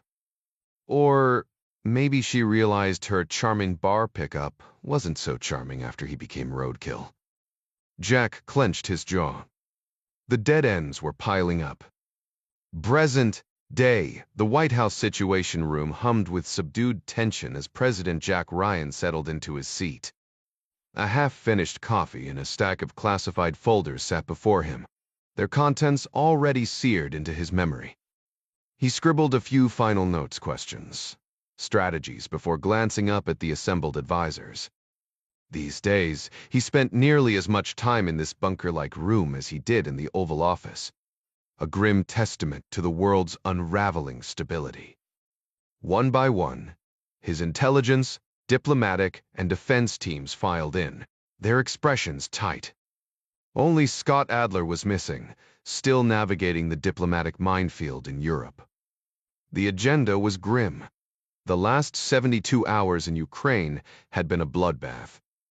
6 Americans dead at the lighthouse compound, including the CIA's station chief. Global media spun it as violent protests gone wrong, but Russian networks screamed about CIA assassins gunning down peaceful demonstrators.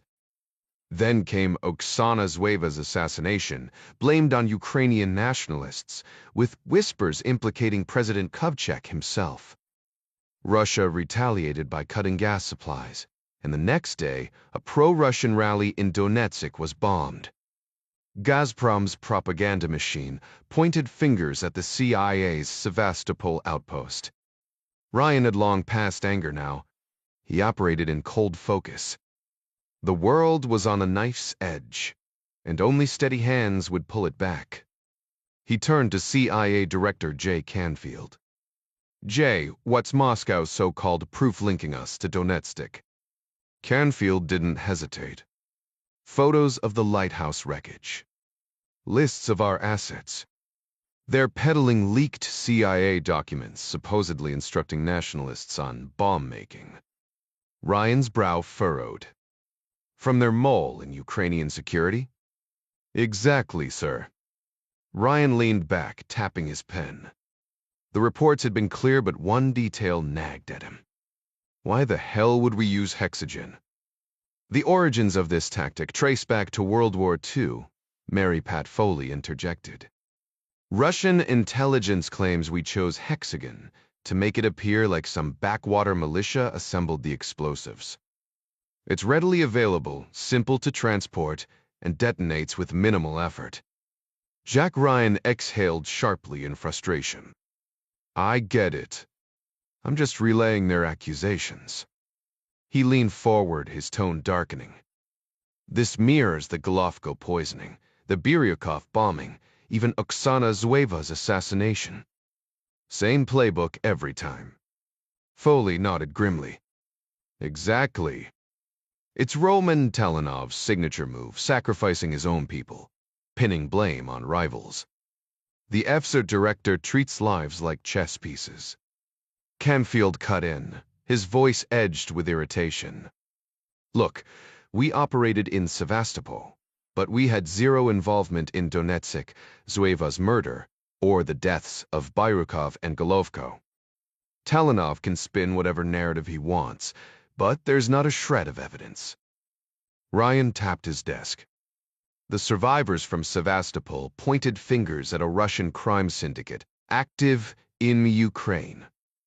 I've spent the last 30 minutes digging into the 7 strong men. Foley confirmed, that's right. Moscow's been funneling weapons and training to them, along with pro-Russian militias in eastern Ukraine. They've essentially turned the Russian mafia and these insurgents into a fifth column. Ryan's eyes narrowed. Can we verify any of this? Canfield shrugged. Opponents have tried linking Volodin to organized crime since his FUV days.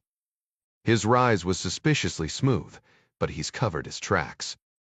He's purged so many gangsters that backing him makes no sense unless you're the 7 strongmen. Ryan scanned his notes.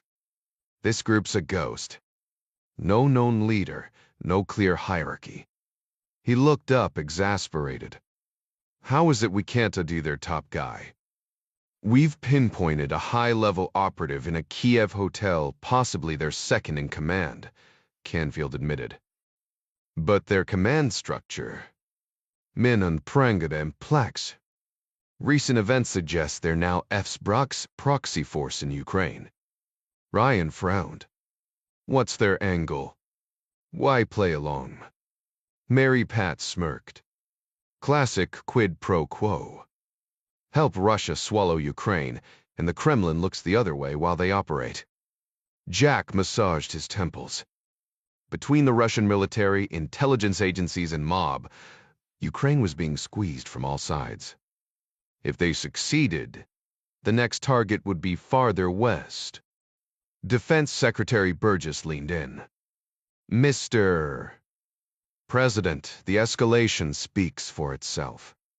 Russia's exhausted its threats and pipeline leverage. Now they're sidelining NATO, testing how far they can push. Ryan's voice turned icy. So the next step's tanks across the border. Exactly. JSOC and CIA confirm troop buildups. Satellite intel shows they're ready, just waiting on Moscow's green light. Ryan exhaled, Then what's our move, Bob? Burgess didn't hesitate. Douglas MacArthur once said every military failure boils down to two words. Too late. If we wanted to stop this invasion by force? Sir, we are already past that point. Ryan's jaw tightened. Crimea's gone. No stopping it now. The region already operates with significant autonomy, home to tens of thousands of ethnic Russians and many more who recently received Russian passports. President Volodin can easily justify annexing Crimea as vital to Russia's interests, especially with Ukraine's military in no shape to stop it. The real concern isn't whether they'll take Crimea, but whether they'll push further west. Success breeds ambition, and Volodin won't hesitate to set his sights on other territories if this goes smoothly. Ryan tapped his fingers on the table. We've got a few hundred special ops advisors on the ground. What difference can they really make? A big one, Burgess replied. We've got Delta, Green Berets, and even British SAS embedded near the front lines, ready to coordinate with Ukrainian air support. If you authorize it, we can link our laser targeting systems to their MiG-29s and Mi-24s, turning their air force into something far more effective. It won't stop Russia, but it might slow them down. All under the radar? Burgess hesitated. That's the plan. But you know how these things go. No operation survives first contact. Ryan smirked. Burns was right about mice and men. Exactly, sir. Turning to Russia's military readiness, Burgess explained. They're not the joke they were during the Georgia War, but they're still far from elite. Back then, corruption ate up 20% of their budget now. They cared at Sabalurkad. Volodin made sure of that. Ryan raised an eyebrow. Let me guess he didn't achieve that with stern memos. A few well-placed bullets sent the message, Burgess admitted. Still, numbers matter, and Russia has more than Ukraine. And nukes, Ryan added. That's the elephant in every room when dealing with Moscow. Leaning forward, Ryan pressed, if we stall their advance, how likely are they to rattle the nuclear saber? Burgess didn't flinch. Strategic strikes? Possible. Most of their arsenal is outdated. But could they slip a few past our defenses? Volodin loves flexing with those Soviet-era bombers. Mary Pat cut in. It's not just capability, it's sanity. Volodin isn't some fanatic chasing martyrdom. He knows launching nukes means his own annihilation. Ryan nodded. And tactical strikes? Not in Ukraine, Burgess said firmly. Even Volodin wouldn't nuke land he considers Russian. Jack Ryan clenched his fists, his mind racing. He'd fight like hell to protect what mattered. But even he wouldn't push the world toward nuclear annihilation. Leaning forward, he tapped the polished conference table. Walk me through how our partnership for peace troops coordinate with Ukrainian forces if things go south. Burgess flipped open a leather-bound folder, revealing a classified document stamped Operation Crimson Sky. The plan outlined a worst-case scenario, Russian forces storming across the border, aiming to seize Crimea and the eastern territories. American special ops teams would embed with Ukrainian units, using laser targeting systems to paint Russian aircraft. The goal wasn't to wipe out the invaders, but to bog them down, forcing them into a grinding advance that would bleed them dry long before they reached the Dnieper. Ryan's brow furrowed. Do we have the boots on the ground to pull this off? Burgess hesitated, then laid it out.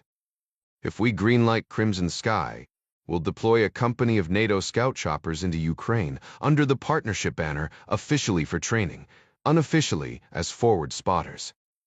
Add a Ranger detachment to secure the command post, and we're looking at roughly 450 U. And British personnel total. He exhaled sharply. Here's the ugly truth. The Ukrainian Air Force won't last a week. Our guys will have plenty of targets, but without friendly jets in the sky, it's just delaying the inevitable. Sending more troops won't change that math. Ryan rubbed his temples. I'll have to brief congressional leadership.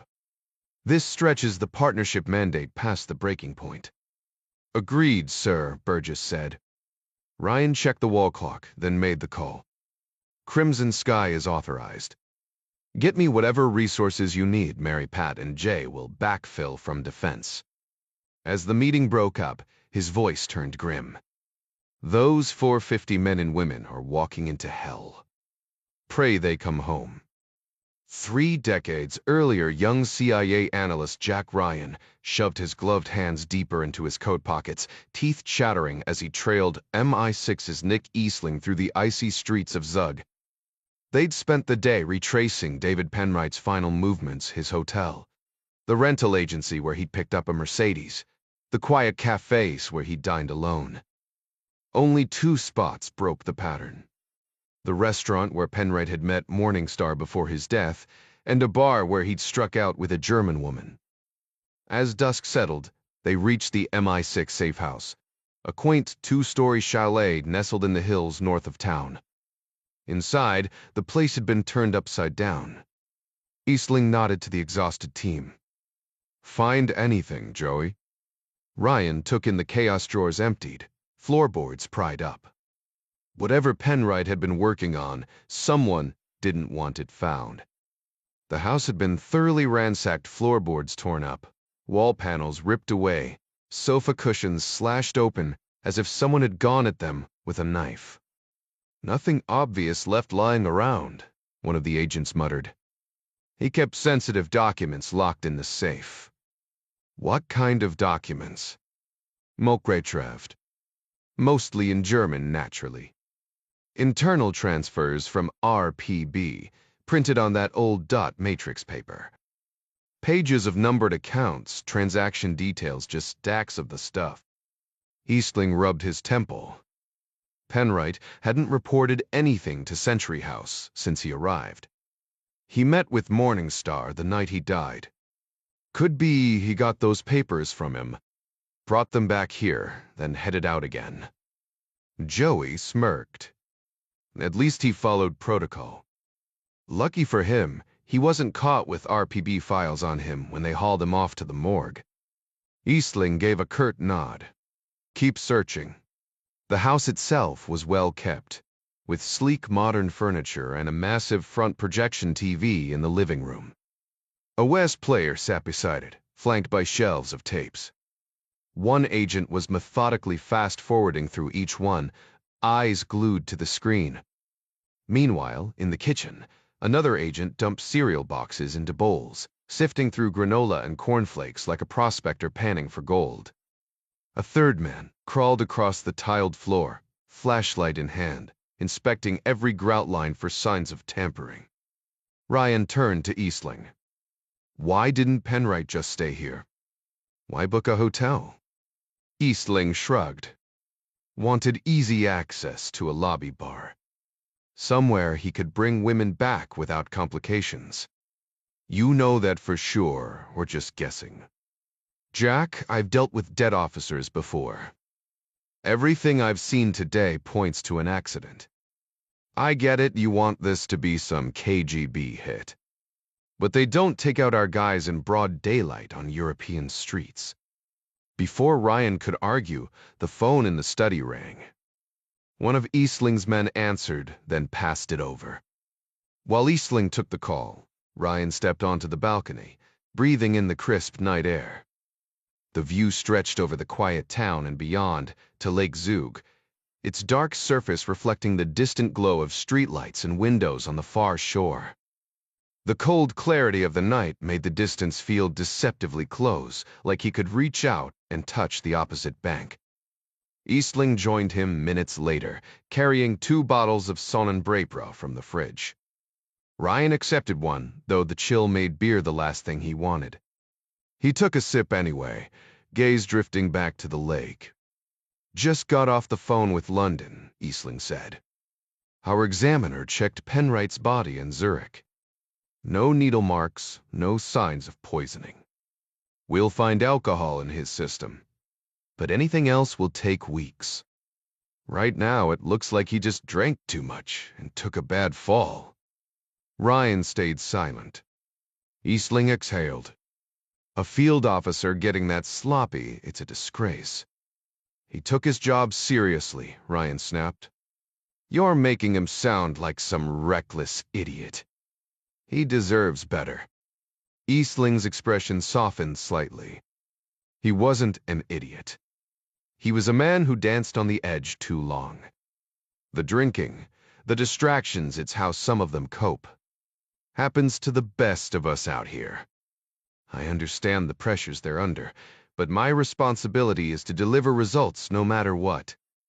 The two men stood silently on the balcony, gazing across Lake Zug at the distant lights shimmering on the opposite shore. The view was stunning. Jack could almost picture Penwright in this very spot just days ago, plotting his next steps with Morningstar. Ryan broke the silence with a sigh. So that's it? We just pack up and leave? Depends on London. If Sir Basil sends another team to make contact with Morningstar, we might stay an extra day to brief them in person. Ryan's attention snapped to the far side of the lake as a sudden burst of light flared, illuminating the low-hanging clouds above the shoreline. The explosion, because that's what it had to be, sent a deep rumble rolling across the water moments later. Eastling stiffened beside him. That wasn't fireworks. Ryan squinted into the distance. There's a fire. He bolted inside, demanding binoculars from the safe house team. One of the men handed him an ornate brass telescope, drawing a few amused smirks from the others. Ryan ignored them, fumbling with the heavy scope before finally steadying it. Through the lens, he could just make out flames licking at a building on the hillside. What's over there? Rock crews, Eastling answered grimly. Same place where Tobias Gabler was killed. Jack lowered the telescope. Zuius dan de Brachtev. To the explosion. Fredis, why Tapri? Are you kidding me? Ryan shot back, already moving. Eastling scoffed. You're overreacting. Then stay here and keep playing detective with your team. I'm checking it out. Ryan snatched a set of car keys from the table and stormed out. He heard footsteps crunching on gravel behind him, Eastling reluctantly following. Wait 200 I'll drive. The drive around the lake took longer than expected, but the towering flames guided them like a beacon. Emergency crews had blocked off streets, forcing detours, but Eastling maneuvered close enough that they only had to walk a few blocks. The scene was chaos. A crowd of stunned onlookers, flashing emergency lights, and the roar of the inferno consuming what had once been a high-end lakeside restaurant. The heat pressed against Jack's skin as they pushed forward. The place had clearly been elegant outdoor fire pits for chilly evenings, expansive windows framing the lake, but now it was a charred skeleton. Firefighters hauled bodies from the wreckage, while others lay covered in the parking lot. The sign above the entrance, Restaurant Meiser, was barely visible through the smoke. Jack counted at least 10 victims, though the flickering light made it hard to be sure. Whatever had happened here, it wasn't an accident. The scene was chaotic as firefighters battled the blaze from multiple angles, their hoses spraying water in a desperate attempt to control the flames. Police officers struggled to hold back the growing crowd, using barricade tape and sharp commands to keep onlookers at a safe distance. Rumors spread through the crowd about gas lines fueling the fire, and within minutes of Ryan and Eastling's arrival, authorities pushed everyone further back across the street, fearing a potential explosion. Standing near the flickering glow of the inferno, Jack spotted a group of Swiss police vehicles clustered on the far side of the cordoned-off parking area. Officers were leading a handcuffed man with a thick beard toward one of their cars, shoving him into the back seat before speeding off down the hill. Jack squinted against the smoke. "What do you think that was about?" Mick didn't hesitate. Only one way to find out. By the time they maneuvered through the crowd, the police car was long gone. Two officers lingered near another vehicle, and Nick approached them with a polite, "Excuse me, do you speak English?" One officer responded curtly, "Yes, but we're busy." Mick pressed anyway. Just curious, why was that man detained? "Questioning, not arrest," the officer clarified. "He was inside the building right before the explosion, but left through the back. A waiter spotted him in the crowd afterward and flagged him down." Got it. Thanks. Were you a witness?" "Afraid not," Nick admitted before stepping back into the crowd with Jack in tow. They retreated shortly after, heading for the C safe house, so Eastling could relay updates to MI6. The British would need to lean on Swiss authorities for details, especially about the detained man. After dropping Ryan at his hotel, Eastling disappeared into the night, leaving the CIA analyst feeling sidelined yet again. But with no real role to play at the safe house, Ryan swallowed his frustration and let it go. Present day. Delta Force operator Barry Jankowski, calls sign Midas, had survived the brutal fight at the lighthouse in Sevastopol alongside two of his men and a handful of other Americans. While most survivors had been pulled out of Ukraine, Midas and his team remained, now stationed in Cherkasy near a major Ukrainian military base. The loss of his teammates weighed on him, but in true special ops fashion, there was no time to mourn. Just yesterday, he'd been a lieutenant colonel.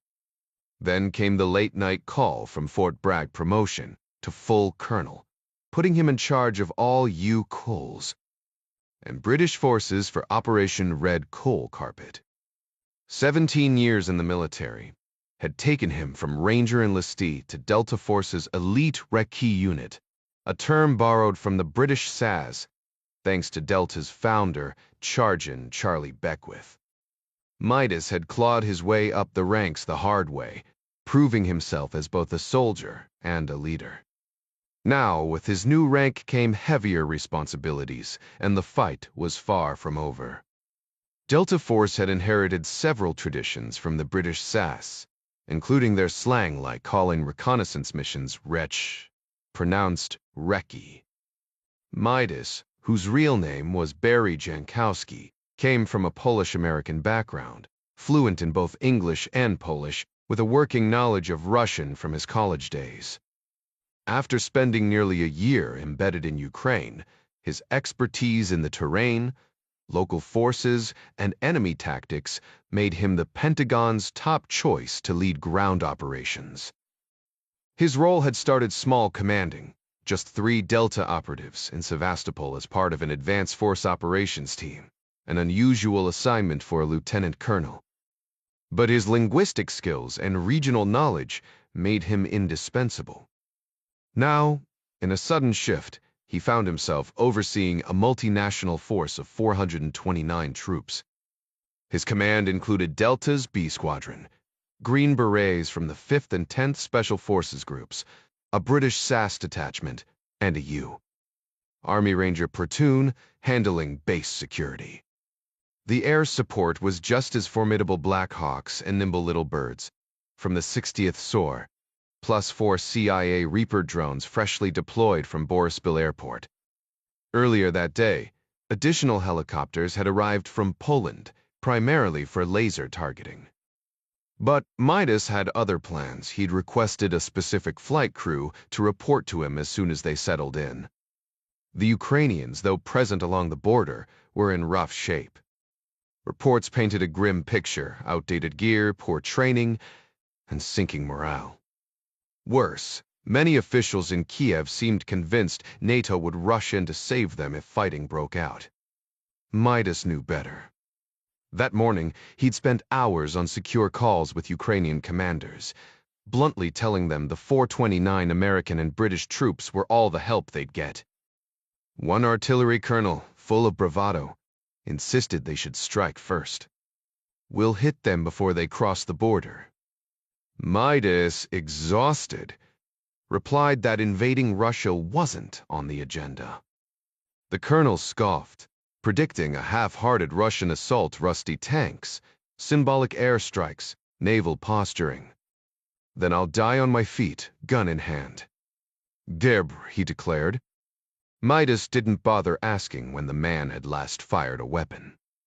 He'd seen war up close: Iraq, Afghanistan, advisory roles in Colombia and the Philippines. Ukraine was different. Bigger, more advanced, yet somehow more fragile. As he hung up, he couldn't shake the feeling that for all his experience, this might be the first fight he couldn't win. Outnumbered and outgunned, Midas and his 429 troops faced a daunting reality. 70,000 Russian soldiers massed at the border, poised to storm into Ukraine.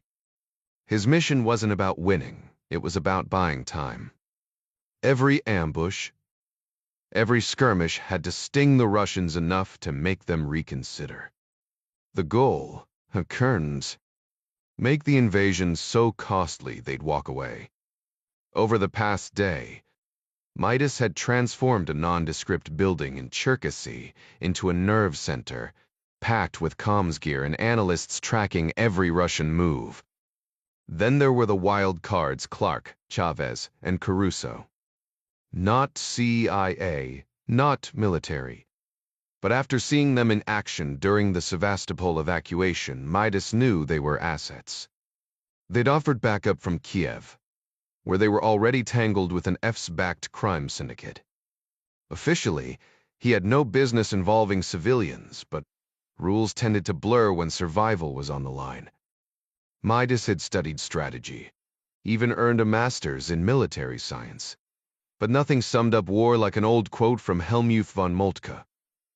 Strategy is a system of expedients, or as he put it in his West Virginian drawl, you do what you gotta do. Plans were great until bullets started flying. Operation Red Coal Carpet might have looked slick on paper, but Midas knew the second the Russians attacked, improvisation would take over. Meanwhile, warrant officers Conway and Page trudged across the Ukrainian base, squinting at Cyrillic signs they couldn't read. Dressed in standard issue gear with M4s slung across their chests, they blended in until Ukrainian mechanics spotted them.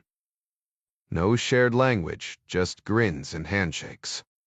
The locals were glad to have them there, even if nobody knew exactly how this would end. Dre stood out immediately in the Ukrainian base. His dark skin was as uncommon here as running into a Ukrainian back at Fort Campbell, Kentucky. The local soldiers couldn't help but stare, though Eric and Dre kept things polite before slipping away from the group. Their commanding officer had summoned them to a building on the far side of the base, leaving them clueless about why.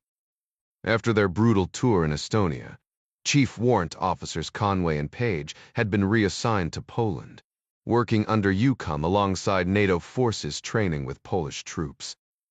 It was a welcome break from the chaos of combat until yesterday, when their unit got sudden orders for Ukraine.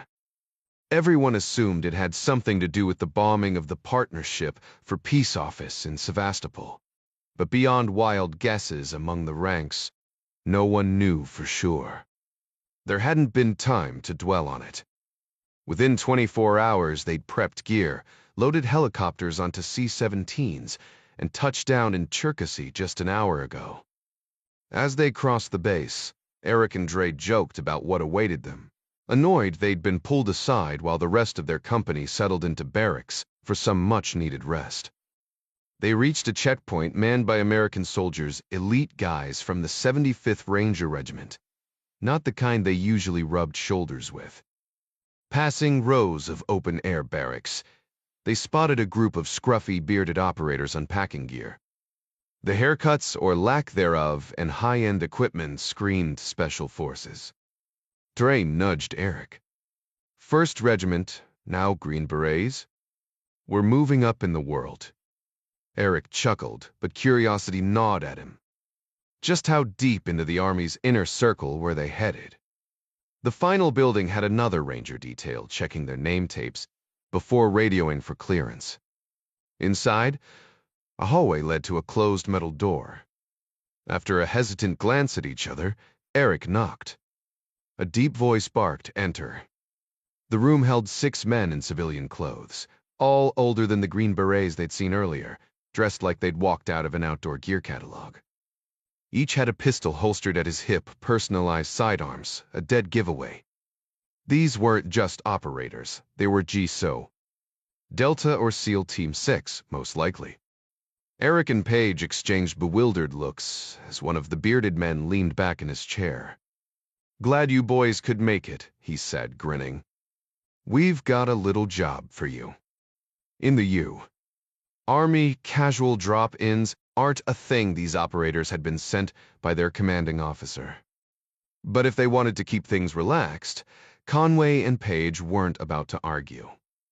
The team's leader stepped forward, introducing himself and his squad. "Name's Midas.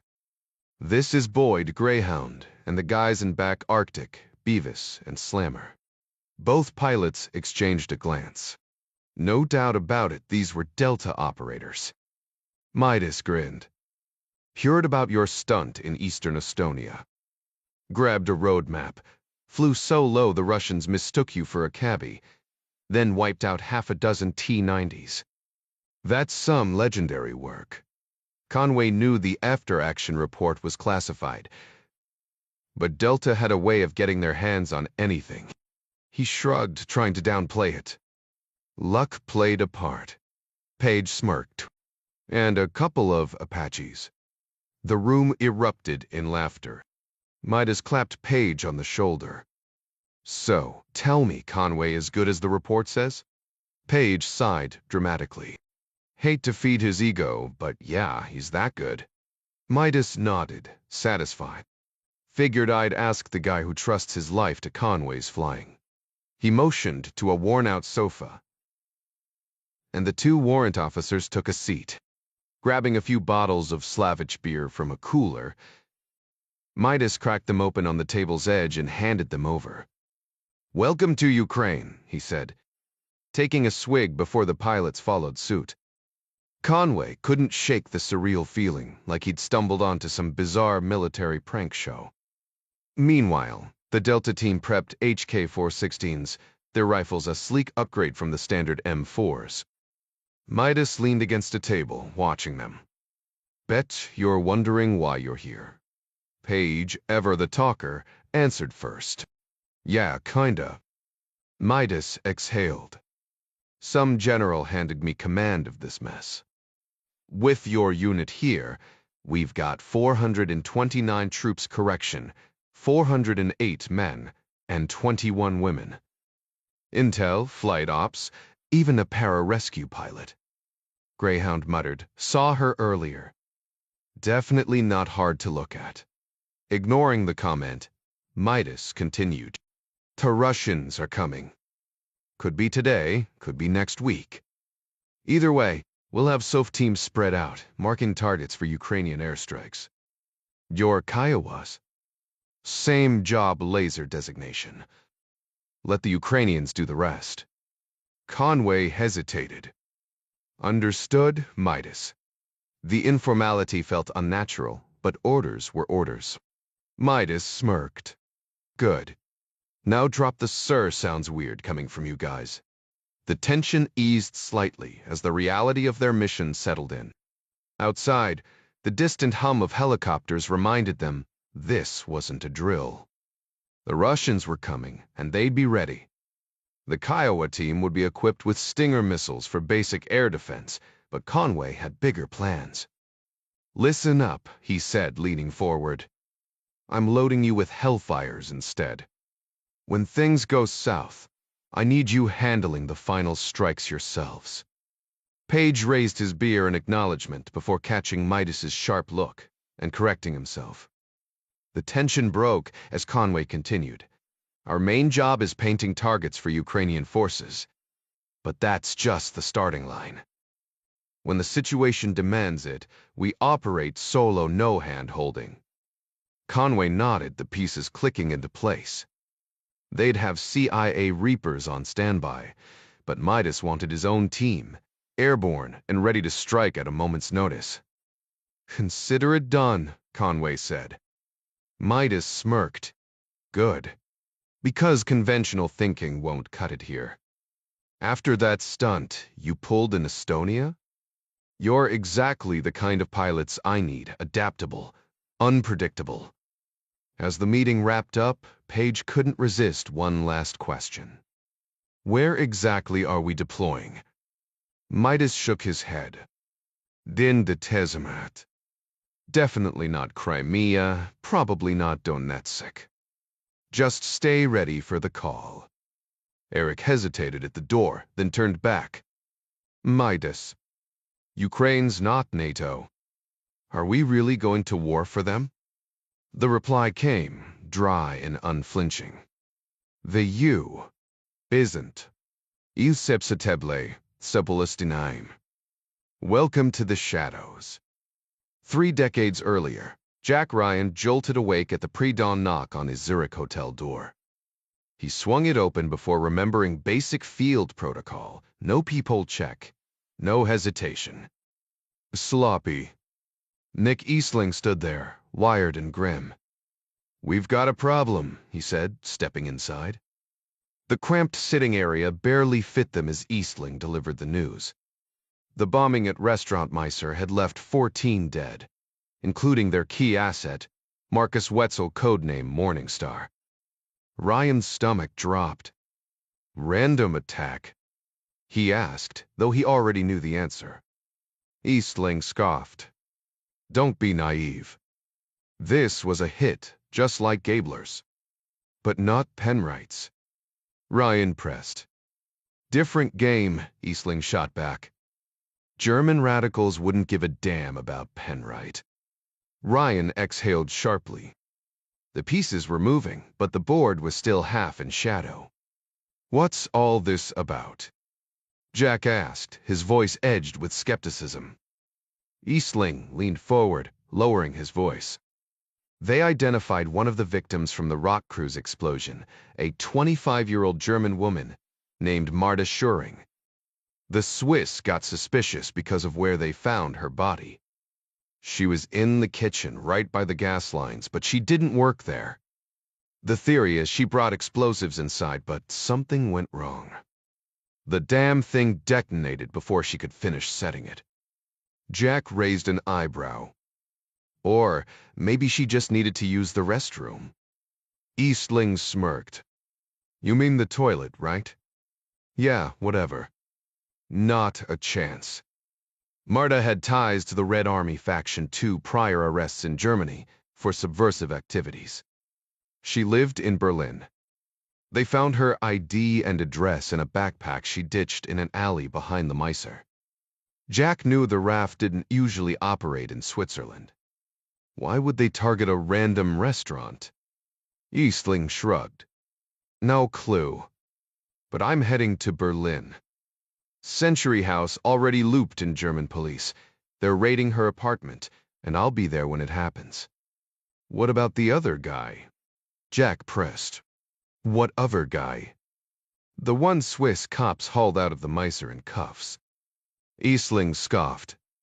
"Oh, him. He escaped. Slipped his cuffs, took an officer's gun, then handcuffed 2 cops back-to-back around a lamppost near the train station. Vanished on the next train out. Had to be involved. Maybe. Probably RAF. I'll know more in Berlin. You're welcome to tag along, but clear it with your people first." Jack rubbed his temples. 2 days ago, a girl from Berlin was drinking with a British agent who ended up dead, same case, where all these other bodies keep piling up. Now Marta's tied to the RAF and the explosion. You really think David Penright's death was just bad luck? Why not go back to the bar where he died and show them Marta's photo? "We'll let the Swiss handle that," Eastling snapped. "But German girls are everywhere. If Penright wasn't chatting up one, It'd be an Aussie or a Swede. The girl doesn't matter. Eastling's tone turned sharp. We're going to Berlin. If the RAF leads us back to Penrite, we'll deal with it. Until then, don't tell me how to do my damn job. Jack held up his hands. Fine. But I want in on whatever intel we pull from her place. No sidelining me. Not my call, Jack. Take it up with the Germans. Present-day Tatiana Molchanova flashed a practiced smile as the New Russia Evening News began. Normally, the broadcast would open with the day's headlines, but President Valery Volodin had stormed onto the set unannounced, commandeering what he considered his rightful seat. The camera zoomed in on Molchanova as she stretched her introduction, buying time while a sound tech hurriedly clipped a mic onto Volodin. She turned to him with a polished, professional grin, no hint of panic, even as her earpiece buzzed with producers arguing over how to handle the impromptu interview. She'd have to improvise, but that was nothing new. She was a pro. Tatiana had a gut feeling the president wouldn't leave much room for her to steer the conversation. Mr. President, she began, her tone measured. Recent events in Ukraine, our western neighbor, have escalated dramatically. How do you respond to the attacks targeting Russian supporters there? Many see them as deliberate provocations. Volodin's response was immediate, his voice sharp with conviction. This isn't just about supporters, Tatiana. Millions of our own citizens live in Ukraine. The assault on Oksana Zueva, the bombing in Donetsk, these weren't random acts. They were orchestrated by nationalist militants backed by Western intelligence. And let's not forget the CIA's blatant interference in Sevastopol. These are calculated provocations. His hands clenched briefly before he continued. Our enemies want to drag us into conflict because they can't match our diplomatic restraint. When faced with Russia's patience, they resort to violence. Tatiana seized the moment, shifting the focus. How do these developments impact our national security? Volodin didn't hesitate. Ukraine holds 50 million people, 1/6 of them Russian. Crimea alone is critical to our defense. Any first-year geopolitics student could tell you that. It's home to the Black Sea Fleet, energy pipelines supplying Europe, and key military routes. Letting it fall into hostile hands? Unthinkable. His tone darkened. Ukraine belongs in our orbit. The real threats. Just two. Terrorism and Western lawlessness creeping toward our borders. They'd carve us up if given the chance, so we keep them at bay. But it's not enough. Eastern Europe has become a puppet of Washington and Brussels. We won't let that poison spread. A sardonic edge crept into his voice. Oh, we've made progress. Terrorism within Russia is down. Ethnic tensions managed. But survival demands more. Stronger courts, tougher law enforcement, expanded security operations abroad. And Ukraine. Their so-called leaders in Kiev are a danger to us all. For a moment, Volodin seemed to forget the cameras, his gaze intense. No rogue state will threaten us from next door. I've spent years shielding Russia from exactly this. Ukrainian chaos proves our people there need real protection, not empty lines on a map. Tatiana smoothly stepped in. What concrete measures will your administration take? Volodin's smile didn't reach his eyes. Our military is preparing limited security operations in Crimea and eastern Ukraine. Details. Even for you, Tatiana Vladimirovna. Some secrets stay secret. She mirrored his smile. Of course. But let's be clear, this is peacekeeping, nothing more. A pause, then she added, Ukraine isn't NATO, but their partnership for peace ties mean NATO training and coordination. A nuance worth remembering. The air between them crackled with unspoken tension, the interview's polite facade barely masking the stakes. Volodin leaned forward with a wry smile when asked if this would complicate security operations. We were NATO members until recently, but I recognized the absurdity of that arrangement. How could we remain in an alliance created specifically to counter us? He waved a hand dismissively. Most European nations act rationally. It's America that worries me. Their fixation on missile defense systems tells you everything. Reagan planted that paranoid seed decades ago, and they've nurtured it ever since. Those weapons aren't for protection. They're preparing for a fight they intend to provoke. The Russian leader's tone shifted as he straightened his tie, his voice dripping with sarcasm. We've been spared President Ryan's usual heavy-handedness lately, but only because previous administrations rolled over like obedient dogs.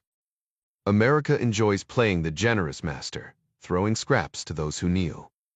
But those days are over. His finger jabbed toward the camera suddenly. Our regional interests aren't up for debate. Let Washington remember, we'll defend what's ours.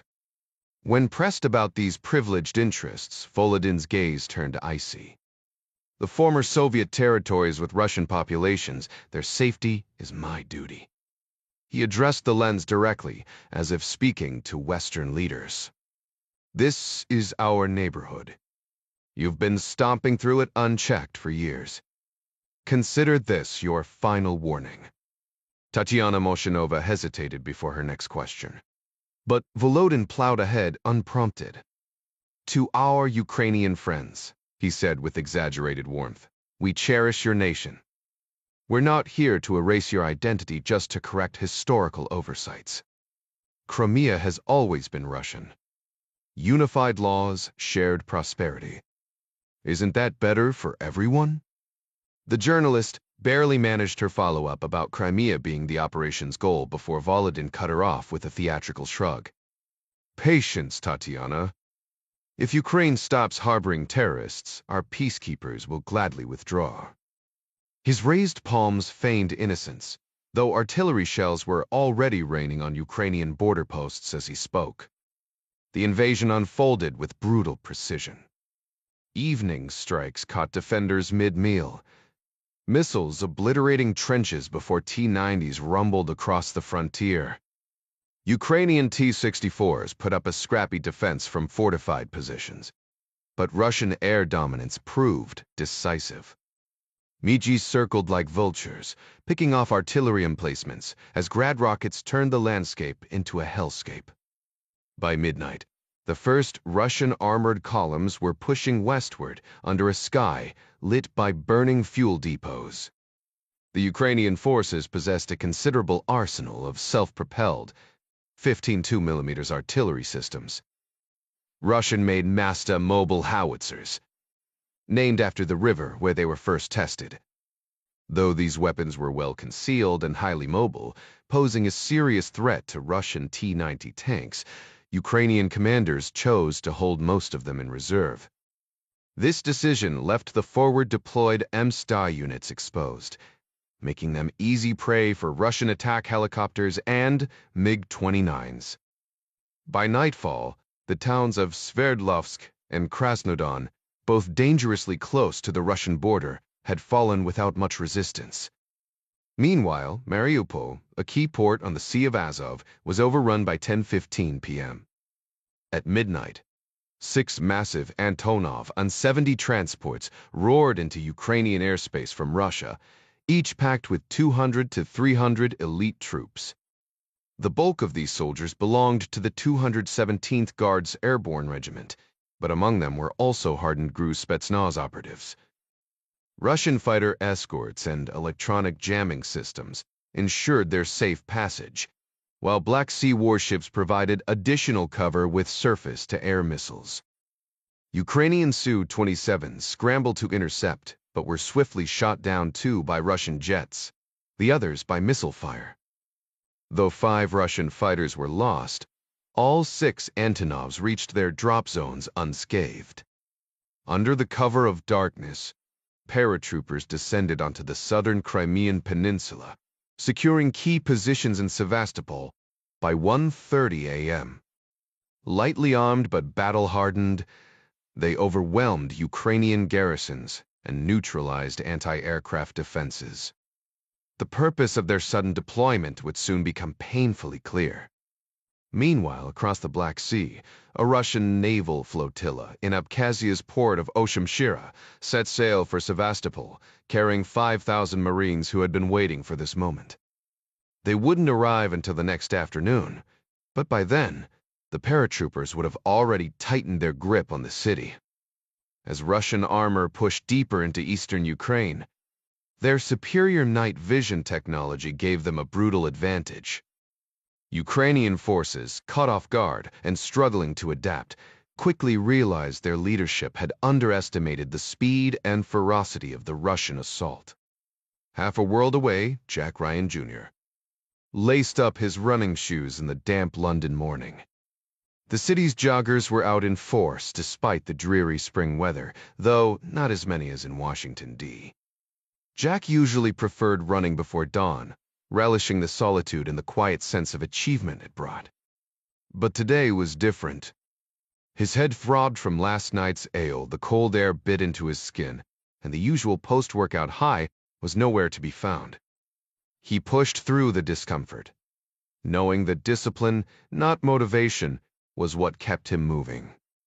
After his pointless journey to Corby to track down a man known as Bedrock, Jack found himself drowning his frustration at a dimly lit pub near his Earl's Court apartment.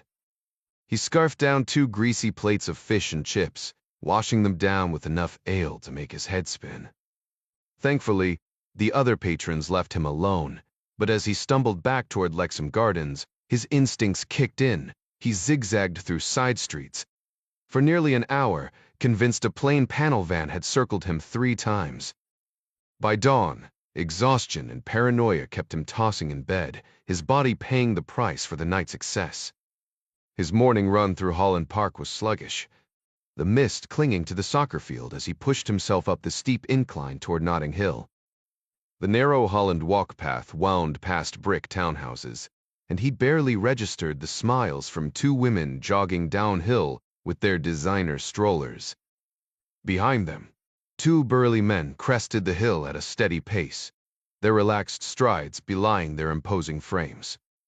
Jack's thoughts drifted back to Bedrock Oxley's old contact, and his own failure to extract anything useful.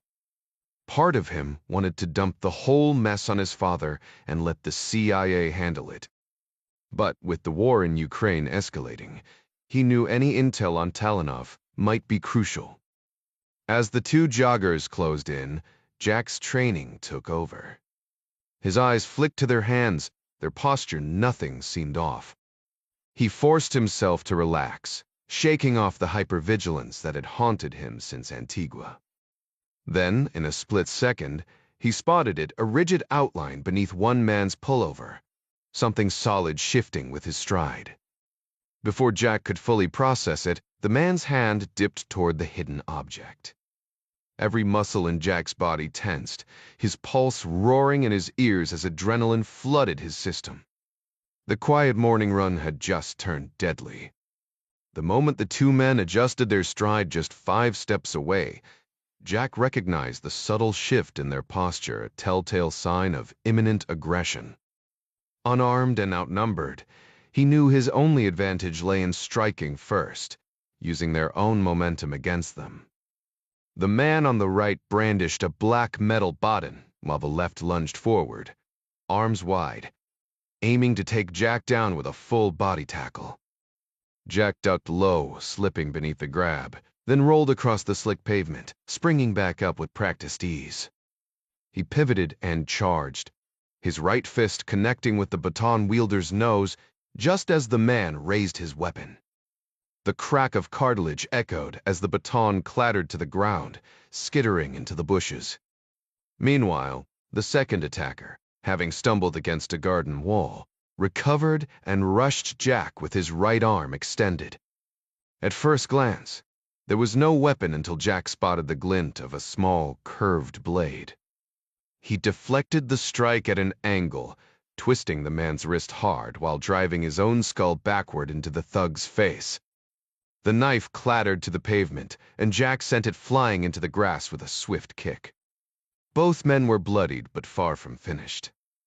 The first swung a wild punch, but Jack dodged, driving his shoulder into the man's chest and sending them both sprawling onto the damp grass.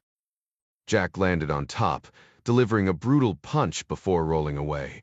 Just in time, the second attacker had recovered and was already behind him, missing a vicious kick that sent him crashing onto his back. Jack didn't hesitate. He drove his knee into the man's temple, feeling the satisfying thud of impact. One down, unconscious. The other, dazed and slumped against the wall, was his only chance for answers. Breathing hard, Jack crouched beside him, fist raised. "Who sent you?" he demanded. Before the man could respond, a sharp whistle cut through the air. Across the park, two cops, a man and a woman, were sprinting toward him, shouting. Jack's adrenaline spiked. This wasn't over. One officer had a whistle clenched between her teeth, while the other barked orders. "Step away from that man right now." Jack wasn't even touching anyone, but he rose slowly, turning toward the approaching cops. He'd barely taken 2 steps when a sudden force slammed into his back. The same guy, who'd been slumped against the wall moments earlier, had launched himself like a linebacker, sending Jack sprawling face first into the dewy grass. More embarrassed than injured, he cursed himself for dropping his guard. As he pushed up on all fours, his jaw dropped. Both attackers were already sprinting down the path, abandoning their weapons like amateur criminals in a bad action movie. They scrambled over the ivy-covered brick wall with surprising agility for guys who'd just taken a beating. Part of him wanted to give chase. Those clowns wouldn't get far, but the cops' shouts pinned him in place. They were still a good distance off, unarmed and panting from their jog over. Jack could have vaulted that wall easily, but why bother?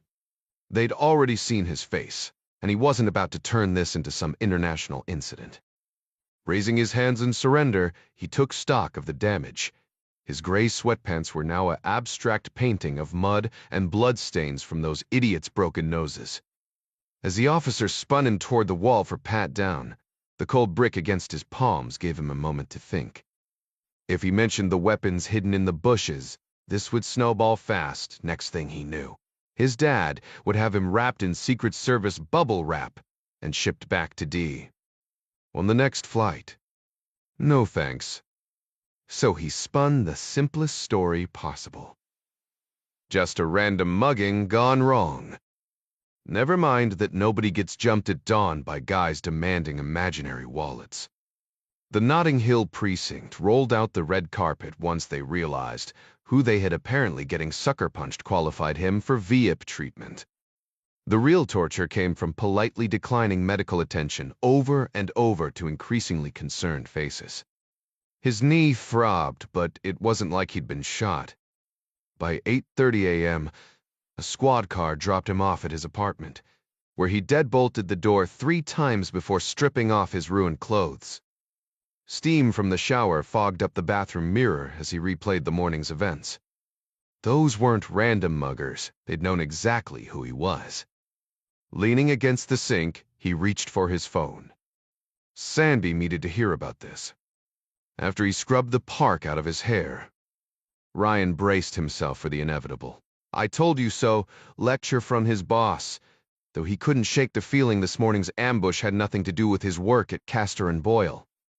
If someone wanted revenge over the Galbraith case, which involved shady dealings with Gazprom, why strike now after he'd been pulled off the investigation weeks ago? The timing made no sense. Then it hit him. The only change to his routine had been yesterday's impulsive drive to Corby to confront Victor Oxley, that retired British spook who might know secrets about Russia's intelligence chief. All coincidence. Not a chance. The next morning, 2 thugs came at him with weapons too convenient. As scalding water pounded his shoulders in the shower, Ryan clenched his jaw. Hawksley was connected somehow. Whether orchestrating the attack or just holding answers, that irritable old spy was his only lead. 30 minutes later, tires screeched as his Mercedes tore northbound toward Corby again, this time with a Glock tucked in his waistband.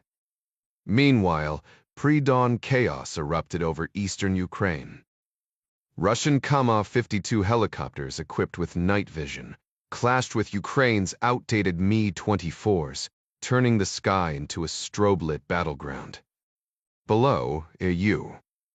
Special Forces team perched on a crumbling soccer stadium in Zuhurs scanned the horizon through thermal scopes. For hours, they tracked distant explosions until movement pulsed on their screens. A convoy of BR-80s rolling unchecked down Highway H-21. Could be friendlies, the team leader radioed, but with Ukrainian command in disarray, confirmation never came. As the armored vehicles closed within 8 miles, a Reaper drone swooped in, beaming live footage to intelligence officers who suddenly sat bolt upright. The thermal signatures showed Russian insignias hastily painted over. The friendly convoy was a Trojan horse. The drone surveillance feed displayed a convoy of vehicles, all flying Russian colors.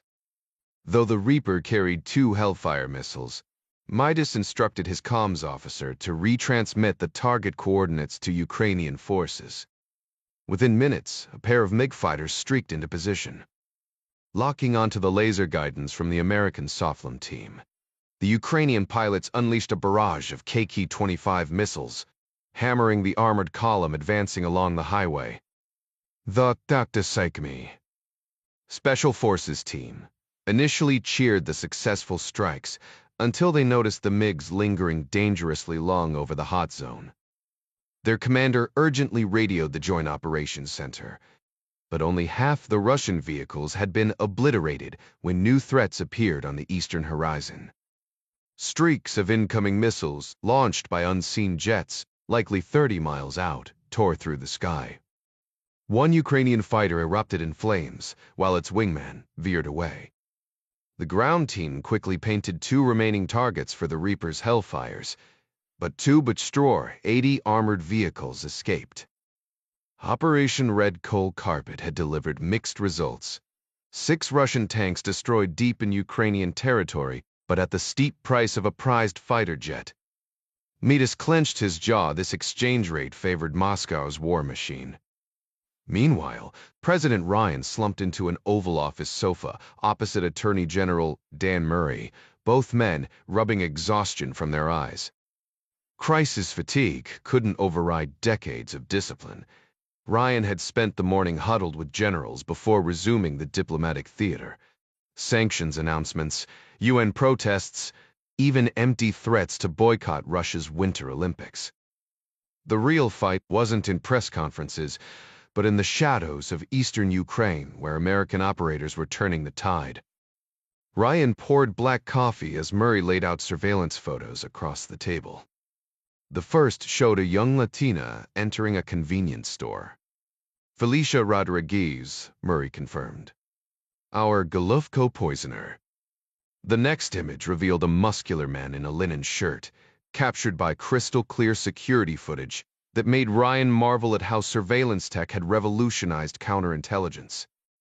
Vasily Kalugin, Murray said, tapping the photo. Fake Moldovan passport, private jet from London, corporate shell game in Luxembourg. Ryan's grip tightened on his mug. The pieces were falling into place, and none of them spelled peace. Ryan studied the grainy surveillance photo in his hand. So, this guy's a ghost? Absolutely, Dan confirmed, leaning forward. Could be Russian intelligence, but we're still piecing it together. We've got his face and fake passport details circulating in a bolo alert. Ryan flipped to the next image, a passport scan for a man listed as Shami Calderon. Another operative. Yep. Real name's Esteban Ortega, Venezuelan intelligence. We've seen him slip into the U before, but he's always been careful. Never left enough evidence to grab him. Ryan frowned, holding up the final photo, a crisp shot of a modest yellow house with a palm tree swaying in the front yard. What's the story with this place? Dan tapped the image. Ortega flew into Miami and rented this spot in Lauderdale, by the sea.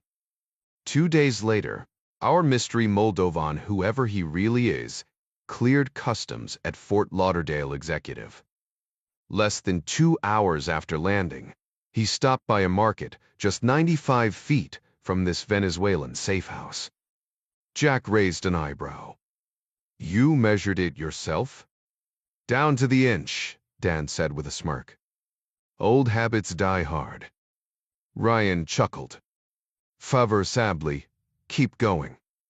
Then, the day after both men arrived, Felicia Rodriguez shows up. She hit the market, sure, but her phone's GPS placed her inside that house for an hour before she checked into a nearby hotel. Next morning, she drove straight back to Kansas. Jack whistled. That's a hell of a coincidence. Murray nodded. And we found trace amounts of polonium-210 in the house and her hotel room. Whatever container she used was better shielded than what was used on Golovko, probably lead-lined. But she must have taken it out at the University of Kansas cafeteria. Ryan rubbed his temples. Let me get this straight. We think the Moldovan is a Russian operative who smuggled in the poison, then handed it off to the assassin with Ortega's help. That's the working theory, Dan admitted. No proof the Moldovan entered the house, but he was close enough to spit on it. It's circumstantial, but Jack cut in. We need to find them. Both of them. Actually, just the Moldovan, Dan corrected. Ortega's dead. 3 days after the meeting in Lauderdale, he was gunned down in Mexico City drive-by from a motorcycle. No witnesses, no leads. Ryan exhaled sharply, tying up loose ends. They'll eliminate anyone who could expose them. Straightened. Get whatever you need for an international warrant. If we ID the Moldovan, we grab him. Dan nodded. Well, it. Ryan's gaze lingered on the photo of Felicia. She looked so young, so ordinary. Why would she do this? What to say? Maybe threats against her family back in Venezuela. We doubt she even knew what she was carrying. Probably got played by the Russians or Ortega. Jack scoffed. Classic move. Use some naive pawn, then throw them under the bus when they're no longer useful. Murray gave a grim nod. Exactly. Ryan leaned back, staring at the ceiling. And why would Venezuela even get involved? Still digging. Ortega might have been just as clueless as Felicia about the real plan. Jack shook his head. Russians find willing idiots, exploit them, then dump them. Nothing new. The room fell silent, the weight of the conspiracy settling over them.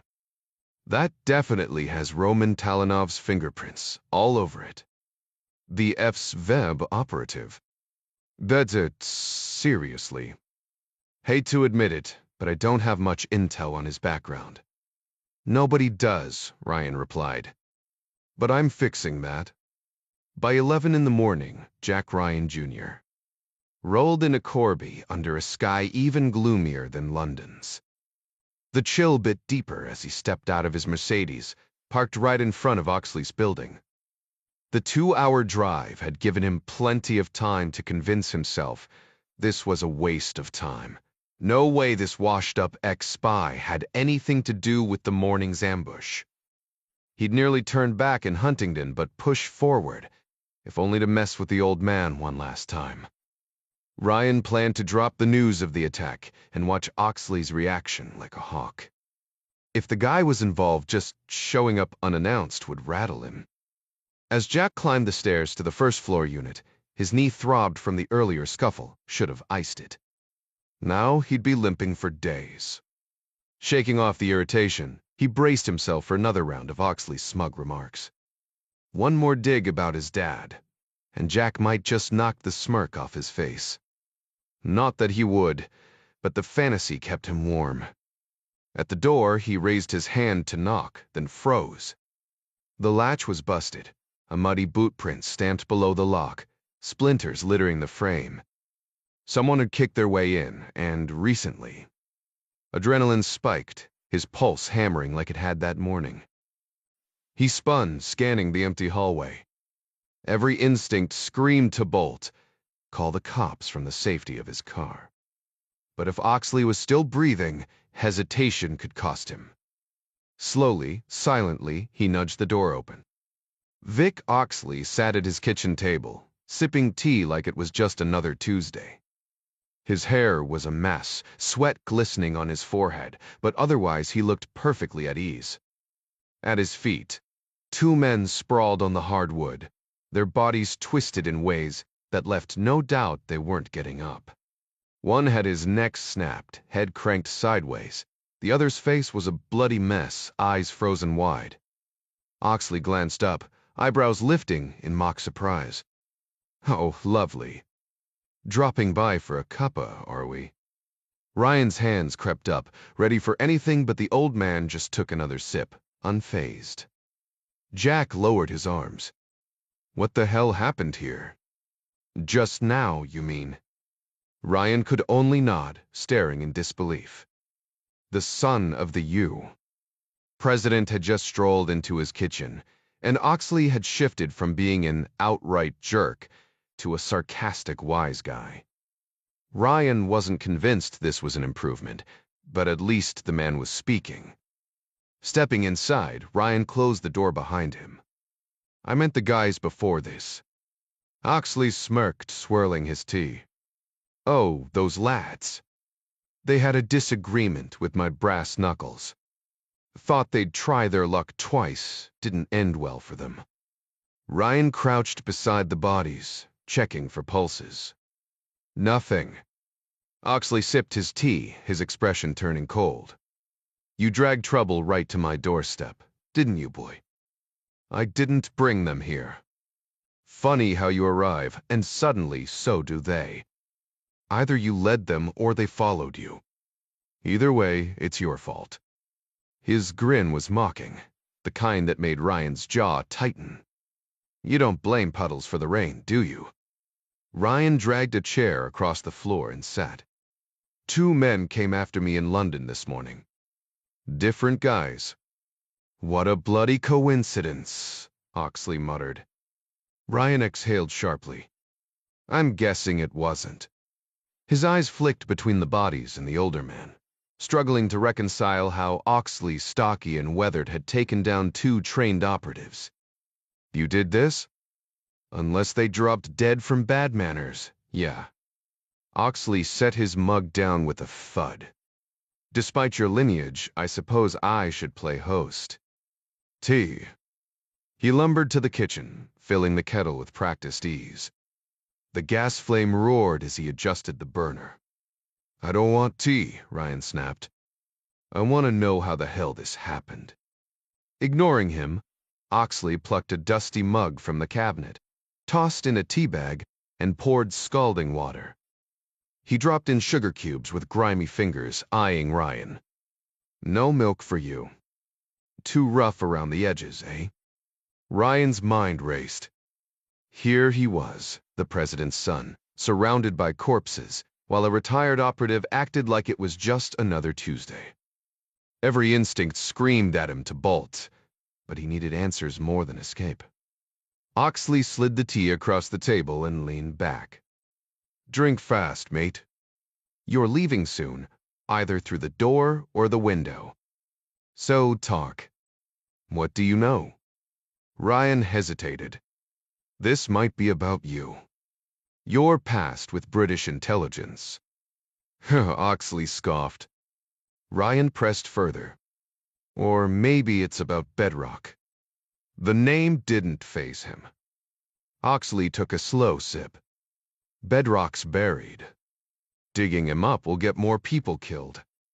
He gestured to the bodies. Not just Russians. Ryan stiffened. The Russians? How do you— Oxley didn't answer.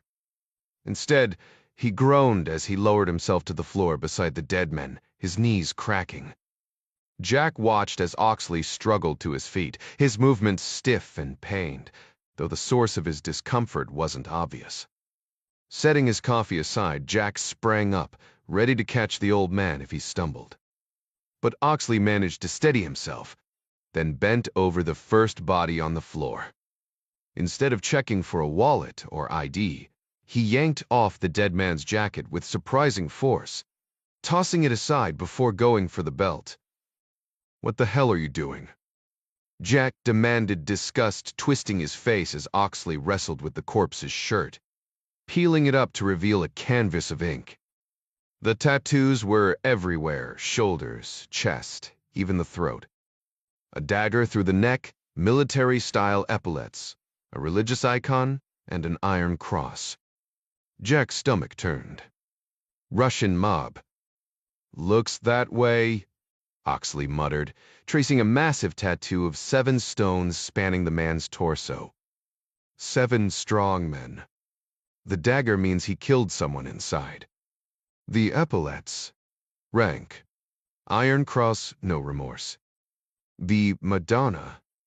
Orthodox, supposedly, though I doubt he was much of a saint. He jerked his chin toward the second body. "Your turn." Grimacing, Jack moved to the other corpse and stripped off the clothing. More tattoos, same gang symbol. Why are they after you? Same reason they're after you, I'd wager. Which is? Imskley scoffed. Hell if I know. Never crossed paths with the Russian mafia before today. Jack frowned. You think the guys who ambushed me were part of this? Your carry-curved blades. Yeah, one had a hooked knife. 7 strong men, Oxley confirmed. Jack shook his head. That's in London. Oxley rolled his eyes. Fesperd in Takidese. This city's crawling with them. Christ, you're as slow as your old man. Jack clenched his fists. What's your problem? Why do you have to be such a prick? Oxley just sipped his tea, unfazed. Jack's mind raced his work, Oxley's past, the surveillance. Too many threads, and none of them coincidence. Then it hit him. How do you know so much about Russian prison ink? Silence filled the room, broken only by the faint tick of a clock. Finally, Oxley tugged up his worn sweater, revealing his own tapestry of tattoos. Stars, crosses, a teardrop skull. You were in a gulag? Oxley let the sweater fall and reached for his tea without a word. Where do you think I picked up those terrible manners you're always griping about? Oxley drained the last of his tea while casually seated between the 2 dead Russian assassins. He pushed back from the table and started methodically circling the cramped apartment, pausing at each pass by the front windows to peer through the grimy curtains. Jack's untouched coffee had gone cold beside him, condensation forming on the ceramic mug. For the past 10 minutes, Jack had been grilling the retired operative, only to be met with maddeningly vague responses. 80s, Oxley muttered when asked about leaving the SAS. Never happened, he scoffed at the mention of MI5. Ancient history was all he offered about the gulag. Jack clenched his fists, his patience wearing thin. You allergic to straight answers?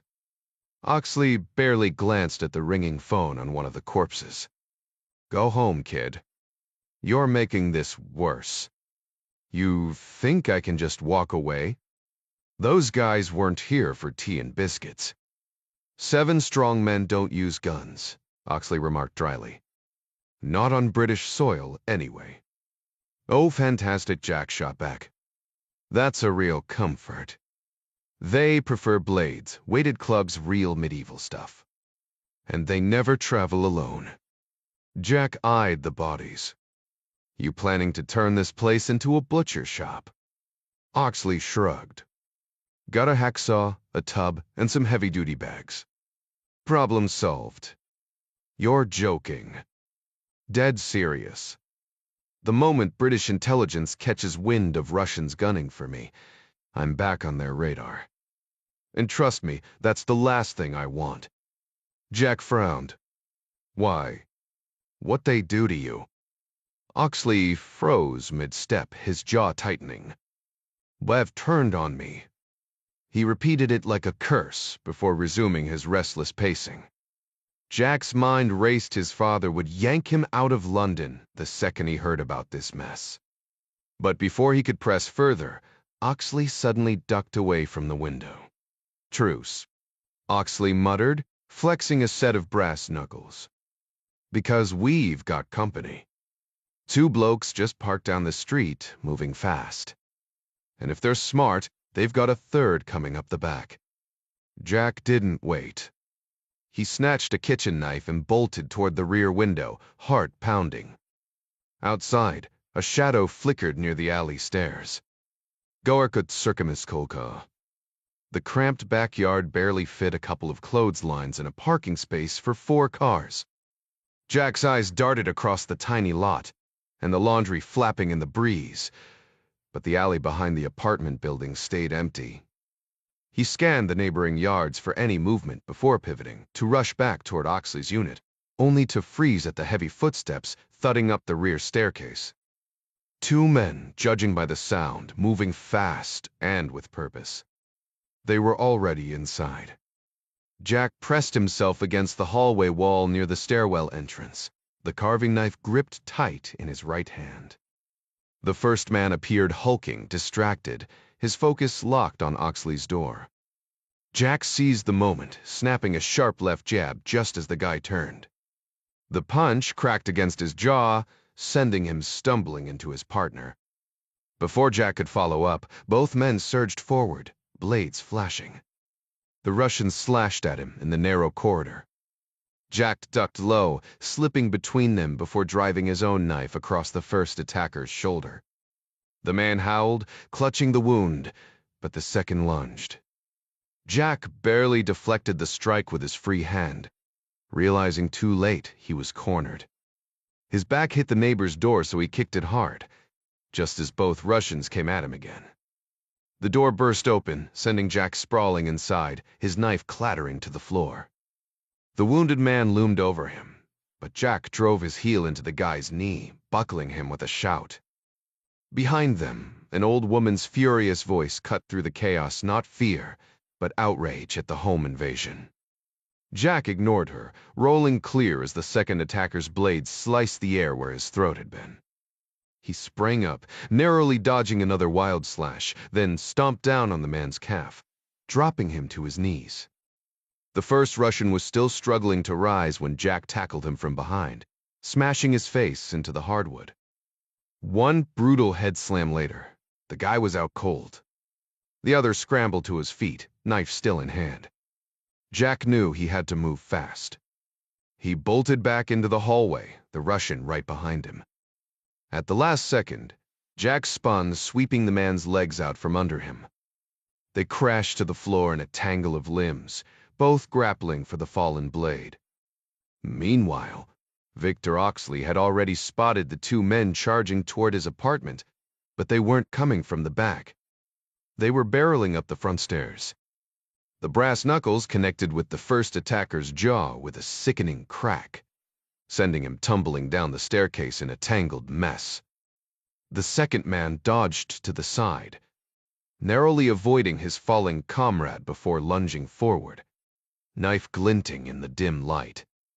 Victor Oxley, the burly 59-year-old Brit, squared off against the younger Russian hitman, who hesitated despite his weapon.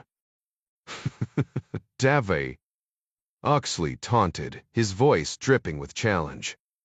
The assassin finally made his move, slashing at Oxley's chest, but missing as the older man twisted away. A second strike sliced through Oxley's sweater sleeve, barely grazing his skin.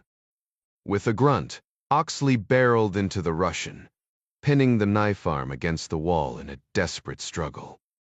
For a moment, They were locked in a brutal stalemate, Oxley's brass knuckles useless, the Russian's blade trapped.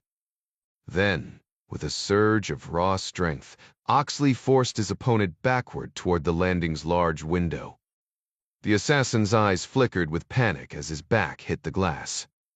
Oxley didn't hesitate. He drove his forehead into the man's face, shattering the window behind him. Jagged shards tore into the Russian's neck, severing muscle and slicing deep into his spine. The knife clattered to the floor as the assassin convulsed, then collapsed in a spreading crimson pool. Breathing hard, Oxley steadied himself against the banister, his heart hammering. Then came the sound, a scrape of shoes, on the stairs below. The first attacker, bloodied but still standing, now aimed a pistol with unsteady hands. Oxley barely had time to react before a deafening gunshot echoed through the stairwell. He flinched, expecting pain, until Jack Ryan Jr. dropped from the upper landing like a bolt of lightning, crashing onto the gunman, just as the bullet went wild. The shot ricocheted off the walls as Oxley checked himself, relieved to find no wounds. The fight wasn't over yet. Jack's gaze dropped to the two men wrestling below him, locked in a desperate struggle over the compact pistol. The Russian brute overpowered Jack, slamming him onto the concrete floor and pinning him down with the weapon wedged between them. Another gunshot echoed through the stairwell as their violent tussle persisted. Oxley descended the steps, attempting to intervene, but by the time he reached the bottom, his only task was yanking the lifeless Russian off the very much alive son of the U. Maidout Precedent. Ryan propped himself against the wall, chest heaving, while Oxley collapsed beside him, utterly spent. For a long moment, the only sound was their ragged breathing filling the cramped space. Somebody lied about these guys not packing heat, Jack finally managed between gasps. Oxley took his sweet time replying, still catching his breath. Guess the 7 strongmen updated their playbook. My intel might be a tad outdated. Jack shot him a glare as Oxley studied the corpse at their feet, his bearded face cracking into an amused grin. Damn, Ryan. You throw punches just like your old man. What's that supposed to mean? Means I underestimated you. Figured you for some spoiled rich kid. Your intel's full of holes. Ryan hauled himself up, then dragged Oxley to his feet. He jerked his chin toward the motionless figure sprawled halfway up the stairs. Ye dead? Stone cold, mate. That a yes? Very much a yes, Oxley confirmed. What about the other goons? One bolted. The other's taking a nap. Oxley arched a brow, his tone dripping with condescension. Well, isn't that convenient? Maybe Sleeping Beauty over there could actually be useful, unless you let him slip away too. Ryan snatched the pistol off the floor and stormed upstairs. Minutes later, he'd hauled the dazed Russian into Oxley's apartment, ignoring the elderly neighbor screeching in the hallway about calling the cops. Oxley slammed the door in her face with a dismissive, "Do what you want, love," before turning to Ryan. I don't know about you, but I'm ghosting this place. He grabbed a half-packed duffel, then ransacked his dresser, tossing clothes inside. Jack kept the gun trained on their prisoner. I'll drive. Like it or not, we're stuck with each other. Oxley grimaced, but gave a curt nod. Let's take our chatty friend here for a ride. See if he's feeling cooperative. He slapped the Russian hard. How about it, Ivan? Ready to spill some secrets? The man swayed, barely coherent, but Jack steadied him, locking eyes. Listen close. We're walking downstairs, getting in my car. If I spot any of your buddies, I put a bullet in your skull. My's clear. The Russian just blinked until Oxley translated. Only then did he give a sluggish nod. Jack and Oxley shoved their woozy captive into the trunk of Ryan's Mercedes, securing him with a rubber hose snatched from the building's garden. The engine roared to life as they peeled away, leaving chaos in their wake. With their captive tightly secured in the trunk, Oxley and Ryan sped away from Corby just as police sirens wailed toward the ex-sus officer's apartment. Jack proposed heading to London, and Oxley didn't argue. Jack knew the aftermath of tangling with Russian mobsters wouldn't be pretty, but he figured he'd deal with the fallout calling Sandy, his father, and the authorities once they reached the city.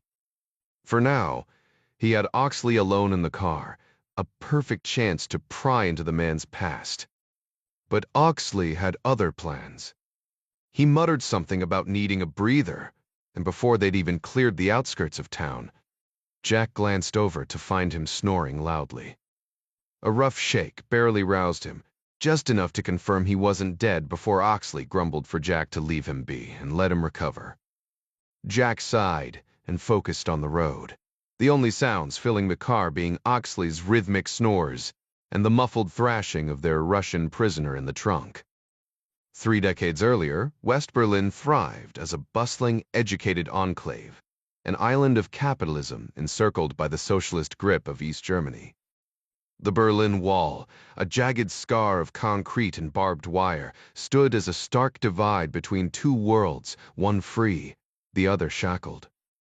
No one bought the East propaganda that the wall was built to keep Westerners from sneaking into their so-called paradise.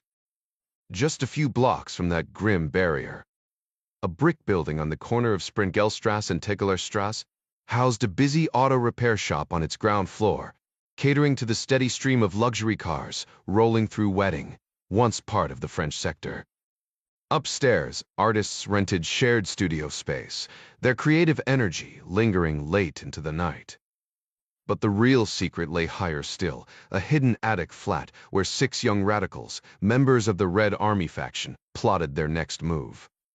Their landlord, a former 60s radical with lingering sympathies, turned a blind eye to their activities. By day, the repair shop employees kept watch for suspicious figures. By night, the attic hummed with whispered plans of sabotage against police NATO and the wealthy elite they despised. Their security was makeshift, but effective, a patchwork of vigilance and luck in a city teetering on the edge of 2 ideologies. The repair shop's guard dog barked through the night, stirring those sleeping upstairs with frequent false alarms. Tripwires rigged to air horns lined the staircases, while one flatmate drew the short straw for night duty.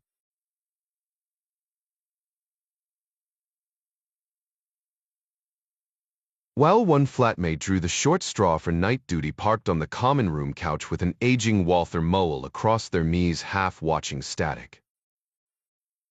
Filled TV with a pot of bitter coffee perpetually brewing. For a cell of Europe's once feared Red Army faction, these slapdash precautions spoke volumes. These weren't the razor-sharp operatives who dominated headlines a decade prior. Just 6 disillusioned holdouts clinging to faded revolutionary dreams. Since their botched 1981 rocket attack on Ramstein and the embarrassing misfire targeting NATO's Alexander Haig in '79, the so-called third-generation RAF had become a punchline, their safe house in Berlin's Wedding district, more crash pad than command center. Ulrike Rubens flicked the safety switch on her submachine gun, in rhythm with Cher's monologues in Silkwood. The bootleg West tapes tracking lines mirroring her frayed nerves.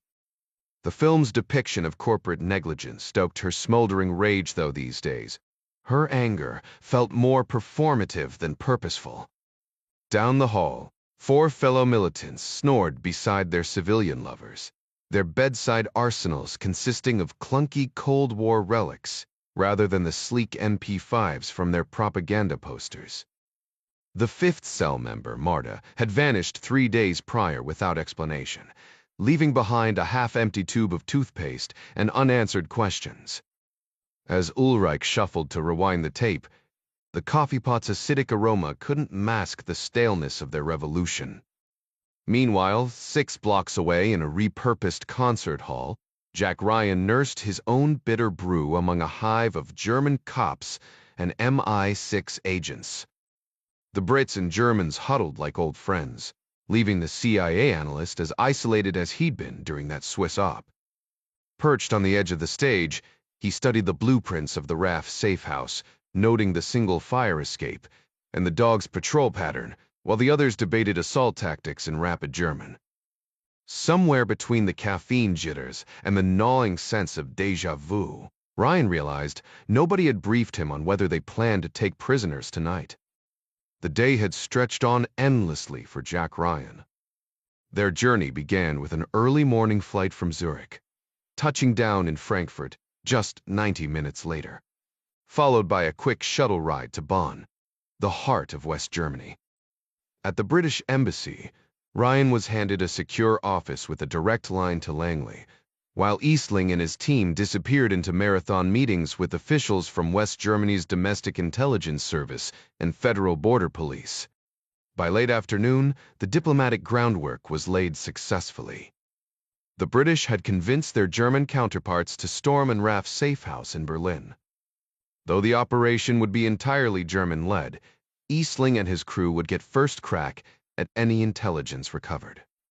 Ryan took a moment to call Jim Greer securely, and together they decided to loop in Judge Arthur Moore, hoping to secure CIA involvement as observers. Jack had voiced his skepticism about the intel, but there was little he or Langley could do now, except ride along. He knew Eastling would be furious about the end run around him, but after Switzerland, Ryan wasn't about to let the man sideline him again. By evening, they were airborne in a Learjet bound for Berlin, where they joined a tense planning session with German authorities. Midnight found them in a dimly lit theater, just blocks from the target, sipping bitter police coffee that gnawed at his empty stomach. Outside, the quiet hum of preparation gave way to the rumble of heavy vehicles. Reinforcements had arrived. The room buzzed as black-clad operators from Gust 9, West Germany's elite counterterrorism unit, filed in, hauling heavy gear. Formed in the wake of the disastrous 1972 Munich Olympics, where German police had fumbled a hostage rescue with laughable ineptitude untrained snipers. No radios. Rifles without scopes. SG-9 was now the country's sharpest weapon against terrorism. As the team prepped, Ryan watched the suited BFE agents and border police detectives shift from bureaucratic calm to focused intensity. The raid was coming, and everyone in the room knew the stakes. The ghosts of Munich still lingered, and tonight they wouldn't repeat the same mistakes. The German authorities had stationed 6 armed officers inside the Boeing 727, with strict instructions to engage the terrorists. But as the helicopters touched down, the officers abruptly abandoned their post without warning their superiors. The Black September operatives immediately sensed something was off. The aircraft sat dark and lifeless on the tarmac, clearly not prepped for takeoff. Realizing they'd been lured into an ambush, the 8 militants shattered the floodlights, plunging the area into chaos. Poorly trained snipers fired wildly in the darkness, endangering the hostages. The firefight dragged on for hours, leaving 1 officer, 9 hostages, and nearly all the terrorists dead in its wake. This disastrous outcome forced Germany to establish a specialized counterterrorism unit, which within years evolved into the elite GSG-9. Now, over a decade later, Ryan couldn't shake his unease about tonight's operation, though the team's reputation and firepower were reassuring. The stage was set. Black-clad operators, armed with HK-MP5 submachine guns and P7 pistols, moved with precision, their vests laden with grenades. Just as Ryan observed their preparations, Eastling appeared beside him, grinning in a bulletproof vest over his dress shirt. "Good news," he said with a wink. "We're tagging along." Ryan rose, eyeing the spare vest in Eastling's hand. The plan was simple. Trail the assault team, Wait below during the breach, then join the BFV investigators once the area was secure. No firearms for us, I'm afraid, Eastling added, his excitement palpable. Ryan smirked. The Pulitzer smart move. Last time I played hero, I ended up with a bullet souvenir. Later, clad in a policy jacket and handed a radio by Detective Wilhelm, Ryan followed the team to a dimly lit garage where G9 operators loitered near armored trucks. The tension was thick as they moved through cordoned-off streets, closing in on the target. Wilhelm guided them to a final rally point, just a stone's throw from the enemy's doorstep. The air hummed with anticipation, every shadow hiding potential danger. The moment they reached the scene, the G9 operatives rolled up in their unmarked trucks, creeping silently down Sprengel Street with their headlights off. 24 commandos spilled out, splitting into 2 squads. One team picked the lock on the auto shop's front door, while the other scaled a collapsible ladder to reach the fire escape, moving methodically toward the roof. Inside the shop, a startled guard dog let out a single bark before a dart put it to sleep, clearing the way for the team to advance up the stairs to the offices. Meanwhile, Wilhelm, Ryan, Eastling, and a handful of state police officers crossed the street and slipped inside the building. They paused in the first-floor hallway, just below the staircase leading to the artist's loft upstairs. Ahead of them, the Guest G9 squad hesitated briefly before ascending into the shadows. Ryan nudged Eastling. They understand this is an arrest operation, right? Dead terrorists won't help us connect the Swiss attacks to the RAF. Eastling smirked. Bodies talk, Ryan. But relax, these guys prefer taking prisoners. Unless, of course, someone starts shooting first. Then it's game over.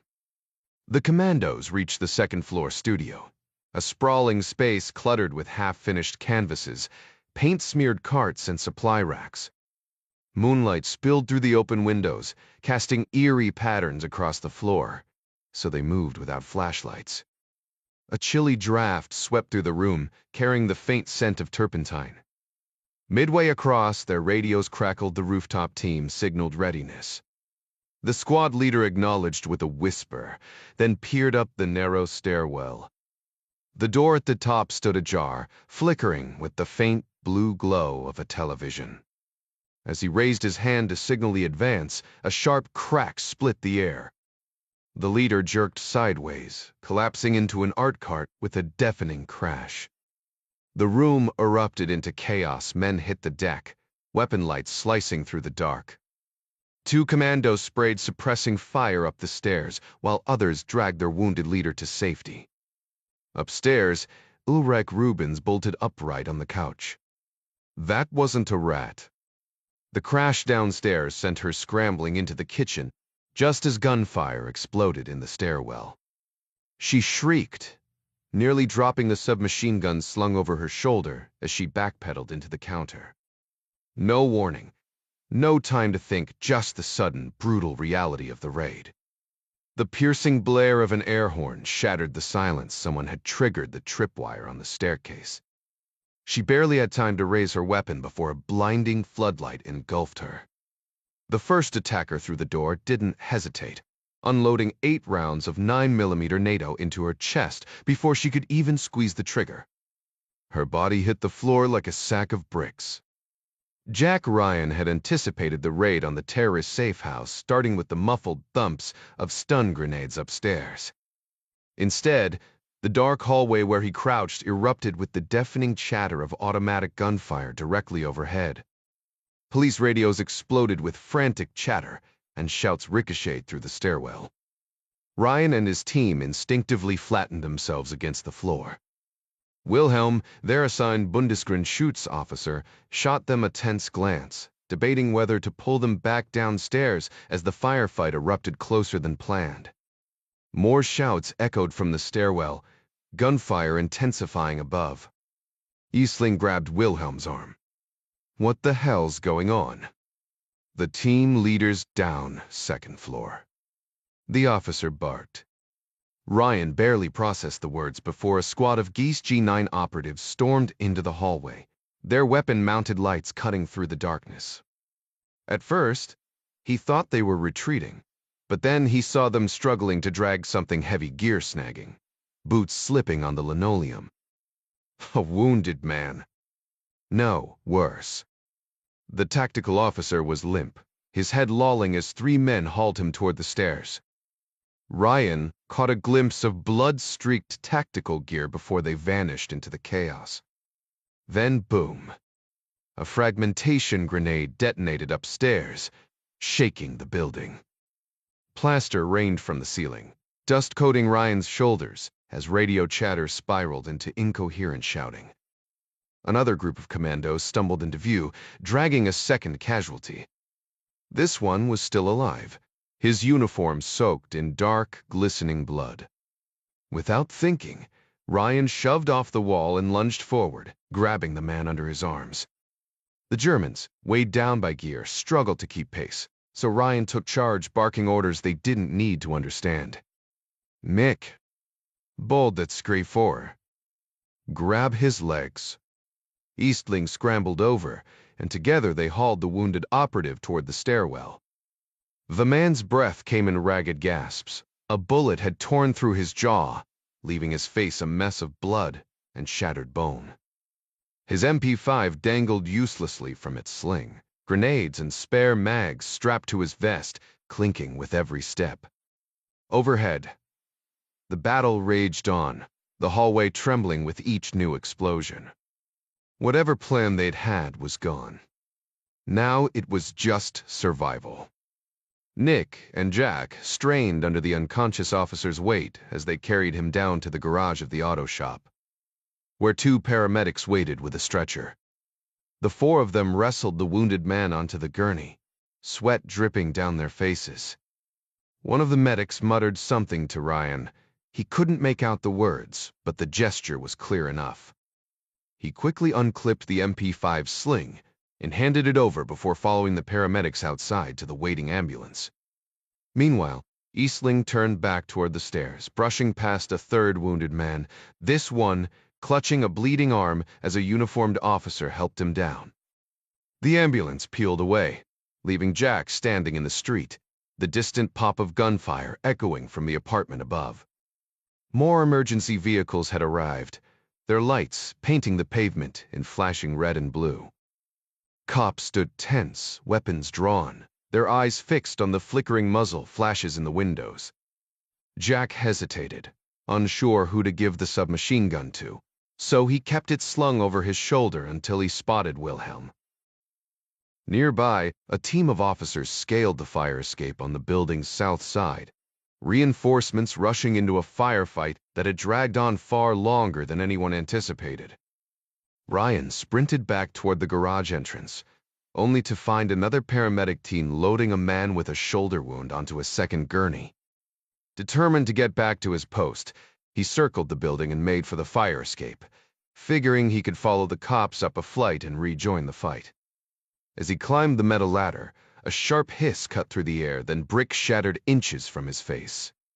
The shock sent him sprawling onto the rain-slicked grating. Even before he hit the ground, he knew that wasn't a stray shot from upstairs. His gaze snapped to the four-story building across the street. Some windows glowed with light. Others were dark voids.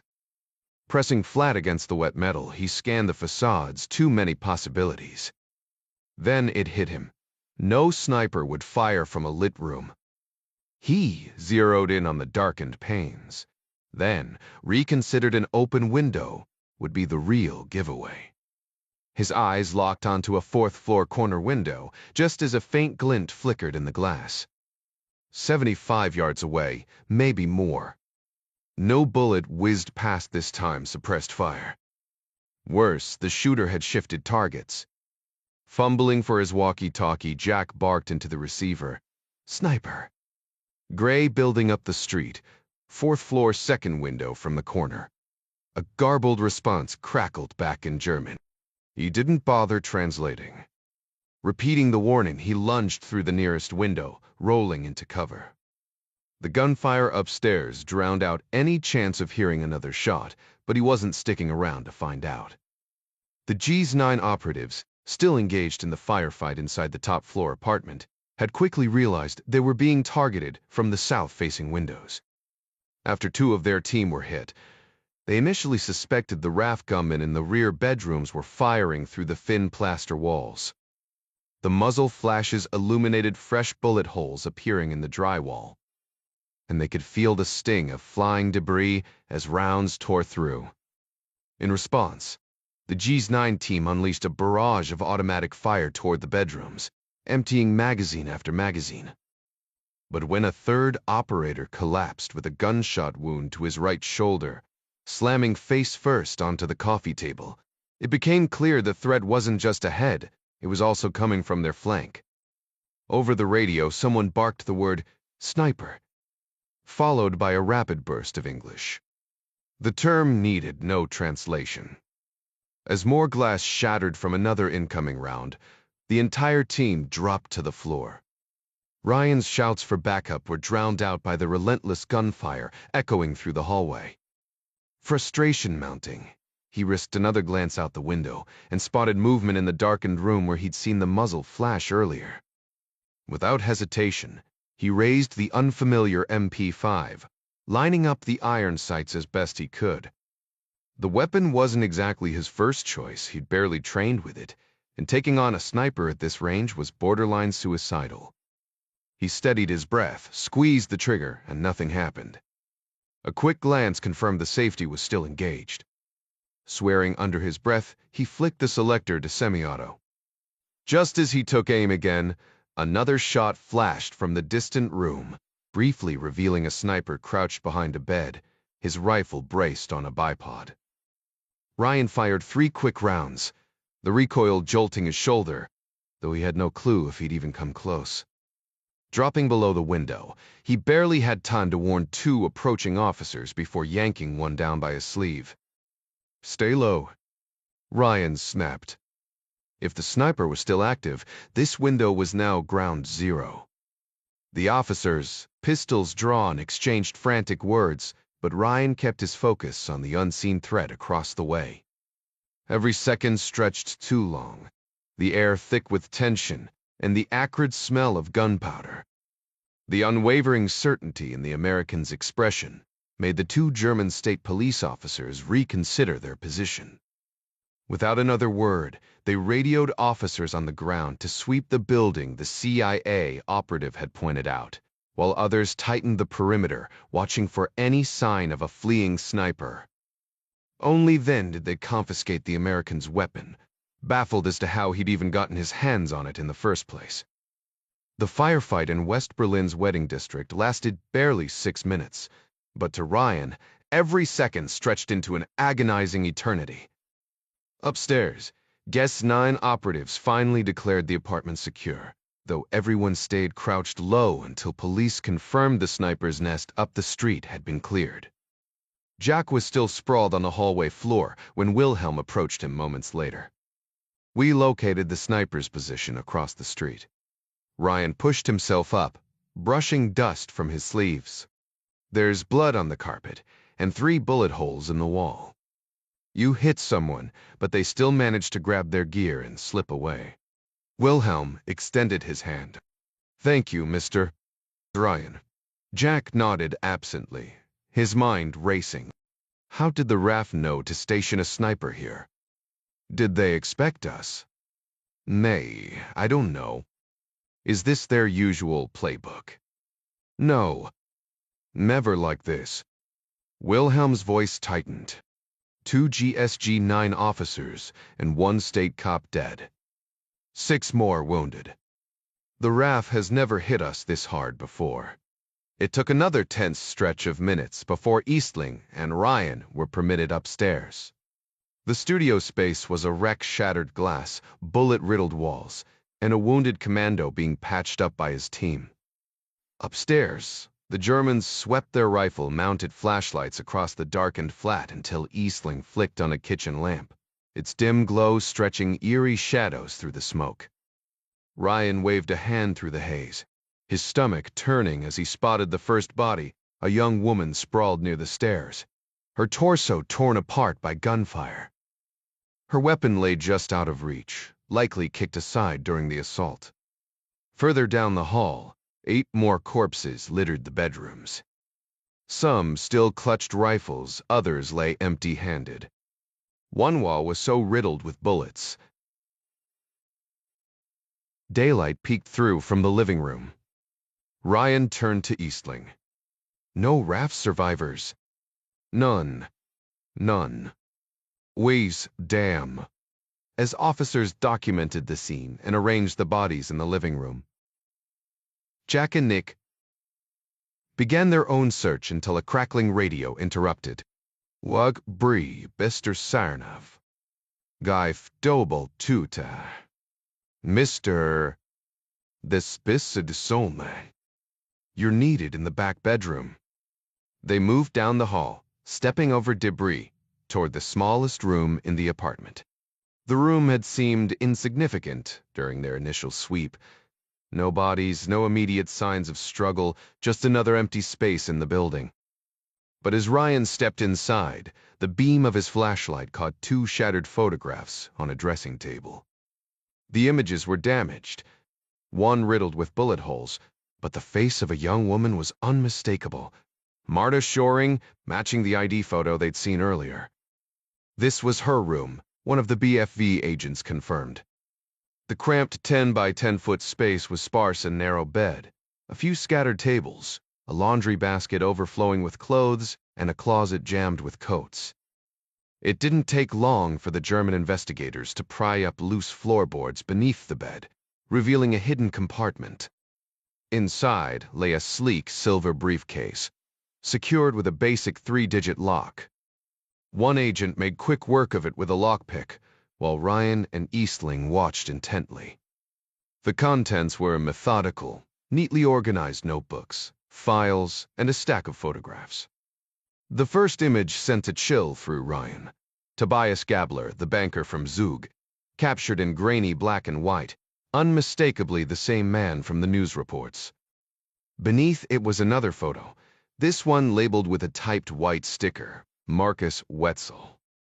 A map of Zug followed, then a single typed page bearing the emblem of an H&K rifle over a red star, crowned by the letters RAF.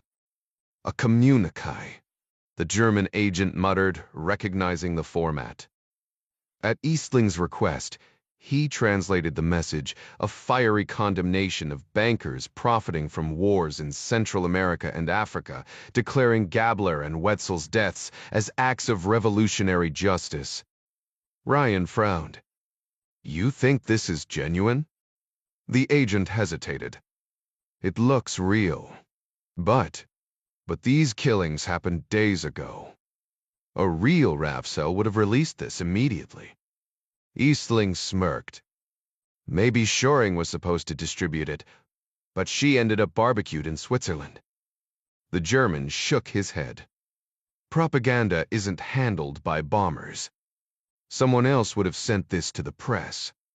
As the agents debated, Ryan and Eastling stepped into the dim hallway. Nice little package all wrapped up for us, Ryan muttered.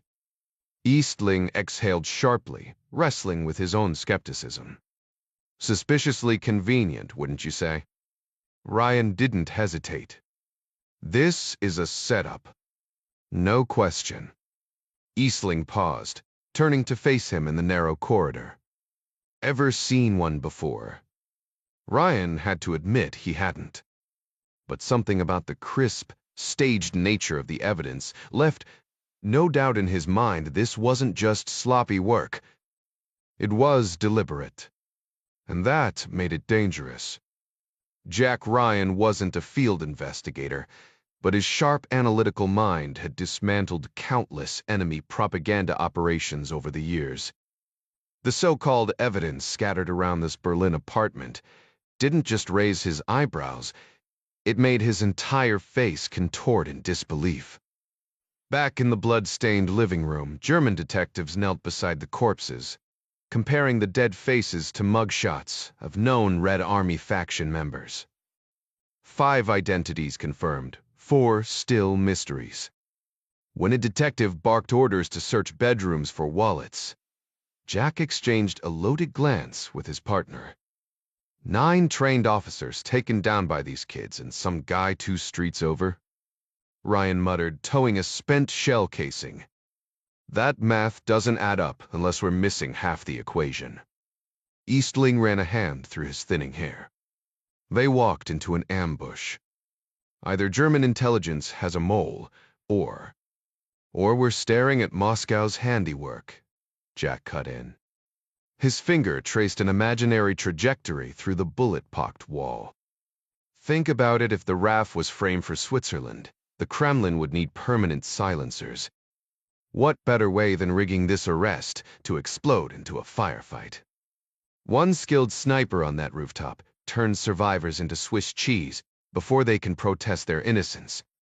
The room fell silent except for the rustle of evidence bags. Eastling's skepticism wavered like a candle in drafty church, but he clung to protocol. That's spy novel stuff, Jack. Could have been in RAF lookout returning fire. Ryan didn't bother arguing. The gnawing in his gut told him they'd stumbled into something far bigger than leftist radicals, a realization that would soon prove terrifyingly accurate. Present day. Croydon, South London. The Mercedes rolled into the motor lodge's crumbling garage just as twilight painted the concrete walls orange. Jack Ryan, Jr. had vetoed returning to his apartment. Victor Oxley's recommendation of this Wellesley Road floathouse turned out to be as charming as a back-alley dentist.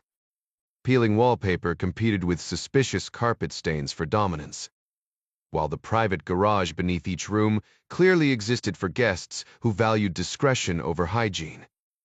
Their pit stop at a Tesco en route had yielded predictable results. Oxley emerged clutching whiskey, soda, and what appeared to be sausage salvaged from a museum exhibit. The no questions asked policy extended to their other passenger, a groaning Russian enforcer currently experiencing the unique discomfort of Oxley's signature zip-tie technique. With the man's jacket hooded over his head and his wrists cinched to exposed plumbing pipes, the tiny bathroom became an impromptu interrogation cell. Every twitch sent agony shooting through the mobster's shoulders, a fact Oxley demonstrated with the enthusiasm of a Boy Scout earning a knot-tying badge. Oxley grabbed a stained pillow from the bed, yanked off the pillowcase, and pulled it over the Russian's head like a makeshift hood. After shoving their captive into the bathroom, Jack cranked up the TV volume to drown out any noise. The 2 men stepped onto the cramped balcony, overlooking a roaring 6-lane highway below. Oxley grumbled about the lodge's lack of proper glassware, before resorting to swigging straight from a cola bottle, which he promptly topped off with Irish whiskey until it nearly overflowed. They slumped into flimsy aluminum chairs, and Jack studied the older man as he drank, calculating that the more whiskey Oxley downed, the looser his lips might become. "All right, Ox," Jack finally said, leaning forward. "Before I deal with our friend in the bathroom, I need answers from you." "What current cutting?" The white-bearded Brit exhaled, the whiskey clearly doing its work. "First off, call me Ox. Second, I'd rather not talk at all, but I've no desire to spend my golden years dodging Russian bullets. So fine, I'll cooperate. But some secrets? They'll die with me." Jack cracked open a beer and took a slow sip. "Fair. Let's start simple. When did you leave Russia?" Oxley swirled his makeshift cocktail. 20 years back, give or take. And since then, drifted. Picked up government checks when I could. Stayed off the radar. He smirked. Not exactly living the high life. Oxley's eyes narrowed suddenly. "How does the president's son even know my name?" Jack shrugged. "My father needed intel on Bedrock. Figured Sir Basil Charleston would know. I was already in the UK, so I paid him a visit. He pointed me to you. Old Basil, Oxley muttered with a dry chuckle. Thinks I want him dead, does he? His words, not mine. Oxley shook his head. Basil wasn't part of the mess I was in.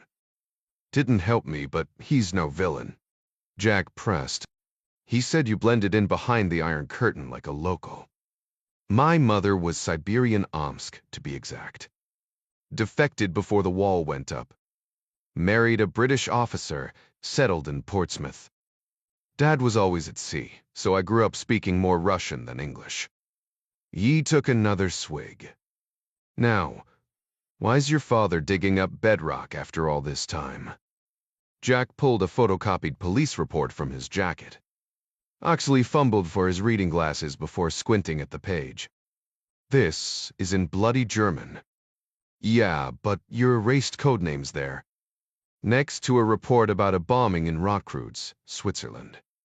Oxley's face went still. So you do remember. His gaze drifted, lost in memory. I was sent east to hunt rumors about a KGB assassin called Zenith. Jack frowned. Zenith operated in the west. Why chase leads in the east? Oxley's voice turned sharp. Because the first whispers came from Prague. A bitter laugh escaped him.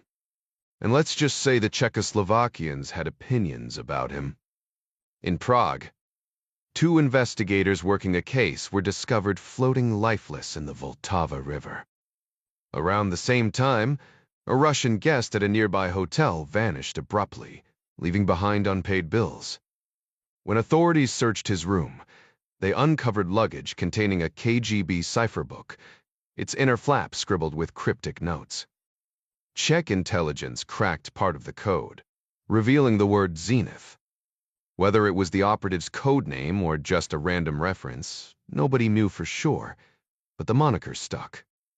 When Czech officials confronted the KGB, the Russians denied any knowledge of a Zenith or having agents in Prague. Jack scoffed. The KGB? Cheft his teftepray bling. Steht that disgesture. Oxley smirked. No kidding. But the Prague police weren't buying it either. Before long, the back streets near Wenceslas Square swarmed with Russian spies, every last one hunting this Zenith guy. My 5 caught wind of this how. Jack pressed. Oxley shrugged. No idea. But before the dust settled, Zenith left a trail of bodies, 2 more in Czechoslovakia, 4 in Hungary. Not just cops either. In Budapest, he took out employees at the state bank and even a smuggler. Jack frowned.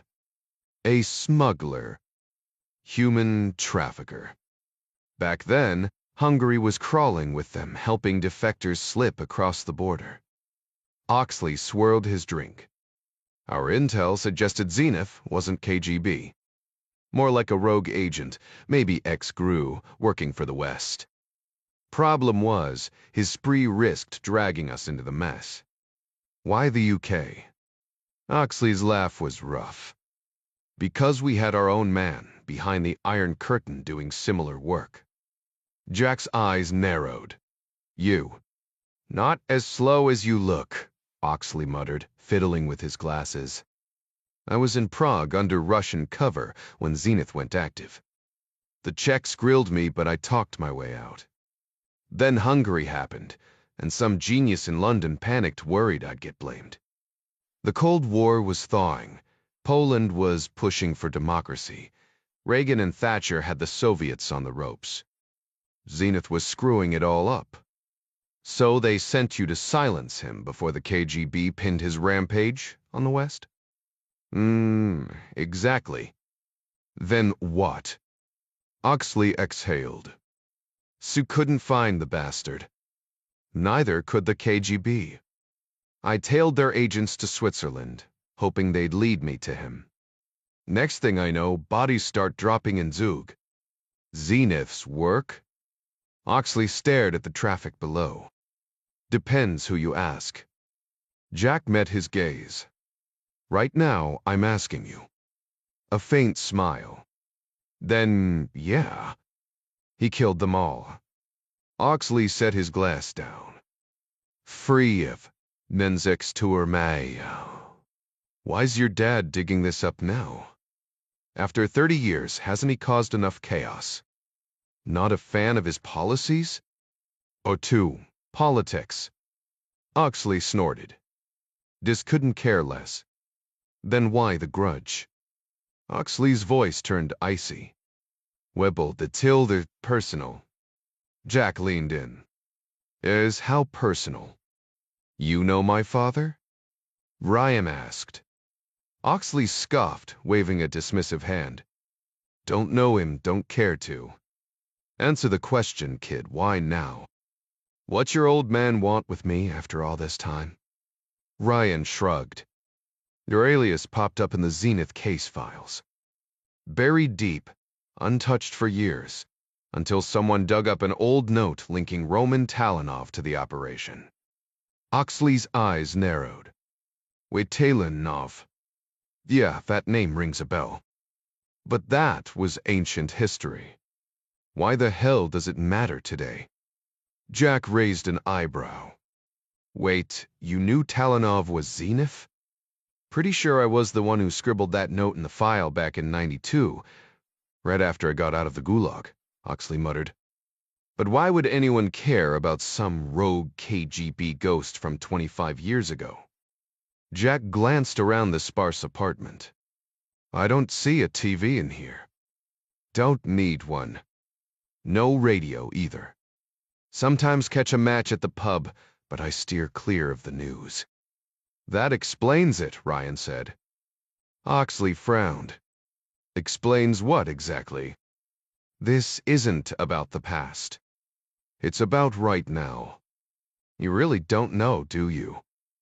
Roman Talanov isn't some forgotten assassin he's running the Fs. Oxley froze, his drink halfway to his lips. For a long moment, he just stared at the cars speeding down Wellesley Road. Finally, he took a slow sip and exhaled. Well, that's a hell of a twist. 30 years. Earlier, Jack Ryan spent the first hours after the raid holed up in a dusty back office at the British consulate in West Berlin. The air smelled of old paper and stale coffee. The second he got access to a secure line, he called CIA Director of Intelligence James Greer at his home late evening on the East Coast. Greer was stunned by the shootout details, especially Ryan's direct involvement. Jack insisted the Red Army faction hadn't acted alone. There were darker players in the game. Greer pushed back. What about Rabbit? We've spent months debriefing him. If there was an active KGB assassin in Europe, he'd have mentioned it. Maybe it started after he left, Ryan countered. Greer sighed. Assassinations, framing terrorists, that's not some last-minute operation. You know how these things work. Ryan hesitated. I know how this sounds. Like you're chasing shadows, Greer admitted. But you've got good instincts. Follow them. Just remember, if the Brits close the case, you're on your own. And after today, you've already used up a lifetime of luck. I don't want you taking any unnecessary risks. The voice on the other end insisted. Believe me, we're on the same page, Ryan shot back. Half an hour later, Ryan found himself in a cramped second-floor office with Eastling and his team, poring over the contents recovered from the RAF safe house. The German BFV had taken charge of the briefcase and its contents, so 2 of their agents hovered behind Ryan and Eastling as they conducted their own review. Eastling's team went first. This was, after all, an SIS operation from the start. One of the British agents pulled out a fingerprint kit, meticulously dusting the case and its contents while Eastling scrutinized every piece of evidence. He checked watermarks on the paper, analyzed the printing techniques used for the banker's photos, and even studied the typewriter impressions on the bomb-making instructions and communique. The case itself was inspected for hidden compartments, but nothing turned up. Jack watched Eastling's methodical approach with quiet fascination. He had no formal training in forensic investigation. His father had been a Baltimore detective. Sure, but Jack had never considered following in those footsteps. He was an analyst, not a cop. When his turn came, he slipped on rubber gloves and focused on the documents, with a BFV officer translating the German text. Ryan tried nudging the Germans into admitting they doubted the RAF members in that apartment could have put up such a skilled fight against SK-9, but they weren't as convinced as he was. 9 bodies lay in the morgue, and only half had been identified. The BFV agents insisted they couldn't assess the RAF fighters' competence until they knew who they were dealing with. The documents revealed little to Ryan. He wasn't an RAF expert, but the communico read like standard left-wing propaganda, and the attack plans, photos, maps, bomb schematics seemed legitimate. The only thing that didn't add up was Marta Schuringer's baffling lack of tradecraft. Bringing her ID on and up? Even for a group that loved taking credit, that was sloppy beyond belief. Schuring had a minor rap sheet, but nothing violent, yet 2 of the flat's occupants had been linked to a past rocket attack on a NATO site. No deaths, but the intent was clear. Eastling, ever the pragmatist, was ready to call it a day. Ryan, however, couldn't shake the feeling that the evidence was too convenient, like it had been handed to them on a silver platter. With the Germans eager to leave, the review wrapped up in under an hour. Exhausted after more than a day without sleep, Ryan crashed on an office couch, a scratchy wool blanket tossed over him. Just past 11:30, Eastling pushed the door open. Ryan sat up, rubbing his eyes and shoving the blanket aside. The Englishman looked as rough as Ryan, felt bloodshot eyes, rumpled clothes. "What's going on?" Jack asked, voice thick with sleep. They'd gone over every detail repeatedly. The papers discovered in Marta Schuring's room at the RAF hideout appeared authentic. German authorities had confirmed the identities of the other bodies in the apartment, 3 girlfriends and 1 boyfriend of the residents. While none were recognized RAF affiliates, investigators would dig deeper. Across the street, they traced the sniper's nest to a cramped studio Marta had rented just 3 nights earlier. Jack frowned. Why would she book a place 2 blocks from her own apartment? Eastling gave a tired shrug. No idea. Her name's on the lease, but nobody recognized her photo. It's one of those rundown tenements workers from Turkey, Ireland, and North Africa, mostly keep to themselves. A few neighbors mentioned seeing a man enter late last night. Description: white, 20s or 30s. Could have been German, maybe not. No one heard him speak. And no one noticed gunfire either. Jack scoffed. How? Suppressed rifle. Still loud, but with the firefight erupting 2 blocks away, dozens of shootouts. Grenades, a few muffled pops wouldn't stand out. Exhaling, Jack suddenly straightened. We need to revisit Sug. Show Marta's photo to the bartenders where Penwright met that woman. Eastling shook his head. Swiss already did. Used her license. Every staffer swore the woman wasn't her. Jack's certainty crumbled. Then what now? Eastling leaned in. That's why I'm here. You suspect KGB involvement? Fine. But this RAF cell killed those bankers. As for Penwright, his voice dripped dry amusement. Unless the RAF or KGB has branched into bus driving, it was an accident. Witnesses said he was wasted. No poison markers. If the Soviets have some mystery toxin, God help us, but that's not my problem. So what's the play? We're flying home. The Teridashin, but the common. For a moment, Jack pictured his house on Grisdale, close Kathy beside him, Sally coloring on the rug, little Jack Jr. giggling in his arms. Bliss. Then he shoved the thought aside. Enjoy the flight. I'm not leaving. Eastling sighed. Do I need to make this an order? Jack's glare sharpened. You don't outrank me. For Christ's sake, Ryan, we're allies. The to we fan. You want to tidy up Penright's file. Eteria play it, Wayne Town.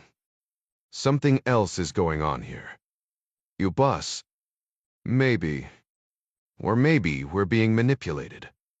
Then what'll change your mind? Hand over everything on Morningstar. Every document tied to Penright's trip, plus whatever you pulled from that safe in Zug.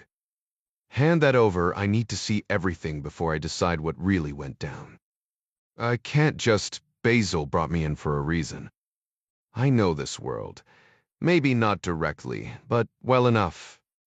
If I had access to what Penright knew, I could reach out to Langley and dig deeper into Ritzman private bankiers. Maybe piece together whatever trail Penright was following before he died. Eastling scoffed. You're like a damn bloodhound, aren't you? Once you catch a whiff of something, nothing's stopping you. Ryan didn't flinch. Because I am on the trail. I know it.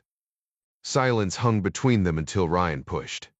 Well, what's your take? Eastling's lip curled. My take. You're a self-righteous yank with no sense of boundaries. You gunned down a few Ulster militants last year and got a shiny knighthood for it.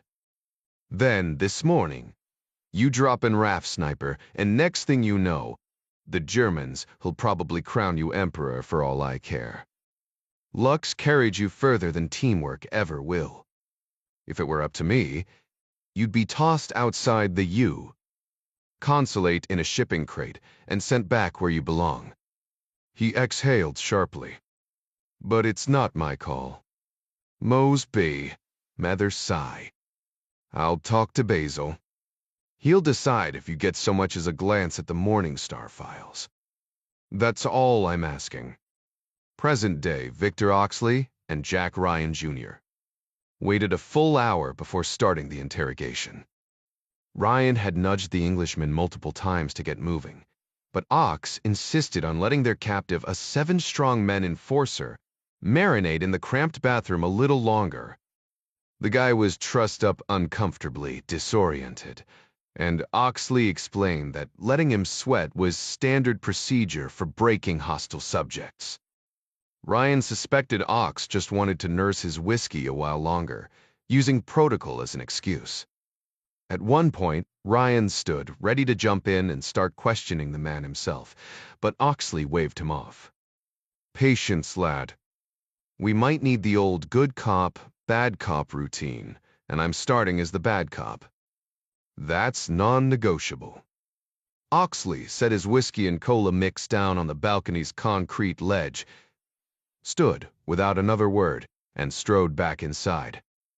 Ryan followed, watching as the burly man yanked off his sweater, revealing a back as tattooed as his chest. He tossed the sweater onto the bed, took a few deliberate breaths like he was mentally gearing up for something dark, then walked to a rickety wooden chair in the corner. With a sharp crack, the 59-year-old snapped off a leg like it was kindling. He turned to Ryan. We need to know who sent him and why. Anything else? You sure you don't want me in there with you? No, lad. This is a solo mission. Tepariga similed. I get it, you're trying to keep my hands clean. But let's be real, I'm already waist-deep in this mess. Moxley fixed him with a deadpan stare. Mate, I couldn't care less about your reputation or your old man. That bathroom's the size of a shoebox. If I start swinging, there won't be room for your pretty face in there. Watapley. Got it. Make yourself useful, go through his phone. See if it's got answers I don't have to pry out of him. And turn up the telly while you're at it. You test have to Dupree. But Ox, I don't need this guy dead, just make him talk. The order came, sharp and clear. Oxley gave a slow nod, his expression turning vacant. The second he peeled off his sweater, the faded prison tattoos on his arms confirming his past in a Siberian labor camp. "Let me tell you something," he muttered, rolling up his sleeves. "Survival isn't about mercy. It's about enduring hell while wishing for the end. Trust me, snapping his neck would be a kindness I won't grant." The bathroom door clicked shut behind him. 20 minutes later, Oxley emerged, wiping sweat from his brow. Ryan had spent the time jotting down numbers from the Russian's phone, international codes, all unfamiliar. The contacts were a mess of Cyrillic first names, useless without context. The only interruptions had been muffled cries from behind the closed door. Oxley, breathing hard, looked more like a retired heavyweight who'd traded the gym for whiskey than a washed-up barfly. His bulk wasn't just fat, there was muscle buried under it, the kind earned through years of hard living. Jack eyed him. "Was was to spit the Gwyn sigh." Oxley didn't answer right away. Instead, he stepped onto the balcony, gulped the chilly air, and grabbed a beer from the table. Rolling it into the bathroom, he shut the door again before collapsing onto the bed with a groan. "Oleg's fine," he finally said. "Chatty once we got past introductions." "You had to rough him up?" "Just a friendly nudge." After that, he couldn't stop talking. Jack leaned in. "E kaide, frikolerstabeg. 7 strong men. Been in London 3 days. Fake Ukrainian passport courtesy of their Kiev contacts. Works for a Russian named Gleb the Scar Vorzakon, like your mob made men. His Kiev crew had U-tailed for weeks before Oleg's team took over. Then you bolted to Corby, spooked them, and suddenly more thugs were flying in with new orders. Which were? Make apply portion. A broken jaw, maybe a few ribs enough to send you crawling back to the States. Mes tritad, me." Oxley chuckled, the sound vibrating through the cheap mattress. "They wanted me dead." Jack frowned. "Why?" Oxley took a swig. "Oleg doesn't ask why. He gets a photo, an address, and does his job." Jack pieced it together. "So they were watching me before I even knew you existed." "Bingo. You dragged this mess to my doorstep. Has to be tied to Malcolm Galbraith." Oxley raised an eyebrow. "Who?" "Billion-dollar scam victim in Russia. My client until I got reassigned." Oxley just sipped his drink, unfazed. "Never heard of him. Or Gleb the Scar till today." Jack pressed. "Dmitry Nestorov." Another headshake. "But try know him. The guy who screwed Galbraith over." Jack took a deep breath as Oxley downed another drink, the burly man clearly feeling the effects of the alcohol. Though no stranger to liquor himself, Jack knew he'd be flat on his back by now if he'd matched Oxley's intake. "I need to check in with my dad and my boss," Jack said, rubbing his temples. "Maybe between them, we can figure out what the hell is really going on here." Oxley smirked. "Oh, I'm sure Daddy will be thrilled to hear you've been trading bullets with Russian mobsters." Jack had been wrestling with that exact thought for hours. There was no avoiding it now. This mess had spiraled far beyond protecting his father from political fallout. "The second he hears about this, he'll order me back to the States," Jack admitted. "But I'm not calling him until I have more answers." "Good luck with that," Oxley muttered. Jack ignored the jab. He hated dragging his family into his dangerous life, but he wasn't about to spill his personal struggles to this grizzled Brit. Instead, he shifted focus. "So, what's the plan with Oleg?" "We let him walk." Jack nearly choked. "You're joking." "Dead serious. What else are we supposed to do? We've already got 4 bodies on our hands today. You really want to add another to the pile?" Jack stayed silent. Oxley leaned in. "Hand him over to the cops, and suddenly you're explaining why you were in Corby. Cut him loose, and this whole mess stays quiet. What about your neighbor? She saw me. Oxley snorted. That old bird couldn't tell you from a traffic cone. Trust me, she's no witness. Jack exhaled sharply. And if Oleg comes back for revenge? Oxley grinned. With 2 broken arms. Let him try. Jack groaned, dragging his hands down his face. You broke his arms? Course I did. You think I'd let a killer walk out of here in one piece? How's he supposed to drink that beer you handed him? Oxley barked a laugh. Not my problem. Jack shook his head. Fine. Oleg gets a free pass.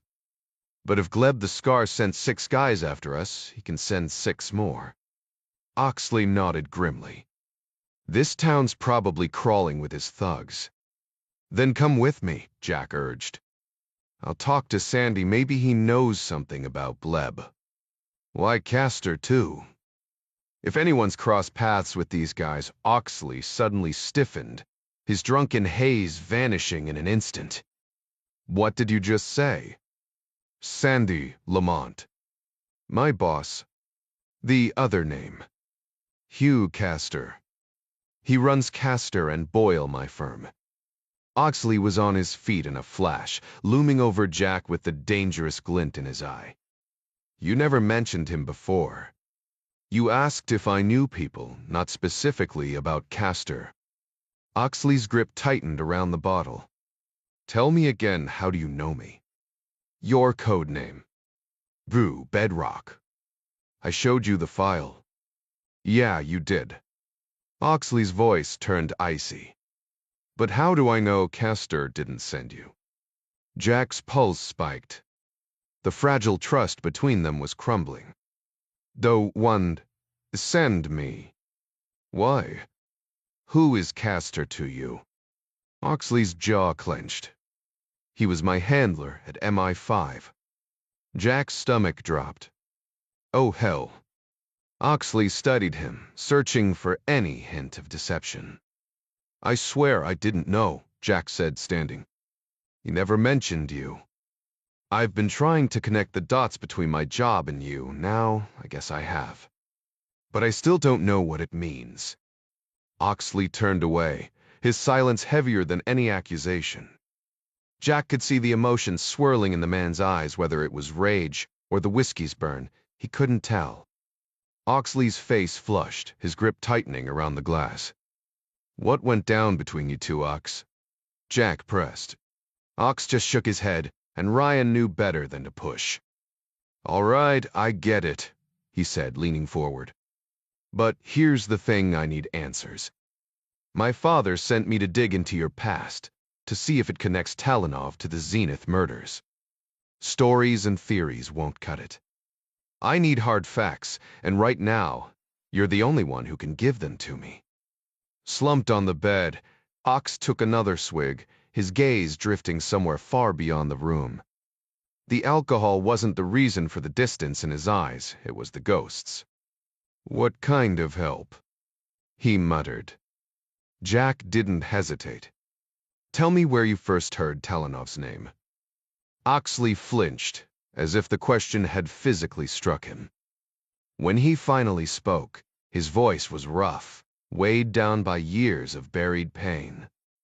1T89, maybe. Time didn't mean much back then. I was rotting in Syktyvkar, a gulag in the middle of nowhere. No one knew I was British, let alone MI5.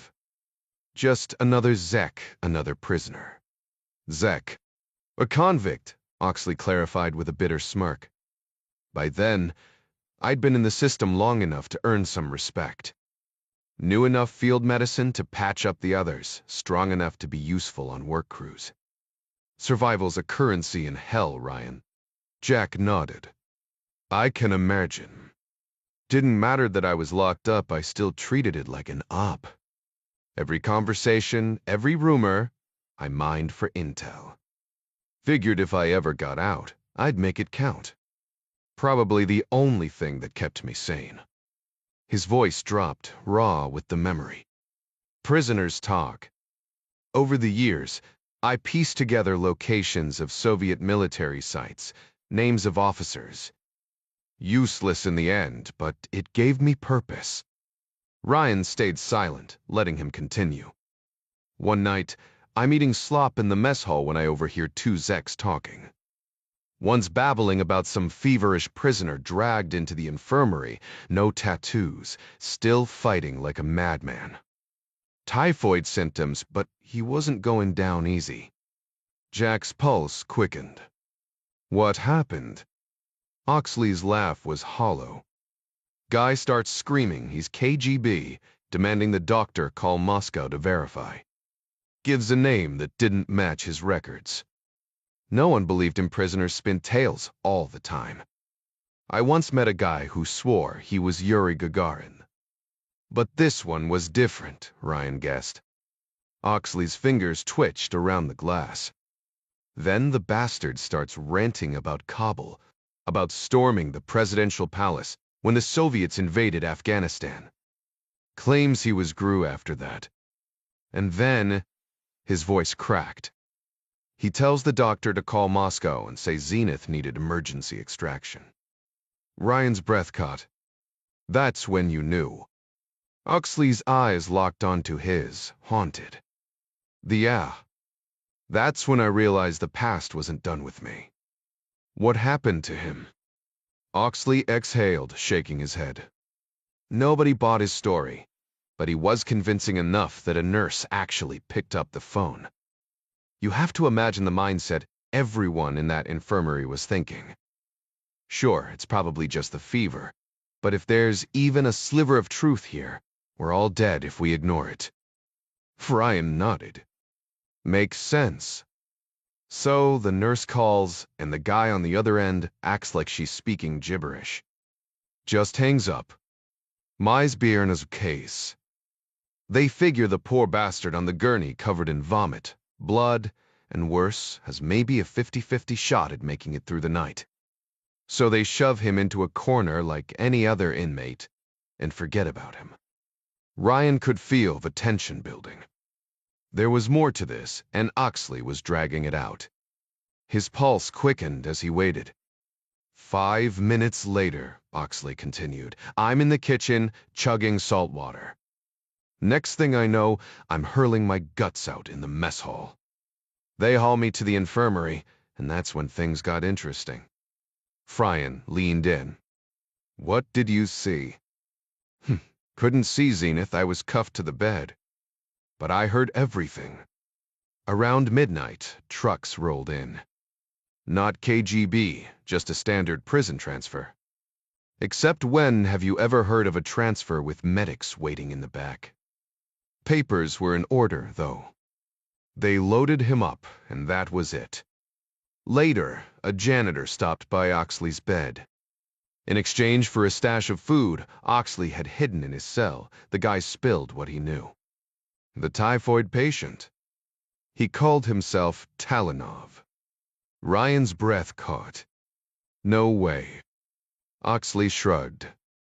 By the time I got the full story, Talanov, the guy claiming to be KGB, was long gone from Syktyvkar. Ryan wasn't sure if he believed it, but he believed Oxley did. The distrust between them hadn't faded, but Oxley seemed resigned. He had nowhere else to go.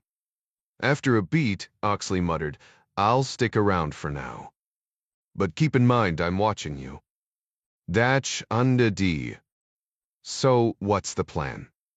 We cut loose the idiot in the bathroom, leave him here, and hit the road. No clue where yet, but we'll figure it out.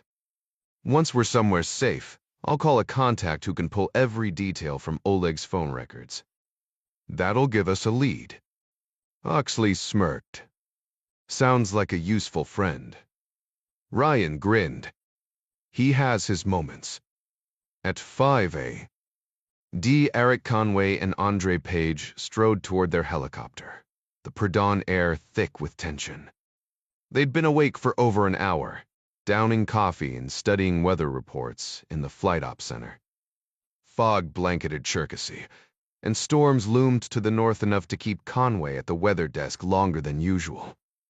But this was combat.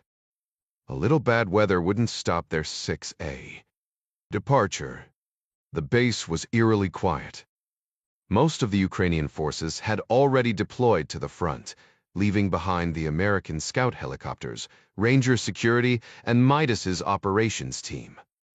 4 of Bravo Company's Kiowas were already airborne, supporting Ukrainian Mi-24s near Chuhuv Air Base. Their job. Laser targeting enemy positions where special forces couldn't reach. War was raging out there, but here, for now, it was just the hum of engines and the weight of what came next. Their mission today carried the same inherent risks as any other combat flight, but Eric Conway and Dre Page faced one critical difference: their OA-58 Kiowa Warrior would be heading into the fight without air-to-air missiles. Loaded with just 4 Hellfires on its pylons, the helicopter traded defensive capability for extra punch against ground targets. They debated carrying Stingers for self-defense, but Conway trusted the birds' advanced countermeasures and radar to keep them safe. After finishing their pre-flight checks, they strapped on their helmets, secured their comms, and stowed their M4 carbines on the dash where they could grab them in a heartbeat. A few grenades and smoke markers were velcroed nearby, hardly a match for the Hellfires, but those rifles had saved their skins before. 2 years back in Afghanistan, they'd been covering Dutch troops pinned down by Taliban fighters. After dumping all their Hydra rockets into the enemy position, an RPG suddenly flashed past their windshield. Conway banked hard, swinging the helo sideways while Dre leaned out and emptied a full mag into the RPG team, dropping both before they could fire again. The adrenaline-fueled high fives back at Jalalabad faded fast when they realized the gun camera hadn't caught the action. It was pointed forward, not sideways. Now in Ukraine, the stakes were higher. The Russians weren't some ragtag insurgents. They had jets, long-range missiles, and T-90s. As the fog clung to the airfield, Conway ran through his flight controls while Page checked the targeting systems. Their crew chief gave the all-clear, and the Rolls-Royce engine whined to life, the rotors slowly building power.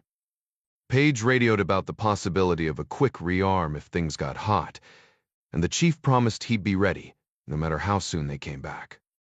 At exactly 6A, like Conway keyed his mic, and the mission began. Black Wolf 2-6, this is Cherkasy ground. Do you copy? Cherkasy ground. Black Wolf 2-6, reads you loud and clear.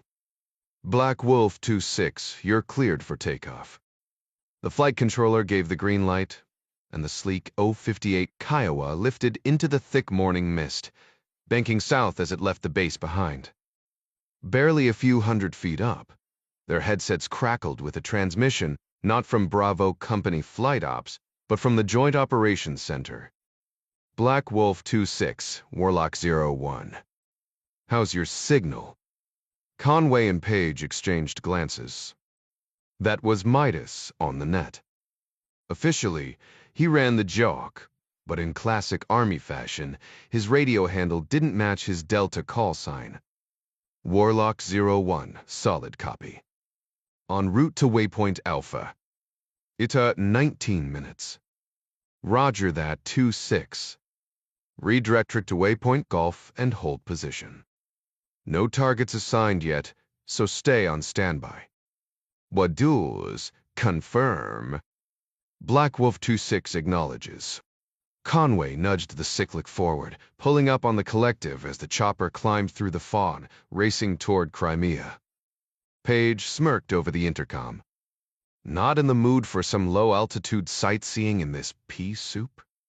Remember what they teach you: speed keeps you alive, but altitude keeps you from becoming a smoking crater. Their mission was fluid.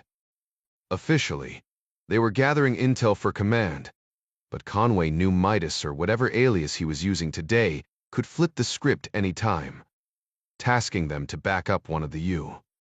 Or British Special Ops teams scattered across Operation Red Coal Carpet. As they broke through the fog into clear skies, the radio erupted with chatter. 2 Kiowas near Chuhu Air Base had spotted movement vehicles rolling down a paved road between 2 towns. The warriors were already painting targets for a squadron of Mi-24 Hinds, and the adrenaline in those transmissions made Conway and Page wish they were in the thick of it.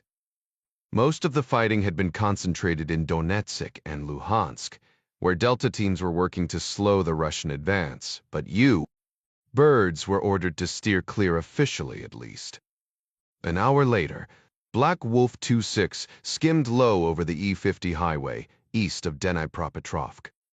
Below, a river of civilian vehicles streamed away from Donetsk, packed with belongings. Conway keyed his mic. "Hey, Dre, Intel says 80% of these folks lean pro-Russia. So why the mass exodus? Shouldn't they be throwing a welcome party?" Page chuckled. "Just because they're rooting for the guys in red doesn't mean they want to be front row when the fireworks start. This mess isn't ending without a fight." Before Conway could reply, the jock cut in, redirecting them to a grid 15 minutes east. Conway pushed the throttle, leaving the clogged highway behind as they climbed over dense forest. Then Midas' voice returned, sharp and urgent. "Black Wolf 26, Warlock 01, stand by for update." A beat of static. Team Frito's got eyes on 2 BM-30s setting up southeast of Mazhova. No friendly assets in range to engage, and those launchers will be threatening cities within the hour. Conway's grip tightened on the controls. The BM-30 wasn't just any launcher. It could unleash a dozen 300mm rockets in one salvo, raining hell from 50 miles away. The convoy was accompanied by multiple support vehicles, turning the BM-30 rocket launchers into a devastating threat. With 4 of these systems positioned near Dnipro, the odds didn't look good for Ukrainian forces in the region. A forward helicopter base and the Oblast's largest military installation sat just outside the city, both prime targets for the launchers. Page grabbed the radio, digging for more intel. "Any other enemy assets at the launch site?" Dre needed to know if they'd face troops, armor, or air defenses that could threaten their Kiowa. Warlock 01, Awakes confirms no hostile aircraft. Frito reports troop transports and dismounts, but no anti-air confirmed. Page shot Conway a skeptical look. "You really think the Russians would park 2 giant, slow missile trucks out in the open without any air cover?" "Not a chance," Conway replied. "We hit them from max range and stay out of their reach." Dre nodded, adjusting his targeting display. Before reaching their position 5 miles west of the BM-30s, Black Wolf 26 linked up with Frito Actual, the 10th Special Forces commander on the ground. Page's screen lit up with friendly positions, while Frito fed them real-time updates. Still 20 miles out, both pilots studied the terrain, rolling forests dotted with small villages and abandoned factories. "Frito says we're clear," Page muttered, "but I say we go low. Get eyes on before they spot us." Conway dropped the chopper to 40 feet, skimming treetops, then dipped even lower over open fields and streams. Page had gotten used to the gut-churning maneuvers of Nap of the Earth flying, though he sometimes suspected Conway enjoyed testing his stomach's limits. They passed a ghost town centered around a crumbling brick factory, its smokestacks hinting at a long-dead smelting operation. Conway hugged the terrain, keeping the factory between them and the target zone. Page cycled through camera feeds, his voice tight. "Not a BM-30 expert, but those things look ready to fire." Conway kept his eyes outside, scanning roads and tree lines. The Warriors' tech was a distraction, too much time staring at screens, and you'd miss the enemy creeping up in a jeep with a mounted gun. A glance at Page's monitor confirmed it. The missile trucks were primed, waiting to unleash hell. Eric Conway shifted his gaze to the feed from his mast, mounted sight. The advanced camera system perched above the helicopter's main rotor. The Mons, with its twin glass lenses, had earned the nickname E from his co-pilot, Dre Page. Back home, the latest model of the Warrior helicopter was rolling out, packed with upgrades, including a redesigned laser targeting pod mounted beneath the cockpit. While Conway was eager to test the new tech, he'd grown attached to the iconic look of the MIMs on his current bird. Right now, though, their position behind a brick building blocked Dre's line of sight. "All right, Eric," Dre said. "Let's take a peek." Conway nudged the collective, and the helicopter lifted smoothly, rising until the Mons cleared the rooftop. At 50 feet up, the camera locked onto the target, two massive missile trucks parked in open fields divided by a narrow river. A dozen other vehicles, including armored personnel carriers, were scattered nearby. Air defense. USA Temda. Dre squinted at the screen. At this range, he couldn't spot any immediate threats, but he knew better than to assume safety. Still, he pushed the unease aside after all. Uncle Sam paid him $38 and $124 a year to fly into danger zones. "Ground looks clear," he reported. "Any hostile aircraft?" "Negative," Conway replied. "Nearest bogies are 70 miles out in Crimea. Skies are clear, blue, and perfect, just how we like it." Dre laced the target. Range, 7,681 meters. Conway raised an eyebrow. "Comfortable with that distance?" They could always move closer, but Dre smirked. "Part of me wants to get right in their faces. The smarter part? Likes hiding behind this brick monstrosity." Conway chuckled. "Copy that. Let's light 'em up from here." Dre keyed his headset. "Warlock 01, this is 2-6. Requesting clearance for Hellfire engagement." The response crackled back instantly. "Black Wolf 2-6, you're cleared hot. No friendlies in the area." Dre relayed the confirmation, and Conway wasted no time. His thumb hovered over the fire switch. Firing in 3, 2, 1, a Hellfire missile streaked toward the first launcher. "Missile away," Conway announced, tracking its trajectory. Dre watched the pricey projectile vanish into the distance. "There goes 65 grand of taxpayer money," he deadpanned, his tone dry compared to Conway's adrenaline-fueled energy. Without hesitation, Conway lined up a second shot, doubling down on the same target to overwhelm its defenses. Impact was secondary, precision was everything. The laser warning system at the emplacement picked up the first Hellfire missile, triggering countermeasures that shot into the sky. An automated missile defense battery, one neither Page nor Frito had spotted, intercepted the American warhead just 75 yards from impact. But the second Hellfire slipped through, exploding directly above the missile launcher. Conway had been prepping his third launch when his multifunction display suddenly flashed white. At first, he assumed a system glitch and started adjusting the screen until Frito's voice crackled in his headset. 2-6, Frito actual. Direct hit, massive secondary explosions. "Damn, man, you obliterated it." Page's voice cut in beside him. "No way." Conway glanced up. 5 miles out, a dark mass swelled into a towering mushroom cloud.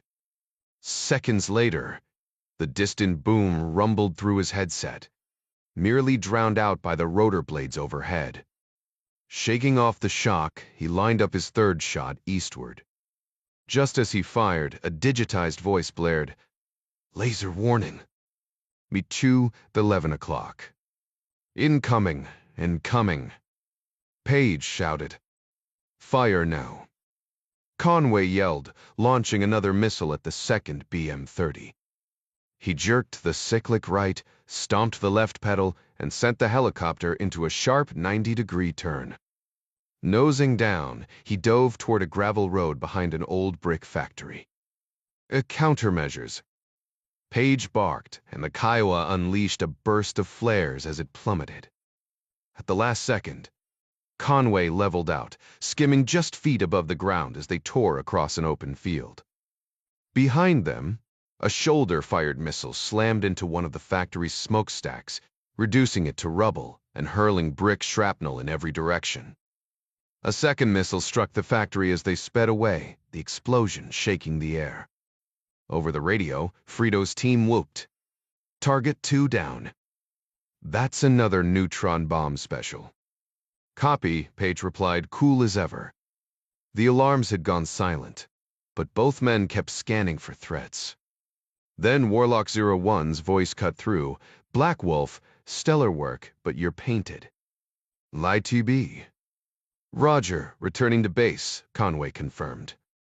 Their hearts hammered against their vests as they raced northwest over a large forest. Normally, they'd be celebrating a successful strike, but this time, silence hung heavy between them. They just cheated death by inches. Meanwhile, John Clark and his team from the campus had been camped out near the Fairmont Grand Hotel since returning from Sevastopol, snapping photos of everyone entering the 9th floor. Their growing collection of shady characters was impressive, but putting names to faces fell to Gavin Berry, who ran the images through facial recognition software, tapping CIA databases and Ukrainian security files. Yet Gleb the Scar remained elusive, clearly by design. The team had staked out every possible exit, even surveilling employee entrances and the rooftop helipad, but it became obvious Gleb wasn't leaving. He was holed up, waiting.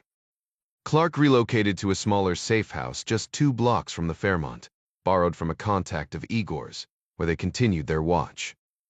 The tension was palpable, everyone knew the clock was ticking. When the conflict erupted in the east, the apartment's previous tenants packed up and left Kiev with their family, convinced Russian forces would push straight to the capital. Their sudden departure provided Clark's team with an ideal vantage point, a quiet safe house with a clear line of sight to the Fairmont Hotel through the living room window. Their high-powered cameras captured crisp images of everyone entering and exiting the building, while the 9th floor balcony remained under constant watch by 2 armed guards. The security detail stood post around the clock, Dragunov rifles slung over their shoulders, scanning the streets below through binoculars for any sign of trouble. But Clark's men had taken precautions, covering every window with blackout paper except for a narrow slit where their lenses could peer through undetected. A thorough sweep for listening devices had turned up nothing, apparently. Neither Ukrainian nor Russian intelligence had flagged this place as a priority. Still, outside these walls, the city was unraveling. In just 3 days, assassinations had claimed police officers, government officials, and even an SU operative. A pro-Ukrainian TV station had been hit with a bleach bomb, filling the studio with toxic fumes, while arsonists silenced a radio station critical of Russia's invasion. The streets felt like a powder keg. Back in the apartment, Gavin lounged on the couch, swapping out GPS tracker batteries with Clark. The monotony of the task was broken only by the occasional wince from Clark, as his injured hand protested. Then Gavin's phone buzzed, no caller ID needed. Yeah. True, the one to Gav, it's Jack. Ryan. Finally, some good news. How's London treating you? Like a bad hangover, Jack grumbled. Gavin smirked. Try Kiev riots, bombs, spies, mobsters. The whole package. A beat of silence. Wait, Hendley Associates moved to D. Gavin chuckled. You're way behind. We're in Kiev. No kidding. What's the mission? Spy stuff. You know the drill. Everyone in one piece. Close call for John, Dom, and Ding, but we're good. What do you need? Jack exhaled. I've got a list of numbers. Need them traced fast. The email popped up seconds later. Gavin scrolled, eyebrows rising. Most of these are local. Where'd you get them? Off a mob enforcer who tried to kill me today. Gavin shot Clark a look. Clark reached for the phone, but Gavin held on. You're serious? Dead serious. And I need answers yesterday. Got it. I've been poking around the telecom network. I can pull owner details and even track their movements for the past month. We call it breadcrumbing. Perfect. Clark snapped his fingers impatiently. Gavin sighed. Someone wants a word with you. Jack groaned. Yeah, figured. Ryan braced himself, fully expecting a verbal lashing. Gavin Berry chimed in with a dry chuckle. Consider this a crash course in hard knocks, kid. When Clark finally got Ryan on the line, the younger man laid out every chaotic detail of the past 24 hours without interruption. The heavy silence that followed spoke volumes. Clark was far from impressed. Jesus, Jack, Clark finally growled. You've got a talent for diving headfirst into trouble, don't you? Ryan exhaled sharply. Yeah, well, Turtai. Things escalated faster than I expected. You should have called the second you got that gut feeling something was off, Clark snapped. Hell, I could have had excess guys covering you in London within 20 minutes. You don't get to play lone wolf, not when you're the president's son. Ryan shot back. From what Gavin said, you weren't exactly sitting around twiddling your thumbs either. Doesn't matter, Clark fired back. This Gleb the Scar you mentioned. He's 7 strong men, St. Petersburg's finest. We think he's their number 2. Ryan's eyebrows shot up. Seriously? Dead serious. And he's running F-backed ops on foreign soil. Ryan quickly connected the dots. The guys who came after me work for him. And at Castor and Boyle, I uncovered a fraud scheme tied to Gazprom, which means the Russian government. The money trail led to Dmitry Nestarov, an F-linked guy. Clark put him on hold to check their databases, but the name drew blanks. After consulting Igor Krivov, he came back with the same result. His tone shifted to pure command. Listen, you're in the eye of the storm. Here's the deal. Ding, Dom, and Sam are wheels up tonight on the Gulf Stream. They'll escort you home. If your new buddy has a passport, he's coming too. If not, we'll figure it out. Ryan hesitated. Clark didn't miss a beat. Jack, you can't stay there. I know how it looks, Ryan admitted, but I'm in too deep to walk away. The stakes are huge. I could use backup, but only if you can spare it. Clark relented. They'll be airborne in 30. At least tell me you're somewhere secure. Mobile for now, Ryan said. Ditched my car, grabbed a rental under my name. Did a surveillance detection, run no tails yet. Clark sighed. I'd sleep better if you were stateside, but fine. We'll call when Gavin cracks the phone data. As Ryan and Oxley drove through the quiet countryside north of London, the silence between them was thick. Ox seemed lost in his own head, while Ryan wrestled with his next move. Sandy Lamont's name kept surfacing in his thoughts. Was he a mole? Had he tipped someone off about Corby? The more Ryan pieced it together, the more Lamont's betrayal seemed likely. Yet the motive behind it all still didn't add up. The uncertainty gnawed at him, sharpening his suspicion with every passing mile. Jack couldn't shake the feeling that his boss's repeated warnings about the Gazprom deal before abruptly yanking him off the case might have hidden motives darker than the official explanation. The only way to know for sure? Face him head-on and read his reaction. After a quick stop for greasy takeout, they parked behind a rundown motor lodge to eat. Just as Jack crumpled his burger wrapper, his phone buzzed. Hey, Gavin. But it was John Clark's voice that answered. Actually, it's both of us. You're on speaker. Gavin jumped in, his tone urgent. Ryan, you've stepped into something messy. You spell it out. We narrowed down 6 high-priority contacts from the phone records, Gavin explained. 2 of them. Familiar faces from our work in Kiev mob enforcers who've been cozy with Gleb the Scar at the Fairmont Grand. They've been in regular contact with your guy Oleg, including calls right before he made his move in the UK. Clark took over. 2 more belong to the crew you neutralized. Their phones went dark in Corby earlier today, now pinging from a police station. Trace their movements back to sketchy spots in the UK and Ukraine. Not too interesting on their own, except they stayed at the same cheap hotel as another number on the list. And that one. That's the real prize. Why, Dix? A briefer forced died. Because, Clark said, that phone's owner spent time at a house outside Moscow owned by a ghost named Pavel Lekov. No photos, no records. Smells like intelligence work. He paused. There's more. Jack's grip tightened on the phone.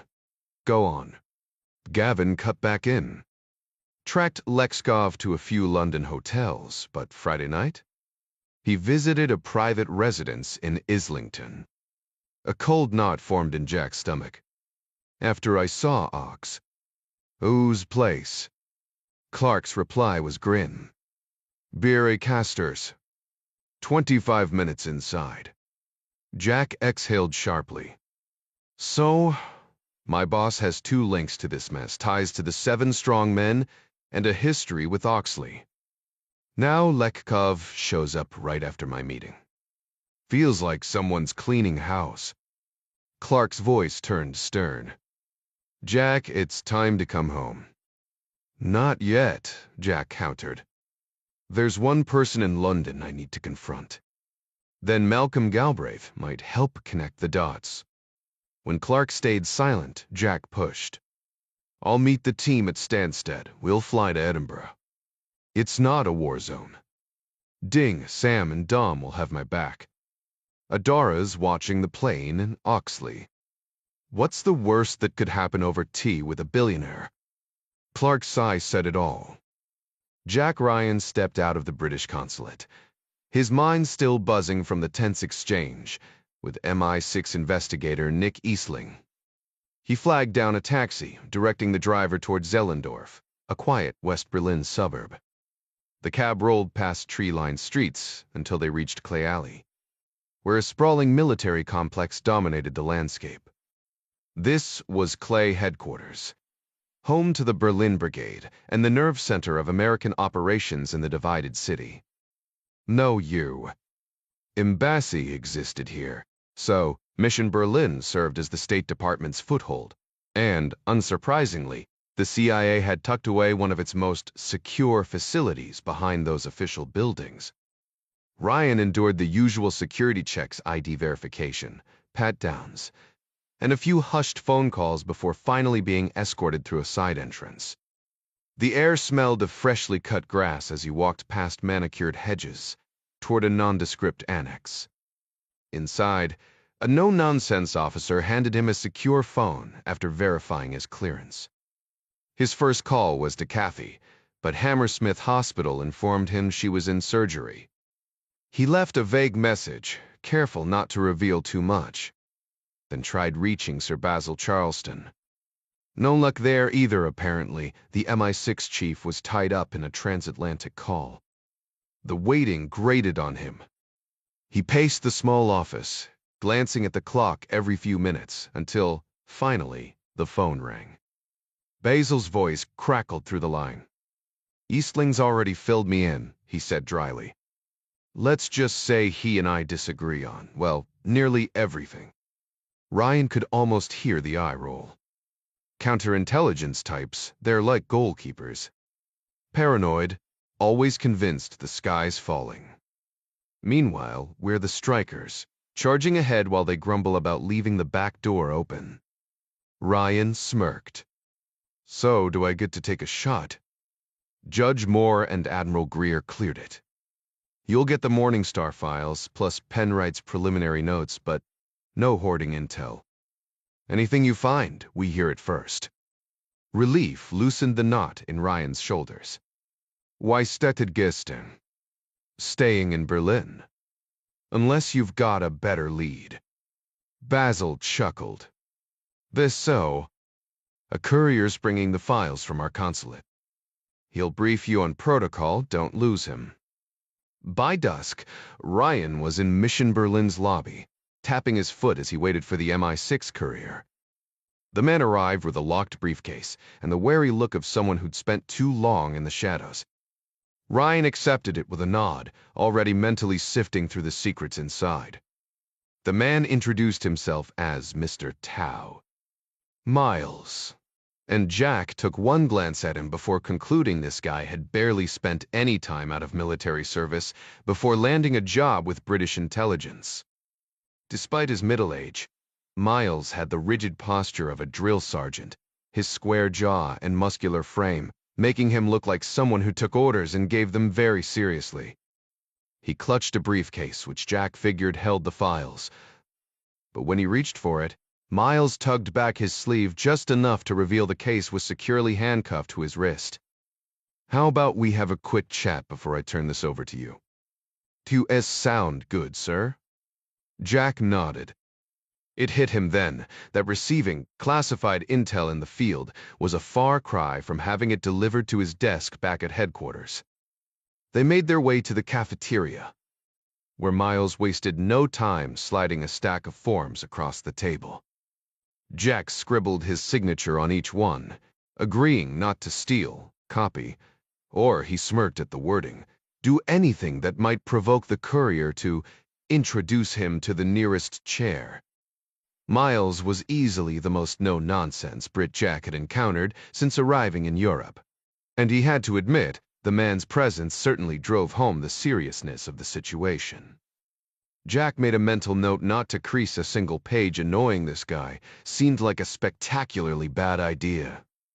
Once the paperwork was done, Miles settled in with a cigarette and coffee, while Jack retreated to his cramped temporary office to dive into the Morningstar files. Most of the documents were handwritten, some by David Penwright, others by Nick Eastling and his team, detailing Penwright's death. But what caught Jack's eye was a dot matrix printout of internal transactions from Ritzman private bankiers. At first glance, it looked mundane. Columns of account numbers, values in Swiss francs, nothing that screamed smoking gun. A translated note was paper clipped to the top, but the contents were sparse. Jack frowned. If Russian operatives were stashing money here, transfers in or out would have been critical something to trace. But internal shuffling, that just looked like routine banking. Clients moved funds between accounts all the time: payroll, investments, business expenses. This seemed like administrative noise. Except for one glaring detail. A bank executive had personally delivered these documents to Penwright the night he was killed. Then the executive turned up dead 2 days later. That wasn't clerical work that was a red flag. Jack flipped through the 122-page printout, scanning dates. The transactions covered the past month. Tobias Gabler had been murdered 5 days ago. Suddenly, the numbers on the page felt less like routine transfers and more like pieces of a puzzle someone had died to hide. Ryan's fingers flew down the date column as he rapidly flipped through the ledger pages until landing on the date of Gabler's death. His eyes scanned the endless rows of numbered accounts and internal transfers, hunting for patterns: multiple withdrawals from a single source or repeated deposits into one destination. The tedious process stretched on as he scribbled calculations on his legal pad, tallying up the staggering sums being shuffled between accounts. After 90 minutes of mind-numbing work, 2 account numbers stood out like flashing neon signs: 62775, 001, and 48235. 00, Secre. Starting the day before Gabler's death and continuing for 72 tense hours, massive sums poured out of the first account into the second. Ryan spent 2 more painstaking hours verifying the numbers, 12 separate transactions totaling 461 million Swiss francs. Grabbing a financial newspaper from the desk, he punched the conversion into his calculator. The result made him whistle through his teeth. $204 million. The exact amount Penwright had flagged as suspicious. Among the 704 transactions, no other account came close to moving this kind of cash. This wasn't just routine banking, it was a desperate scramble to hide something.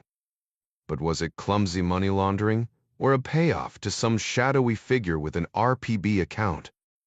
Ryan's gut told him the answer lay with whoever controlled account 48235. Wegder kommer åt det. Pushing aside the dot matrix printout, he combed through the rest of the Morningstar files, sifting through endless surveillance logs, meeting locations, dead drop protocols, license plates, most of it useless. Then he found it. Buried in the paperwork was a bombshell. 3 days before Gabler died, Penwright had pressured Marcus Wetzel to dig deeper into the $204 million account. The records showed Wetzel confronted Gabler directly during a lakeside meeting near Zug. Ryan's pulse quickened. Had that conversation signed all 3 men's death warrants? If Gabler realized Wetzel was sniffing around, he might have tipped off the Russians, triggering a brutal cleanup. Wetzel silenced. Gabler eliminated. And Penwright, the British spy master, taken out just to be thorough. Rubbing his tired eyes, Ryan glanced at the clock 9 p. He grabbed the phone and dialed Sir Basil in London's Belgravia district. I'm not sure what I've uncovered, Ryan admitted, but I've got a lead. Where? Tiffer Ewell. First, thanks for the access, Ryan said. He laid out his findings. The money had been funneled into a new numbered account. We need to find out who's behind it. The game was far from over. Jack knew they were stuck. If we can track down who controls this account, we might still have a shot at monitoring the money, he insisted. Charleston shook his head, his tone carrying the weight of experience. Jack, your work is solid, but this isn't something we can just snap our fingers and fix. Accessing details on that account would mean planting someone inside that Swiss bank, and let's be honest, assets like Morningstar don't come along often. He was a fluke. Jack clenched his jaw. Then we lean on the bank directly, sis, CIA, whatever it takes. Swiss banks don't bend that easily, Charleston countered. Even with legal pressure, it'd take months. By then, whoever's behind this could have moved the funds 10 times over. He sighed. Face it, Jack. We had our shot, and we lost it. The truth stung. Morningstar had been a rare stroke of luck, a source who'd come to them willingly. Without him, they were back to square one. Ryan's hours of digging had led to a dead end, no actionable intel, just frustration. Defeated, he told Charleston he'd return to London the next day, then packed up the files and left. Outside the office, the CIS courier, Mr. Miles, had been camped in the cafeteria the whole time. He meticulously cross-checked every document against his own records before locking them in his case and cuffing it to his wrist. With a curt nod, he disappeared into the night. The CIA offered Jack a bunk in their makeshift barracks, but the thought of a cold shower and an empty stomach didn't appeal. He needed a real meal and a hot shower, small comforts, maybe. But after the day he'd had, he wasn't in the mood for austerity. Grabbing his bag, he stepped into the Berlin chill and hailed a cab.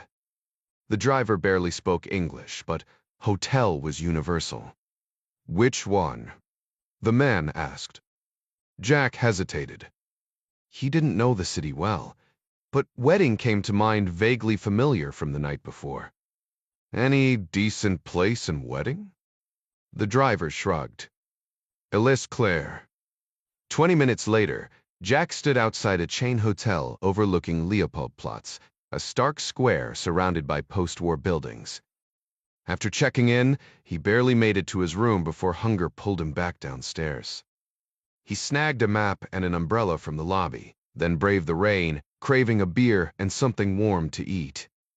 Present day, Sandy Lamont's ninth-floor flat in Tower Hill offered a killer view, the Thames glittering below, the Tower of London looming in the distance. The neighborhood buzzed with nightlife, perfect for a bachelor like Sandy, who spent most evenings hopping pubs with friends, hoping to end the night with company. Tonight, like most nights, luck wasn't on his side. Around midnight, he trudged home alone, rode the elevator up to his empty flat and tossed his keys on the entryway table. His jacket landed on the rack with a sigh, another night ending just like the others. Sandy flicked on the television, scrolling through channels until landing on a sports network, then dropped onto the couch with a sigh. Just as he started scanning the latest football stats, a sudden glow from the corner of the room made him nearly leap out of his skin. There, by the window overlooking the street, sat a man in a kitchen chair that definitely hadn't been there before.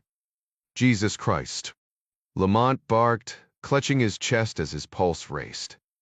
The Englishman squinted, then exhaled sharply. Ryan. Jack Ryan didn't answer right away, his gaze fixed on the darkened street below. When he finally spoke, his voice was low. This could be a bad call. Big call. Sandy shot back, still reeling. Breaking into my apartment isn't exactly a confidence builder. How would you even get in here? Didn't.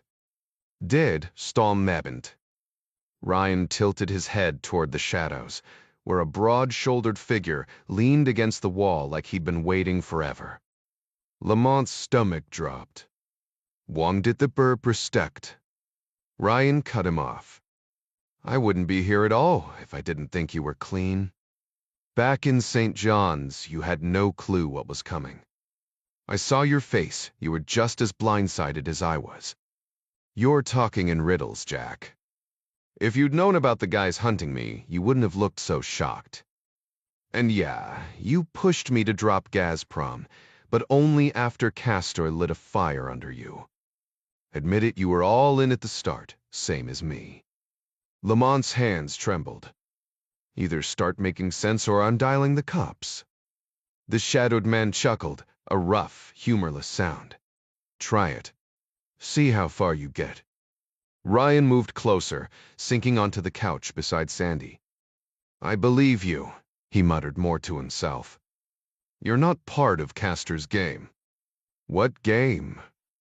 What's Castor involved in? Hugh Castor's working for the Russians. Sandy let out a shaky laugh. Nervous, Jack noted, but not dishonest, just bewildered. That's insane. Think about it. Every big win at Castor and Boyle. Oligarchs who oppose Volodin. Every case against Kremlin loyalists. Dragged out or buried. I dug into it. The only Siloviki clients we've helped were the ones who fell out of favor. Lamont shook his head slowly, but the doubt crept in. You've lost it. Ryan turned back to the window, the Thames a black ribbon in the distance. Castor met a Russian named Lekov at his place. So what? He knows plenty of Russians. You ever heard of Lekov? No. Who is he? An operative for the 7 strong men. Sent thugs after me and him. Ryan jerked a thumb toward the silent figure in the corner. Lamont paled. Why? Oxley here's ex-MI5. Castor used to run him. The second I met Oxley and Corby, the Russians went from tailing me to trying to kill us both. Sandy's eyes darted between them. The Corby murders that was on the news. Not murder, Ryan corrected. Survival. Lamont bent forward, face in his hands. For a second, Jack thought he might be sick. Then came a muffled word. What? Nestorov, Sandy repeated louder. Jack stiffened. What about him? When Castor found out you were digging into Dmitry Nestorov, he lost it. Wanted you gone for ignoring the warnings. Wanted me gone for not stopping you. Why? Sandy's voice cracked. No idea. The room felt colder suddenly, the weight of the unspoken pressing down. Outside, a siren wailed in the distance, a reminder of the world still turning beyond their chaos. He claimed to have learned from Sis that Nestorov was Fa, but I saw right through that lie. The way his eyes flickered with recognition told me he already knew the name. There was something calculated in his reaction, a little too rehearsed, though I couldn't quite place why at the time. Ryan frowned. So Castor has a history with Nestorov, and the Kremlin funneled over $1 billion his way. What's the connection? Sandy shrugged. Your guess is as good as mine. The room fell silent, tension thickening the air. Finally, Jack broke it. I need to have a word with Castor myself. Why not just hand it over to the authorities? Arresting him won't give me what I need. I want the truth. Sandy exhaled sharply. Well, you're out of luck. Castor skipped town this afternoon. Where to? No idea. The man owns half the planet, could be holed up in a penthouse in Dubai or a private island in the Caribbean. Jack clenched his jaw. If Castor had bolted right after hearing he and Oxley had slipped free, it wasn't just a coincidence. The bastard was running, leaving Sandy looking like he'd just seen a ghost. Ryan and Oxley headed straight for Stansted Airport. The sleek Hendley Associates GF550 sat waiting on the tarmac, its engines humming softly. As the door swung open, Adara Sherman stepped into view, her sharp gaze locking onto the two figures below. Jack noticed her hand drift toward the small of her back, right where she kept her cig. He threw his hands up. Easy, Adara. It's me. She studied him for a beat, then smirked. Damn, Jack. You really went all out with the disguise. He grinned as Ding, Dom, and Sam piled out of the plane, ruffling his cropped hair and tugging at his beard, ribbing him about the extra muscle he'd packed on. Stepping inside the jet, Jack felt a wave of relief wash over him. Being back with his team was like slipping into a well-worn jacket, comfortable, familiar. As he exchanged quick hugs, he wondered why he'd ever thought going solo was a good idea. Oxley, meanwhile, looked like he'd stumbled into some bizarre alternate reality surrounded by Americans who moved like special ops, but treated the president's son like an old friend. Adara leaned against the cabin wall. So, where to, boss? We can hit France or Belgium without refueling, but if you're thinking farther, we'll need gas. Or, if you're done with this little European adventure, we can file for clearance back to the States. Jack didn't hesitate. But 2 for 2 was F. Wapap. With Castor gone, there was only one man left who might have answers, Galbraith. 15 minutes later, they were airborne. By any measure. The first 2 days of Operation Red Coal Carpet had been brutal for the enemy. 12 Joint U, UK Special Ops teams, backed by laser-targeting tech and a handful of armed drones, had racked up an impressive tally: 109 Russian armored vehicles and artillery pieces turned to scrap. Among the wreckage were nearly 30 T-90 tanks and a pair of BM-30 rocket launchers, massive hulks of metal now smoldering in the mud. What made it even more staggering? Those kills accounted for half of Ukraine's total successes, despite American forces making up less than 1% of the fight. Sure, Russia had seized Crimea and pushed into Luhansk and Donetsk, but their westward advance had stalled hard, thanks to a mix of heavy losses and weather so foul it grounded their choppers. For now, at least, the tide was turning. The thick cloud cover wreaked havoc on Russian air operations, since their primary munitions, unguided bombs and rockets, relied heavily on clear visibility for accuracy. Meanwhile, American and British forces weren't unscathed either. 4 MH-6 Little Birds, crucial for inserting ground teams, had been either damaged or destroyed, alongside a Black Hawk and a Kiowa Warrior. 5 additional helicopters were lost on the ground, adding to the grim tally. The casualty count stood at 9 Americans and 2 British SAS operatives killed, with 20 more wounded. At Cherkasy Army Base, the Joint Operations Center had been running non-stop since the conflict erupted. Though the base had taken hits, the Americans were safely tucked away in a reinforced bunker, virtually impenetrable short of a direct bunker-buster strike. The explosions had been distant enough that Midas barely batted an eye. Still, the lull in fighting tonight didn't mean much. Clear skies were forecast for the next 3 days, and everyone knew the Russians would regroup and push westward again. Some had hoped seizing Crimea would sap their momentum, but Intel saw no sign of it. The Russians weren't stopping. Kiev was clearly in their sights. Midas knew his operation couldn't hold out much longer. Rumors swirled about relocating the Jock west immediately, but he shut that down fast. His forward units had already pulled back multiple times, yet they were still miles ahead of the main retreat. He'd only move if Intel was compromised or if his teams risked being overtaken by the Russian advance. Colonel Barry Jankowski, despite slowing the enemy's momentum, wasn't satisfied. As night fell, he made a bold call: smaller, faster teams. He split his 12 units into 18, deploying reserve Delta Scouts near the Belarusian border and breaking larger A teams into tight 5 to 7 man squads. Offensive firepower wouldn't suffer. These men weren't relying on personal weapons anyway. But defense would be razor thin.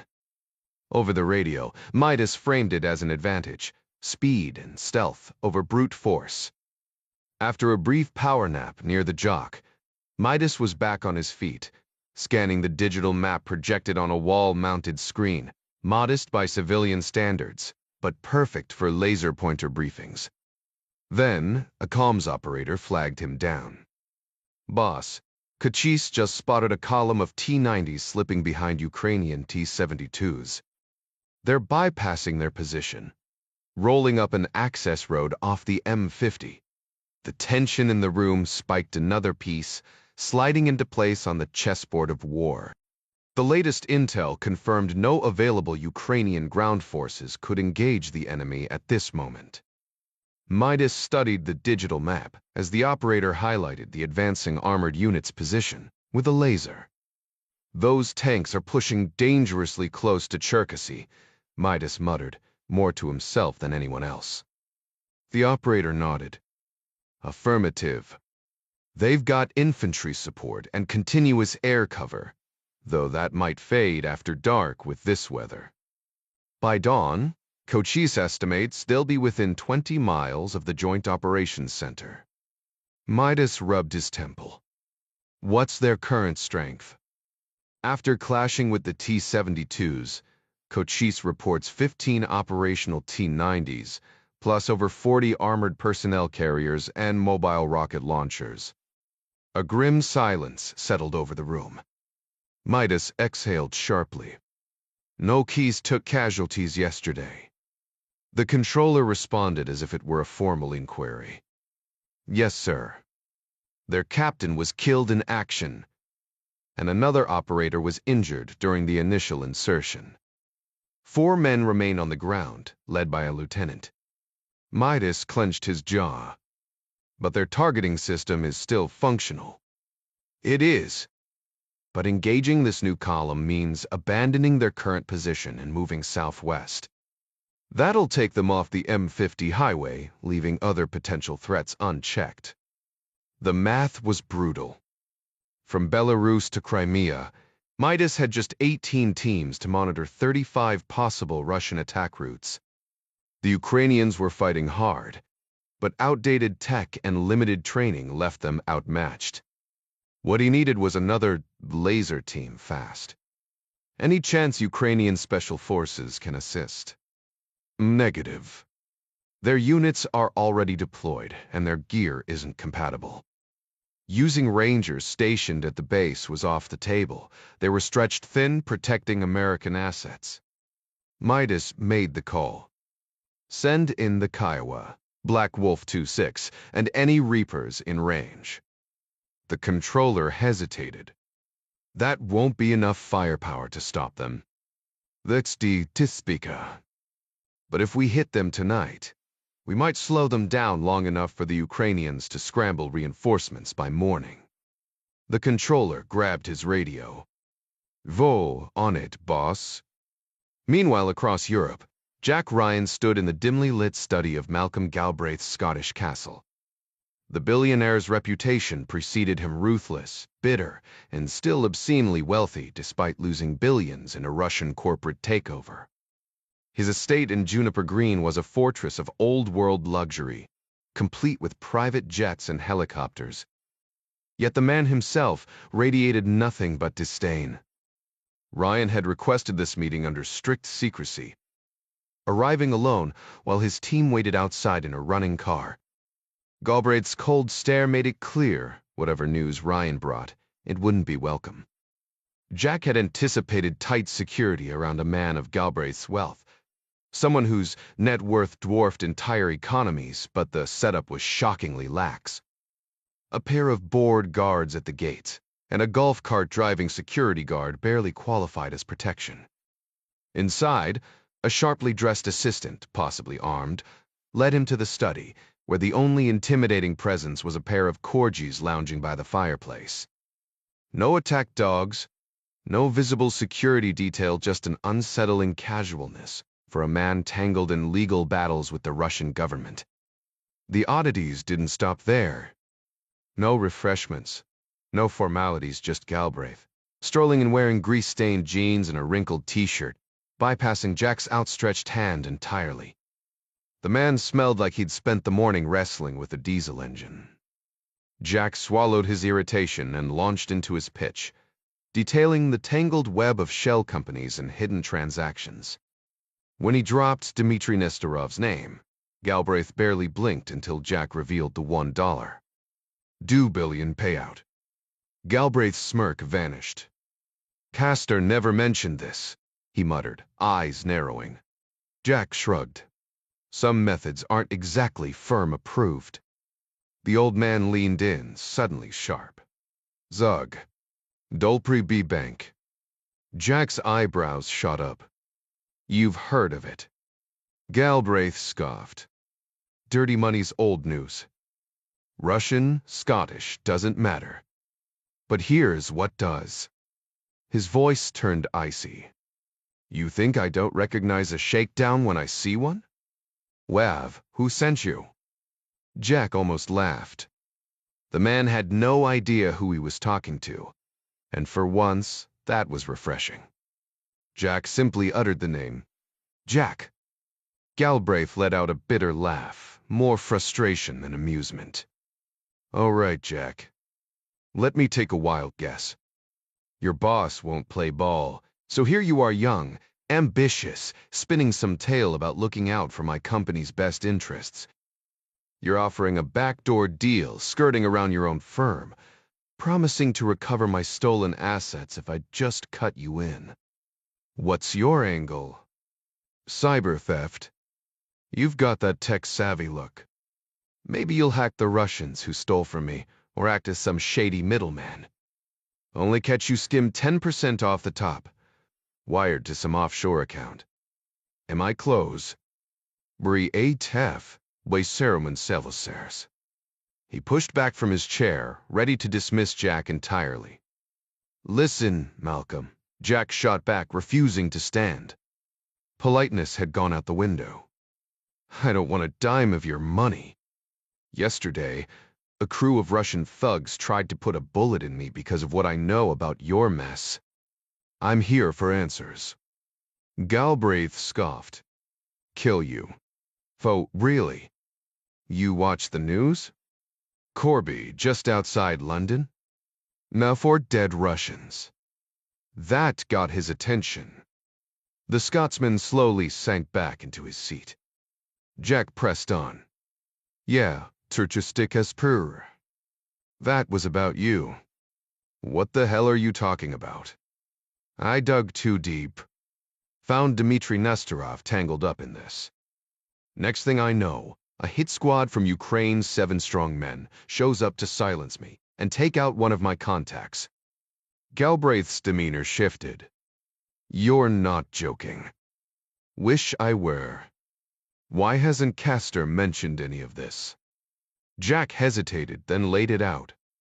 Because, Mr. Galbraith, I think Castor might be in Nestorov's pocket. The tycoon's glare lasted an eternity. Jack braced for pushback, but then Galbraith muttered, Castor's a damn crook. Jack held up his hands. I can't prove I knew he dealt with shady Russians, Galbraith cut in.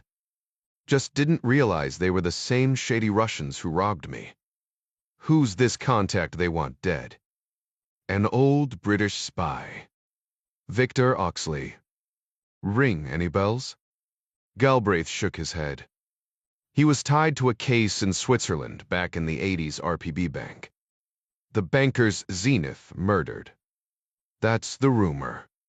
Never proven. Galbraith's eyes narrowed. I banked with Rappy back then. Jack leaned in. I need your help connecting the dots, RPB. Your stolen assets, Oxley, Castor. The same hitmen after Oxley were tailing me during your investigation. No idea why. Galbraith exhaled sharply. The link is the Russians. Before Jack could ask, the Scotsman hit a button on his desk. Tea for me, coffee for my guest. They relocated to a wood-paneled parlor where a silver service gleamed under soft lamplight. Jack gulped his coffee. He hadn't slept in a day, and exhaustion gnawed at him. Galbraith, now almost hospitable, even apologized for his grease-stained clothes, admitting he'd been tinkering with a vintage Jaguar when Jack arrived. As steam curled from their cups, Galbraith launched into the prophet saga. Jack fought the urge to take notes, not wanting to break the rhythm. He listened, absorbing every word. Somewhere outside, a grandfather clock ticked, marking time in a game where the stakes kept rising. Galbraith leaned back in his chair, swirling his tea before continuing. Just before Toby Gabler met his end, he was the first banker to die. He approached a colleague of mine who kept assets at RBB. Gabler mentioned a client desperate to purchase hard assets stored in safety deposit boxes. Ryan raised an eyebrow. What kind of assets? Gold. No idea how much, but this guy had pulled everything from the markets and dumped it into bullion. The deal collapsed, can't recall why. But the very next day, Toby showed up at my door with the same pitch. Said his client had a numbered account but had lost faith in the system. Needed to move fast, couldn't transfer funds due to some corporate feud. He hinted the men were Eastern European, though not Soviet that I'd remember. At the time, Galbraith had been knee-deep in North Sea drilling operations, riding high on the oil boom of the 70s. He'd even been negotiating with a young Saudi prince to expand into the Middle East, which meant stockpiling hard assets to sweeten the deal. Ryan pressed, what kind of assets? Galbraith smirked. Gold. The prince had a thing for it. Turned out to be a smart move, though I thought he was nuts at the time. I had boxes of the stuff stacked at RPB.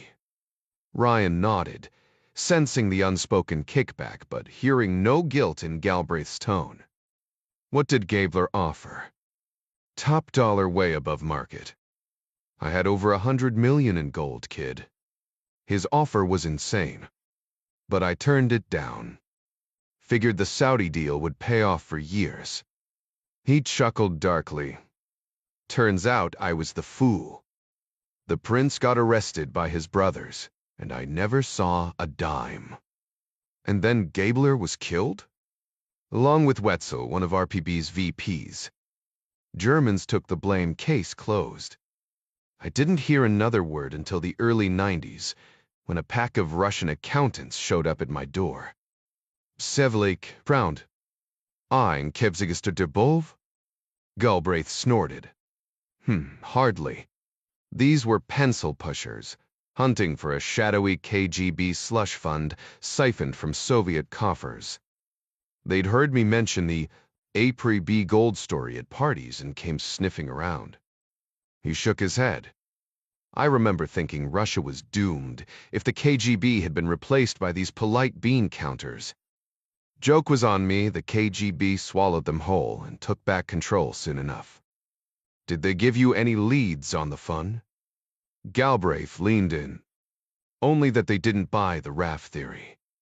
To me, it was obvious some KGB operative stole the money, stashed it at ORPB, and then the agency found out. My guess? KGB had moles inside the bank. The thief either didn't know or overestimated his own cunning. When the KGB came knocking, the account holder panicked and sent Gabler scrambling to convert the funds into something tangible like my gold. Jack crossed his arms. But we don't know if they succeeded. Galbraith's smile turned sly. No, but I've got a hunch who does. Weven, who... Prouddechten, Hugh Castor. Hugh and I first crossed paths at Eton, though we were never close friends. Still, I'd picked up enough whispers to realize he'd joined the intelligence community. When those Russian financiers started grilling me with questions, I made sure Hugh got every detail. The idea of uncovering lost KGB fortunes had him practically giddy, so much so that he insisted I arrange a meeting with the head of ORP Bank. Turns out Castor became one of their clients soon after. By the mid-90s, he'd struck gold in post-Soviet Russia, leaving MI5 behind to cash in on the private intelligence boom. I always suspected he dealt in secrets, which is exactly why I went straight to him when my Moscow venture collapsed last year.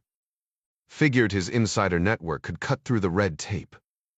Galbraith's knuckles whitened around his whiskey glass as he locked eyes with Ryan. That snake chose his powerful friends over me, didn't he? Seems that way, Ryan admitted, watching the older man's jaw tighten.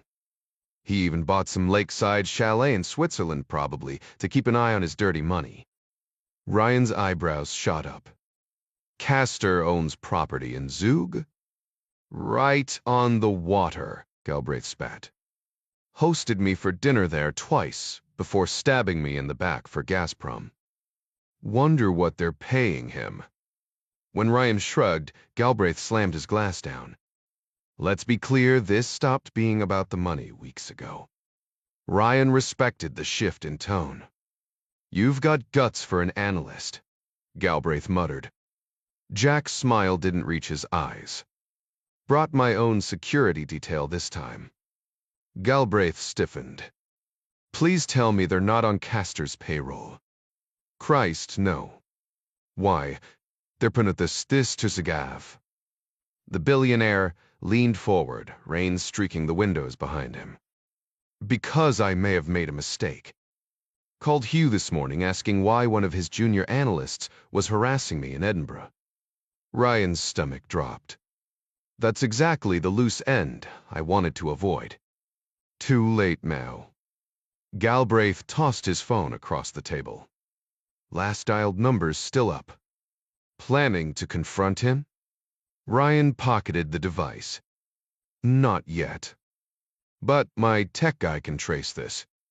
Right now, I'd rather meet Castor in person, preferably somewhere with no witnesses. 30 years earlier, rain drummed against Jack Ryan's trench coat as he ducked into a Berlin diner minutes before midnight. The place reeked of fried sausage and stale beer, but the hot bratwurst and crisp fries hit the spot. Spreading his soggy map across the Formica table, he froze Sprengelstrasse was just 3 blocks east. Despite the late hour and worsening storm, he had to see it.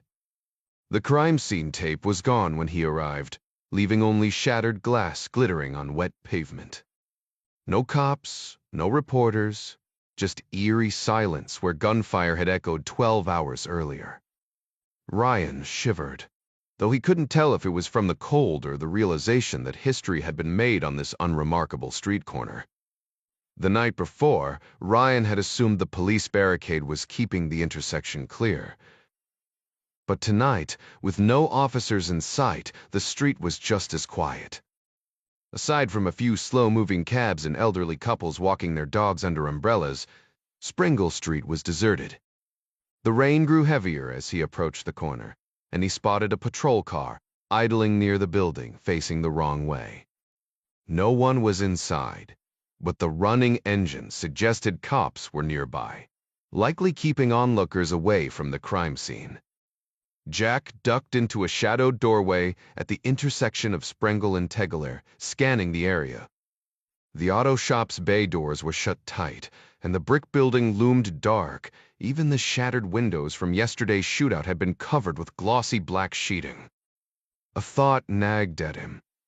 He wanted another look inside that apartment.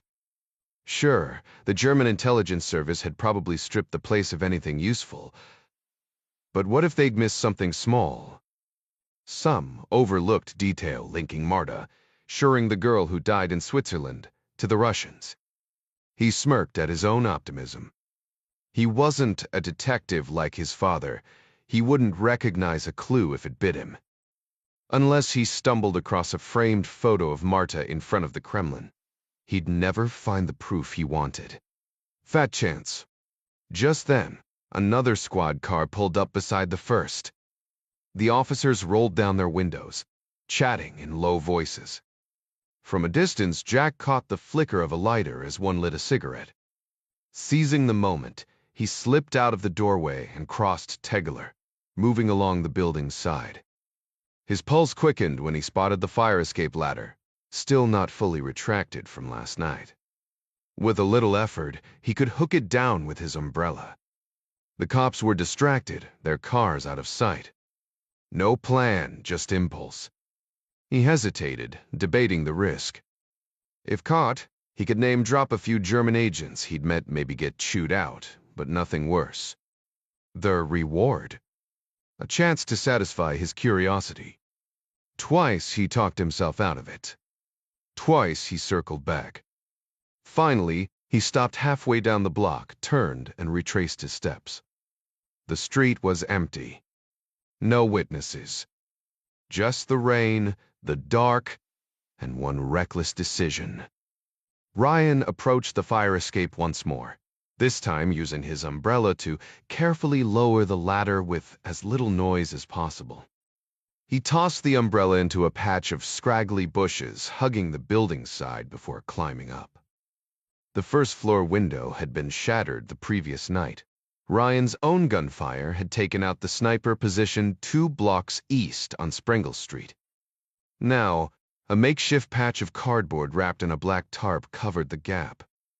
With a firm push, Ryan dislodged it and slipped inside, glancing back at the rain-drenched, deserted street before shoving the makeshift cover back into place. The hallway was eerily silent, just as he'd anticipated, but the darkness was far more oppressive than before. Not a single sliver of light pierced the blackness. Fear of the dark was instinctive. And even though Ryan knew the building was empty, sealed off by police, his pulse hammered in his chest as he groped his way toward the stairwell. The second floor, by contrast, was dimly illuminated by the large windows lining the walls, some still intact, others hastily patched with the same flimsy cardboard and plastic. Navigating through the abandoned art collective was easy enough, but the stairwell leading to the third-floor apartment plunged him back into near-total darkness. Inside the Raff flat, Ryan took a gamble. The space was just as pitch black as the hallway below, but he remembered from the night before that every window had been blown out by gunfire or grenades. Figuring the same temporary repairs had been made here, he fumbled around until his fingers brushed against a small desk lamp. The first cord he yanked was useless, no power. A second tug, however, rewarded him with a flicker of light from a miraculously intact bulb. He grabbed a blanket draped over a nearby chair and partially covered the lamp, casting just enough glow to survey the wreckage. The living room felt claustrophobic now, stripped of the chaos of the previous night. Gone were the detectives, commandos, and British agents who had filled the space. All that remained was a cramped 15 by 15-foot room, littered with bullet-riddled furniture and walls scarred by gunfire. A stark white outline on the floor marked where a woman's body had lain, arms outstretched, legs twisted, forming a twisted S-shape. Ryan had read her name in the report earlier. Ulrich something. The bloodstain, nearly 4 feet wide, was still there, though her body and the weapon beside it had been removed. For a long moment, Ryan stood motionless, the acrid scent of smoke and something darker, death, maybe lingering in the air. Then, with a click, he killed the lamp and moved toward the hallway, feeling his way toward the bedrooms. Marta Schuringer's tiny room was even blacker than the corridor. Ryan groped along the wall, searching for a light switch, but found nothing. Dropping to his knees, he swept his hands across the floor until his fingers closed around a wire. He followed it to a toppled lamp, a blue lava lamp, lying sideways next to an overturned TV tray. Apparently, Marta had used the flimsy stand as an end table. Ryan flipped the switch, and the lamp's slow, swirling glow cast eerie blue shadows. It made for a terrible flashlight, but it was better than nothing. The room was a wreck, splintered furniture, gaping holes punched through the walls. A closet hung open, its contents spilling out, while a cracked mirror reflected the dim glow of streetlights filtering through makeshift plastic window coverings. The steady patter of rain was the only sound in the hollow silence. Jack scanned the pale blue walls, knowing no violence had happened here, yet the air was thick with absence.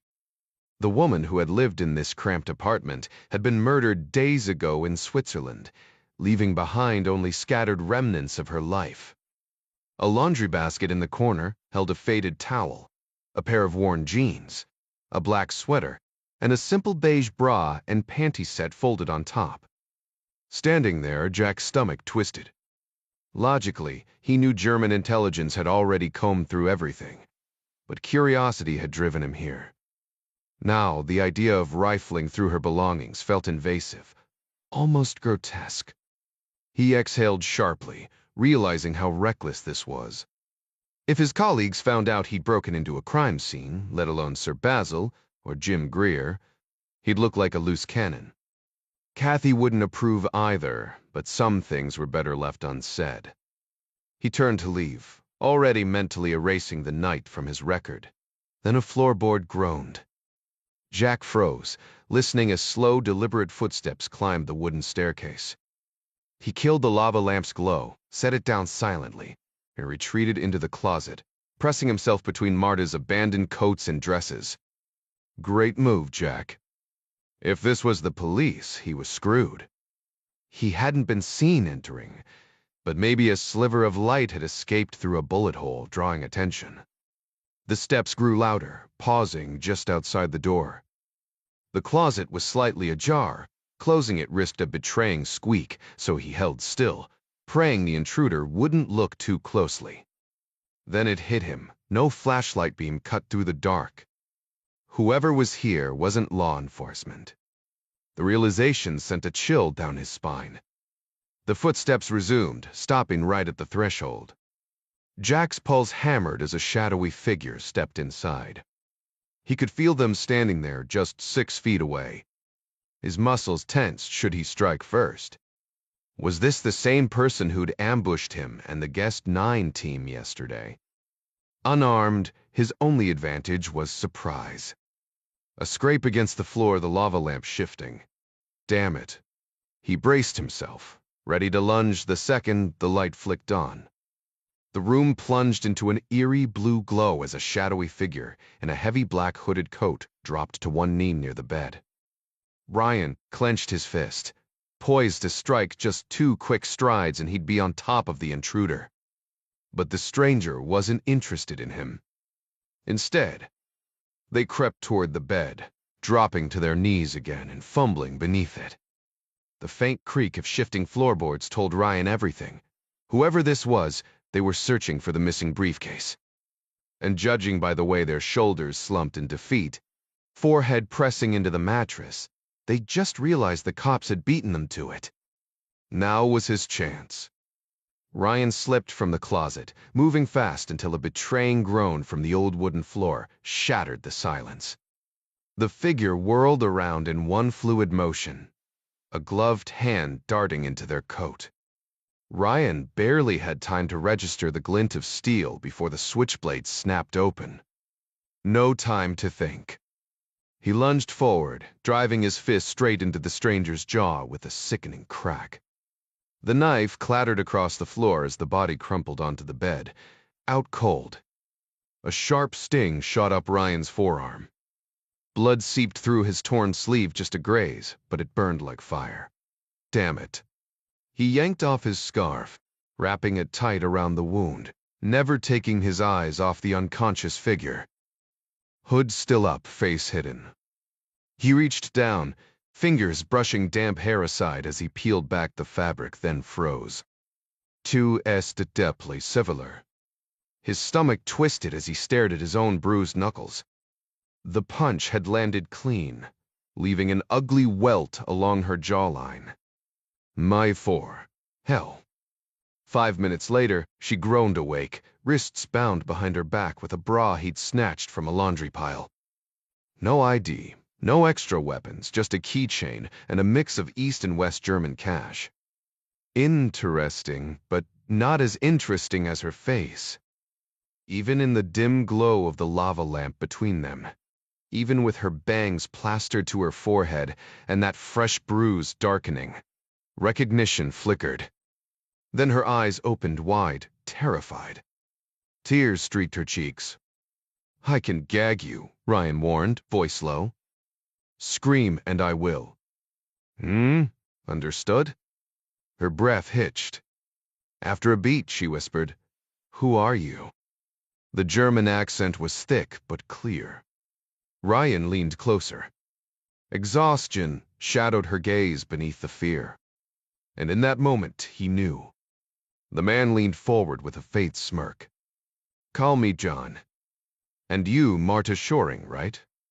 Jack couldn't wrap his head around it.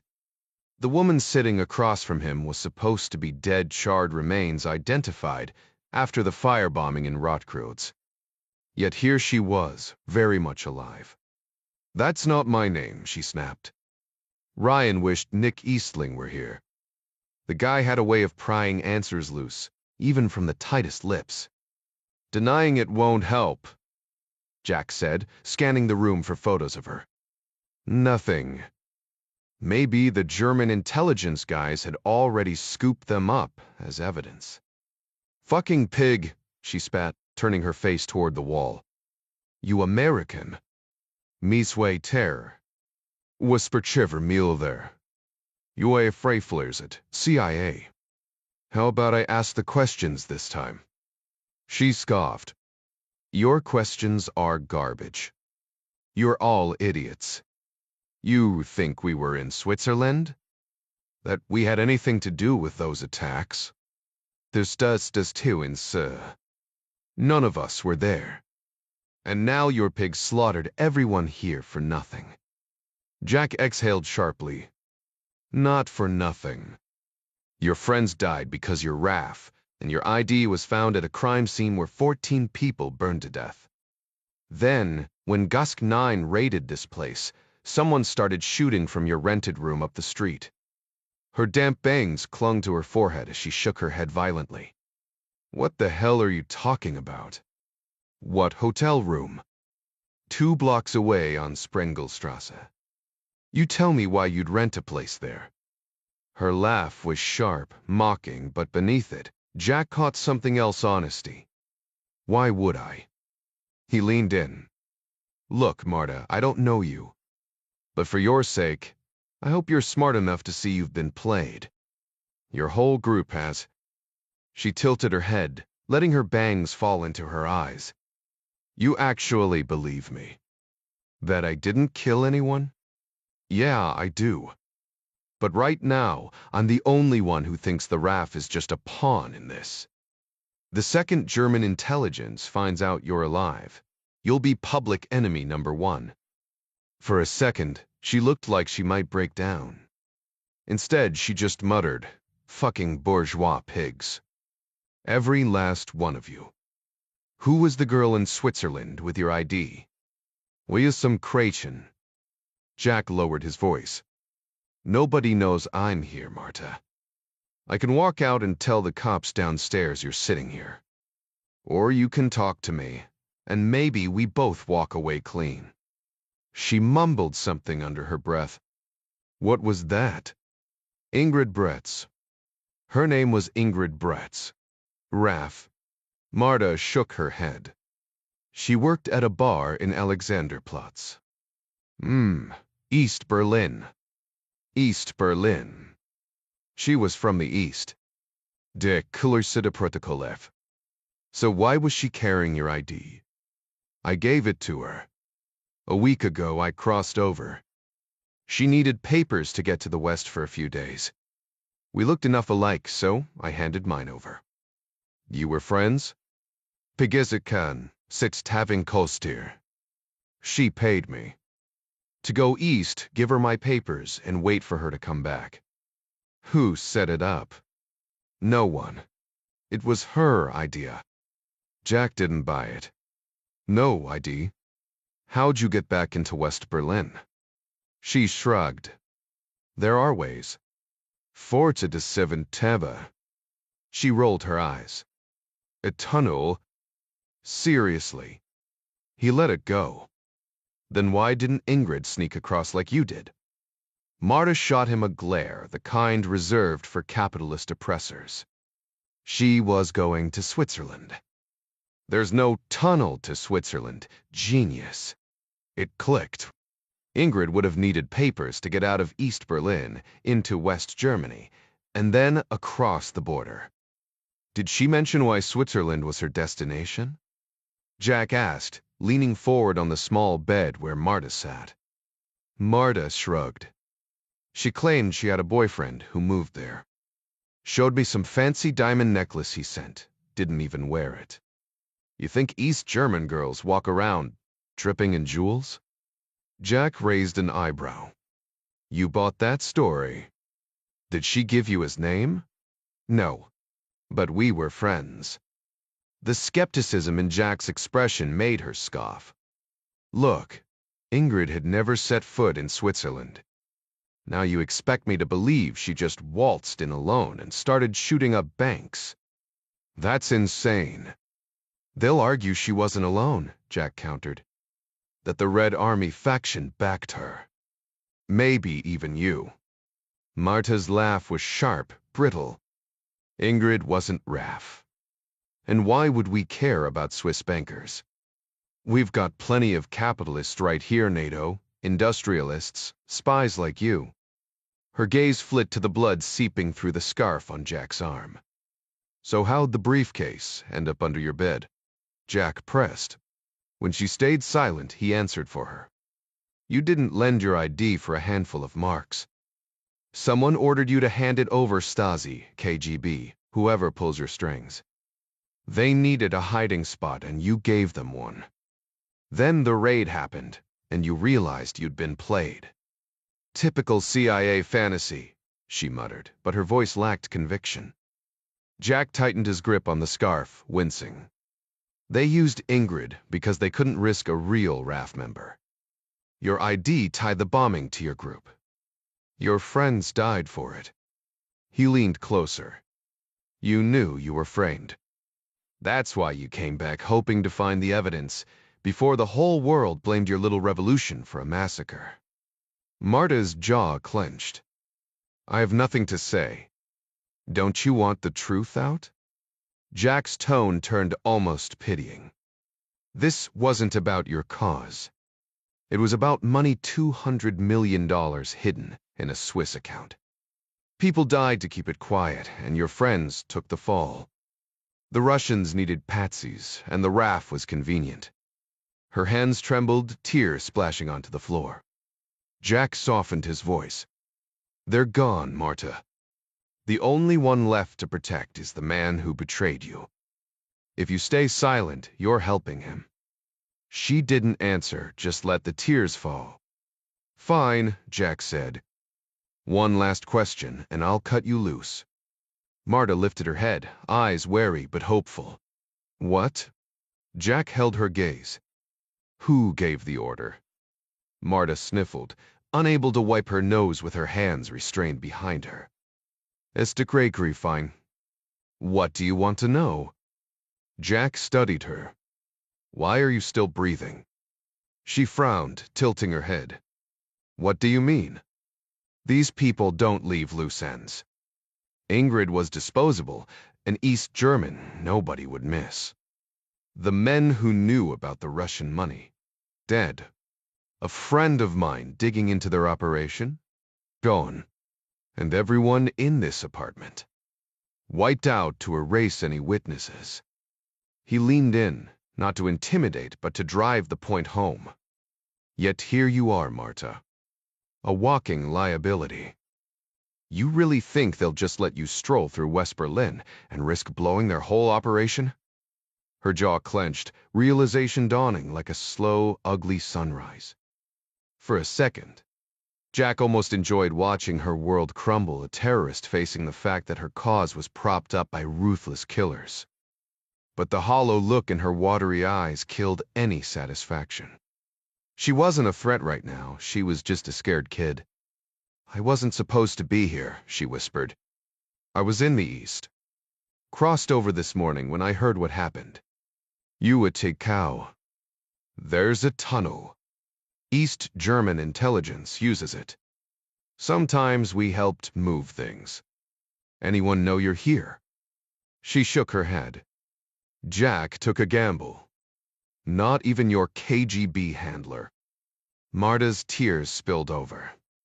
"I don't have one. The Russian who linked me to Ingrid, I'd never met him before. One tablet sang, he just knew people in my group. Said he'd support us if I followed orders. I didn't have a choice." Her voice cracked as she glanced at the bodies around them. "We needed the help." "What was his name?" "A code name. Gaiwi, Zenit, Pradvaniev Tupol." Her breath hitched. "You know him." "No, but I've seen his handiwork." A sob racked her body. "He's going to kill me, isn't he?" "If you'd stayed in the East, you'd already be dead," Jack said bluntly. "Right now, Zenith and his people are hunting you. Let me get you to safety. You're alone. Ways, for now. But I can take you to Clay HQ, the whole Berlin Brigade will cover you. We'll get you out of the city, find somewhere safe." Her eyes narrowed. "And what do you want in return?" For the first time, Jack realized his concern wasn't tactical. She might be a terrorist, but she was also a 25-year-old who'd been used and discarded. The thought unsettled him. Was he too soft for this line of work? He shoved it aside and stood. "First we move. Then we negotiate." "You're lying. America won't protect me." "Maybe not out of kindness," he admitted. "But we're capitalists, Marta. You give us intel, we give you protection. Simple transaction." She swallowed hard. "Why should I trust you?" Jack smirked. "Better question who else you got." Jack understood the harsh reality. America often collaborates with those it doesn't particularly care for, and that truth seemed to finally register with Marta. Though she didn't voice agreement, her panicked expression softened into reluctant acknowledgement as she gave a slow nod. Ryan loosened her restraints, his movements deliberate. "Why hasn't the RAF issued a statement denying involvement?" He pressed. Marta exhaled sharply. "I don't control the RAF. If the KGB manipulated us, used me to claim responsibility for Switzerland, the RAF won't openly defy the Soviets. That would be suicide. We'd lose every shred of support from communist factions worldwide. Ryan saw the logic. They were, in essence, puppets of Russian intelligence. Internal grumbling was one thing, but publicly admitting they'd been played? Never. Never, too. He helped Marta up, his grip firm. "You walk ahead," he instructed. "Why?" "Because I'm not giving you another shot at my back. Once was enough." The two moved cautiously through the shadowy building. When Jack turned toward the fire escape, Marta stopped him. "Not that way. Follow me." She led him down to the ground floor, past the dim glow of the auto shop's work lights, and into a cramped utility room. A pole cord illuminated a bare bulb, revealing a washer, dryer, and an old metal hatch. "What's this?" Jack asked. "Pre-war coal chute," Marta explained. "We use it when the cops are watching the front." The hatch opened with a muted scrape, too quiet to alert anyone outside. Marta slipped through first, Jack close behind. They emerged into a narrow alley, barely wide enough to sidestep. "Our building survived the bombings," Marta muttered. "The one next door didn't. They rebuilt it so close, the maps make it look like one structure. The idiots don't even know this passage exists." They navigated the tight space, emerging onto Sparstrasse. "We need a cab," Jack said. Marta scoffed. "You don't have a car?" Subvertier. Her fear resurfaced, her hands trembling. "It's past midnight. In Wedding, our only chance is Fenstrasse, 3 blocks over." "Then let's move." She hesitated, eyes darting before finally nodding. "This way." Jack cradled his injured arm as they passed a deserted park, his gaze flicking between the apartments and Marta. A payphone caught his eye, calling for backup crossed his mind, but waiting felt riskier than pushing forward. Unseen in the Sparplatz's inky darkness, a figure watched from the trees near the crumbling basketball court. Leather-clad and silent, he waited until they turned onto Linarstrasse before stepping into the rain, avoiding the streetlight's glow as he trailed their path. The figure walking through the downpour would have drawn little attention from passers-by, just another shadow in the storm. Collar turned up against the cold, ignoring the need for an umbrella. His face remained hidden, his movements deliberate but unremarkable. At the same moment, Jack Ryan and Marta Schuring rounded the corner onto Tegeler Strasse, unaware of the stranger now matching their path from a distance. The man quickened his step, shoulders hunched against the biting rain, his presence dissolving into the night. Marta's fear was palpable. Every shadow between the flickering streetlights seemed to tighten its grip on her, and each passing car made her flinch, her fingers clutching Jack's sleeve for reassurance. They tried hailing a cab on Fenstrasse, but the first sped past, taillights vanishing into the wet gloom. The second was already occupied, its driver barely glancing their way. Jack's frustration grew not for himself, but for Marta, whose terror turned the empty streets into a minefield. Then headlights cut through the darkness, and Marta froze. Jack, too, focused on her, hadn't noticed the approaching vehicle until it was nearly upon them. "Is that a taxi?" he asked, but Marta's wide-eyed stare told him otherwise. "I don't know," she whispered in German, her voice trembling. The van slowed to a stop beside them, its side doors screeching open. Marta bolted before Jack could react. He spun to follow, only to see a bundled stack of newspapers tumble onto the sidewalk, a delivery for the all-night market. Nothing more. The van drove off, but relief was short-lived. Marta was gone.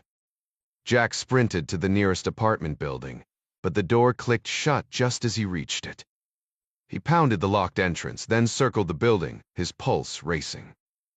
A flash of movement, Marta, already across the street, fleeing like a ghost through the rain. "Marta," he shouted, but she didn't stop. He chased her down Am Nordhafen, the Berlin Wall looming ahead, its presence a silent threat. The canal beside him reflected the dim city lights as he ran, mud splashing beneath his shoes. Then, in a heartbeat, she vanished. The vacant lot swallowed her whole, leaving only echoes and darkened windows. Jack's voice cracked as he called out, "Marta, please." "You have to trust me."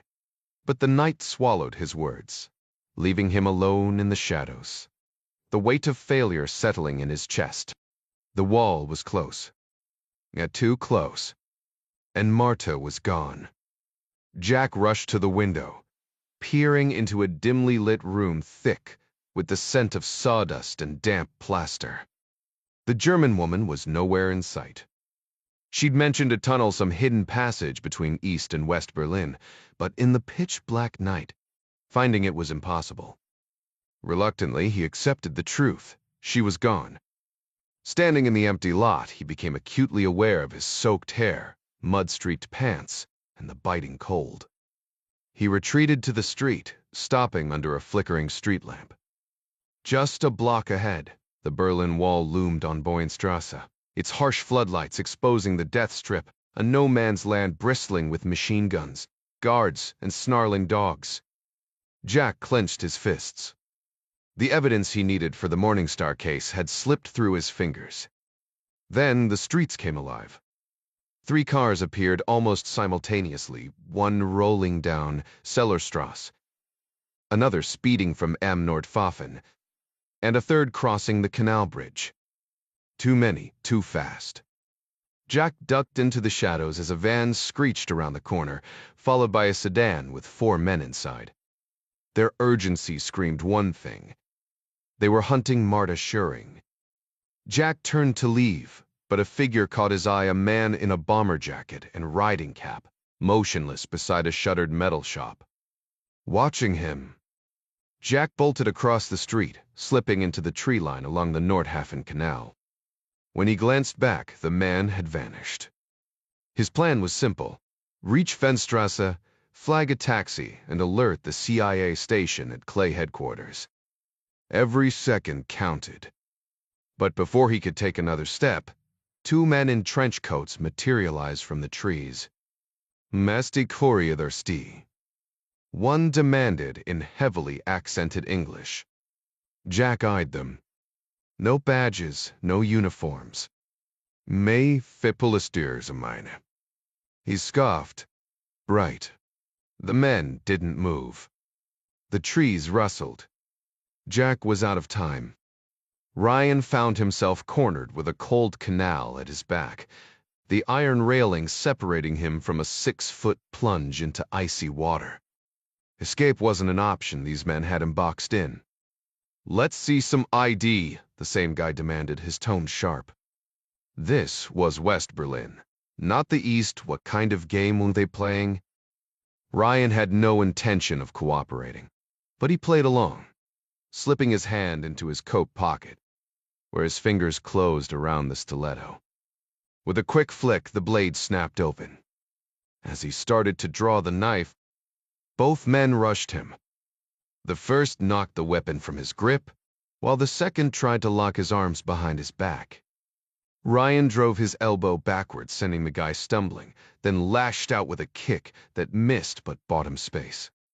He spun and barreled into the nearest attacker, slamming him against the railing.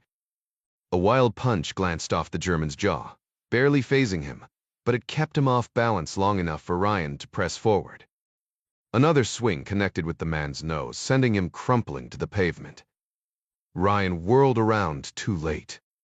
The second man stood 10 feet away, a compact black pistol already leveled at his head. The German's icy stare left no doubt he was going to pull the trigger. Ryan braced, thoughts flashing to his family. Then, movement a blur from the trees. A figure in a bomber jacket and racing cap streaked across the path, slamming into the gunman just as he turned. The gun fired, the muzzle flash lighting up the night. Ryan recoiled, tripping over the unconscious man behind him. His back hit the railing, momentum flipping him over the edge. The freezing water hit like a sledgehammer. Disoriented, Ryan thrashed in the darkness, gasping as he broke the surface. He scanned the railing, no one there. Then, for a split second, he spotted the stranger in the bomber jacket, now hatless, bearded, poised to jump in after him. A second gunshot cracked. The man froze, hands raised, before vanishing from sight. Numbness crept into Ryan's limbs as the current dragged him south. A bridge loomed ahead 50 yards. If he could just reach one of the submerged supports near the bank, fighting the cold, he let the water carry him, focusing on staying afloat. It took every ounce of strength to claw his way back to the street, shivering and exhausted. 5 minutes later, he hauled himself onto solid ground, the canal's grip finally broken. The streets around Am Nordhafen were swarming with West German police vehicles after neighbors in surrounding apartment complexes called in reports of gunshots. Many initially thought the sounds came from the Berlin Wall's death strip, where East German guards often fired on escapees, but officers soon realized the commotion originated 2 blocks inside West Berlin. Bleeding and shivering, Jack Ryan stumbled toward the first patrol car near the bridge. His teeth chattered as he identified himself as an American diplomat, explaining he'd been ambushed by 2 assailants, one armed with a handgun. Ryan believed a stranger had intervened to save him, though he had no idea what became of the man in the leather jacket. When officers wrapped him in a blanket and suggested a hospital, Ryan demanded they return to the crime scene first. The area showed no sign of his rescuer or attackers, leaving police no choice but to escort him for medical attention. He convinced them to divert to Clay headquarters instead, where medical staff could treat his forearm wound, though his real priority was briefing CIA personnel. Every minute counted if they were to assist both Marta and his mysterious savior, who Ryan feared were now prisoners of the East German regime. Decades later, Jack Ryan Jr. slumped in his aircraft seat after an exhausting day. Following his tense meeting with Malcolm Galbraith in Scotland, their Gulfstream had hastily departed for France, putting distance between themselves and Hugh Castor's Russian hitman. They touched down near Lille, where the team waited hours while Gavin Beery, still holed up in their Kiev safe house, attempted to trace Castor's encrypted UK mobile signal. The tech wizard hit a wall until Ryan had a breakthrough, cross-referencing Castor's absent security detail with social media profiles. Within minutes, Beery pinpointed the bodyguard's phone-pinging towers near Kuznacht, Switzerland. By afternoon, their jet was en route to Zurich, with most of the team catching sleep. Only Ryan and Oxley remained alert in the rear cabin, discussing Castor's lakeside chalet. Back in your MI6 days, did he own that Zub property? Ryan asked. Oxley smirked. We weren't exactly swapping house keys. The man was my controller when he said, field work, he meant sending me to freeze my arse off in Eastern Europe. Their laughter faded as Ryan pressed about the old KGB operation. Galbraith never learned what blew their cover. When you trailed those Hungarians to Ritzman Bank, any leads on their money trail? Oxley's expression turned grim. I only saw the outside. Whatever they were moving died with them. Ryan found himself immersed in the gritty world of foot surveillance, doing his best to follow orders, though success wasn't always guaranteed. Your father would have handled it better, the man muttered under his breath. Jack frowned. My dad. The towering Englishman with the silver-streaked beard turned sharply toward the younger American. Your old man. He was there, figured you knew that already. Jack shook his head, stunned. In Switzerland? And Berlin, Oxley replied flatly. Berlin? Jack echoed, his voice tight with disbelief. Oxley let out a dry chuckle. You two ever have a real conversation? Jack exhaled sharply. He was CIA, Ox. Most of what I know came from other people. He couldn't exactly share the details. He leaned in. You're absolutely sure he was involved? Damn right, I'm sure, Oxley snapped. His expression darkened. I remember him clear as day. His face was the last thing I saw before everything went black. Back in Washington, President Jack Ryan was juggling another packed schedule. After a morning of tense Ukraine briefings, he was already late for a luncheon downtown. As he scribbled his signature on a stack of documents, his secretary's voice crackled through the intercom. Mr. President. Ryan barely glanced up. Tell Arnie I'm coming, just give me a minute. Sir, it's Jack Jr. on line 1. Ryan dropped the pen. Put him through. He grabbed the phone, forcing his usual casual tone, though his gut twisted with fatherly worry. Even now, with no immediate threat, the rare calls from his son always set him on edge. Hey, sport. Everything all right? Dad? I need to put you on speaker. Ryan's shoulders slumped. He braced himself for small talk with some unfamiliar voice, wishing instead for a real update from his son. Listen, I might have to call you back, got a speech at the Hilton. Today's been chaos. Silence stretched for a beat. Then cautiously, who's there with you? Victor Oxley. Before Ryan could react, Jack added, he's bedrock dad. And he's got a story you won't believe with you right in the middle of it. Tuspia Traven, Kasifti Fi. A rough British accent cut in. How cold was that water, Ryan? Ryan froze. Excuse me? Like razor blades, I'd wager. The sea, Berlin. You were taking a midnight dip. I was about to join you when some unfriendly blokes decided I'd be better off with them. The president went utterly still. Ring any bells? Oxley pressed. Softly, Ryan admitted. It does. Just then, Arnie Van Dam barged in, ready to hustle him out the door. Ryan shot him a sharp look, eyes distant, jaw tight, and Arnie instantly retreated, already dialing to delay the luncheon. 30 years.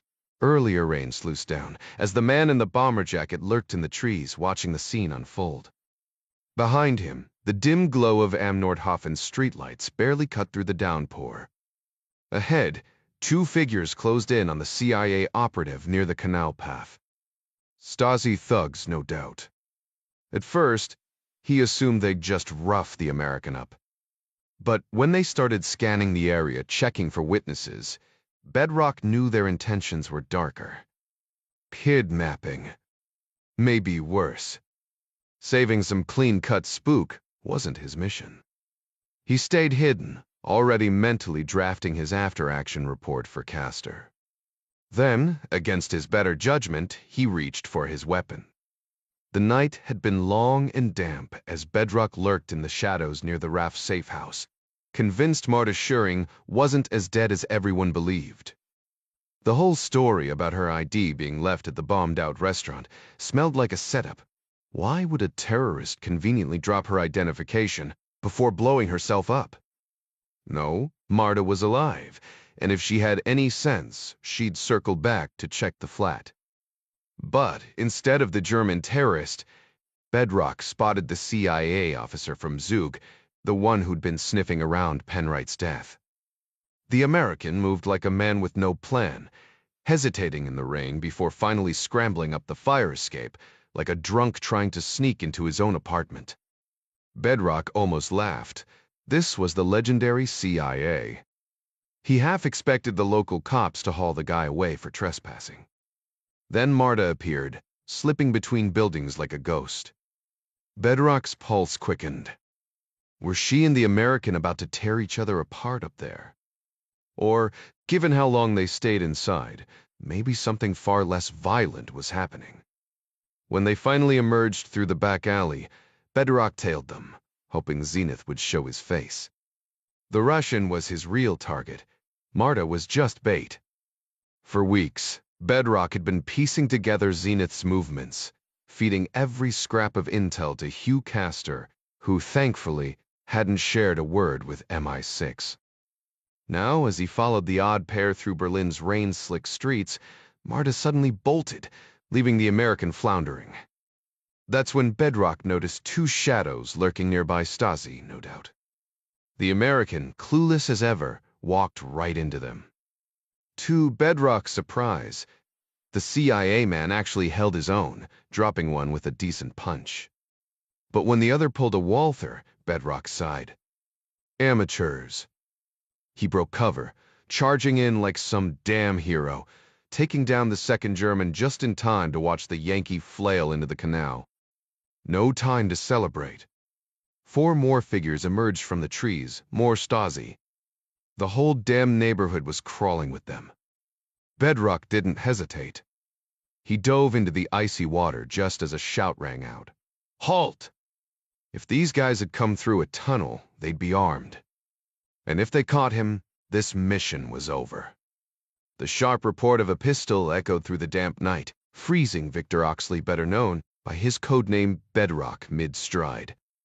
Swiveling, he spotted 3 armed figures training their weapons on him, while a 4th held his smoking barrel skyward, tendrils of gunpowder curling into the rain.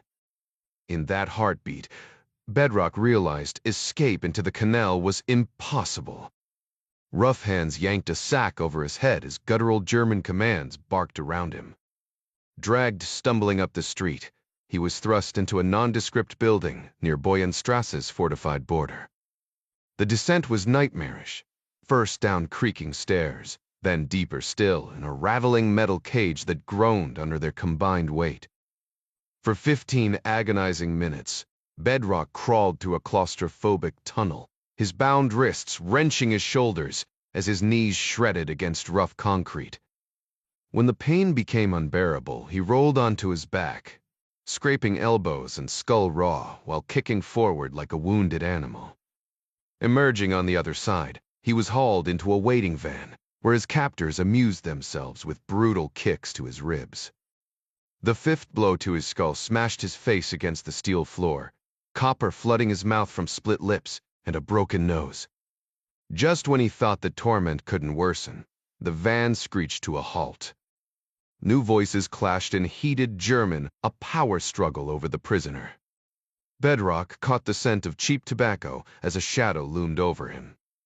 "You've been a thorn in our side," growled a thickly accented voice, the Russian inflection unmistakable beneath the English words. "When the Stasi are done, you'll beg for the bullet I should give you now."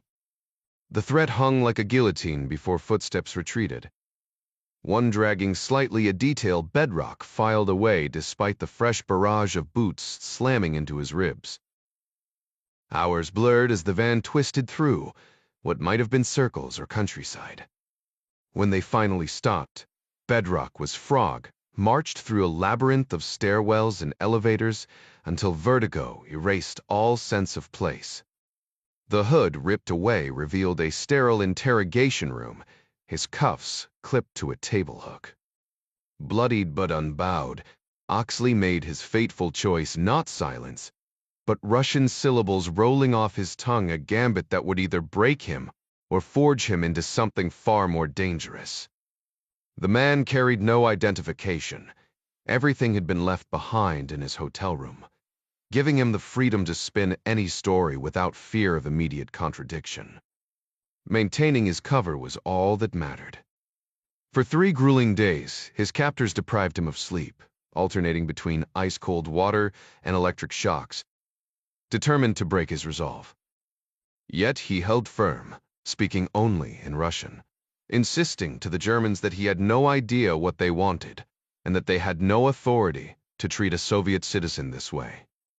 Ox had heard the chilling rumors about Stasi methods, how they'd seat detainees in front of what appeared to be a bulky camera, claiming they needed to reload film.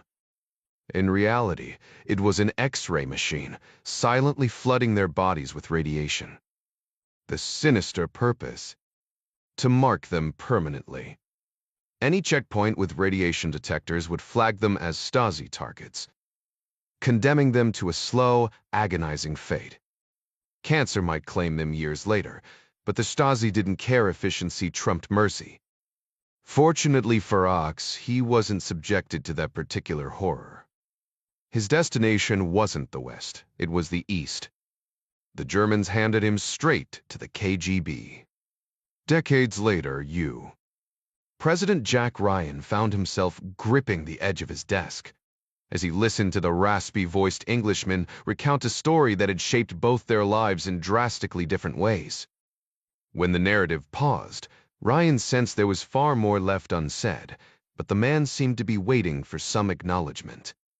"I don't know what to say," Jack admitted.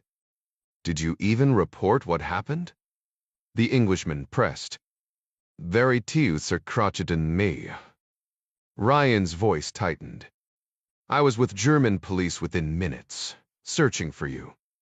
Within an hour, every intelligence asset in the city was mobilized. By the next day, I was in London, sitting across from the head of SIS. Of course, I looked for you.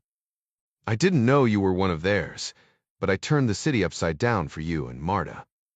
Oxley exhaled. "Fair enough, Ryan. Your boy here's given me reason to trust you now, but for 30 years, I believed you'd kept quiet. Held on to that grudge, if I'm honest. Didn't recognize you back then, but years later, there you were on my pub's telly, sworn in as president." Jack Jr. cut in. "Dad, Ox was the one who tipped off Sis about Talanoff being Zenith. He was in the same gulag, heard the stories firsthand." "Is it reliable intel?" Ryan asked. Oxley shrugged. "Seemed solid at the time, but memory fades. I'm not as sharp as I used to be." "I understand," Ryan said quietly. "We've got to move," Jack Jr. interjected. "I'll get answers on Zenith, but not yet. Just tell me you're safe." The worry in Ryan's voice was unmistakable, his mind trapped in the past, unaware of his son's current mission. "I'm with Ding, Dom, and Sam on the Henley jet." "The Henley jet?" "You're not in London. Following leads on the continent. I'll call when I know more. You've got enough to handle with Ukraine." "It's a mess," Ryan admitted, "but knowing you're not in the middle of it helps." Jack Jr. forced a smile into his voice. "Trust me, Dad, I'm nowhere near Ukraine." Hours later, Ryan, Chavez, Caruso, Oxley, and Driscoll touched down in Zurich under a curtain of heavy rain. They rented 2 Mercedes SUVs and sped south toward Zug, the storm masking their movements. None of them knew who might be watching, but one thing was certain. All 4 Americans were now armed and ready. Before stepping off the private jet, Adara distributed concealed handguns she'd stashed in a hidden compartment near the cockpit. Jack and Ding opted for Glock 19s, while Driscoll and Caruso grabbed SIG Sauer P229s. Though they understood these pistols wouldn't stand a chance against Castor's full security detail, having weapons tucked under their jackets gave them some measure of protection. Their intel on Castor's lakeside estate was thin, just rough sketches from Galbraith's notes and grainy satellite images. After studying the terrain, they concluded their best shot at slipping in unnoticed was from the water. At the marina, they rented a speedboat and scuba equipment. By dusk, they floated a quarter-mile offshore, binoculars trained on the sprawling property. Through floor-to-ceiling windows, they spotted movement inside figures, mingling shadows, shifting. Outside, armed guards in casual attire patrolled the perimeter, their submachine guns glinting in the fading light. The professionalism of the security team convinced Ryan they'd found the right place. 8 to 10 guys easy, Ding muttered. "No way we sneak past that. And we sure as hell aren't starting a firefight with these Swiss mercenaries." Ryan nodded. "We need another angle." As they debated tactics, Oxley, who'd been quiet at the bow, finally spoke up. "Listen, lads, no offense, but maybe we're overcomplicating this. Why not stroll right up the driveway and ask to chat? One ticker pit stand. Talk to him. Jack raised an eyebrow. Exactly. Castor's a survivor, not a fanatic. He plays all sides. You think he'll risk killing the president's son when half his staff knows you're here? Noisely shrugged. Worst case, your team gets closer while we distract him. But my money's on him hearing us out. Dane glanced at Ryan. Your call, kid. Jack exhaled. Better than anything I've got. Sam leaned in.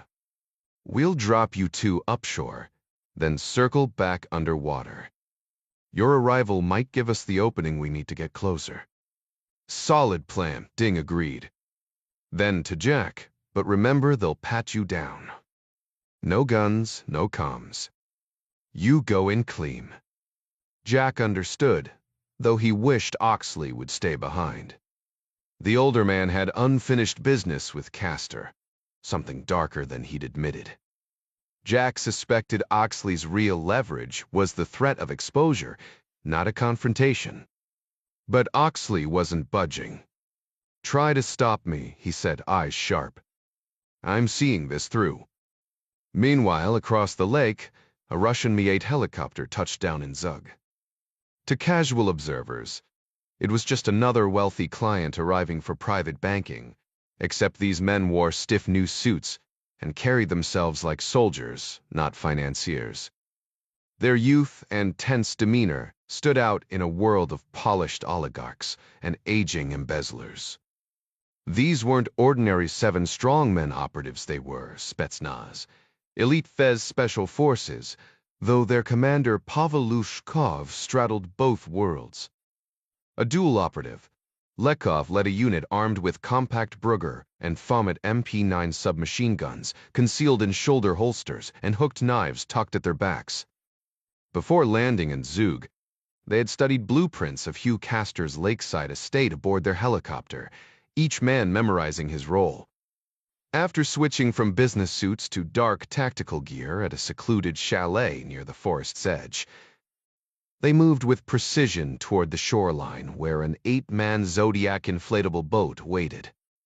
Though outnumbered, Lekov trusted their training and the element of surprise. Meanwhile, Jack Ryan Jr.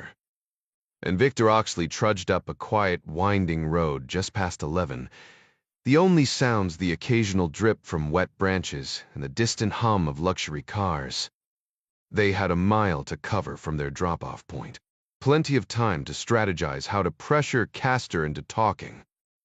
Jack hoped fear would make him cooperative, not reckless enough to turn violent and bolt to a country beyond extradition reach. The odds were slim, but knowing 3 skilled operatives lurked nearby gave Ryan some confidence. As they walked, Oxley recounted his grim past hauled across Eastern Europe in a guarded train car before reaching Moscow's Leningradskaya station. A glimpse of Energetska Street through a truck slit confirmed his worst fear: Lefortovo prison. Weeks of interrogation followed freezing cells, sleep deprivation, threats of execution, yet he stuck to his flimsy cover story as a defector caught in the wrong place. The KGB couldn't break him, nor could they leverage family ties they didn't exist. By some miracle, the mid-80s bureaucracy spared him a bullet in a field. The night air hung heavy with tension, both teams closing in, unaware of each other's presence. One misstep could turn the lake house into a battleground. The KGB hadn't stopped eliminating threats their final execution wouldn't happen until the agency's last gasp in 1991, but by the 1980s, even assassinations came with bureaucratic red tape. Paperwork, approvals, and post-mission debriefs. Throwing someone into the gulag was simpler. A slow death sentence with no messy paperwork. Ox found himself crammed into a prison train, bound for the frozen wasteland of the Urals and Komi. Ryan burned for answers. How had Oxley escaped the gulag and made it back to Britain? But their conversation was cut short as the car rolled up to Hugh Castor's lakeside estate. Before they'd even made it halfway up the driveway, a flashlight beam sliced through the darkness. A voice barked, "Stop right there." Jack squinted against the glare.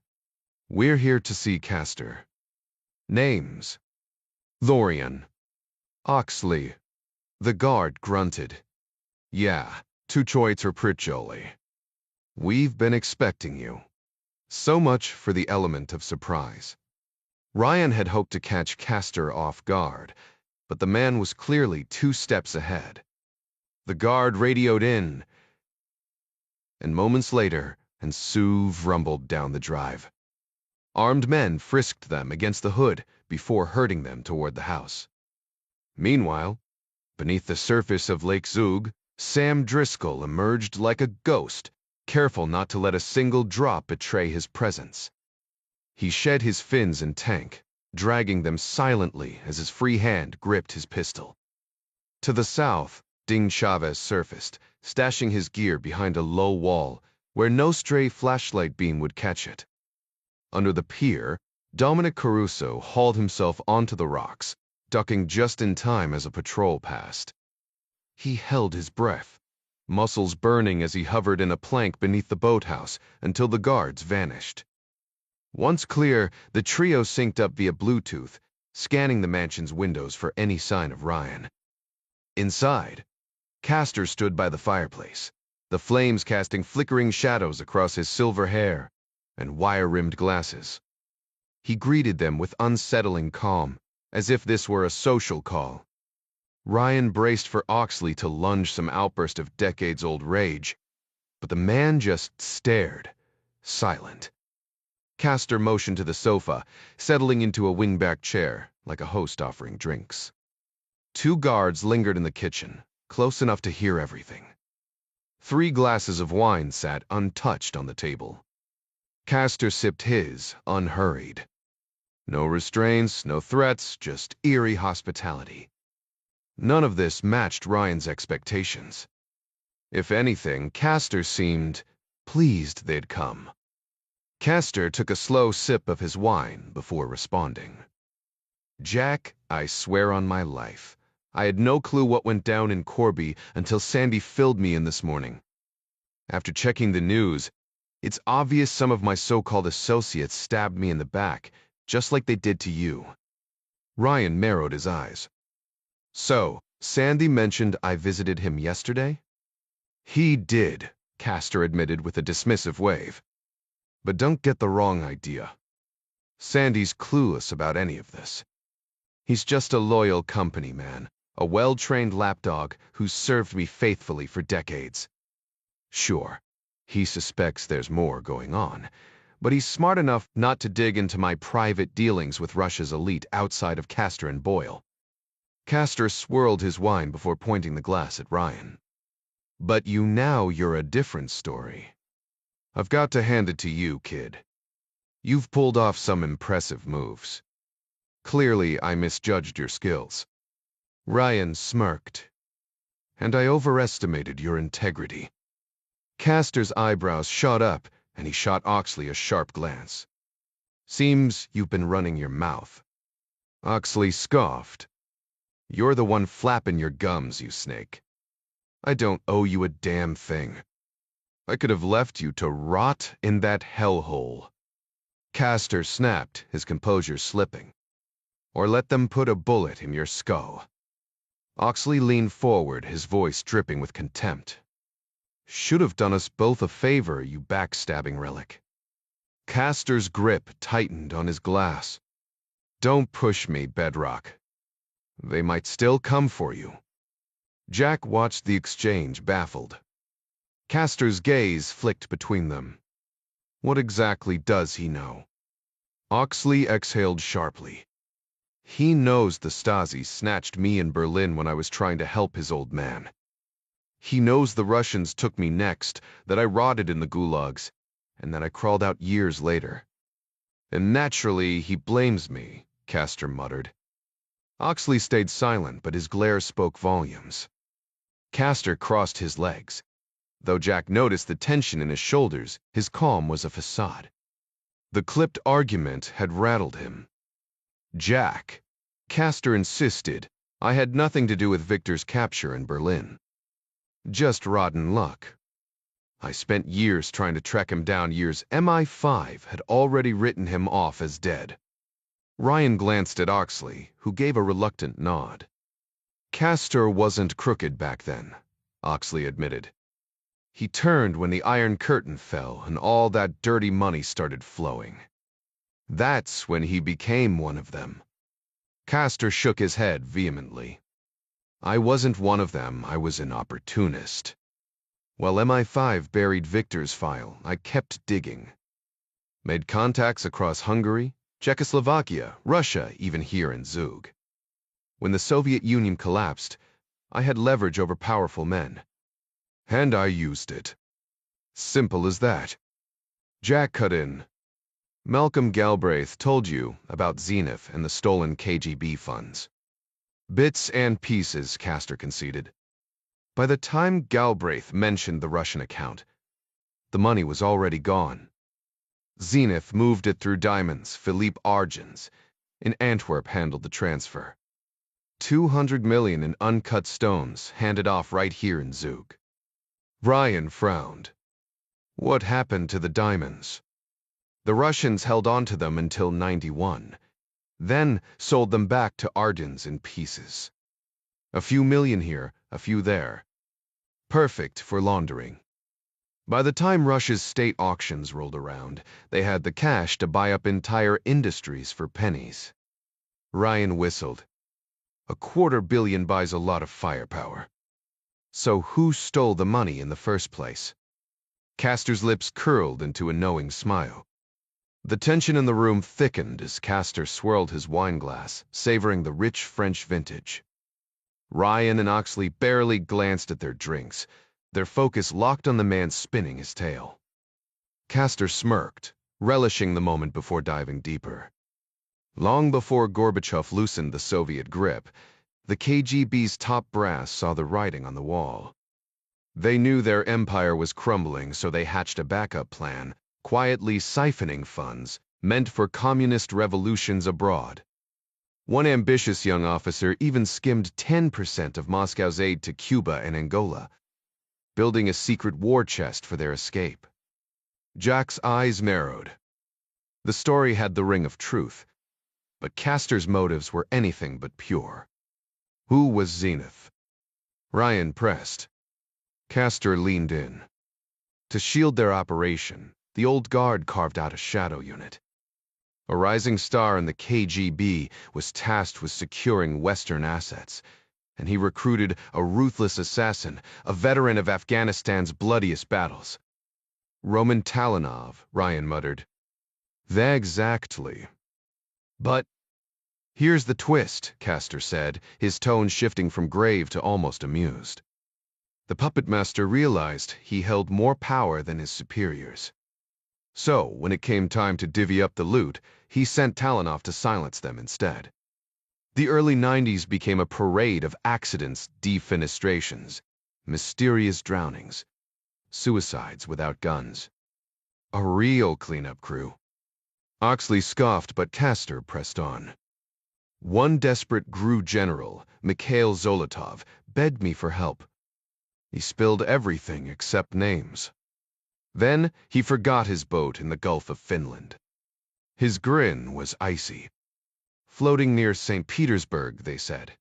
Tragic. Ryan's jaw tightened. You didn't warn MI5. Castor shrugged. I had better plans. I tracked down Talanov and cut my own deal. Oxley spat, you greedy bastard. Survival's a funny thing. Castor shot back, swirling his wine. Talanov let me live because I knew his darkest secret, his time in the gulag. And that, gentlemen, is how you play the long game. The expression on his face was priceless when I mentioned there was footage of him, in the middle of a typhoid-fueled rant, babbling about Zenith and the KGB. Ryan shot to his feet. You're telling me there's actual video? Oxley cut in before Castor could respond. No bloody video exists. He just fed Talanov that line to gain the upper hand. Ryan sank back into his chair, piecing it together. So, you lied, claimed you'd stashed copies everywhere as insurance. Exactly, Castor admitted. He paid me off, but then fate handed me something even sweeter. We became partners. For 2 decades, he's fed me intel, and I've smoothed the way for his operations. Ryan's eyes narrowed. What kind of operations? Castor sidestepped the question. Here's what matters, son. I never betrayed my country. Jack nearly choked. You've got to be joking. Simple facts, Castor countered. Victor Oxley wasn't on MI5's payroll, strictly off the books. After the Gulag spat him out, I flew to Moscow, verified his story, and reported back that he wasn't our problem. No aid, no paper trail. Ryan's fists clenched. The old man's smugness was unbearable. You were MI5 colluding with KGB assets. Castor tutted. Wrong. The men I dealt with were rogue, stealing from the KGB, ideologically adrift. No state secrets traded hands. When Oxley resurfaced, I quit 5, cut a deal with Telenov's silence for cash. Never breathed a word to the Russians that their freshly released prisoner had once worked for us. That would have been Victor's death warrant. Ryan wheeled on Oxley. How would you escape the Gulag?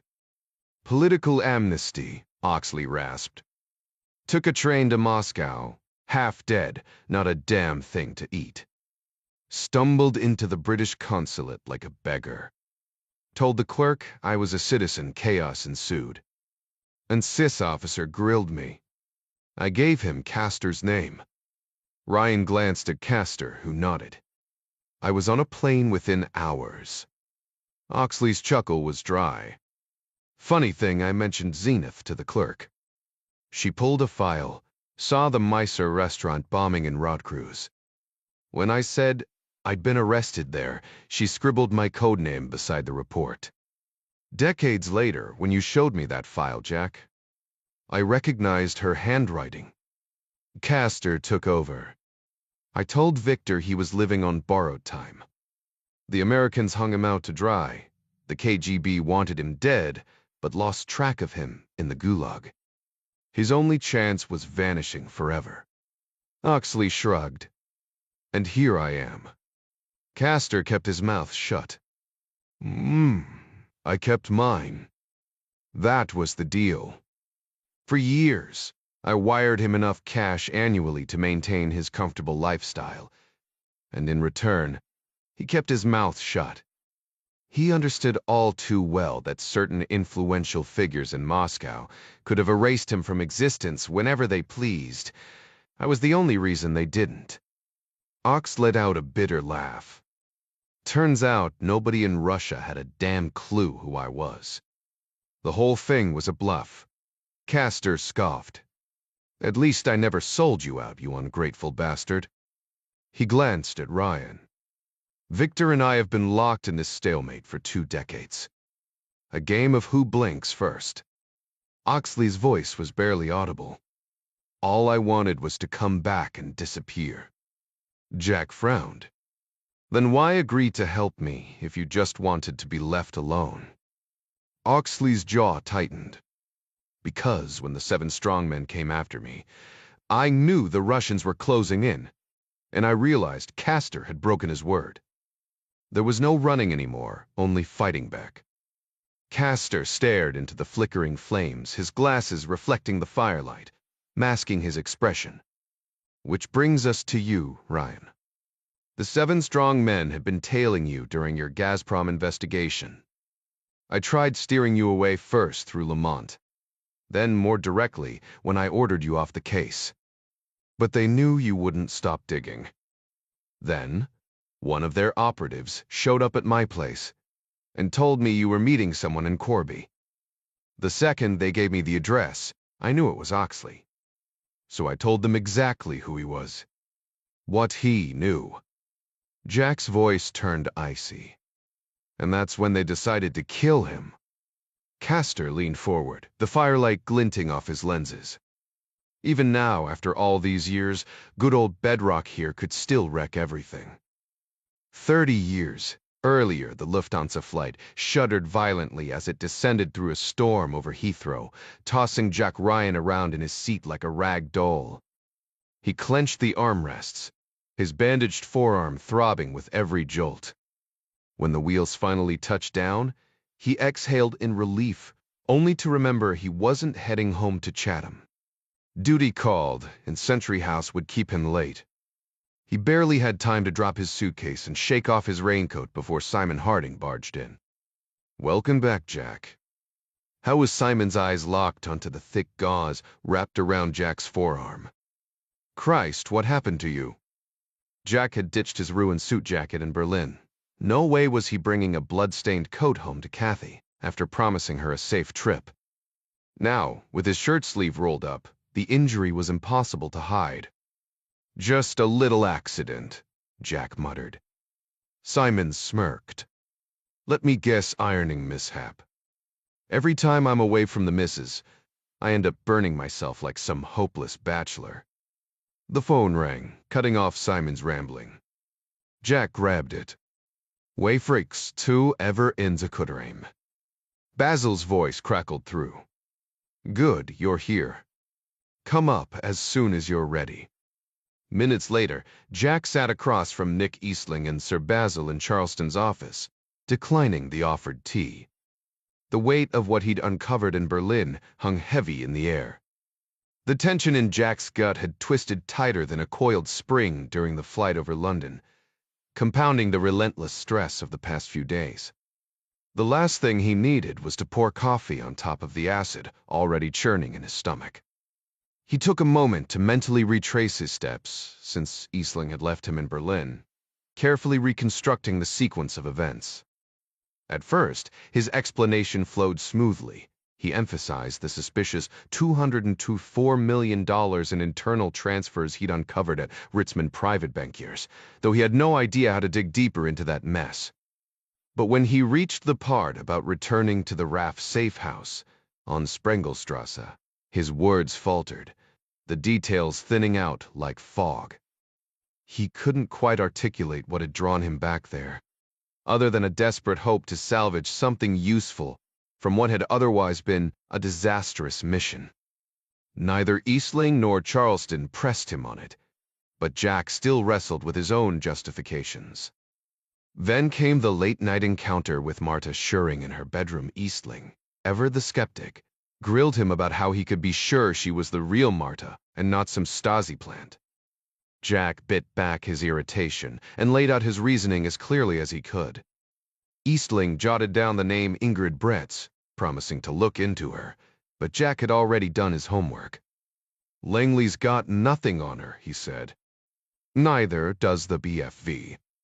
If she's an Aussie, that's no surprise." Nick, laser-focused on his own narrow objective, cut in. "And your Marta, the real one, she didn't mention David Penright at all, right?" Jack saw right through him. Nick only cared about Penright's death. The rest was noise. Why the hell would Marta know about Penright? Jack snapped. She wasn't in Switzerland. Ingrid was, using Marta's ID. Nick held up his hands. "Just clarifying, Ryan. No need to get defensive." Sir Basil intervened, his voice calm but firm. "Nick, tread lightly. Jack's been through enough." Jack skipped ahead, glossing over some details until he reached the moment Marta vanished into the Berlin streets. He described the sudden arrival of the cars, the two men who ambushed him, and the stranger who'd stepped in just in time to save his life. When he finished, Charleston muttered, "Unbelievable." Eastling, ever the pragmatist, delivered the latest update. "The BFV found the tunnel this afternoon. They followed your lead, searched the vacant buildings, but it turned out to be under an ear doctor's office on Boyenstrasse, just 100 meters from where the girl slipped away. No telling how long it's been operational, but from what Marta told you, it was a Stasi-run operation, with the doctor as their asset." Jack nodded, then dropped the bombshell. Marta insisted the RAF had nothing to do with the Swiss attacks. She claimed she was framed by a Russian operative codenamed Zenith. I didn't tell the BFE, but I checked with Greer Langley's, never heard the name. Does it mean anything to you? Eastling shook his head, but Basil's expression shifted. He turned to Nick. Would you mind giving us a moment? Confused but compliant, Eastling stood and left the room. Once the door clicked shut, Basil leaned forward. There have been developments, things Nick doesn't need to know. Frankly, I shouldn't even be telling you, but you've earned the right. Jack's pulse quickened. What is it? Basil exhaled. Early this morning, West German border guards near Göttingen heard a landmine detonate in the no-man's land. That stretch is littered with them, the East's way of keeping their people trapped. The West German troops reached the scene just as East German forces were retrieving the lifeless body of a young woman from the no-man's land between the borders. Jack buried his face in his hands, his voice cracking with rage. Marta, those bastards murdered her. Sir Basil nodded grimly. That's the truth, but you know how the official story will spin it, don't you? Jack didn't look up. They'll claim East German national Ingrid Bratz tried defecting and stepped on a landmine. Exactly, Basil confirmed. And disproving that narrative will be next to impossible. Jack finally raised his head, his jaw tight. Why keep Eastling in the dark about this? It's not just this. It's Zenith. The name came up today in a briefing at number 10. Charleston cut in, his tone sharp. The Prime Minister wasn't there, but her inner circle was along with Sir Donald Hollis, MI5's director. MI5. Jack frowned. Since when do they operate outside British soil? Apparently, they've been running a parallel op in Europe. First, I'm hearing of it. Their target? A ghost called Zenith, some Russian operative who might not even exist. Jack leaned forward. Why would MI5 care about a phantom KGB assassin? Basil's expression darkened. They had an agent hunting Zenith. Now that agent's vanished, last traced to Hungary. That's MI6's territory, Jack pointed out. Precisely, Basil snapped. I made it abundantly clear how I felt about them trampling over our jurisdiction, without so much as a heads up. If we'd known about their asset, maybe he wouldn't be missing now. And now they want your help. That's the kicker. MI5 bypassed protocol, went straight to Downing Street. Even Thatcher's demanding updates. Jack rubbed his temples. You think Zenith could have been the shooter in Switzerland? Charleston scoffed. You know the KGB's playbook outsourced the dirty work. Bulgarians, Palestinians, anyone but their own. Usually, yes, Jack conceded. But nothing about this past week has followed the usual script. Basil exhaled slowly. May's true.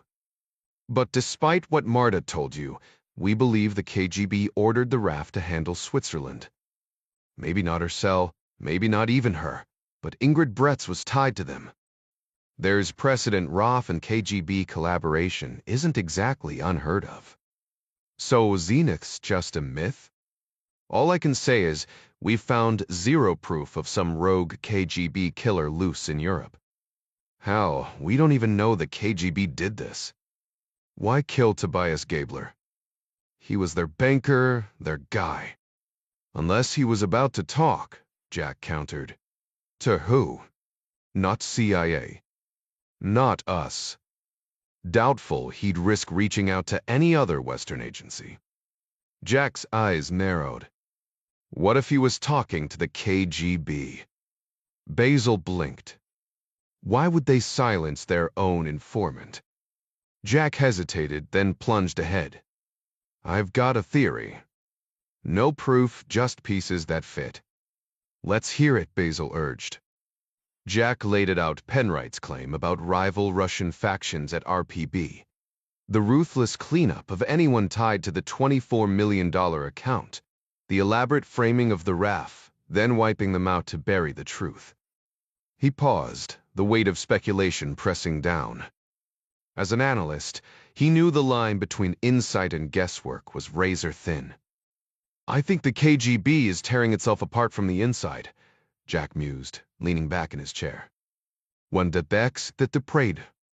Charleston asked, raising an eyebrow. "Money. That missing $204 million, it's the only thing that makes sense. If the KGB wanted those Swiss bankers and the British agent dead, they could have easily outsourced the job to the Red Army faction or some other radical group. No need for an elaborate frame-up. But the fact they went through all that trouble, then silenced everyone to cover their tracks? That reeks of internal chaos. Not standard procedure."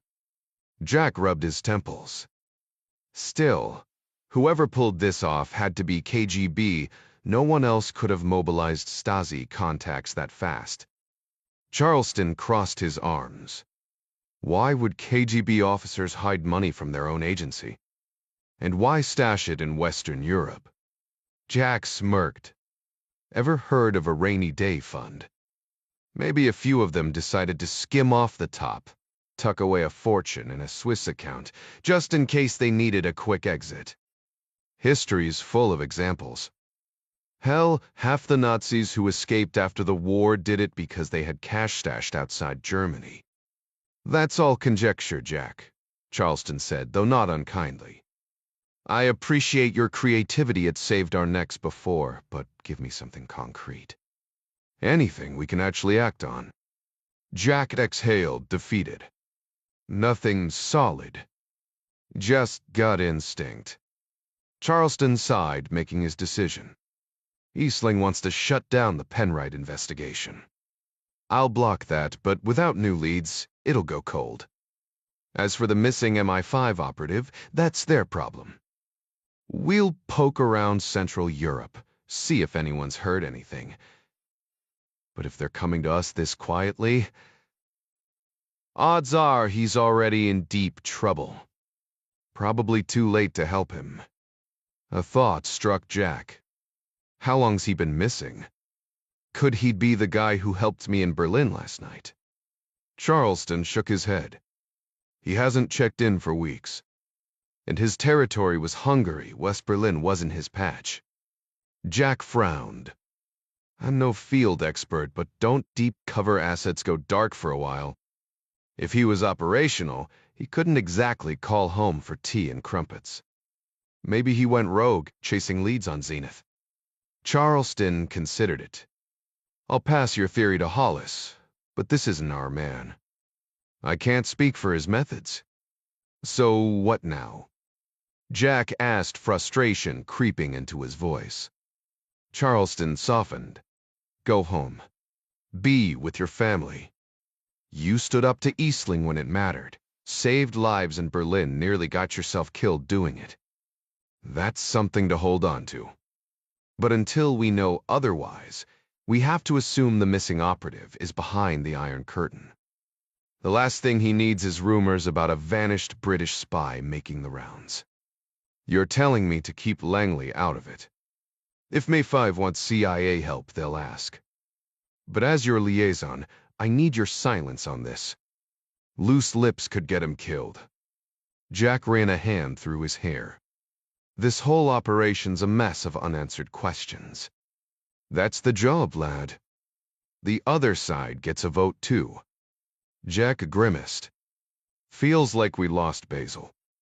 Charleston clasped his shoulder. "We didn't lose, Jack. We just didn't win yet. The mission hadn't gone their way, that much was clear. Now, under the cover of dense pines bordering Hugh Castor's lakeside estate, Driscoll and Chavez advanced from opposite directions, closing to within 25 yards of the chalet's rear without detection. Peering through his binoculars, Chavez had a clear view of Ryan through the expansive glass window, seated on a leather sofa beside Oxley, facing an elderly man warming himself by the fireplace. 2 armed guards patrolled the deck, making any further approach impossible without blowing their cover. Ryan was in plain sight, yet completely on his own. Near the water's edge, Dom Caruso crouched between rusted oil drums and the boathouse, scanning the hillside through his own optics, when a low hum cut through the night. The sound of an outboard motor, quiet but unmistakable, echoed across the lake. No running lights pierced the fog, and just as suddenly as it had appeared, the noise vanished, engine killed. Dom keyed his comms, voice barely above a whisper. "The Dom here. Unidentified watercraft approaching the dock. Running dark, just cut power." Chavez's response was immediate. "That's not a friendly visit. Everyone stay hidden. Dom, keep eyes on and update. Miss Eve. Any way to signal Ryan if this goes south?" Chavez exhaled sharply. "Unless I start shooting. Not a chance in hell." Inside, Jack studied Castor as the older man spoke, trying to reconcile the polished businessman before him with the cunning operative he'd once been. There was an unsettling ease to their conversation, as if discussing betrayal over brandy. Castor's words were smooth, his guilt neatly compartmentalized industrial espionage, nothing more. But Jack wasn't buying it. "Let's be real," Ryan countered. "Your business leaders are F. You're laundering intelligence for the Kremlin." Castor's smile didn't reach his eyes. "I consult with Gazprom executives. What they do after hours isn't my concern." "Then why confess all this to me?" Jack pressed. The older man leaned forward, the firelight catching the sharp angles of his face. "Because Talanov will soon realize there was never any tape from that gulag, just rumors I weaponized. And when he does..." Castor spread his hands. "Men like him don't appreciate being played. They simply erase the players. Jack didn't need a translator. You're saying he'll send a hit squad." Precisely. Roman Talanov has a particular dislike for irony, unless he's the one orchestrating it." A log shifted in the fireplace, sending up a shower of sparks as the tension in the room crackled to match. Outside, unseen in the mist, something moved toward the shore. "I can hire all the bodyguards in the world, but Talanov will still find a way to reach me just like he did with Golovko, Zueva, Beryukov, and every other KGB and GRU leader he took down 2 decades ago. What exactly are you after?" "I've gathered valuable intel over the years. In exchange for immunity and protection from your government, I'm willing to share it." You mean the U. Government." "Exactly. Sure, I've dabbled in corporate espionage, but I'm no traitor. The information I have is worth far more than my past mistakes. Your father may not defy the British government, but I'm certain he could persuade them to drop any investigations into me." "And what exactly would you tell him?" "I can prove Dmitry Nestorov the man who received $1 billion from the Russian government is actually a high-ranking member of the 7 Strongmen, operating under the alias Glib the Scar." Jack glanced at Oxley, then back at Castor. "You're positive about this?" "Absolutely." "That's solid, but it won't be enough." "That's just the beginning, kid. Talanov's handler is still active, and he's in the game." Castor flashed a smug grin, looking like he held all the cards. "But that's my ace. I'll tell your father in person once I'm safely on you. Soil." Before Jack could respond, a security officer burst in from the kitchen, his English thick with an accent. "Mr.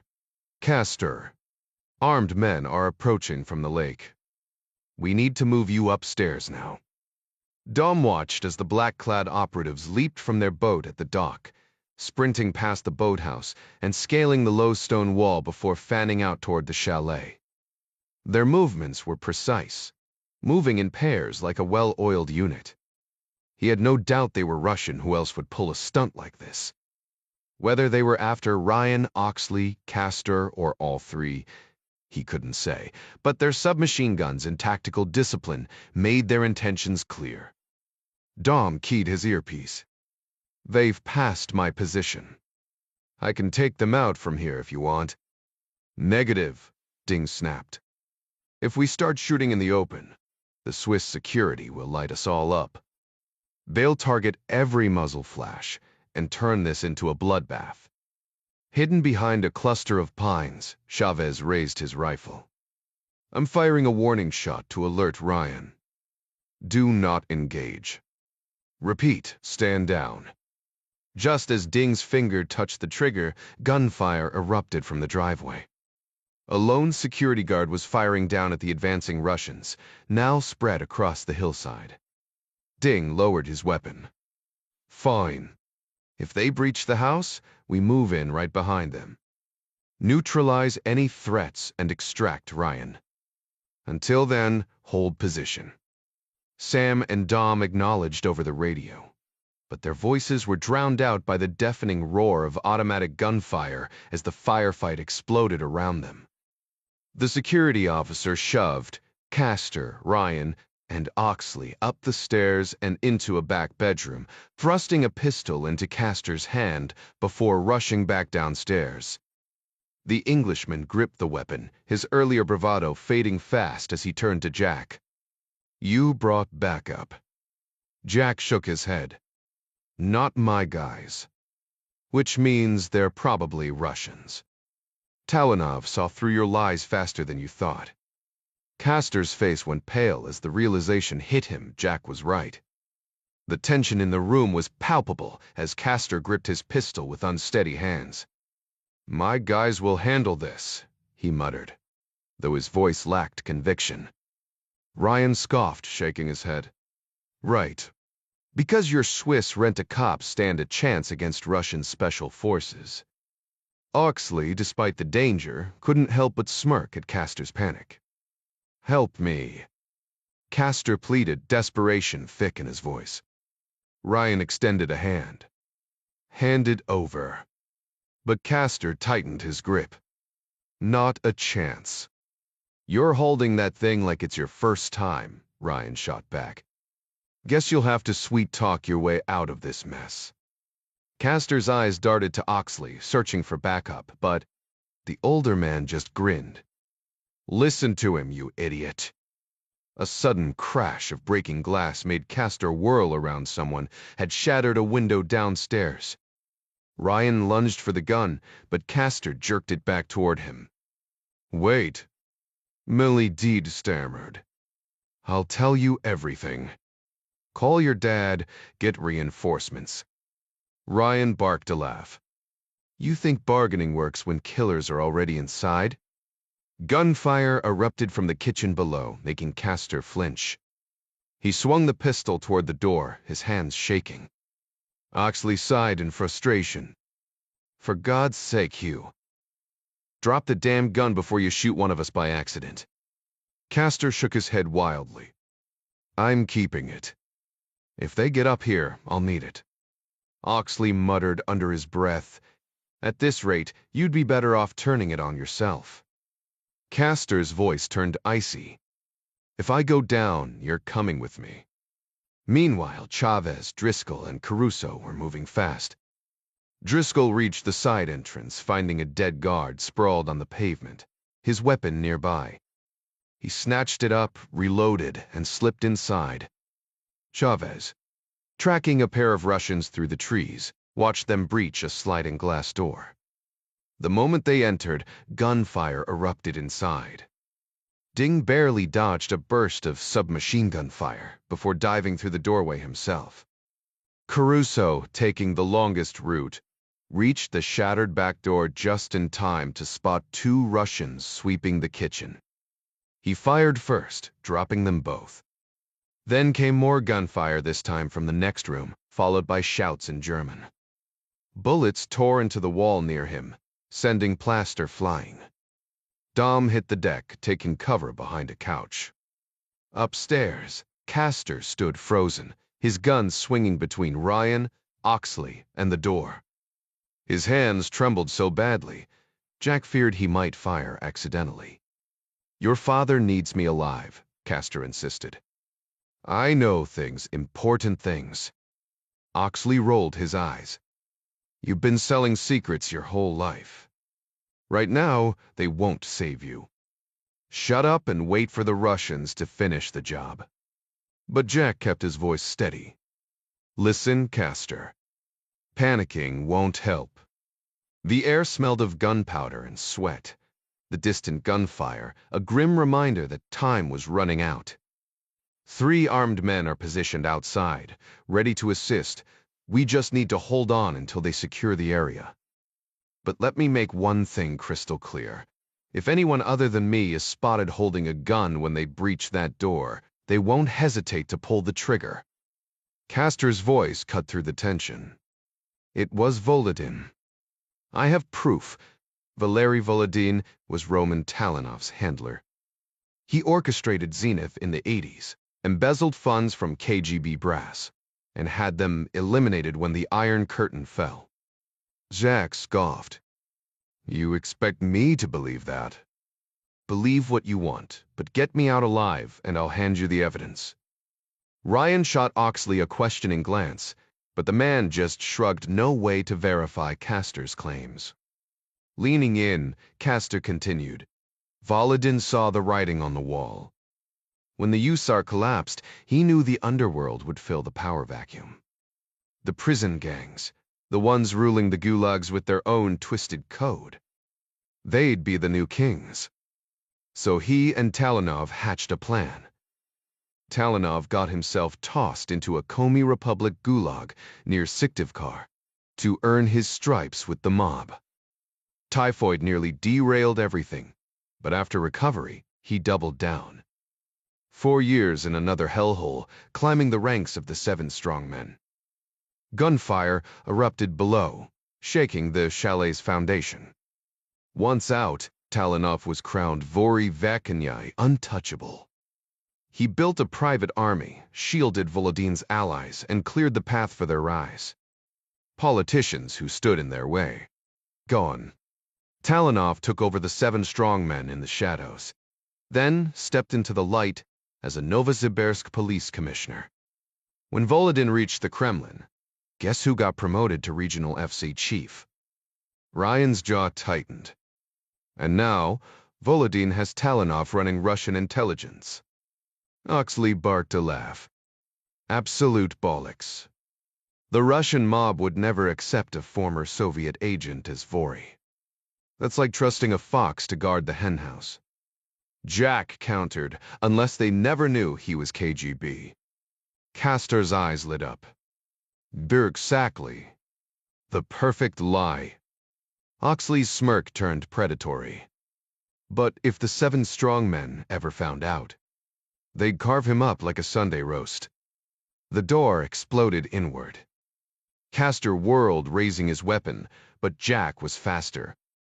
He lunged, wrenching the pistol free just as a black-clad figure in the doorway leveled an assault rifle. Time slowed. Jack twisted, bringing the gun up, but he was already a heartbeat too late. Then Oxley crashed into him, shoving him aside as bullets tore through the air where he'd stood. The sudden crack of gunfire shattered the silence as the towering Englishman staggered backward, his body jerking from the impact before collapsing to the ground. Hugh Castor, now defenseless, instinctively raised his hands in a futile attempt to shield himself. But the Russian mercenary didn't hesitate. 2 precise shots tore through his torso, sending him sprawling. The attacker pivoted toward his final target, finger tightening on the trigger, but his grip slackened as a single bullet struck his forehead with lethal precision.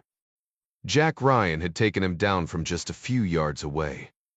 Without wasting a second, Jack vaulted over Oxley's fallen form, kicked the Russian's weapon aside, and darted toward the stairwell. Another enemy was advancing. Rifle raised, but Jack emptied his magazine into the man, watching as he crumpled and slid backward down the steps. Heart pounding, Jack rushed back to Oxley, who lay motionless, 3 gaping wounds darkening his shirt.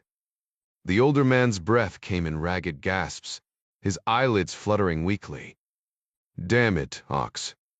Milwit, stay with me," Jack barked, pressing his palms hard against the wounds, but the blood seeped relentlessly between his fingers. Oxley's hand suddenly clamped onto Jack's forearm, leaving a crimson smear. His voice was barely a whisper as he coughed, flecks of blood dotting his beard.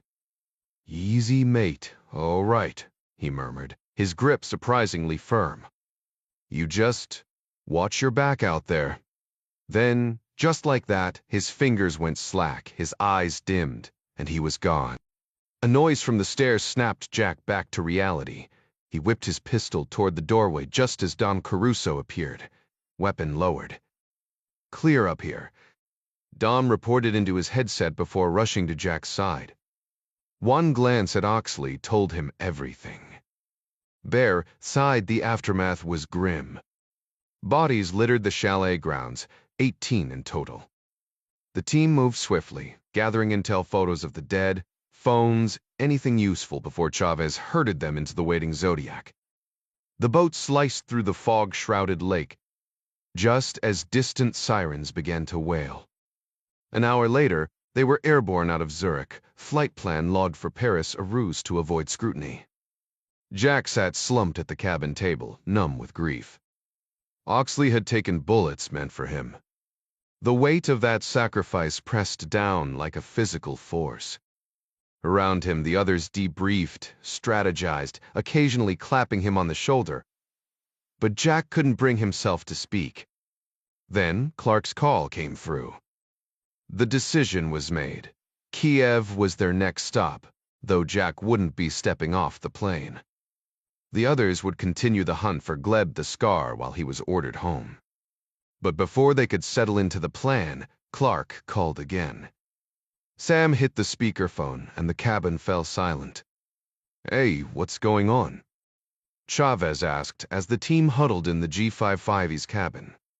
"Major update," came the reply. "You guys just struck gold with those crime scene photos. 7 of the dead guys were ghosts in our system. But the 8th? Jackpot." Chavez raised an eyebrow. "They're Kurds as cabs, that." "Turns out we snapped this guy in Kiev last week at the Fairmont, shaking hands with Gleb the Scar. Back then, facial recognition drew a blank no hits anywhere. But we ran tonight's photo again, and bingo. The FBI just issued a bolo on him. They've got a fresh image loaded, and it's a perfect match." Ding smirked. "So the dead guy's photo worked better than the live one?" "That's messed up." "Not exactly. Last time, there was nothing in the system to match him against. This bolo just dropped he's wanted for the polonium poisoning of Sergei Golovko." A heavy silence filled the cabin before Chavez finally muttered, "Well, I'll be damned." Gavin chimed in. "And that's not all. The phone he was carrying, same one linked to Hugh Castor's place in Islington, owned by Pavel Lichkov. Safe bet that's his real name." Don Caruso leaned forward. "So Lexkov's part of 7 strong men, tight with Gleb the Scar and involved in the Golovko hit." "Bingo," Gavin confirmed. Ryan straightened in his seat. "And if Castor's intel holds, Talanov Vab's top dog runs 7 strong men. That means the Kremlin's fingerprints are all over Golovko's murder. And calling my dad. At minimum, we need a team in Kiev to grab Nestorov, aka Gleb, before this window slams shut." Clark's voice crackled over the comms. "Sending a team to the Fairmont won't be a cakewalk. Gleb's suite is a fortress, and the whole hotel's swarming with his armed loyalists. Worse, Russian forces are rolling in from the east 40 miles out and closing fast." Ryan clenched his jaw. "If we don't take Nestorov down now, he'll vanish either behind Russian lines or straight back to Moscow. Game over." Driscoll added, "And with Lekov missing? Gleb's gotta be sweating bullets. wondering if his guy's spilling secrets. A Clark cut in. Get back here ESAP. I'll scout the hotel situation so we're ready if Washington greenlights the op.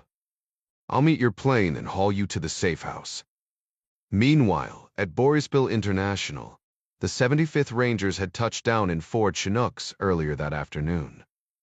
They'd fanned out across the airport's perimeter, securing fences and access points while more aircraft, Blackhawks, Little Birds, Kiowas landed in a grassy field. Not ideal, but the Ukrainians had insisted the northern sector was safest from sabotage. By 8 p.m., the new Joint Ops Center was live, coordinating laser targeting missions eastward. The Reaper drones, now sharing hangar space with troops, finally had proper backup, no more relying on Ukrainian forces with shaky loyalties. As the clock ticked toward 8:30, the first strike orders went out. The clock was ticking, and so were they. Colonel Barry Jankowski, known by his call sign Midas, paced through the Joint Operations Center, exchanging urgent updates with intelligence officers coordinating with teams still supporting Ukrainian forces. Though American and British units were executing a controlled withdrawal, the relentless Russian push toward Kyiv and the Dnieper River had turned their initial delaying tactics into scattered, desperate engagements. Soon, even those would dissolve into minor skirmishes amid a full-scale retreat. Still, his men were holding the line, picking off Russian armor piece by piece without them. Enemy tanks might already be rolling through Kyiv's streets. As Midas grabbed a soda from a foam cooler, his headset crackled to life. Midas, Pentagon on the line. It's SecDef. Abandoning the drink, he hurried to his workstation. A tense 10-minute call with Defense Secretary Robert Burgess. Later, Midas snatched his satellite phone and slipped outside. Near the parked Blackhawks, he dialed a familiar number. After a few rings, a voice answered. Clark? Relief washed over him. It's Midas. Still in Kiev. Stuck here like glue. Wefta Tolser. You. Boryspil Airport. Command relocated us here. That's still a hot zone. You sure you're not just dodging paperwork? Midas smirked. If only. They won't let me retreat to a beach in Florida. Clark chuckled. Gotta admire a man who cracks jokes while the world burns. Dark humor's my last ammo, Midas admitted. Listen, I need intel. You still watching the Fairmont? This they denied for. Our vantage isn't perfect, but we've got eyes on the target's balcony. Why? Damn, roof. What's up there? 2 civilian Eurocopters and a handful of armed meatheads. Why? Planning a picnic. Midas exhaled sharply. Worse. I've got orders to bag Dmitry Nestorov Gleb, the Scar. Intel links him to the polonium hit on Golovko. Clark didn't flinch. So, send in the SEALs. In the dim light, Midas shot him a look that could melt steel. You know damn well why that's not happening. 20 minutes later, Clark waited on a bench near the airport's southern hangars, the night air thick with the roar of departing planes, half-fleeing civilians, half-military birds. Midas appeared alone, dressed like a civilian but undoubtedly armed. No entourage. Moo, Clark teased. What the you? Army downsized to a one-man show? Midas ignored the jab. We're ghosts after this. Meet me at the hangar. As they moved, Clark couldn't shake the absurdity of it all. 2 men in the middle of a war zone, debating how to snatch a killer from a 5-star hotel. Some days, the world felt less like a battlefield and more like a bad action movie. Clark could sense the playful rivalry between SEALs and Delta operators, mostly good-natured, but with both teams eager to claim the high-profile missions. This one definitely qualified. You were a SEAL, right? Midas asked. Guilty as charged, Clark admitted. Though back in my day, we didn't have a Team 6. Midas smirked. Well, 6 won't make it in time anyway. Intel suggests Nesterov's about to bolt, maybe even tonight. If he slips north to Belarus or east behind Russian lines, the only way to get him after that is by crossing into hostile territory. So you need to move now, Clark concluded. Midas exhaled sharply as 2 MiGs roared down the runway. Because I don't already have enough to deal with. How many guys can you spare? Clark pressed. Most of my A-teams are stuck in traffic hell, trying to outmaneuver Russian armor. My ODAs are running at half strength, and if I pull anyone out now, they're not getting back in. The unit operators I've got left are scattered only a dozen assaulters, and recon guys are back at the jock after their position got overrun earlier. That's it.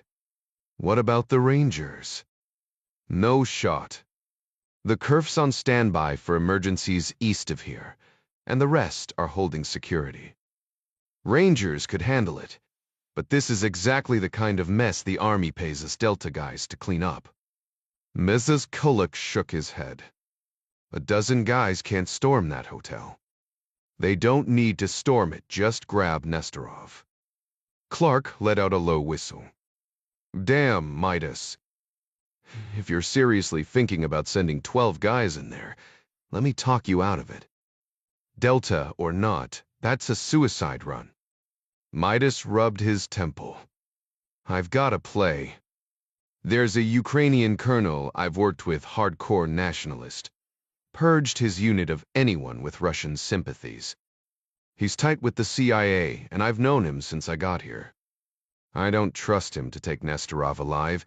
He'd probably just shell the building, but I do trust him to keep his mouth shut. I'm thinking his troops could roll up to the Fairmont, make it look like they're staging an assault from the ground. Maybe throw some armored vehicles at the lobby to tie up most of Nestarov's security. Clark frowned. If you do that, Gleb's gonna bolt for a chopper. Not if we hit the roof first, disable the birds, and cut off his exit.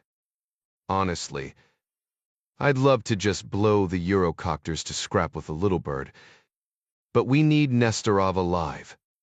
His suite's right under the roof, so we can't just blast away. We've got to go in hard, snatch him, and get out before the Russians show. Clark nodded, finally understanding why Midas had come to him. I've got 3 Tier 1 shooters the 2 you met, plus a former Ranger. Your boys handle Nesterov. Mine will secure the roof and back you up inside if needed. Midas grinned. Appreciate it. One thing your guys good on gear? Clark chuckled. I'll bring the manpower. You're the Army, you bring the firepower. Fair enough. I'll rustle up whatever I can. 20 minutes later, Clark boarded the waiting Gulfstream and briefed his team. Sam, Dom, and Ding were ready to roll, but there was one last hurdle. Jack Ryan stepped forward. John, one more shooter on that roof could be the difference. And Clark shook his head. Sorry, Jack. You're not going on this mission. Clark stated firmly. Jack Ryan frowned. What's the problem? The problem is your father. You showing up in a combat zone could blow his cover, even with that disguise. Sure, you've worked with the campus before, but blending in with military ops, especially around elite units like Delta, is a whole different risk. Ryan glanced at Chavez, hoping for backup, but Ding just shook his head. That's a clight. Plus, we've been drilling nonstop while you were gone. This is a high speed, no margin for error. We need everyone sharp. Dom gave Jack's shoulder a reassuring squeeze. Stick with us when we head back stateside. We'll whip you into shape in no time. Ryan exhaled, frustrated, but knowing they had a point. Staying behind at the airport while the team moved into the city wasn't ideal, but he wasn't about to argue. Meanwhile, Midas made his way to the flight line where the Kiowa warriors were prepped. He found Conway and Page sprawled on sleeping bags in a storage room near the mess hall, fully geared up, but trying to snatch some rest before their next run. Both snapped to attention when he walked in. "Evening, fellas. Quick question, can your birds carry passengers?" Conway rubbed his tired eyes. "Yeah, we've got the multi-purpose light helicopter kit. Swap out the weapons for benches, and we can haul 6 guys on the exterior." Ever actually done it? The pilots exchanged a glance. "Nope," Conway admitted. "Well, tonight's your lucky night. We need an insertion on a rooftop. Enemies got small arms, maybe an RPG or two, but no serious air defenses. Problem is, we're going in blind on the layout." Midas laid out the details, then leveled with them. "This is strictly volunteer. It's about as risky as it gets." Page and Conway didn't hesitate. "We're in," Conway said, speaking for both. "We'll get the bird ready." Midas shook their hands and bolted back to the command center, still a mountain of work ahead. By 1 the Jess OC base near Boryspil Airport was buzzing. 2 MH-6 little birds were already spinning up, and Conway's Kiowa was prepped, though the pilots were still grabbing last-minute intel. Chavez and Driscoll had ridden external helo benches before. Thed Russo. Not so much. He eyed the tiny metal seat bolted to the side of the Kiowa, then the thin cable meant to keep him from becoming a pancake on the pavement below. "Yeah, how about I just Uber there?" Dom deadpanned. Ding clapped him on the back. "Here's my secret. Pretend you're watching an insane action movie on the world's best surround sound." Dom raised an eyebrow. "That actually works for you?" "Back when I was young and stupid, sure." Chavez grinned. "Give it a shot." As the team strapped in, 2 shadowy figures in full combat gear emerged from the command post, moving fast. The clock was ticking. The HK-4116 rifles slung across their shoulders made it clear these men were Delta Force operatives. One of them glanced at the Kiowa helicopter with a wry grin. "Guess we pulled the short straw stuck riding in this flying relic," he muttered before shaking hands with Ding, Dom, and Sam, his gloved grip firm. His teammate followed suit, then eyed Chavez with curiosity. "So, who exactly are you guys?" Ding smirked. "Funny, I figured you'd be the one getting that question more often." The Delta operator didn't back down. "You didn't answer. Neither do you, right?" "Negative." Ding shrugged. "Then we're even." The Delta team clearly assumed Chavez and his crew were CIA Special Activities Division, a fair guess, given Ding and Clark's past. Chavez played along, knowing Midas had already briefed his men to maintain the charade. Before the Delta operators moved to their side of the chopper, Conway and Page emerged from flight ops, introducing themselves as the pilots for tonight's joyride. Conway laid out the plan with the enthusiasm of a man who enjoyed living dangerously. "We're heading southwest first, skirting the city before following the deeper river north. 31 miles to target. Flying low enough to scrape the paint off this bird. Bridges, power lines, yeah, I'll see 'em. Try not to scream." Dom's hesitant nod stood out among the group. Conway flashed a grin. "The MH-6S ahead of us? Those night stalkers make it look easy. Me, Sarko Tevlerds. First time doing this. So if they're not puking, good for them, you might not be so lucky." Dom's face paled at the thought. Ding clapped him on the shoulder. "Relax. We'll be strapped in. Just don't crash, and we're golden." Conway nodded. "Once we hit the roof, you're off fast. I'll circle back over the river and wait for your signal." The conversation shifted to contingencies, extracting a prisoner or a wounded man. Ding grimaced at the idea of hauling a gunshot victim off a rooftop. The unspoken truth hung in the air. If someone went down, they might be better off waiting for local medics. Pushing the thought aside, Ding settled onto the narrow bench, steeling himself. Minutes later, the Kiowa roared to life, lifting into the night. Dom braced for chaos, but the initial flight was smoother than expected, thanks to the earplugs and being wedged between Sam and Ding. The real struggle? The biting wind whipping through the cabin as they tore across the darkened farmland below. Dom was bundled up in layers of tactical gear, his Kevlar helmet and goggles doing little to shield his face from the biting cold. Just as he started thinking the flight might not be so bad after all, the Kiowa jerked upward with a violent jolt, sending him crashing into Sam while Ding collided into him. They skimmed dangerously close over a web of high-tension wires, so near Dom swore his boots might snag one. Then came the stomach-dropping plunge, leveling out barely 20 feet above the ground. The force compressed his spine, and his gut twisted as bile rose in his throat. Peering ahead, his stomach sank further more wires. More hills, more obstacles between them and the river.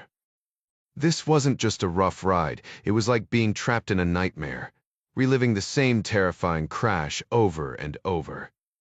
The Kiowa shot upward again, only to nosedive moments later, accelerating so fast Dom's legs lifted off the bench. He clutched his rifle tight against his chest, fighting to keep it from flying away. The sudden weightlessness vanished as the chopper bottomed out, skimming so low that rooftops and treetops blurred past at eye level. Whoever was flying this thing had to be out of their mind. Dom half wondered if the pilot had a personal vendetta against his heart. The helicopter tore over a strip mine, gravel mounds rising like shadowy pyramids in the dim light. Without warning, the aircraft yawed sharply, flinging everyone sideways. For a terrifying stretch, they raced along completely sideways before lurching forward again. Sam, looking green, suddenly pitched forward and hurled into the night. Dom jerked his boots away just in time, getting splattered with vomit. Wasn't the worst thing he'd face tonight, but he'd rather avoid it. Sam wiped his mouth with his sleeve, caught Dom's stare, and shrugged like it was just another day at the office. Then the chopper plunged again, and this time it was Dom's turn to lose his lunch. Meanwhile, CW2 Eric Conway guided his helo just 30 feet above the icy Dieper River, eyes flicking between the two lead birds, the water traffic below, and his instrument panel. Spotting a ship's mast dead ahead, he yanked the cyclic. Swerving hard passenger comfort was the last thing on his mind. The Fairmont Hotel loomed ahead, its silhouette the tallest along the riverbank. Over the radio, the lead pilot called out, 1 minute, while Page confirmed no enemy contacts on radar. The two little birds ahead slowed, circling the hotel roof once before moving in. Conway spotted muzzle flashes erupting from the rooftop, followed by answering bursts from the hovering little birds. Banking sharply away from the river below, he pulled back on the cyclic to bleed off airspeed. The radio crackled with urgent updates, taking heavy fire from southern balcony and roof positions.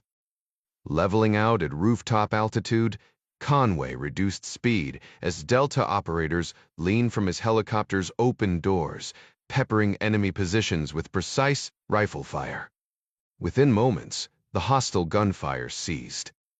On command, both MH6s descended until their skids nearly brushed the concrete, allowing operators to fast rope onto the building. Conway multitasked between his instrument panel and visual scans, catching glimpses of black-clad figures sliding down taut ropes like shadows in the night. His Kiowa warrior pivoted toward an open landing zone slightly lower than the main helipads. As the rotor wash kicked up debris, Page hung from the doorframe, calling out their descent. 5 meters. 1 night, 3. 1 contact. The instant their skids touched down, Page roared at the Delta team, "Move!" Move. I distinct thought. Move. Before the men vanished toward stairwells. Nearby, Chavez's team sprinted across the rooftop toward the parked Eurocopters. While Delta operators disappeared down stairwells leading to Nestarov's penthouse, Dom assembled a shaped charge against the first helicopter's rotor assembly, standing precariously on his teammates' shoulders to plant the explosive. A minute later, the second aircraft was similarly rigged. "Mes it charges set," Ding announced over the net. The responding detonation rocked the rooftop, shearing both helicopters' rotors into twisted metal. But the celebration was cut short by staccato gunfire, echoing from below. When the wounded Eagle call came through, Chavez didn't hesitate. "Topside team en route to 9th floor stairwell, we've got your 6. The real fight was just beginning. The Delta team had set up a defensive position in the 8th floor stairwell, holding back enemy forces while declaring anyone in the 9th floor hallway as hostile. "Copy that," Ding replied before he, Sam, and Dom sprinted down the stairs. The relentless gunfire below signaled the Delta team was locked in a fierce firefight. Just as they reached the first wounded operator's location, another distress call crackled over the radio, this time from the floor directly beneath them. Ding ordered Sam to assist with evacuating the second casualty, while he and Dom stayed put, waiting for the first injured man to be brought up from the hallway. As radio chatter buzzed with urgent updates, Dom muttered under his breath, "Damn Russians everywhere." Ding barely had time to nod before the hallway door burst open. 2 Delta operators dragged in a wounded teammate, his legs soaked in blood.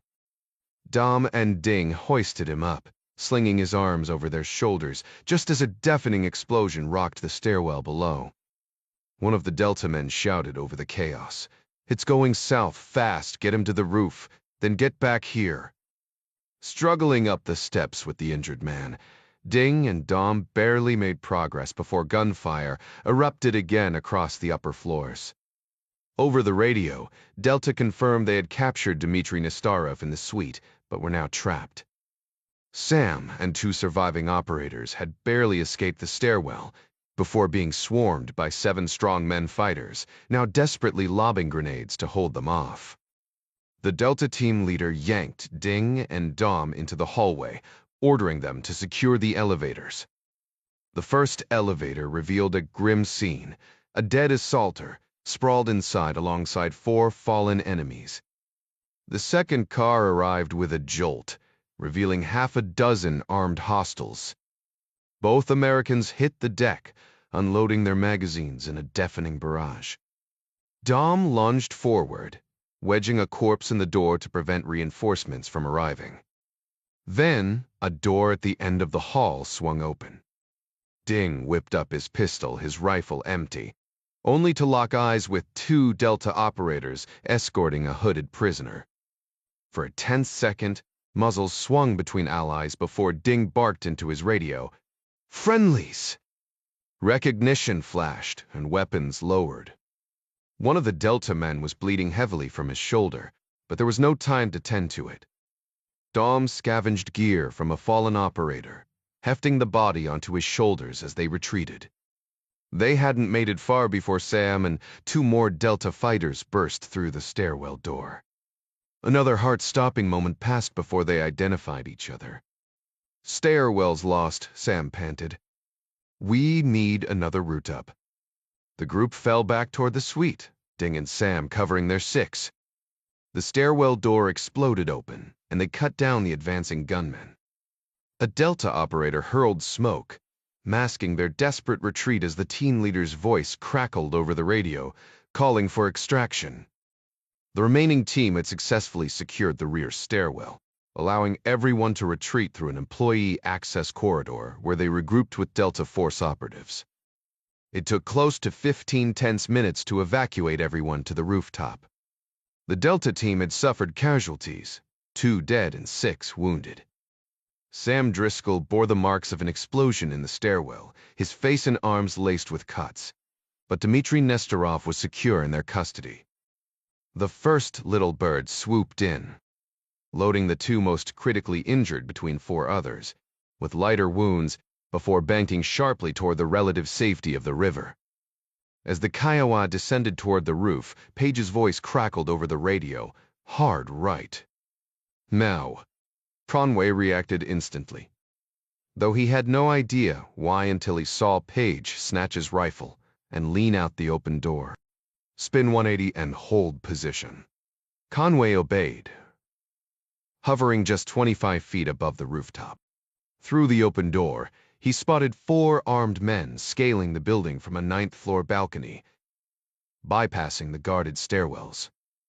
Page's M4 barked, sending one man plummeting over the edge, while another collapsed where he stood. The remaining 2 ducked behind the helipad's ledge, but Delta's assault team was already on them. The moment the Kiowa touched down, a hooded prisoner was shoved onto the portside bench.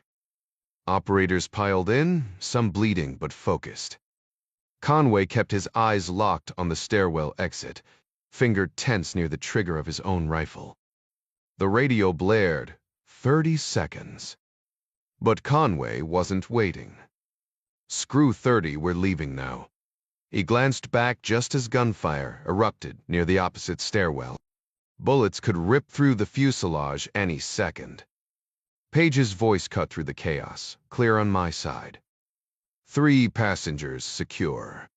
Conway counted 2 on his end, the prisoner and another operative. Black Wolf 2-6, ready to extract 5, including package. Mansabaze, confirm. The response was immediate. Confirmed. Get the hell out of here. The Kiowa lurched skyward as Delta operatives fired on more attackers swarming the rooftop. Conway banked hard west, then dropped like a stone to evade enemy fire. Don Caruso clenched his harness, certain they were about to slam into the pavement. The Kiowa leveled out at the last second, jolting his spine. When he finally dared to open his eyes, they were over the river. The return flight to Borispil was just as harrowing. Wild, evasive maneuvers made Dom swear they were being chased. Nesterov retched beside him, vomit pooling beneath the hood. Dom grimaced, shoving a gloved hand under the fabric to clear the man's airway, fighting his own nausea. The forest below would have to go hungry. He had nothing left to give. John Clark stood in the chilly evening air on the tarmac as the helicopters touched down, their rotors whipping up dust and debris. The first to be unloaded were the gravely injured Delta operators, swiftly loaded into waiting ambulances with practiced efficiency. Next came the fallen, their bodies draped respectfully on stretchers, followed by the walking wounded who limped toward a makeshift triage area where Air Force medics waited with bandages and IVs. Last off were the exhausted survivors, many clutching their hard-won trophy, the disheveled Russian prisoner, his hood stained with vomit. Midas spotted Clark lingering apart from the chaos and approached, gripping his hand in a firm shake. Your team pulled off something incredible today. I owe you one. Clark didn't hesitate. There's a way you can repay me. Let us have 5 minutes with Nesterov. Midas raised an eyebrow. Hell, at this point, I'd let you waterboard him in the mess hall. What's your play? Clark kept it vague but persuasive. We've got intel tying him to higher-ups in Moscow. If we play this right, it could pressure Russia to back off Ukraine. Worth a shot, don't you think? Midas smirked. After the insanity of this op, what's one more rule bend? 5 minutes, then he's on a plane. And try not to break him before then. Nesterov sat shackled in a dimly lit storage room, the stench of sweat and whiskey clinging to the air. His hood stayed on except when a medic checked his pulse and offered him a sip of liquor, a small mercy before the storm. Outside, 2 armed rangers stood watch, their presence a silent warning. When the door creaked open and footsteps approached, Nesterov flinched at the sudden flood of light. Clark and Ryan settled into chairs across from him, the silence thick enough to choke on. Clark's voice cut through the quiet, smooth, and deliberate in Russian. Dmitry Nestorov. Finally, we get to talk. Nestorov remained still. Clark continued unfazed. We know exactly who you are. Gleb the Scar, Vori Vakanye, one of the 7 strong men.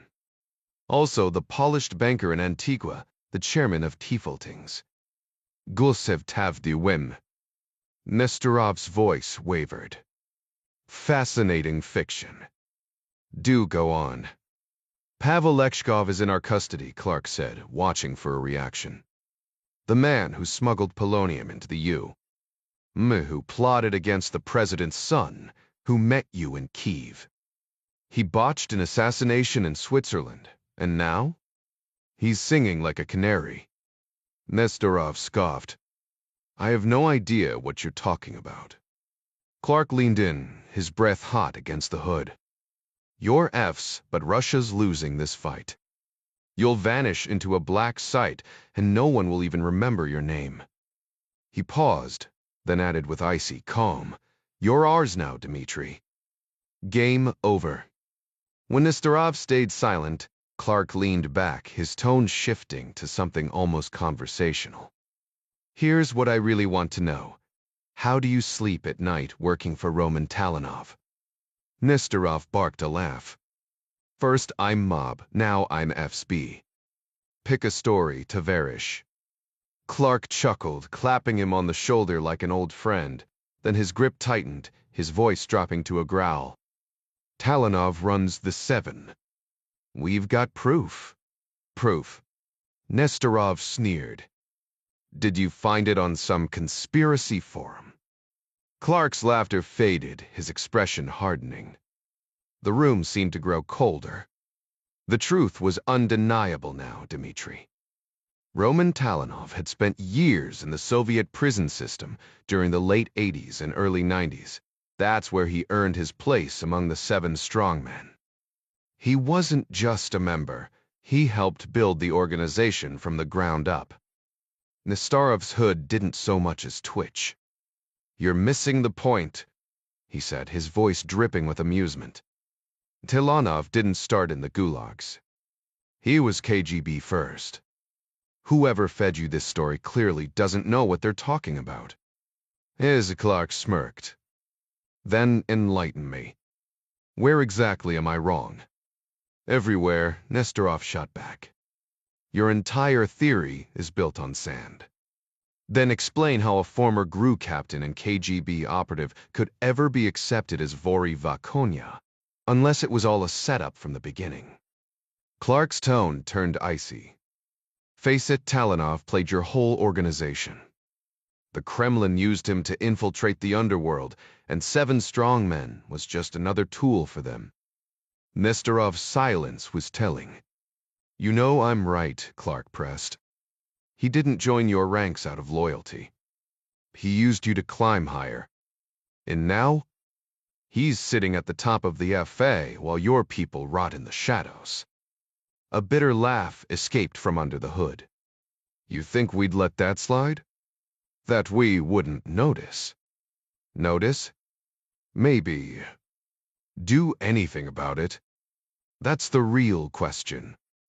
Clark leaned in, his voice dropping to a whisper. Because when the truth comes out, and it will come out, your entire brotherhood will look like fools. The only way to save face is to cut him loose before he drags you all down with him. The air between them grew heavy. Finally, Nestorov spoke again, his voice hollow. What do you want? Clark smiled. Justice. Meanwhile, in the Oval Office, President Jack Ryan stared at the notes scattered across his desk. His fingers drummed against the polished wood as he checked the clock again. The weight of the next few minutes pressed down on him one wrong move, and the consequences could ripple across continents. He'd spent half the night in tense meetings with his advisors Scott Adler, Mary Pat Foley, even Defense Secretary Burgess, but none of their counsel had settled his nerves like the call from his son. Jack Jr.'s voice had been steady when he delivered the news about Bedrock's death, But the president had only relaxed after hearing Domingo Chavez confirm his son's safety. Now, with the clock ticking, Ryan exhaled slowly. The chessboard was set. All that remained was to make his move. The tangled web surrounding Roman Talanov and Valery Volodin, along with the shadowy figure behind Golovko's poisoning and his ties to a Ukrainian crime syndicate, had Jack Sr. scribbling notes, cross-referencing details, and circling back for verification. The revelation that funds from Ritzman private bankiers had been converted into diamonds under another account holder's name particularly caught his attention. Ryan had a faint memory of whispers about diamonds decades ago, though the specifics had long since faded. After hanging up with Jack Jr., he summoned his team to the Situation Room, laying out the pieces of the puzzle. Foley, Canfield, and Murray scrambled to verify what they could, while Adler briefed the president on next steps. Without hesitation, Ryan greenlit the arrest of Dmitry Nestorov. Burgess proposed leveraging field operatives in Kyiv for the takedown, and Ryan approved. Even with Nestorov in custody, though still silent, the consensus was clear. Ryan needed to confront Volodin directly, laying all their cards on the table. It was a desperate gamble. Really a bluff to rattle the Russian leader by dangling what they might know, even if hard proof was scarce. The phone line flickered to life, signaling the connection to Moscow.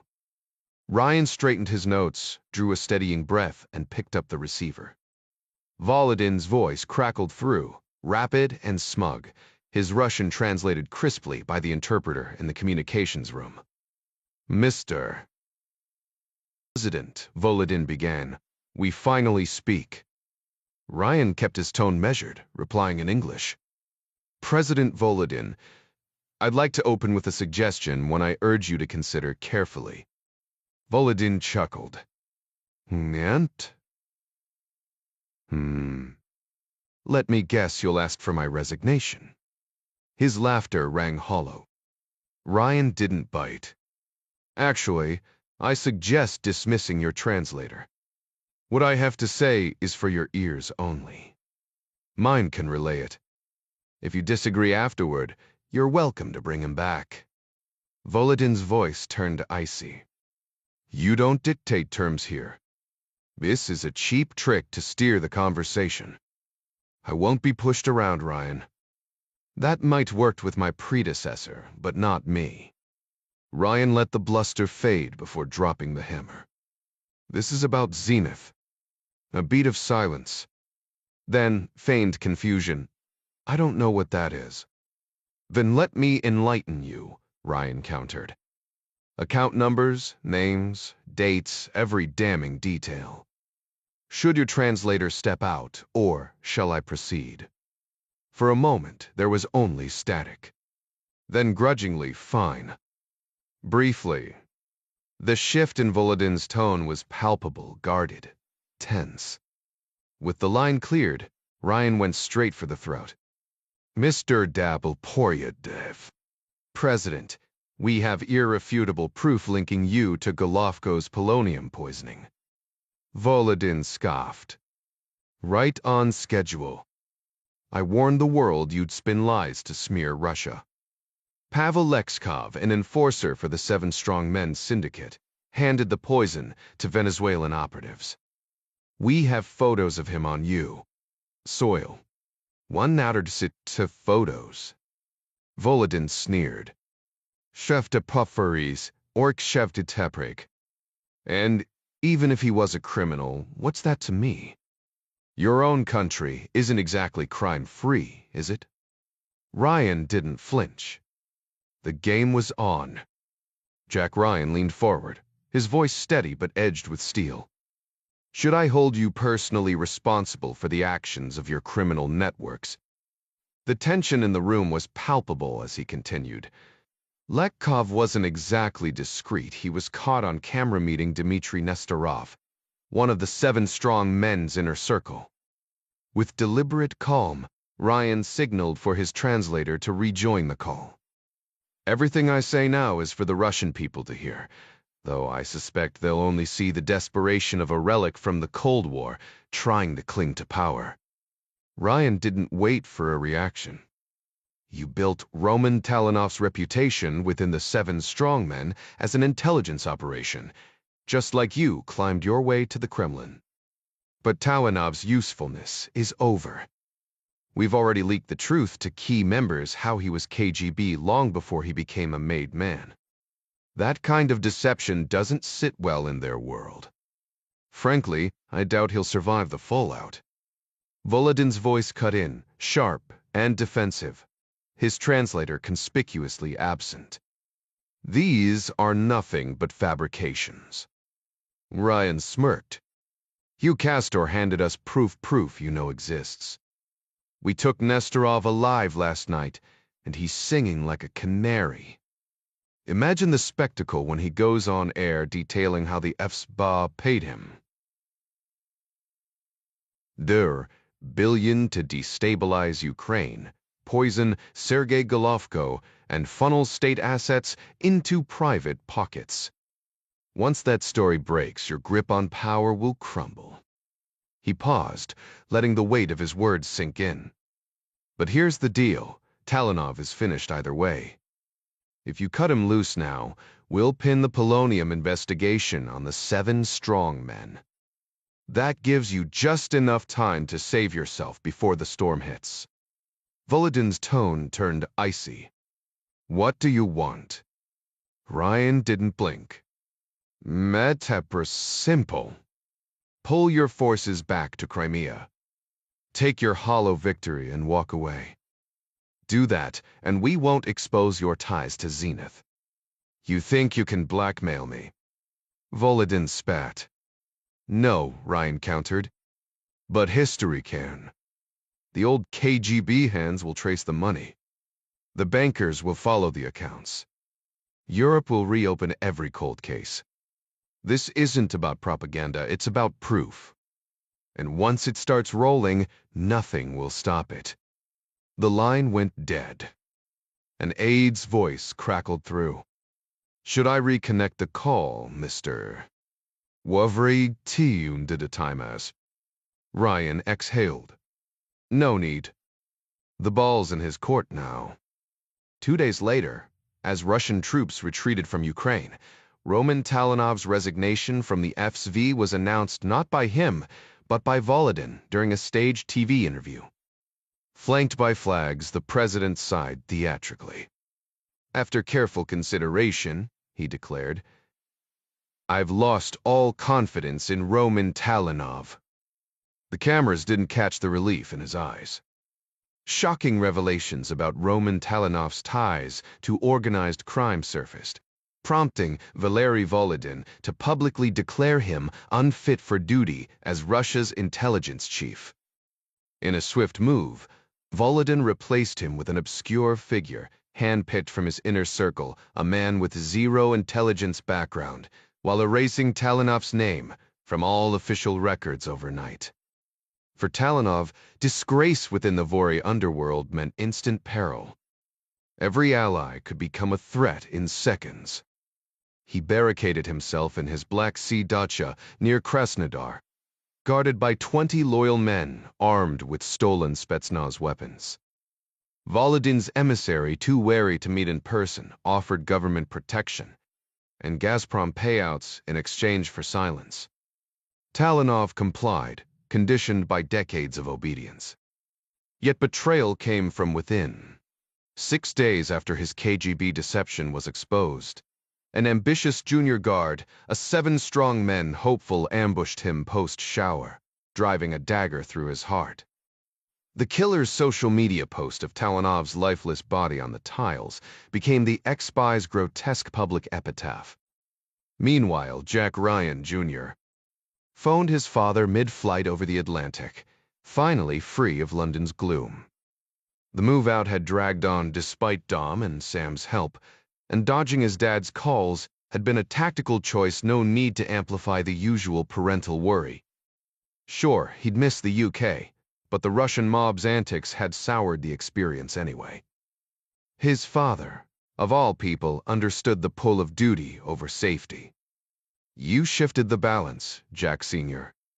said after confirming his son's return. Countless lives saved. Gerstick, Jr. scoffed. Ruladin's still calling shots in Ukraine. Feels like a stalemate. We averted war. Or just postponed it. The elder Ryan exhaled. A cornered Volodine might be deadlier. But we played the hand we had. The unspoken truth lingered. In their world, victories were rarely clean. Many brave individuals paid the ultimate price in this operation. Sergei, Oxley, and countless others serving both in and out of uniform across Eastern Europe. It's natural to wish for a clearer victory, but reality has a way of humbling even the best-laid plans. Jack Jr. exhaled sharply. Yeah, it really does. His father, Jack Sr., leaned back in his chair. We didn't lose, son. We just didn't win. The words settled between them before Jack Jr. nodded. Got it. Ryan studied his son. So, what's next for you? I'm heading back home. Jerry already lined up a new facility in Fairfax County, and Gavin's cooked up some cutting-edge tech to give us an edge. A faint smile crossed Ryan's face. Good. I know how much you've missed the team. Though I won't lie, I'd sleep better if you picked a quieter path. Jack Jr. chuckled dryly. You saw how well that worked last time I tried a safe, boring job. His father raised an eyebrow. And then I sent you straight into the fire, didn't I? You trusted me. That means everything. Thanks, Dad. Anytime, kid. Swing by as soon as you're back. I've missed having you around. Count on it. Miss you too. Epilogue 3 Decades. Earlier CIA analyst Jack Ryan stepped out of the taxi onto the quiet street of Grisdale Close, the borrowed coat from a colleague at Century House, shielding him from the biting Chatham cold. The neighborhood was still, the hour late, probably past midnight, though he couldn't be sure. His watch had been left behind in Berlin after the doctor patched him up, tossed carelessly into his suitcase. He'd meant to call Kathy from the office, but Sir Basil had insisted on a medical check first. Then came hours of reviewing his Berlin mission report, expanding it with painstaking detail using maps and reference materials. By the time he remembered to call home, he was already on the train from Victoria Station. Moving silently through the front door, he set his luggage down and toed off his shoes, hoping not to wake the kids. But Kathy was already there, her footsteps soft in the darkened hallway before she threw herself into his arms. I missed you, she whispered. Missed you more, he murmured back. The moment was sweet until she pulled back, eyeing his coat. Is this new? It travert and tavertitand. Dead etcetratef. They tangled together, kissing and laughing until they reached the living room, where Kathy perched on the couch. Even in her housecoat, she took his breath away. Jack shrugged off the borrowed coat, forgetting the thick bandages wrapping his forearm until Kathy gasped. Jack. Oh, what happened? He hesitated. Lying to his wife was impossible, not just because she was his partner, but because she was a surgeon. One glance at the wound, and she'd know it was a knife slash. Sure enough, within seconds, she had the bandages undone, holding his arm under the lamplight with a critical eye. You got lucky, she said tightly. It's long but shallow. Whoever patched you up knew what they were doing. Yeah. She began rewrapping it with brisk efficiency. I'll clean it properly in the morning. Now tell me what happened. I can't. Her fingers stilled. When she looked up, her expression was a mix of worry and quiet betrayal. I knew you'd say that. I really can't, he repeated, silently begging her not to push. Her jaw tightened. The only reason you wouldn't tell me is if this was CIA business. Were you attacked? You could say that, he thought. Not just by the knife-wielding German terrorist, but also the sniper and the shadowy figures near the Berlin Wall. Instead, he gave her a tired smile. I'm okay, babe. Promise. She didn't believe him. Not for a second. Kathy's voice was sharp with worry as she flicked off the TV. I saw the reports, the restaurant fire in Zurich, that incident at the museum in Berlin. Jack, which one were you involved in? Ryan could have corrected her. It wasn't a museum, technically, but he just sighed. I didn't go looking for any of this, Kathy. You have to believe me. Her laugh was brittle. You never do. Trouble just magically finds you, doesn't it? Jack rubbed his temples. Exhaustion weighed on him, and honestly, she wasn't wrong. She'd married a historian, not some reckless operative. Yet here he was, fresh from another mess he couldn't explain. The only truth left was simple. I love you. And I'm glad to be home. Kathy's shoulders softened. I love you too. That's why it kills me when you vanish for days and come back with another scar. Do you get that? More than you know. They held each other, the argument unfinished but shelved for now. Then Kathy glanced at the clock and winced. I've got surgery at 9. It was 1A. Jack's mind flashed to the past 72 hours, Marta's tense conversation, the near-miss gunfight, the smoke rising over Zurich. He kissed Kathy goodnight, then whispered, I'll check on the kids first. Sally was deep asleep, her stuffed rabbit tucked under her chin. But when Jack peeked into his son's room, little Jack was wide awake, grinning up at him with those bright blue eyes. Hey, champ, Jack murmured, scooping him up. Settling onto the couch, he felt the boy's steady heartbeat against his chest, a stark contrast to the chaos of the past week. The close calls, the lives lost, David, the bankers, strangers caught in the crossfire, it all crashed over him. He told himself this work mattered, that he was making a difference. Maybe that was naive, but damn it, he had helped.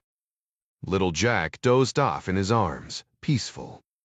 Jack tightened his grip, struck by a sudden fierce clarity. He couldn't quit, not when the world needed pushing towards something better. But he'd be smarter. Eve for them. For the future his son deserved. Jack imagined his late father, Emmett Ryan, a Baltimore police officer, must have cradled him as a baby with the same mix of hope and worry. Every dad dreams of a bright future for his kid, but Jack couldn't shake the nagging thought how much of that dream was just wishful thinking. The world was unpredictable, full of threats Emmett might never have foreseen. Yet as Jack lifted his sleeping son and carried him down the dimly lit hallway, he felt the weight of that unspoken promise all fathers make. To shield their children, even from the unknown.